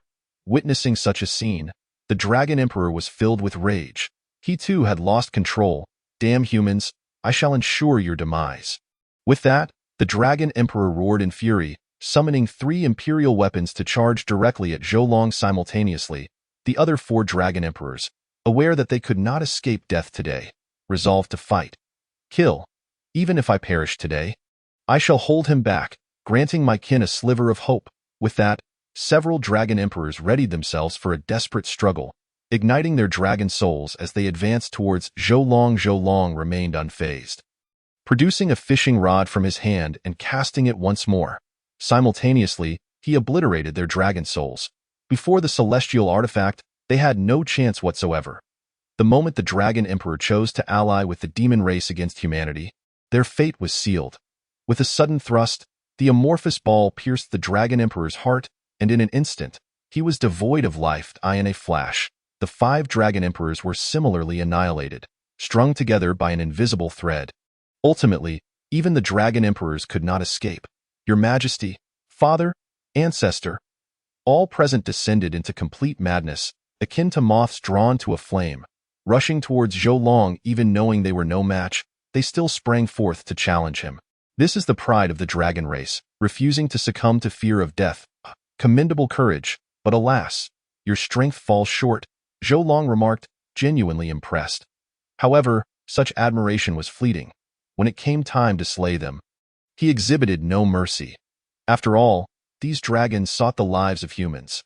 Thus, he had no reason to hold back. In mere moments, nearly 100,000 dragons were slaughtered, leaving the world in eerie silence.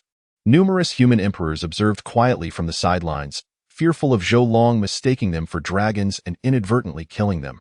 How terrifying! What sort of lineage does this young master possess? Surely, this is no less than the descent of a true immortal. Several emperors felt trepidation, for Zhou Long's slaughter of emperors was akin to dispatching small dogs, a display of power too fearsome to comprehend. On the other side, in the demon domain, damn it, his power is intensifying. We must swiftly break this formation. The expressions of the 4 human emperors betrayed their urgency. They could not afford to be unhurried. If this continued, the demon lord's strength would surely grow ever more formidable. Strike? We must act quickly. We cannot allow him to persist. If the enemy wish to breach the formation, they must first pass through them. 2 demon emperors transformed into their true forms, desperately entangling the human emperors. This was the moment of destiny. They could not afford to regret or retreat. Meanwhile, the demon lord continued to absorb the vast vitality from the formation, his aura surging uncontrollably. This power is astounding. Even if the Thunder Ancestor were present, he would not stand a chance against me, he murmured, his gaze filled with obsession and madness. Then, he looked towards the western domain, his expression growing grave. Yes, over. The dragon race is doomed. This being is far too terrifying. Can I truly contend with him in my current state? No, I must continue the sacrifices. I need even greater power. A frenzied glint ignited in the demon lord's eyes as he cast his gaze upon the 2 demon emperors and the 4 human emperors. If I could absorb their vitality, I would be invincible. With this thought, his eyes grew increasingly greedy. Simultaneously, he exerted control over the myriad spirits' great formation, enveloping the 6 emperors within it. This spectacle left the 6 in shock. Demon Lord, what are you planning? You madman, do you intend to sacrifice me as well? How despicable. You truly are a lunatic. The 2 demon emperors seethed with rage, attacking the formation with fervor. Meanwhile, within the formation, a wave of bloodthirst coursed through, filled with terrifying killing intent. Even as emperors, they struggled to withstand it. Witnessing this, the 4 emperors dared not hold back, unleashing their trump cards against the formation. However, the myriad spirits' great formation was an ancient malevolent array. Having just sacrificed billions of demon soldiers, it was unfathomably formidable. Chapter 63. Journey to the Starry Sky. As the 6 emperors launched their assault simultaneously, they found it difficult to make even a dent. What a futile struggle! the demon lord scoffed, his gaze brimming with disdain. He then focused all his energy on controlling the formation, seeking to refine it. You escaped 2 years ago. Let us see where you can flee this time. At that moment, Zhou Long stepped slowly from the void, surveying his surroundings, unable to suppress his admiration for the demon lord's ruthlessness. His demon minions were dispatched without hesitation, a truly fearsome sight. Upon seeing Zhou Long's appearance, the demon lord's expression turned grave. He remained silent, directing the myriad spirits' great formation to charge at Zhou Long Dai. Zhou Long roared, a blue orb shooting forth in an instant. With a puncturing sound, the demon lord's chest was pierced, and his soul rapidly began to extinguish, vitality pouring out like a torrent. In the end, confusion lingered in his eyes. He could not comprehend, nor believe it. How had he, despite his overwhelming strength, been slain in an instant?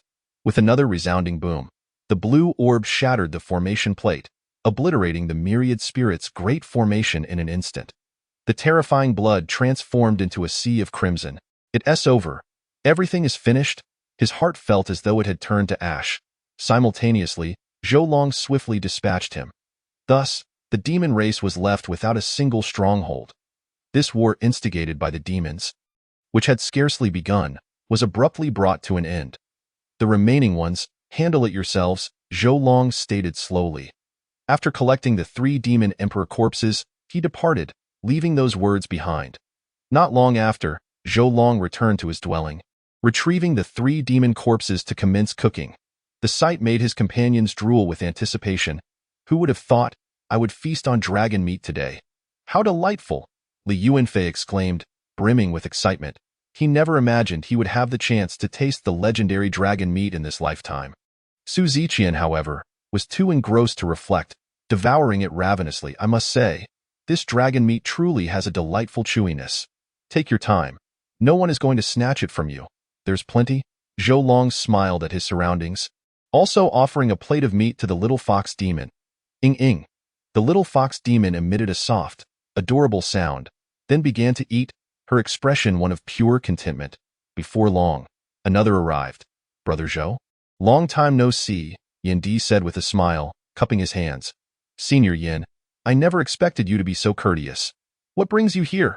Zhou Long replied with a smile, supporting him. Yin Di slowly produced a ring and handed it to him. Young brother Zhou, this is the spiritual stones and spiritual crystals we obtained from the dragon and demon races. I brought them to you since I heard you were in need. Oh? Upon hearing this, Zhou Long's consciousness probed within, and his eyes lit up. At that moment, the spiritual crystals piled high, amounting to over 200 billion. The spiritual stones were even more abundant, at least 3 trillion, with the majority being top-tier spiritual stones. Yin Di smiled as he spoke. Most of these spiritual stones and crystals come from the dragon race. They have accumulated wealth over countless generations, making it truly astonishing. His eyes reflected awe as he continued. Over 200 billion spiritual crystals. Even as an emperor, I have never encountered such a vast quantity. I indeed require these spiritual stones and crystals. Since that is the case, I shall not stand on ceremony. Having spoken, Zhou Long chuckled as he put away the Yin Emperor. If there are no pressing matters, why not sit down and share a meal together? The Yin Emperor's eyes gleamed momentarily. Brother, I wonder if this is the flesh of the Dragon Emperor. I have long been salivating over it. So you have a taste for Dragon Emperor meat? A trifling matter. Shall I slice off a leg for you to savor? Haha, I would be most grateful. The following day, Zhou Long departed with Li Yuanfei and the others, preparing to return to the Great Zhou, which felt akin to home. How comforting it is to be home, Li Yuanfei mused. Although the outside world was not without its charms, upon returning home, he found himself inevitably nostalgic. Zhou Long, too, returned to the royal residence with Zijing, in the days that followed. Their lives settled into a tranquil rhythm. Zhou Long resumed a peaceful existence, indulging in daily feasts as if reliving the past. However, half a month later, an unexpected event transpired. His former fiancée, Yi Yuning, had transformed into the holy maiden of the Taiyin sacred land in Lianan Prefecture. Her return to the capital caused quite a stir. For the Taiyin was revered as a sanctuary for women, boasting formidable powers at the Saint King level. With the assistance of the elders from the Taiyin sacred land, Her Tian profound body had metamorphosed into the Tian sacred body, propelling her into the ranks of the elite and securing her position as the Holy Maiden. This could be deemed an extraordinary stroke of fortune. After her return to the capital, Yuning visited the Zhou royal residence the very next day. 3 years had passed, and she was indeed a sight to behold. Yuning now possessed an ethereal grace, a stark contrast to the proud young lady he once knew. It seemed her encounters had fostered considerable growth. After a casual exchange, she took her leave. The past faded like fleeting clouds. They belonged to different worlds, and this meeting felt like a closure on bygone days. Thus, another month slipped by on this day. A warship glided slowly from the Great Zhou, vanishing into the vast expanse of clouds. This scene allowed many to breathe a sigh of relief. With an ominous and unknown entity looming overhead, no one felt particularly at ease. Now that it had departed, a sense of lightness enveloped them. The Tianxian continent would continue to stand as their pinnacle. Is this what the starry sky looks like? Aboard the starship, a few gazed upon the infinite cosmos, their hearts stirred. The starry expanse was not as enchanting as they had envisioned. Instead, it emanated a haunting silence, dim and devoid of light, echoing not a sound. An eerie stillness that was unsettling. The pervasive darkness evoked a sense of dread, as though unspeakable horrors lurked within. Yet, in some exceedingly distant realms, they could perceive flickering points of light, each representing a star. In response, Li Yuanfei and Su Ziqian exchanged glances, a flicker of nostalgia in their eyes. The starry sky knew no time. Upon their return, everything had changed. However, they felt little regret in preparation for their celestial journey. They had mastered the technique of creating clones, leaving their duplicates behind in the Great Zhou, thus alleviating their concerns. Meanwhile, Zhoulong examined the star chart left by the Tianyuan Saint King. Initially, he intended to follow the route laid out by the Tianyuan Saint King. But now he had reconsidered. After all, the Tianyuan Saint King was merely a Saint King. His travels through the cosmos could not extend far, at most wandering around the periphery of the Tianxian continent. Zhoulong was not inclined to squander time. He resolved to head directly to the most prosperous cosmic star domain. Chapter 64. A decade past Green Book, enlighten me on the cosmic structure. Which regions are thriving, and which are particularly intriguing? Zhoulong inquired, retrieving the Green Book. Instantly, the Green Book radiated brilliance, finally finding its purpose after such a long period of dormancy. Yes, Master. This universe is known as the Lingjia, or the Yuanling universe, classified as a middle thousand world. The Yuanling realm appears remarkably vast, approximately 90 million trillion light-years, encompassing boundless star domains alongside expansive, uncharted wildernesses. Currently, the Master's position lies within an ancient star domain. Moreover, the Yuanling realm star domains can be segmented into 4 tiers: low-level, mid-level, high-level, and top-tier. The ancient abyss star domain belongs to the high-level category. Zhoulong queried, "How does the Tianxian continent compare?" The Green Book responded, "Although the Tianxian continent is deemed a remote system, it ranks impressively among the star domains, certainly within the top 1,000 powerful planets." Listening to the Green Book's account, Zhoulong felt unsurprised. After all, the pinnacle of the Middle Thousand world was the Emperor realm, and with over 30 emperors, the Tianxian continent's might was undeniable. Even when considering the entirety of the top-tier star domains, it was no insignificant place.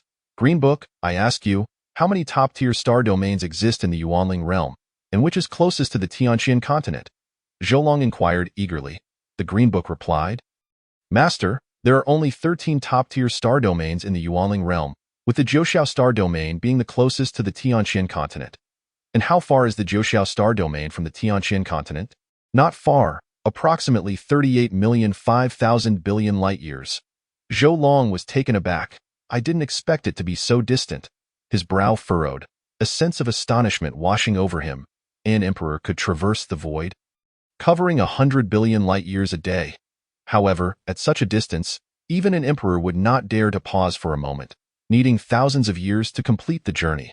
Now, at the tender age of 21, a millennium seemed unfathomably far and long.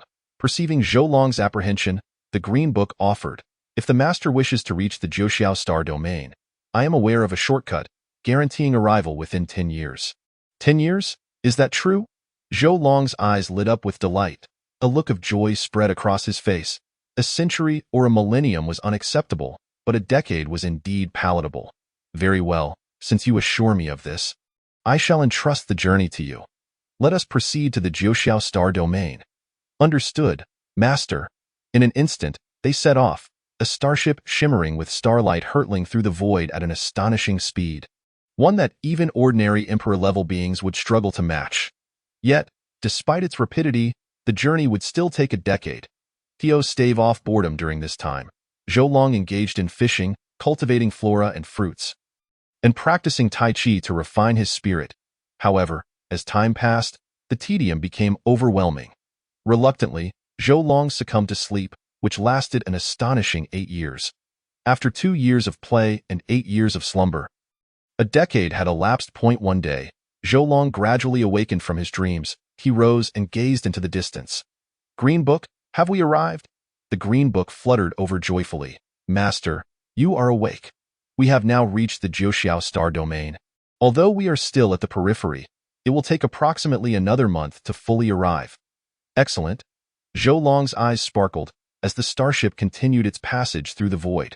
Surrounding them was a white expanse, far darker than the starry sky, devoid of sound, enveloped in an endless shroud of darkness. This phenomenon swirled around the starship like a relentless tide. Suddenly, a small fox spirit darted into his embrace, emitting soft sounds of excitement as it nuzzled against Zhou Long's chest. Observing this, Zhou Long could not help but smile gently. Little one, you have finally grown. He beamed, affectionately ruffling the creature's little head. Perhaps due to its potent lineage, the little one was now 10 years old, yet appeared as fragile as an infant barely a month old. Master. At that moment, the Qing Miao gracefully glided over, transforming into a streak of light. Its speed was so swift that it caught him off guard. What surprised Zhou Long even more was that the Qing Miao had taken on a form resembling that of an 11 or 12-year-old child, with skin appearing remarkably fair and plump, exuding an undeniable cuteness. Seeing this, Zhou Long could only shake his head in resignation. He had once imagined that the Qing Miao would mature into a stunning beauty, but it seemed that was not to be. Well, Zhou Long surveyed his surroundings, noting that Li Yuanfei and the others were still engrossed in their cultivation. He chose not to disturb them, knowing they would cease once they arrived at their destination. Ah, I am quite hungry. It's time to prepare some meat to reward myself. Zhou Long set about cooking a pot of dragon meat. After all, he had an abundance of dragon flesh at his disposal. Delicious. Subsequently, Zhou Long leaned back in his rocking chair, savoring dragon meat while perusing the system panel. Name: Zhou Long Cultivation. Perfected Emperor Realm Physical Body. Indestructible Golden Body. Great Accomplishment. Divine Soul. Temporal Divine Body Technique. Supreme Scripture of the Taiying. Ancient Text of Heavenly Refinement. First Layer. Divine Ability. A Glimpse of Eternity Weapons. Fishing Rod. Dragon's Dagger. Bright Silver Spear. Imperial Armor. Imperial Divine Soul Treasures. Green Book. Mysterious Gourd Pet. Nine-Tailed Celestial Fox. Juvenile Stage. Sign-in Count. 3862. Glancing at the sign-in count, Zhou Long chuckled. With nearly 4,000 sign-in opportunities, he was practically invincible. With such a plethora of sign-in chances, he could easily utilize 7 monthly sign-ins and 10 yearly ones. System, grant me 3 yearly sign-ins.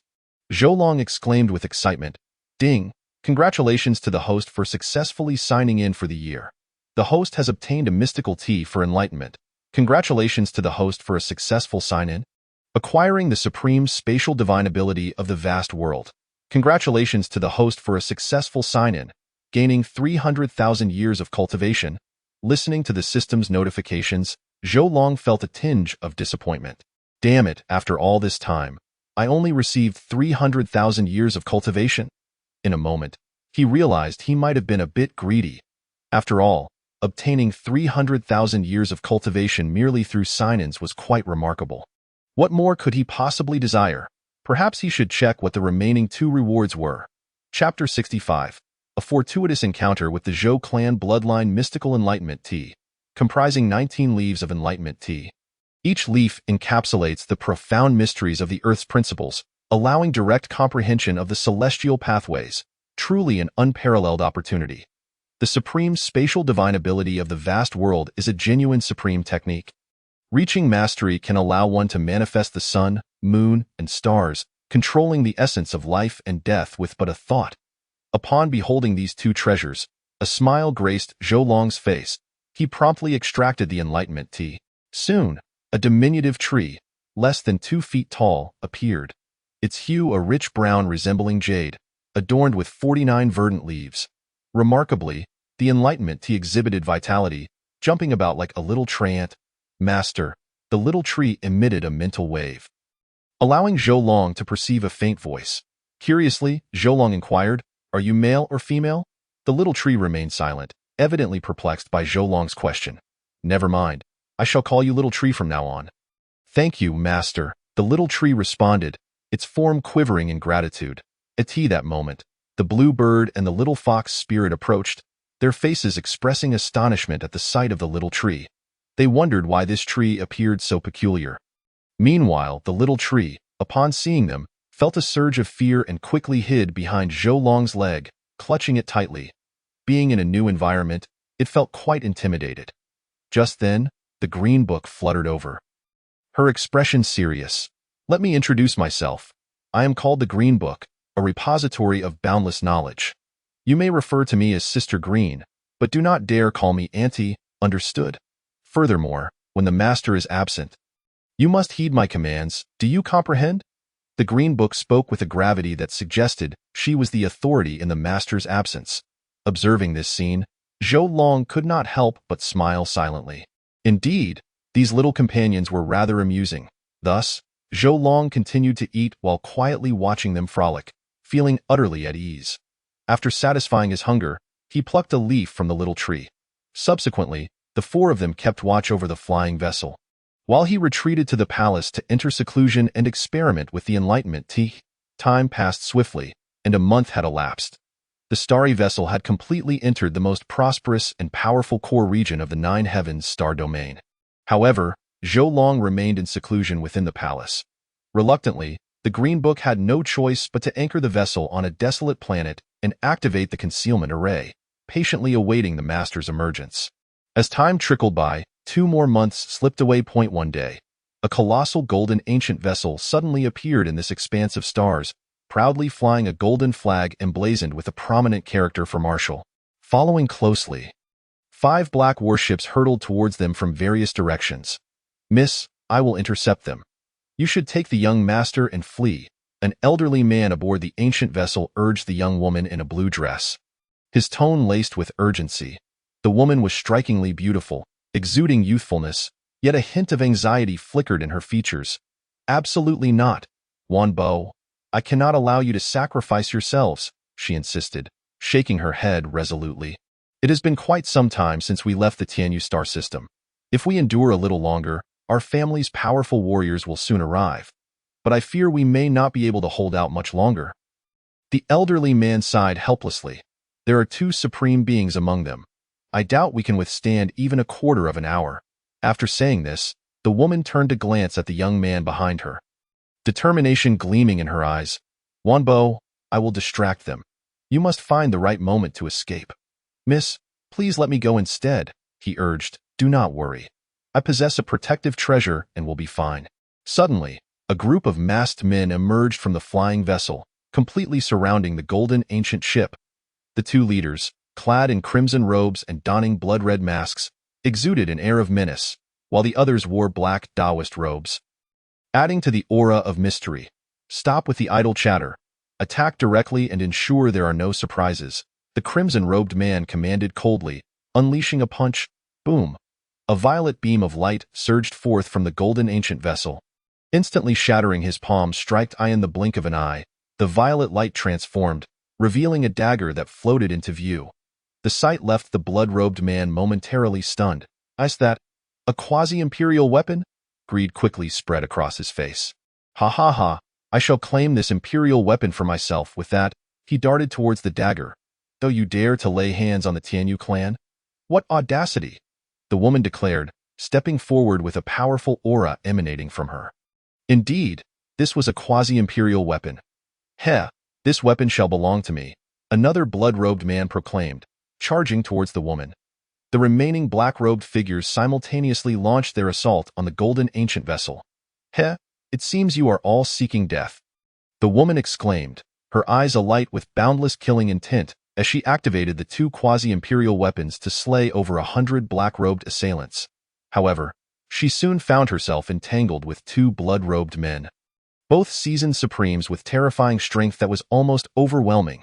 Moreover, she had only recently ascended to the realm of a supreme being. Even with two quasi-imperial weapons in hand, she struggled to hold her ground. After a few exchanges, she found herself at a disadvantage, and a terrifying pressure enveloped the starry skies. Meanwhile, on a desolate, dead star afar, several pairs of eyes observed the fierce battle unfolding in the cosmos. The blue bird could no longer contain her curiosity. "Green Book, these forces are about to encroach upon us. What should we do?" "Do not fret, let us observe for now. They are but a few insignificant insects." The Green Book replied, before her expression shifted to one of rare gravity. "However, that man seems to have some connection to the Master, and even the ancient vessel appears to be related." "Is that so? Does he have ties to me?" Just then, Zhou Long's voice rang out, causing everyone present to pause in surprise. "Master, you have emerged," the blue bird exclaimed, rushing towards him. The little fox spirit, equally excited, scampered over to nuzzle against Zhou Long in response. Zhou Long merely smiled, turning to the Green Book. "Little Green, what relationship do you speak of regarding that woman?" The Green Book explained, "Master, you may not be aware, but this individual is named Zhou Shui, hailing from the Zhou clan in the Nine Heavens Star Domain. This Zhou clan is a descendant of your own Zhou lineage." Upon hearing this, Zhou Long's expression shifted to one of realization. "So that's how it is. It seems she is indeed one of my own." Chapter 66.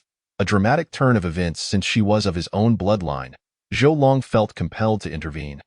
The Zhou clan could not be bullied by outsiders. It was only fitting that he assert dominance over them. At that moment, outside, Zhou Shui's complexion had turned ashen, clearly exhausted. It was no wonder. With her current cultivation, managing two quasi-imperial weapons was exceedingly taxing.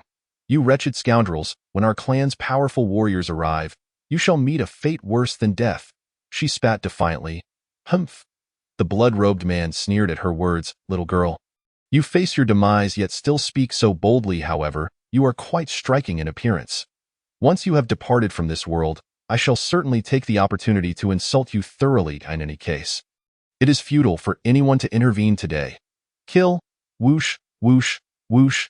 Just then, a figure suddenly appeared beside Zhou Shui with a thunderous crash. In an instant, an overwhelming pressure swept through the surroundings, causing the expressions of those present to change dramatically. "How formidable! Who might you be? Why have you suddenly appeared here?" Zhou Long smiled faintly. "I have come to rescue them. I am their savior." Upon hearing this, the blood-robed man's expression stiffened, his countenance turning exceedingly grim. "Sir, we are elders of the Shura Temple, sent specifically to capture the Zhou family. I implore you to reconsider your actions." He was well aware that the man before him possessed great strength. But what of it? He was a member of the Shura Temple. To offend them meant death, even for those at the Emperor level. "Oh dear, the Shura Temple, how terrifying. You've given me quite the fright," Zhou Long remarked with a mocking tone, simultaneously jumping in place. Instantly, the blood-robed man's eyes blazed with fury. "How dare you insult my Shura Temple? I declare—" Yet, before he could finish his sentence, Zhou Long snapped his fingers, reducing him to a mist of blood. This scene left everyone present momentarily stunned. In the blink of an eye, the man's fury returned. "You scoundrel! How dare you kill a member of the Shura Temple? You seek death!" Just as the words left his mouth, Zhou Long struck again, and the man before him was once more transformed into blood mist. "This is bad. We must flee."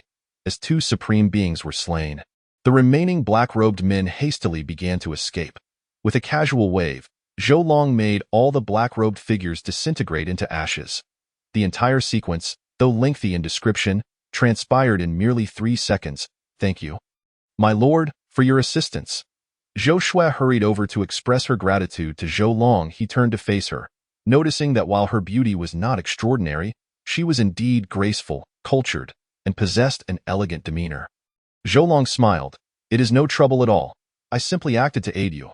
Moreover, I too bear the surname Zhou, which suggests a shared heritage." Upon hearing this, Zhou Shui was momentarily taken aback. You are indeed related to my family? Zhou Long nodded. More or less, I overheard that you seem to be facing some troubles, and as fortune would have it, I find myself unoccupied at the moment. I can accompany you to investigate. Thank you, esteemed senior. Zhou Shui's face lit up with joy, but recalling the elder of the Shura Temple's words, a hint of worry crossed her features. Moments later, the ancient golden vessel sped through the starry sky, racing towards a specific star system, with Zhou Long's vessel trailing closely behind. At this moment, the area was situated within the Nine Heavens star domain, where bright stars and magnificent galactic clusters were abundantly visible. The Tianyu Marshall family resided in one of the central star systems of the Nine Heavens star domain, a place of immense prosperity. It housed no fewer than 100 colossal top-tier planets akin to the Tianxian continent, with even larger superplanets in between, truly a sight to behold. However, superplanets are exceedingly rare in the Middle Thousand Worlds, with but 2 remaining in the Tianyu star system. Overall, they are incredibly scarce. After Zhou Long brought Zhou Shui and her brother aboard the celestial vessel, he gleaned some fundamental details from her. The Tianyu Marshall family is a top-tier planet with an imperial ancestor among its ranks, and its other powerful members number no less than 10. These are legacies left by the main bloodline of the Marshall clan, ensuring a profound foundation. The Zhou family of Tianyu has always operated discreetly. However, this time they unwittingly caught the attention of the Shura Temple, which instilled a sense of crisis in ZhouXUE.it. Is essential to understand that the Shura Temple is infamous throughout the entire Nine Heavens star domain, having produced over a dozen immortals, with a depth of heritage that is unparalleled.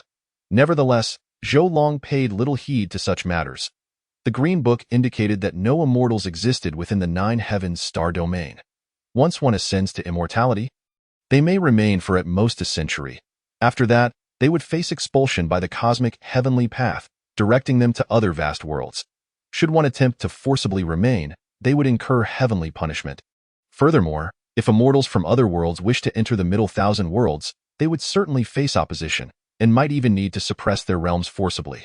For instance, the Zhou King and the Linglong couple had to suppress their cultivation to the master level merely to survive here.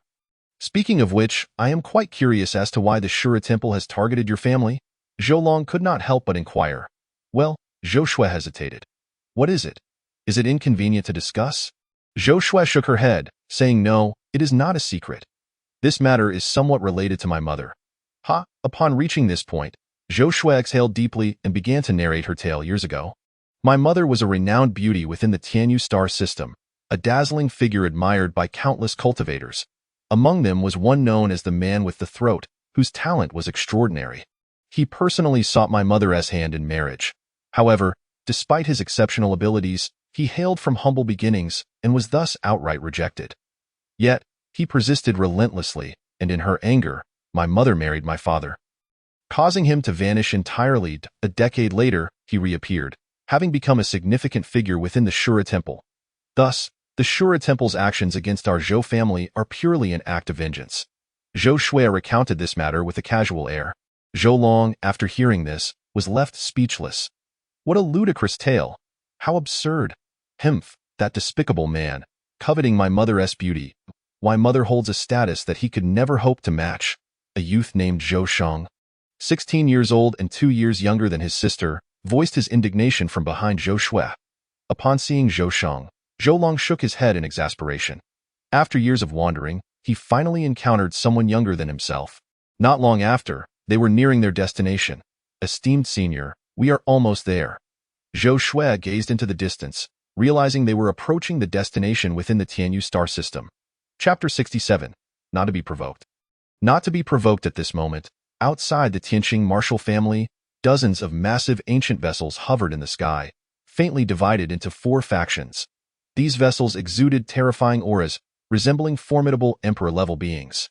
Everyone from the Zhou family, listen well. Surrender Zhou Yin and his wife, or today shall mark your demise. An elder with a deep aura threatened from one of the ancient vessels. Such audacity! After thousands of years, your skills have not improved, yet your arrogance has only grown. Above the Zhou family, a towering elder stepped forth from the void, followed by over 10 imposing emperor-level beings. Zhou Shintong.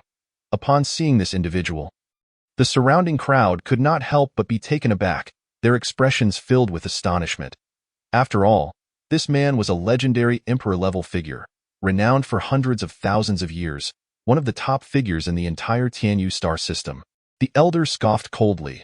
Wu Laogu, think carefully. This is the will of that esteemed individual from the Shura Temple. Should you offend them, there will be no refuge for your family in the entire 9 domains.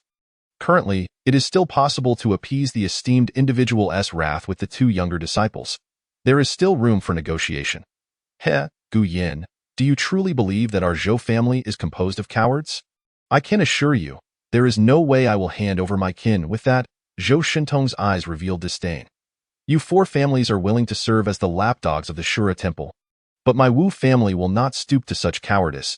If you wish to fight, then today I shall engage you in 300 rounds. He, you truly are a fool who knows no better.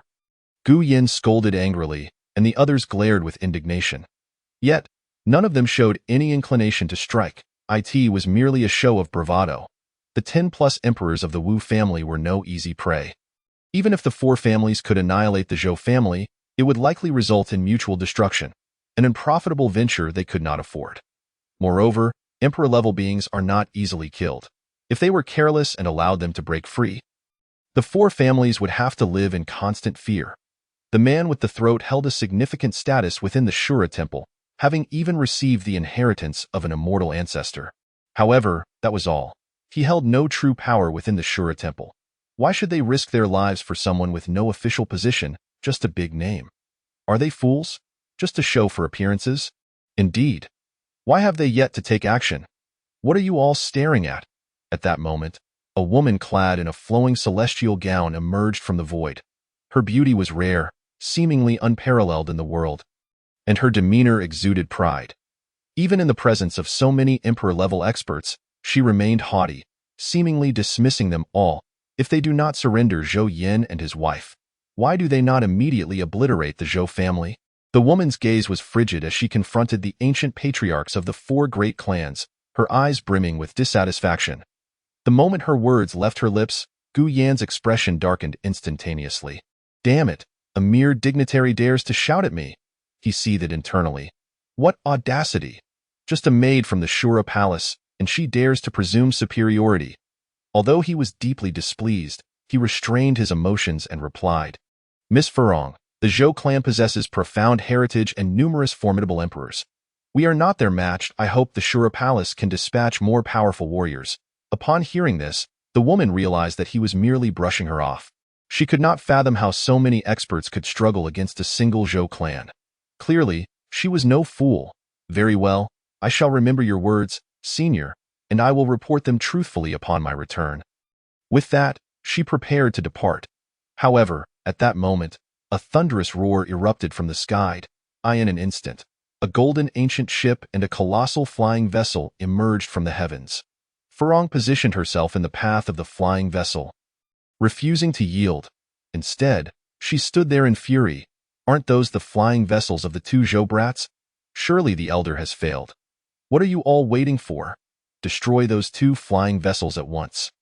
Yet, her commands were met with silence, as everyone stood in shock. They turned their gazes toward another flying vessel behind them. By the heavens, is that an imperial-grade flying vessel? What kind of power could possibly construct such a thing? We cannot afford to provoke them. Could it be? The Zhou clan has some formidable backing? Numerous imperial experts murmured amongst themselves, their hearts filled with astonishment. Such a situation was beyond their wildest imaginations. Damn it, Furong's expression soured as she observed this scene. Did her words fall on deaf ears? As the crowd speculated, Zhou Long had already appeared in midair with the 2 siblings, surveying the surroundings before landing among the members of the Zhou clan. Not bad, not bad. You haven't disappointed this young master, Zhou Long remarked with satisfaction. After all, this group had not succumbed to the threats of the Shura Palace and surrendered their kin, which earned them Zhou Long's favor. This one is, Zhou Shintong looked on with confusion. For reasons unknown, he felt an inexplicable sense of familiarity towards the young man before him. We'll discuss that later. First, let us resolve the immediate issue. Zhou Long waved his hand, guiding the siblings to the ground before turning his attention to the woman, Furong. Are you from the Shura Palace? Upon uttering these words, Furong finally felt a sense of recognition. A proud expression graced her features as she replied, "I am a maid selected by the Shura Palace. Who are you to interfere in the affairs of the Shura Palace?" Zhou Long responded nonchalantly. "Relay a message to your master. The Zhou clan shall be under my protection henceforth. The Shura Palace would do well to recognize its place. Should you continue to overstep, be wary of my resolve to eradicate your presence here entirely." "You?" Furong's face contorted with rage. "You audacious rogue! How dare you threaten the palace? I see you seek death. I see you have eaten. Get lost." Before she could finish, Zhou Long unleashed a terrifying pressure that sent her hurtling away. Biffed! In an instant, Furong was propelled far, spitting blood and growing pale. At that moment, she firmly etched the figure of the young man into her memory, casting a resentful glance at Zhou Long before hastily fleeing the scene. "Humph, merely trash," Zhou Long scoffed, turning to face the four ancient clans. "Do you all wish to take action as well?" Gu Yin froze, contemplating the youthful figure before him. The young man possessed an imperial-grade flying vessel, and his aura was extraordinary. It was evident that his background was far from ordinary. Such a person was not someone they could afford to offend. Chapter 68. The Wrath of the Shura Palace. Senior. "You have misunderstood. We were merely passing by to observe the spectacle. We shall take our leave at once." The group hastily prepared to depart. However, Zhou Long interjected, "Halt!" His anger flared. Did they believe they could come and go as they pleased? "Do you think yourselves so formidable?" Gu Yin quickly forced a smile. "You speak truly, senior. We were merely passing by to watch. We should not have intruded. How about we offer this treasure as compensation?" With that, he promptly produced a segment of azure vine, presenting it before Zhou Long. The other three clan elders exchanged glances, and without hesitation, they too produced a treasure each. Zhou Long surveyed the offerings and discovered that the four treasures were of exceptional quality, collectively worth a quasi-imperial weapon. Their sincerity was evident. It seemed these old fellows were rather perceptive. Zhou Long mused, praising their experience and wisdom. "Very well, you may leave. This time, I shall let it go. Should there be a next time? I see no need for your clans to continue existing." Upon hearing this, the group hurriedly departed with their kin, unable to suppress their grievances. They had come here empty-handed and lost a treasure in the process. What a stroke of bad luck! They felt a growing resentment towards Zhou Long, vowing not to show him any kindness in the future. On the other side, "Senior, please accompany this old one to the Zhou clan's grand hall for further discussions." Zhou Shenong spoke with utmost courtesy. Zhou Long nodded lightly, and they proceeded towards the ancient city of the Zhou clan. Moments later, Zhou Long found himself in the Zhou clan's grand hall. Zhou Shentong hastily ordered the serving of spiritual tea, then dismissed the onlookers, leaving only the emperors of the Zhou clan and the current clan head, Zhou Yin. Zhou Yin was the father of siblings Zhou Shui. After exchanging pleasantries, they delved into the matter at hand. "Young master, may I inquire if you hail from the Zhou clan of the Upper Realm?" Zhou Shentong asked, his expression filled with curiosity. This, Zhou Long was taken aback. He had not anticipated that they would be aware of such details. It seemed that the martial clan disciple had not concealed his identity from his descendants. Zhou Long pondered this before responding, "You are aware of the Zhou clan from the Upper Realm?" Upon hearing this, Zhou Shentong's expression became one of excitement. "Young master, could it be true that you are from the Upper Realm's Zhou clan?" When our ancestor ascended, he spoke of originating from the Zhou clan of the Taichu ancient realm. Should any descendants manage to ascend, they could return to the Zhou clan to acknowledge their roots. This secret is known only to our Zhou clan and the esteemed emperors. Alas, the younger generations have been disappointing. Not a single one has ascended to return to the Zhou clan in a million years. Zhou Shentong's demeanor revealed a hint of shame. Despite having cultivated for 200,000 years, he remained clueless on how to ascend, lacking even a single lead.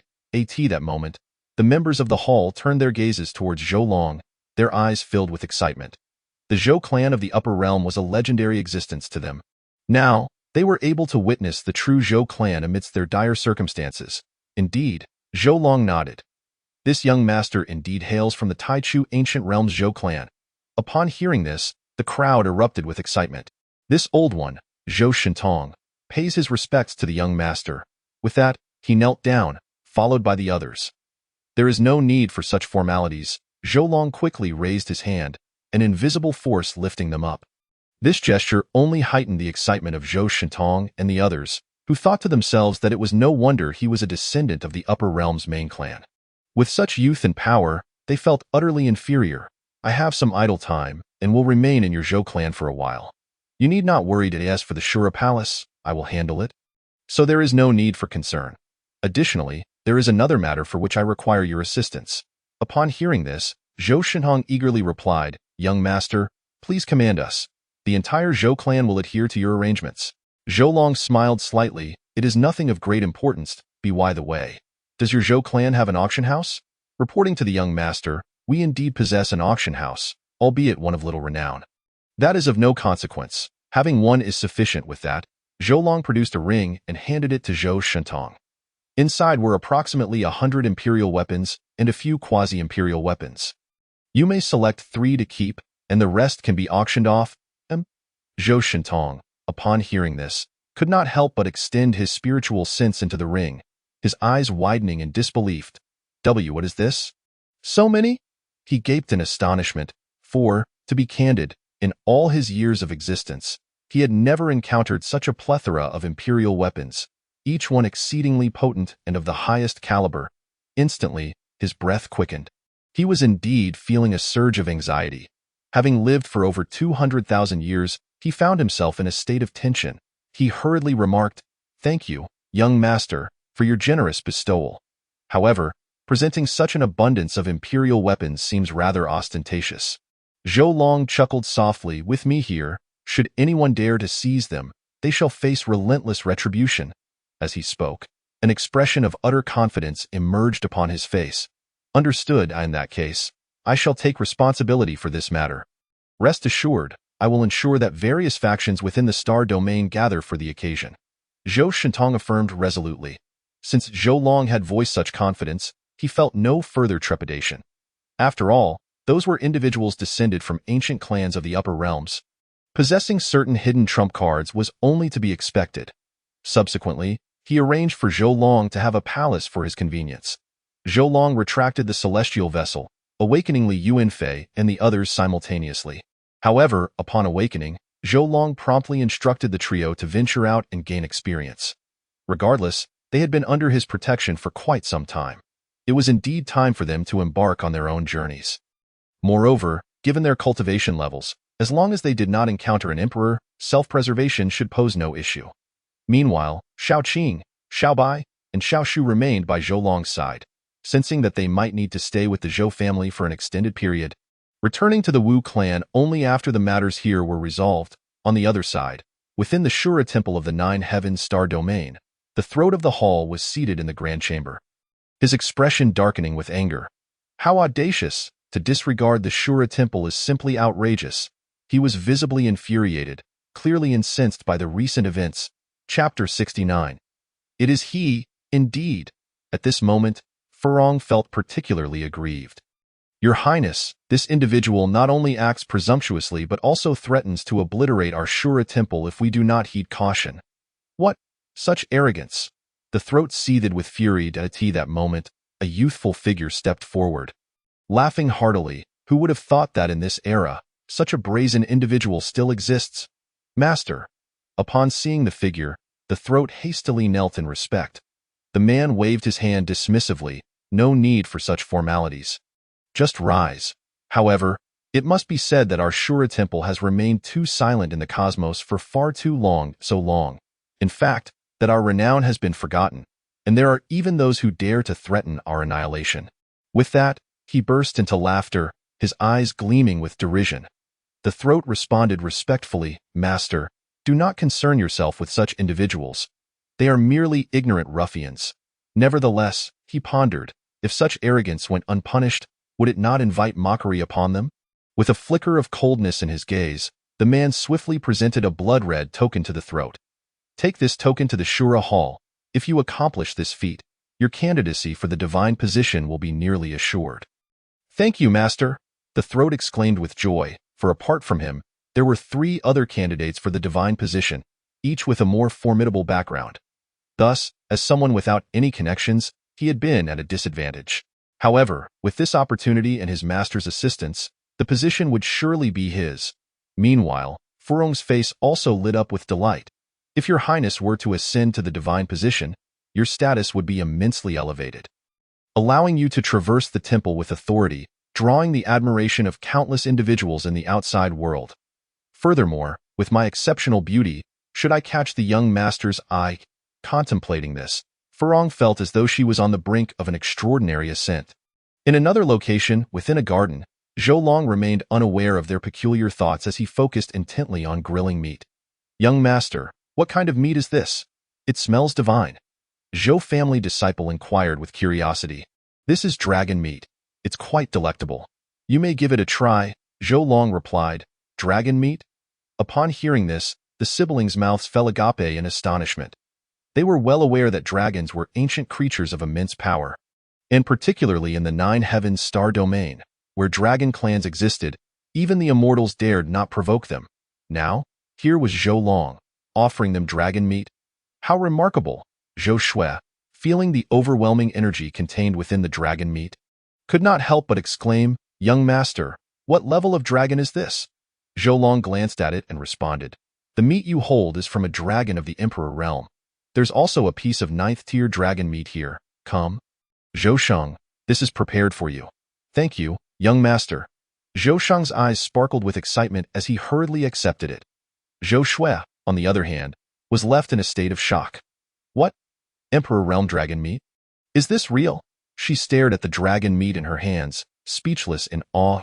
Meanwhile, the two demon beasts, Qing Yao and Xiao Hu Yao, feasted with abandon, their mouths smeared with juices, while the green skin book could only watch helplessly from the side. Being merely a book, naturally, Xiao Shu was in a similar predicament, being nothing more than a plant. Just then, Zhou Long could not help but lift his gaze to the sky. Have they finally arrived? He observed a blood-red warship slowly gliding above, heading straight for the Zhou family. Whoosh! Zhou Shintong appeared in the garden. Young master, the people from the Shura temple have arrived, and they have mobilized all the elite forces from the Shura Hall. As he spoke, a grave expression crossed his face. After all, the Shura Hall within the Shura temple was a formidable entity, filled with seasoned warriors known for their ruthlessness, renowned throughout the entire Nine Heavens star domain. Boom! At that moment, the blood-red warship hovered above the Zhou family, launching an assault without any warning. Bang, bang, bang. A barrage of terrifying bloodlight pillars erupted from the ancient warship, crashing down upon the Zhou family's ancient city. The very fabric of space seemed to shatter in their wake, unable to withstand the onslaught of the bloodlight pillars. Buzz, at that moment, an immensely powerful defensive formation emerged, enveloping the entire Wu clan's ancient city. The bloodlight pillars collided with a cataclysmic explosion, unleashing rampant energy and tearing apart the space, leaving behind endless voids. Who would have thought it was the Shura Hall of the Shura Temple? It seems the Zhou family is utterly doomed this time. Countless onlookers gazed up at the sky in horror, including local forces from Tianwu Star as well as spies dispatched by other major factions. Witnessing the elite forces of the Shura Temple mobilized, no one dared to predict that the Zhou family could survive. This Zhou family has truly grown too arrogant, believing they could stand against the Shura Temple. It's nothing short of self-deprecation. Aha! This is the fate of opposing the Shura Temple. Gradually, the energy storm subsided, and the Zhou family's defensive formation began to falter. Just then, the blood-red ancient warship attempted to launch another assault. However, a devastating spear technique descended from the void. Bang! Instantly, the entire warship was obliterated, with figures fleeing in disarray, including 3 emperor-level beings and 10 great emperors. Damn it! This scene instantly enraged the elderly man clad in a golden threaded robe. That one spear had claimed the lives of at least 100 individuals. It was utterly terrifying, evoking his fury, especially since those were all masters among masters. Elder. At that moment, the throat returned in disarray, followed closely by the expressionless Furong. Just moments ago, he had nearly lost his life, and he was still in shock. You are the throat? What a peculiar name. Suddenly, a voice resounded once more, and before them appeared a tall and elegant figure. This individual was none other than Zhou Long with one hand resting behind him. He exuded an extraordinary aura, as if he were the very center of the universe. Such an aura left all present in a state of astonishment. Could this person be an immortal? No, even an immortal would not possess such an aura. Your Highness, it is he. He is the one who boasted of destroying our Shura temple. Furong, having regained her composure, pointed at Zhou Long and shouted indignantly. Upon hearing this, the elderly man erupted in fury. You, young man, are utterly audacious. How dare you utter such wild threats against our Shura temple? I have lived for nearly 100,000 years and have never encountered anyone so presumptuous. It seems you truly seek your own demise. Chapter 70. Zhou Yin versus Throat. The elder in the blood robe bellowed furiously. Upon hearing this, Zhou Long's expression tightened, and with a swift flick of his fishing rod, he launched himself towards the elder. Realizing the imminent danger, the old man hastily attempted to evade, sensing a chilling aura emanating from the fishing rod, making him acutely aware that failure to dodge could lead to his swift demise. Ah, intriguing. You possess a modicum of intelligence to evade, Zhou Long sneered coldly, once more casting his fishing rod. He could scarcely believe that anything could outpace a celestial artifact. With a resounding thud, a green orb shot forth, piercing through the elder's chest.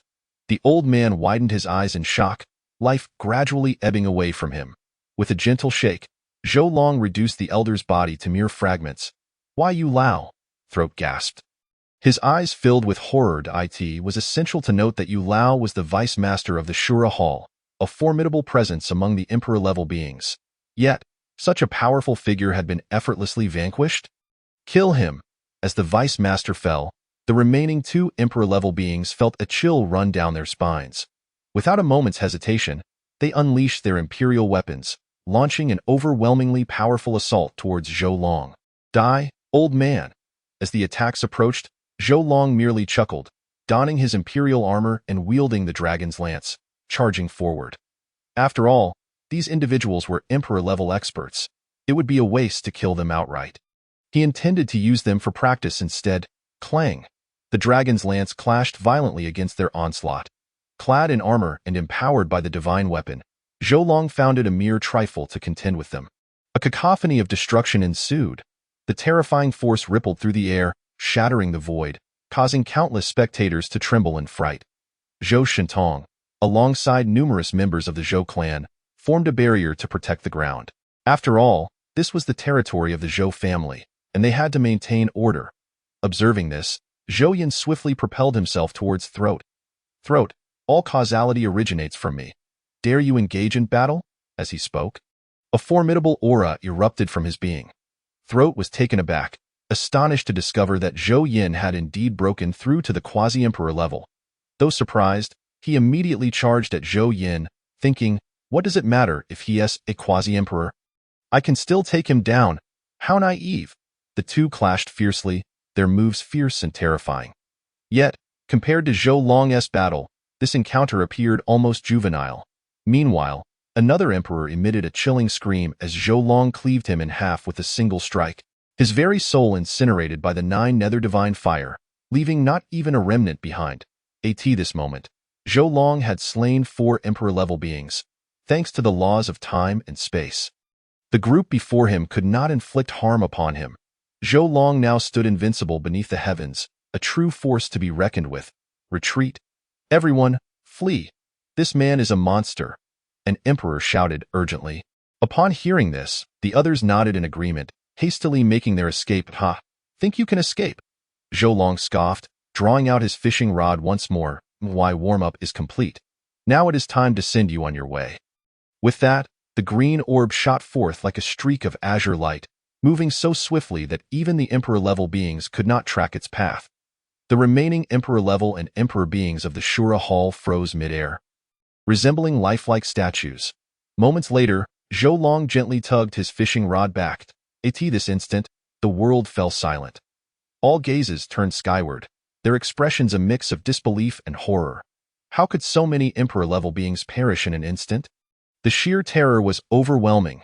Countless individuals gazed upward in awe, filled with trepidation. They felt that the person before them was far too formidable, someone they could never hope to defeat. Truly worthy of the upper realm's noble lineage. His methods are indeed remarkable, Zhou Shintong remarked, respect evident in his tone, though concern lingered in his heart. After all, Zhou Long was but a single individual, while the Shura Hall had stood as a colossal force in the 9 heavens starfield for countless years. Confronting such a behemoth was undeniably perilous. However, witnessing the scene before him, all traces of worry dissipated. In truth, there was no reason for concern. With this thought, Zhou Long waved his hand, collecting a multitude of storage rings, and subsequently eradicated the entire Shura Hall, leaving only Throat standing. Zhou Long did not kill Throat, but instead handed him over to Zhou Yin, confident that he could manage him alone. Simultaneously, Throat remained acutely aware of his surroundings, his heart sinking as he observed Zhou Yin approaching. Despair washed over him. I cannot die here. I have yet to become the son of God, he roared in fury, filled with an overwhelming sense of unwillingness. Having endured countless hardships to reach this point, he was determined not to perish here. Suddenly, a muffled sound echoed. Engaging me while distracted? Zhou Yin proclaimed, delivering a powerful strike to Throat's shoulder. In an instant, Throat's shoulder shattered, causing him to cry out in agony. Impossible. Absolutely impossible. How can you possess such strength? Throat's eyes blazed with disbelief as he stared at Zhou Yin.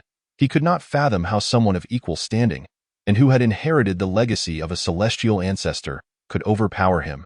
Zhou Yin, uninterested in further conversation, pressed his assault. Damn it! Throat cursed inwardly, hastily employing his agility to evade Zhou Yan's relentless attacks.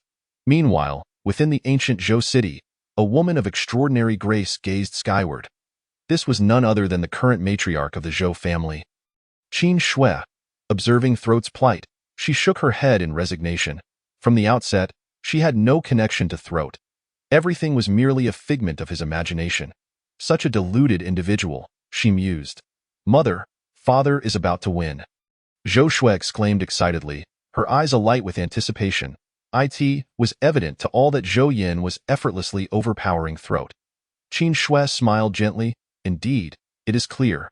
You must remember, your father has never known defeat. Yes, I understand, Zhou Shui replied eagerly. Suddenly, as the two conversed, Zhou Yan's lance struck once more, obliterating Throat's form entirely. At this moment, Throat was engulfed in panic. He was terrified. Chapter 71. Journey to the Shura Hall. No. You cannot kill me. I am the master of the Shura Hall. You might want to reconsider. If you truly wish to end my life, my master and teacher will not let you go unpunished. Upon hearing this, Zhou Yin chuckled derisively. Do you really think the Zhou clan would fear the Shura Hall? With that, he thrust his lance through Throat's skull. Shortly thereafter, members of the Zhou family gathered before Zhou Long. Young master, we thank you for your... Before the words could fully escape their lips, Zhou Long waved his hand dismissively. Go about your business. I intend to pay a visit to the Shura Hall to resolve this matter entirely. Do not wait for them to strike before considering action. Zhou Long preferred to take the initiative. Upon hearing this, the others were momentarily taken aback. Does the young master intend to venture alone to the Shura Hall? Before Zhou Long could respond, Zhou Shintong interjected, Young master, might this not be overly dangerous? Perhaps we should accompany you. Though our strength may not match yours, we could still offer assistance in no need. I can handle this alone. A mere Shura Hall is hardly a challenge for you, Zhou Long replied with a slight smile. Recalling the earlier battle, the group fell silent. It indeed seemed so. While the Shura Hall appeared perilous to them, for Zhou Long, it seemed devoid of any true threat. Very well, if that is your decision, we shall not impede you. However, please exercise caution. The Shura Hall is home to celestial beings and may harbor some hidden trump cards. Zhou Shintong warned gravely. Zhou Long smiled softly. Thank you for your concern, but I possess my own means of dealing with celestial beings. Subsequently, Zhou Long, dismissing any further conversation, departed without boarding a spacecraft, instead traversing the cosmos with his own physical prowess. Astonishingly, his speed rivaled that of a spaceship. Meanwhile, at the Shura Temple, Zhou Long unleashed his full might, reaching the Jiuxiao star system in merely a day. This star system, the very heart of the Jiuxiao star domain, appeared immensely prosperous. The Shura Temple was situated on one of its super planets. Without delay, Zhou Long descended upon this realm, landing on a planet known as Shura Star, the residence of the Shura Temple. Upon his arrival, Zhou Long was utterly astounded by the scene before him. Honestly, it was his first encounter with such a colossal super-planet. It was impossible not to feel a sense of awe. It should be noted that this superplanet had a diameter of 100 billion kilometers, at least 100 times greater than that of top-tier planets, in comparison to superplanets. What were elite planets or mid-tier planets but mere trifles? Moreover, the spiritual energy of the superplanet was comparable to that of top-tier planets, and even the laws of nature here were significantly stronger. Thus, it was evident that cultivating on such a planet would yield far greater benefits than elsewhere. No wonder the maidens felt a sense of superiority. After surveying his surroundings, Zhou Long gradually approached the location of the Shura temple. Just then, a crisp sound of a sword ringing resonated through the air. Without hesitation, he drew his long and bright silver spear and struck directly at the defensive array of the Shura temple. Boom! The terrifying force shattered the void like a fierce gale, causing the defensive array to tremble violently. Damn it! Who dares to attack my Shura temple? In an instant, a wave of formidable auras emerged, unleashing furious roars. Zhou Long paid them no heed, instead channeling an inexhaustible amount of magical power into his Tai sword. This time, he exerted all his strength. In an instant, the devastating sword light tore through the void and struck the Shura temple's defensive array. Boom! After a brief stalemate, the entire array shattered instantaneously, obliterating countless palaces and vast mountain ranges, turning tens of thousands of disciples into ashes. Damn it, this is infuriating. This scene instantly ignited envy among the members of the Shura temple, prompting them to draw their imperial weapons and charge at Zhou Long. Ha! You dare to destroy my temple? I shall ensure you meet a fate worse than death. With that, they surged towards Zhou Long once more. Seeing this, Zhou Long chuckled coldly and replaced his long and bright silver spear with a fishing rod. Before they could react, he wielded the fishing rod to strike down the powerful figures of the Shura temple without holding back. This time, he was determined to eradicate them entirely. Suddenly, a young man clad in purple robes appeared in the sky. His expression grim and his eyes filled with a fierce killing intent. Who are you? Why do you attack my Shura temple? He unleashed an overwhelming aura as he spoke. Zhou Long's expression tightened.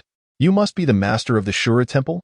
I have previously stated that if the Shura temple fails to recognize the gravity of the situation, its existence becomes unnecessary.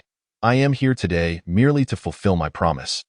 For I am a man of my word. Upon hearing this, the young man's eyes ignited with boundless killing intent. So it is you. He swiftly summoned 12 fearsome blood-red flags. Die. The 12 blood-red flags conjured a terrifying Shura blood array that enveloped the heavens and the earth. The ominous blood energy began to spread, manifesting as terrifying blood-colored monsters. Simultaneously, an exceedingly wicked and ferocious aura swept through the surroundings, attempting to erode Zhou Long's will. Interesting, truly interesting. Zhou Long squinted, observing the remarkably intricate formation that clearly surpassed the imperial level. Even if it hadn't reached the celestial level, it was not far off. An emperor trapped within such a formation would undoubtedly face certain death unless they knew the means to break it. However, Zhou Long was no ordinary emperor. What set him apart? He had an external advantage. As the saying goes, with an external advantage in hand, the world is mine. Afterwards, Zhou Long began to manipulate the fishing rod. In an instant, a small blue orb shot through the air, unleashing razor-sharp threads of martial prowess. These threads were so fine that they were nearly invisible to the naked eye, yet they were incredibly sharp. Capable of slicing through space itself, it was truly impressive. Puff puff. All the blood-colored monsters were instantly bisected, transforming into blood energy. Zhou Long remained unfazed, directly severing one of the blood-red flags, causing the Shura array to disintegrate instantaneously. This scene left him utterly astonished. It's impossible. Absolutely impossible. Am I dreaming? The purple-robed youth's eyes reflected shock. He found it hard to believe that the flags, crafted over decades by an ancient celestial ancestor, could be so easily destroyed, especially since imperial weapons were incapable of harming them. Puff puff. Lost in thought, a blood arrow struck his neck, and he fell lifelessly, marking the fall of a once mighty overlord. Without even a chance to retaliate, Zhou Long did not cease his assault. He continued to engage in combat. He did not come here to play games. His aim was to annihilate them completely. Ah!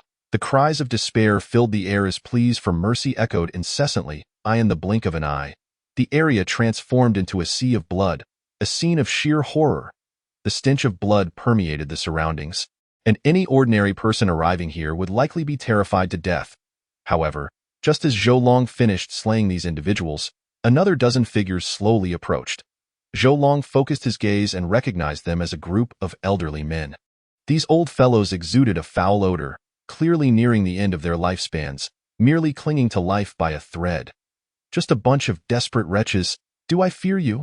Zhou Long scoffed coldly, showing no fear of these elders, even planning to strike them down directly. Yet, just as he prepared to act, a man in a gray robe stepped forward. He respectfully clasped his hands together, saying, "My lord, our disciples have gravely offended you, and now they have all perished. Might you show mercy and spare us the Shura temple? Rest assured, we are willing to offer compensation that will surely satisfy you." With that, the others behind him gritted their teeth and forced smiles, clearly loathing Zhou Long but too intimidated by his power to show it. Zhou Long regarded them with an impassive expression. "Old man, since I have already struck, how can I possibly hold back now?" Upon hearing this, the elderly men could no longer contain themselves. Their predecessor had extended a tremendous opportunity, and yet he remained so ungrateful. "Master, let us not waste words with him. Let us eradicate him once and for all." The others chimed in, clearly in agreement to eliminate Zhou Long. Witnessing this scene, an elder ignored any further dialogue and produced a token. Disciple Ding Rong requests the ancestor's descent. With that, he shattered the talisman. Boom! In an instant, a terrifying aura descended, accompanied by an overwhelming pressure that made even the mightiest of emperors feel like mere ants. It was as if this belonged to an entirely different realm, a dimension altogether.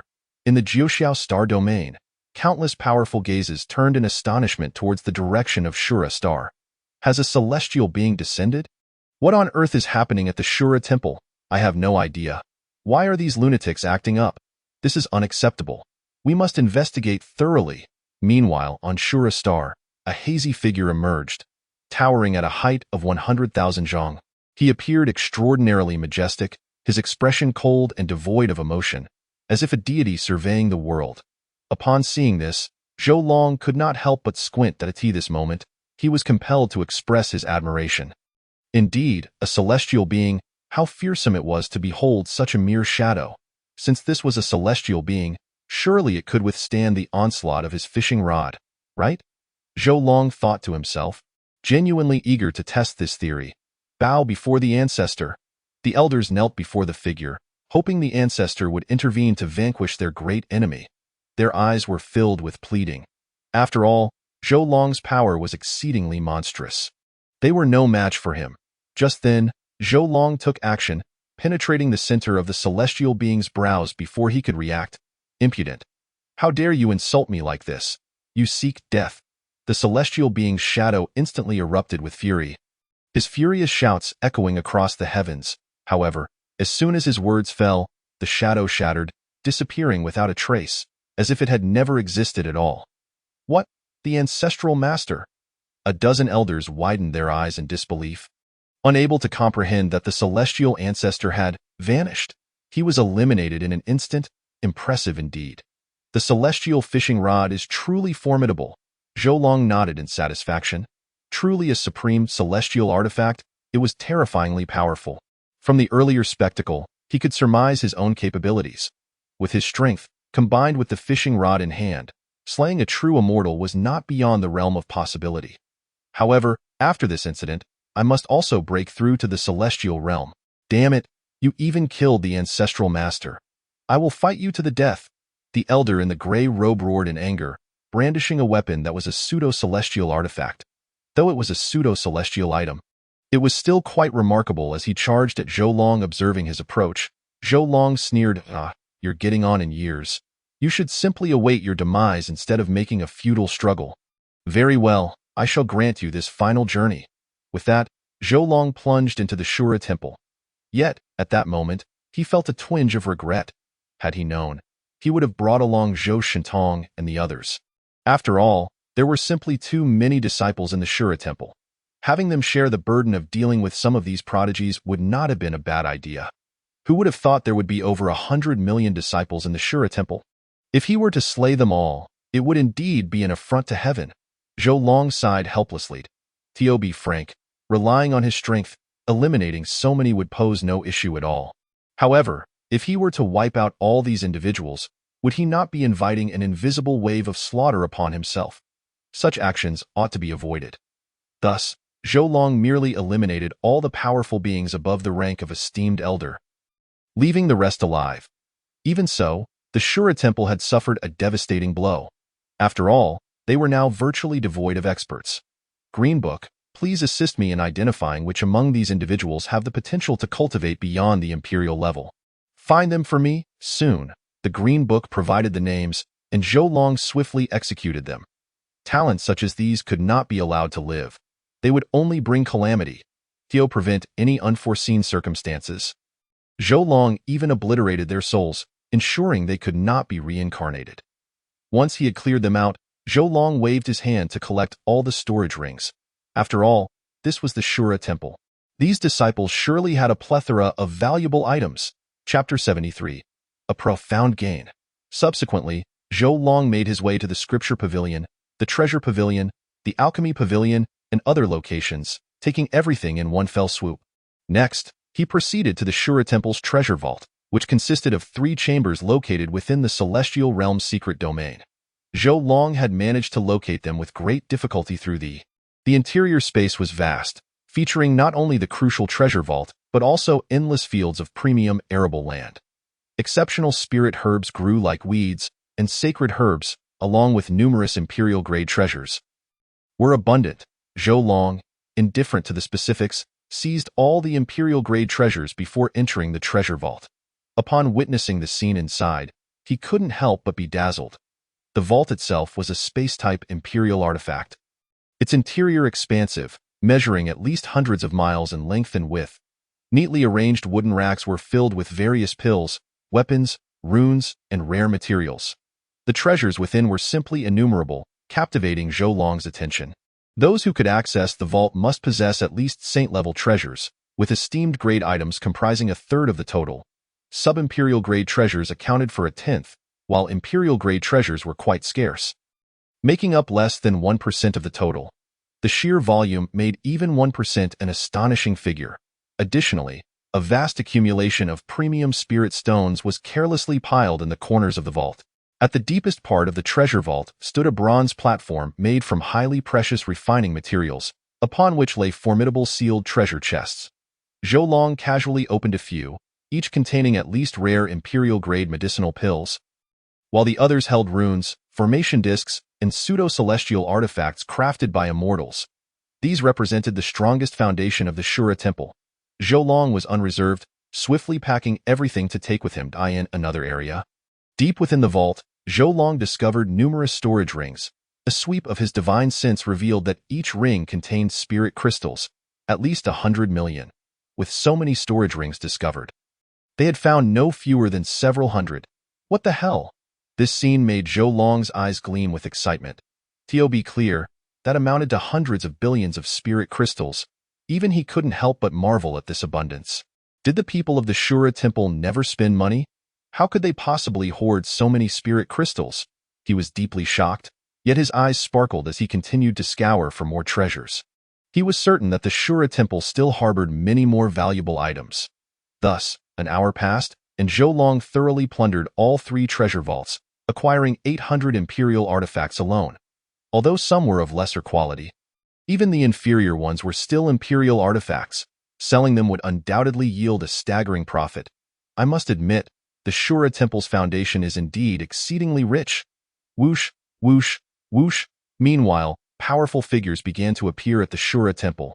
Their auras formidable. Upon witnessing the scene of carnage before them, they were utterly shocked. What on earth has happened? Why has the Shura Temple been destroyed? Wasn't a celestial being summoned? How could this happen? What kind of power could annihilate the Shura Temple so easily? The Shura Temple was, after all, a dominant force in the starry skies. Could it truly be extinguished so effortlessly? As they pondered this, the expressions of the gathered individuals turned grim. Among the 9 Heavens Palace, only the 9 Heavens Palace itself, the rightful ruler of the 9 Heavens star domain, could possess such power to obliterate the Shura Temple. Had the Shura Temple provoked them? Is someone approaching? One individual spoke slowly, and everyone turned their gaze toward his direction. They saw Zhou Long leisurely emerging from the treasure vault's secret domain. At this moment, he felt extraordinarily content. Arriving at the Shura Temple had undeniably brought him immense joy. After all, he had achieved a bountiful harvest. Suddenly, Zhou Long's brow furrowed. It seemed he sensed numerous divine senses from imperial realms converging upon him. Daring to flaunt your prowess before me, you seek death.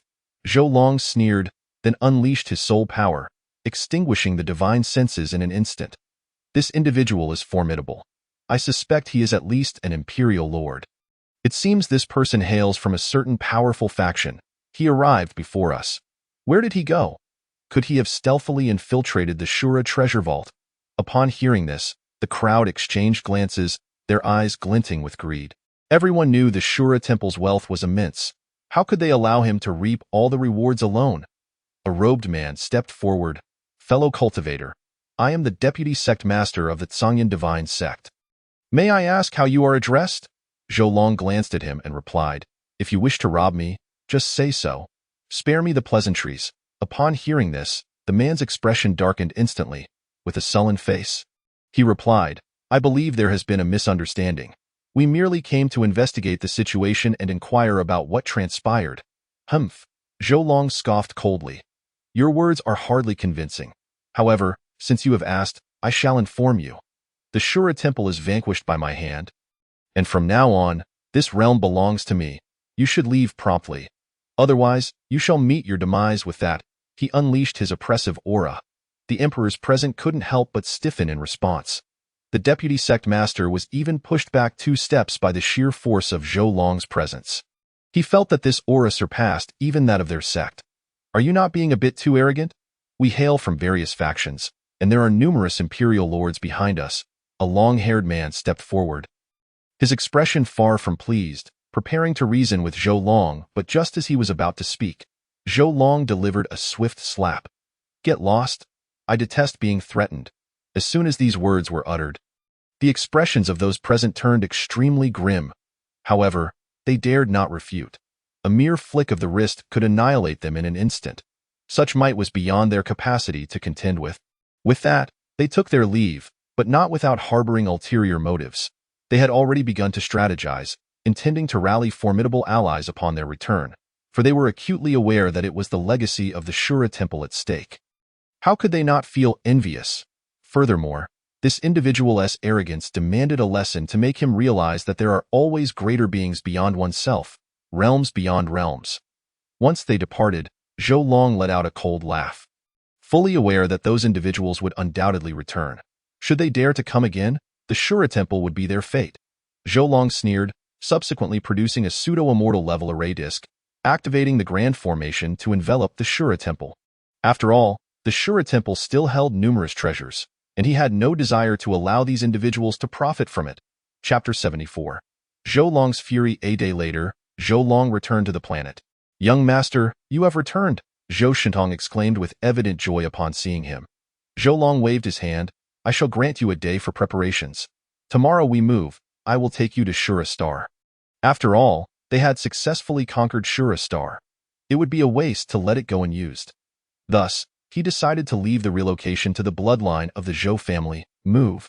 Zhou Shintong was momentarily taken aback, his face reflecting astonishment. Young master, did you truly annihilate the Shura Temple? What is wrong? Is there an issue? Zhou Shintong stammered, utterly flabbergasted, unable to suppress a gulp. It felt surreal. How could such a powerful entity as the Shura Temple be so effortlessly vanquished? Incredible! Before long, the Zhou family began to mobilize, everyone bustling about, creating an unusually lively scene. In the meantime, Zhou Long returned to his residence, retrieving 100 storage rings filled with spirit crystals. Then he brought forth the mixed fog gourd. He chose not to utilize the spirit crystals just yet, instead preparing to pour all his harvested spirit stones into it. Although it appeared to be a modest amount, it ultimately condensed into nearly 300 drops of chaotic essence. Without hesitation, Zhou Long gulped it down in one go. Boom. Instantly, a torrent of immense energy surged into his body like a flood, and he experienced a sudden growth of 3 million years in cultivation. Simultaneously, an unprecedented sensation enveloped Zhou Long. How should he describe it? It was simply exquisite. At that moment, he felt as though his body underwent a metamorphosis. Time passed, and gradually the energy within him began to settle. Huff, huff. Zhou Long exhaled deeply, unable to resist clenching his fists. He felt an overwhelming surge of power, as if he could shatter the Emperor's realm with a single punch. This was no illusion. It was the true manifestation of his strength. With this thought, Zhou Long smiled and stepped outside, only to be astonished to find Zhou Shentong and the Zhou family's emperor waiting outside the palace. "Have you all finished packing?" Zhou Long inquired curiously. "Young master, we are all ready to go at a moment's notice," Zhou Shentong replied, his eyes reflecting gratitude. Zhou Long nodded slightly. "Very well, let us depart now." Moments later, the starship soared into the sky. Zhou Shentong displayed remarkable decisiveness. As the entire Zhou family relocated, leaving only a P quasi-emperor to guard their ancestral home, with everyone else boarding Zhou Long's vessel. Simultaneously, news of the Shura Temple's destruction spread to various factions, causing an uproar among those present. Many began to speculate, astonished that such a dominant power as the Shura Temple could be eradicated without a sound. Each faction, gripped by anxiety, promptly dispatched scouts to the Nine Heavens to ascertain the situation. In their minds, various conjectures flashed, and they unanimously suspected that the annihilator of the Shura Temple must be the Nine Heavens Palace. At that moment, in the Nine Heavens Palace, at the lakeside pavilion, an elder and a young man were engaged in a game of chess. The elder spoke first. "Xiao Ming, what is your perspective on this matter?" The youth replied slowly, "Master, based on my current investigations, this individual possesses formidable strength, yet he has likely not transcended to the immortal realm. The reason he could obliterate the Shura Temple, in my opinion, is entirely due to a treasure, if I am not mistaken. It must be an immortal artifact." An immortal artifact? The elder's expression shifted. "It is crucial to understand that such items are exceedingly rare. Most Emperor-level experts only possess pseudo-immortal artifacts. However, even possessing such a weapon would denote great wealth. As for an immortal artifact, it was something even the boldest would scarcely dare to imagine. This person, apparently not having reached the immortal realm, yet wielding an immortal artifact, could it be, at this juncture?" The elder's countenance changed. The youth smiled faintly. "Indeed, this individual is not of this realm." The elder nodded slightly. "In that case, it becomes somewhat reasonable. A being from the upper realm? If so, I would truly like to pay a visit." Meanwhile, aboard the starship, Zhou Long furrowed his brow at the scene before him. He was somewhat astonished, unable to believe that the meticulously arranged formations of the Shura Temple had been discerned by others. "This is intriguing. Someone has dared to flaunt their skill before me, truly seeking their own demise." Zhou Long's expression grew increasingly grim. He was enraged, completely enraged. Noticing Zhou Long's grim demeanor, Zhou Shentong felt a pang of fear. "Young master, what has transpired?" "It's nothing. I will handle it myself. You all carry on." With that, Zhou Long stepped off the starship and ascended above the Shura Temple, where he discovered that it was teeming with individuals. However, their cultivation levels were generally low, with the strongest among them being merely 3 emperors, while the rest were quasi-emperors and lords. It was evident that these individuals were merely scavengers. They could not hope to breach his formations. "Heh, break through my formations? Do you think I would allow you to leave alive?" Zhou Long scoffed, the aura around him beginning to surge. "I will give you 3 breaths to vacate. Otherwise, prepare to meet your end." His voice resonated throughout the vicinity. He had no desire to annihilate all of them. After all, to him, lords and quasi-emperors were but ants. How terrifying! The members of the temple felt the overwhelming aura and broke into a cold sweat. No longer caring for anything else, hastily fleeing. Their speed was nothing short of the fastest they had ever experienced. Simultaneously, the 3 remaining Emperor-level experts hastily retreated into the starry void, utterly terrified. Who was this formidable being? The trio, still shaken, gazed toward the direction of Shura Star, their hearts filled with dread. After all, had Zhou Long truly come to exact vengeance, they would have been doomed long ago. At this moment, Zhou Long was patrolling every secret realm. He discovered that aside from the 3 treasure vaults, the Shura Temple contained several cultivation secret realms. During his previous hasty search, he had not thoroughly looted them, and thus many treasures remained. Upon inspection, he found that 4 or 5 secret realms had been completely stripped bare. "Damn it. I usually take advantage of others, Yet today I find myself at a disadvantage. Green Book, immediately ascertain which scoundrel has acted. I will make him regret ever stepping into this world. Zhou Long's voice thundered in fury. The voice of the Green Book responded swiftly. Master, it was the Tianji Palace that made the move, led by someone named Yuan Kong, who is said to have been an emperor-level expert 200,000 years ago. Tianji Palace, Yuan Kong. Chapter 75. 10 billion in cultivation. Zhou Long muttered to himself. His face contorted in anger. He inwardly noted the name of this individual, yet he did not rush into action. Instead, he first ensured the safety of the Zhou family. Once they were settled, Zhou Long extracted a pseudo-immortal artifact from the treasury to bestow upon Zhou Shintong. This was done with a singular purpose, to secure the Zhou family's stronghold. After all, Zhou Shintong was already an established emperor-level expert, and possessing two pseudo-immortal artifacts rendered him nearly invulnerable in the starry realm.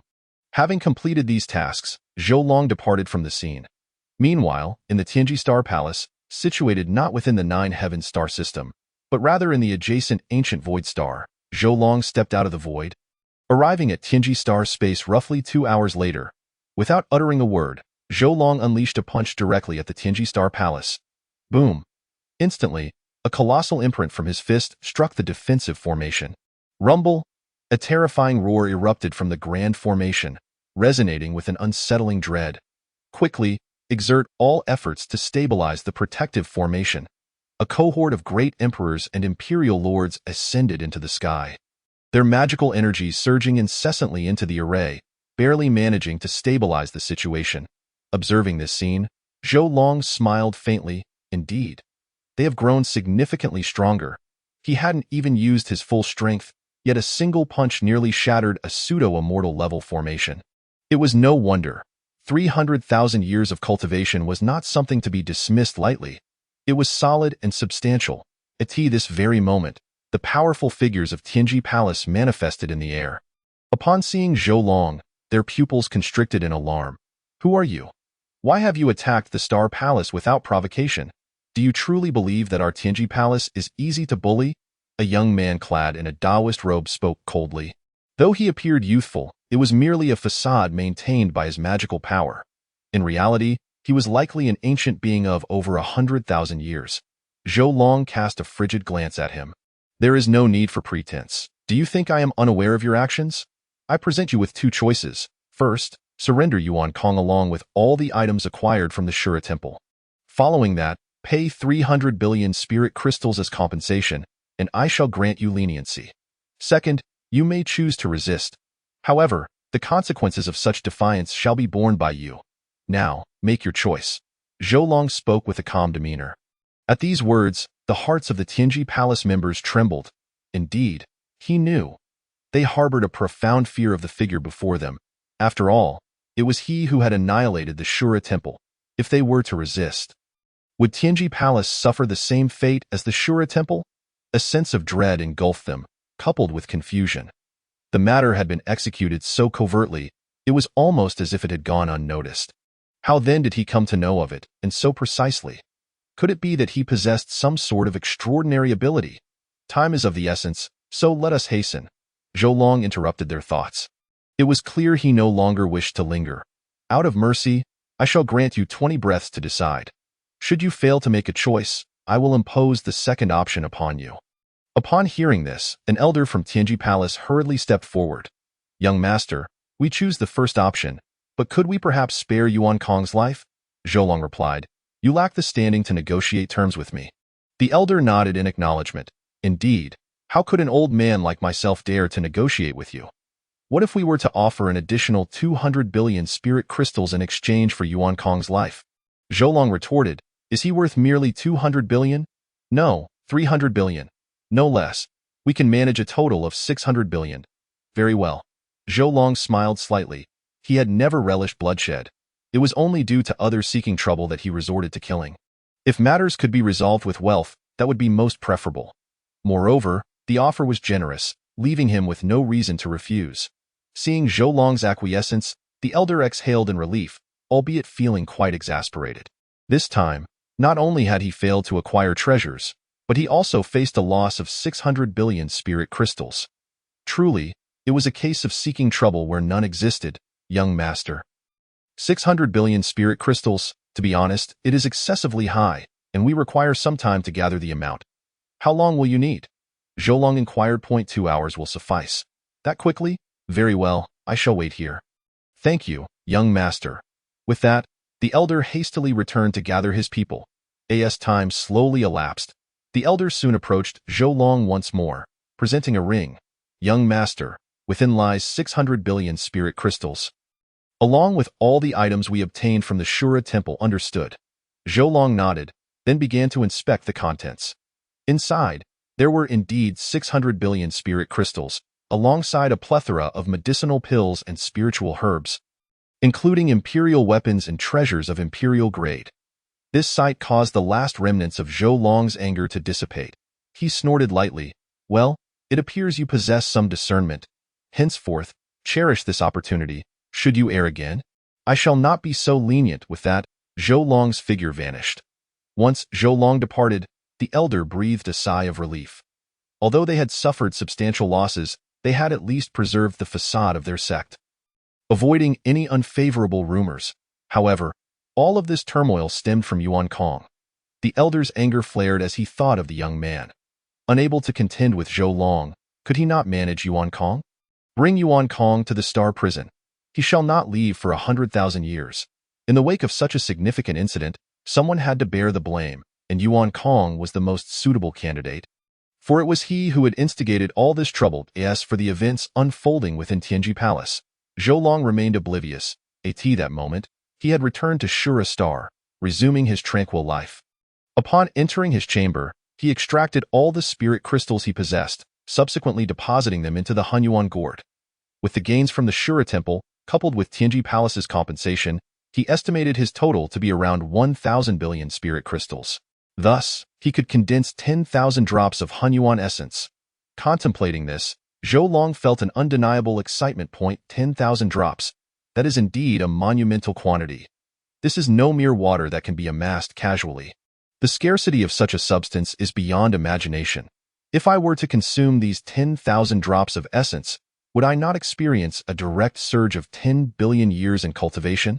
Ha ha, you cannot deny the truth in that. Zhou Long burst into hearty laughter. With 10 billion years of cultivation, even a forced breakthrough would pose no difficulty. What a remarkable prospect. Without delay, Zhou Long commenced his seclusion in preparation for a breakthrough. This time, he aimed to directly ascend to the immortal realm. Before embarking on his seclusion, he informed Zhou Shintong and imparted several trump cards. Once these tasks were complete, Zhou Long returned to his tranquil retreat. In truth, the so-called seclusion was merely a matter of consuming Hunyuan essence. Time flowed, and half a year passed. Zhou Long sat cross-legged in the boundless void, his aura akin to a hellish inferno. After consuming several cups of essence, the secret realm could no longer withstand the occasional bursts of his aura, compelling him to enter the void to continue his seclusion. After 6 months, Zhou Long had devoured all 10,000 drops of Hunyuan essence. The techniques within him churned relentlessly. In the void, he slowly opened his eyes, realizing he was ready to undergo the tribulation. With that, his aura erupted in an instant. Boom! A tremendous force surged outward, creating a terrifying spectacle. In the starry domain, he radiated a pressure capable of obliterating vast stretches of the cosmos. At this moment, even a true immortal standing before him would feel as though he could crush them with a single punch. Before long, an overwhelming and terrifying presence descended. Zhou Long sensed the gaze of a vast and supreme will scrutinizing him. Cold, devoid of any emotion. Is this the so-called will of the cosmic, heavenly path? Zhou Long pondered, deeply shaken. Yet, he was disinclined to dwell on it. He would address it after overcoming the tribulation. Boom! Moments later, bolts of divine thunder filled with immense power descended from the boundless void. These bolts of divine lightning appeared to transcend the confines of time and space, rendering them unavoidable and indestructible. Thus, he could only passively endure. Bang! Simultaneously, a colossal sound echoed as his body was propelled backward for billions of light years. As if colliding with an unseen force, before gradually coming to a halt, gasp! Zhou Long inhaled sharply, feeling an unbearable discomfort coursing through him. Both his body and soul were gripped by an excruciating pain. as though he had been torn apart into countless fragments. How agonizing! Zhou Long's forehead glistened with cold sweat. It was evident that he was truly in pain. The nine-colored divine thunder was, without a doubt, terrifyingly powerful. With his current strength, it seemed nearly impossible to withstand. Zhou Long's thoughts raced. The immortal thunder tribulation consisted of 9 stages, each more formidable and fearsome than the last. Currently, the very first thunder tribulation was already so daunting. It was unfathomable to contemplate how terrifying the 9th would be. Truly, it deserved its reputation as the legendary 9-colored immortal tribulation. Zhou Long was filled with astonishment. After a considerable pause, he finally revealed a look of delight. The tribulation of becoming an immortal is categorized into 5 distinct levels: 1 color, 3 colors, 5 colors, 7 colors, and 9 colors. Within the realm of immortality, there exist 4 major stages: true immortal, celestial immortal, immortal king, and immortal emperor. Surviving the 1-color tribulation allows one to attain the status of a true immortal, thereby providing a slim chance of cultivating into a celestial immortal. Surpassing the 3-color tribulation grants one the potential to become an immortal king. Those who endure the 5-color tribulation are hailed as unparalleled prodigies throughout the myriad realms. Concurrently, the most formidable 9-color tribulation, since the inception of the primordial chaos, has been successfully navigated by but a handful. As long as they do not meet with untimely demise, they now stand at the pinnacle of all realms. However, the path of becoming an immortal does not encompass all possibilities. Those blessed with extraordinary fortune and opportunity may ultimately reach the realm of immortal emperor, even if they have only passed the 1-color tribulation. Conversely, there are those who, despite having surpassed the 7-color tribulation, are unable to attain the imperial realm due to various emotional and psychological tribulations. Undoubtedly, individuals capable of overcoming higher-tier tribulations possess an unparalleled, terrifying talent, making breakthroughs in their realms considerably easier, with a broader perspective than others. Ha ha ha ha. Zhou Long laughed heartily. In terms of talent, he was unmatched. It could be said that he was undoubtedly a pinnacle existence in the realm of talents across the myriad worlds. Without exception, moreover, he possessed a system, and he believed that it would not be long before he stood at the highest point, competing with those so-called great powers. This thought, excitement, and exhilaration illuminated Zhou Long's face. He eagerly wished for the arrival of that time. Zhou Long felt a surge of exhilaration. However, just then, a bolt of 9-colored divine thunder descended. Boom! That hurt like hell. Zhou Long grimaced. He had to admit that this was indeed excruciating. System, give me a 3-year contract right away. He was well aware that signing during a tribulation could provide opportunities for valuable rewards. Thus, he would not let this chance slip by. Ding dong. Congratulations to the host for successfully signing in and obtaining a Chaos Divine Thunder Seed. Ding dong. Congratulations to the host for acquiring a Divine Thunder Technique. Thunderbolt of 10,000 June. Sign-in successful. Congratulations to the host for receiving 500,000 years of cultivation. As the system's prompt echoed once more, Zhou Long was instantaneously blasted away by the 9-colored Divine Thunder. This time, he was propelled hundreds of billions of light-years before he gradually came to a halt. After a considerable while, he began to examine his signing rewards. Chaos Divine Thunder Seed? Zhou Long's face lit up with joy. The 9-colored thunder that descended during the 9-color tribulation was indeed the Chaos Divine Thunder, albeit immensely weakened. Moreover, the true Chaos Divine Thunder possesses world-destroying capabilities, capable of effortlessly annihilating a middle thousand world. If he could cultivate it, he would be able to master the authentic powers of the Chaos Divine Thunder. Perhaps this 9-colored Divine Thunder can be devoured as well? Zhou Long murmured to himself, while retrieving the Chaos Divine Thunder Seed and planting it in his heart's aperture. Before long, the third bolt of 9-colored Divine Thunder struck down. Boom. Another resounding crash echoed. Zhou Long was once again propelled outwards, but compared to the first time, he felt considerably more at ease.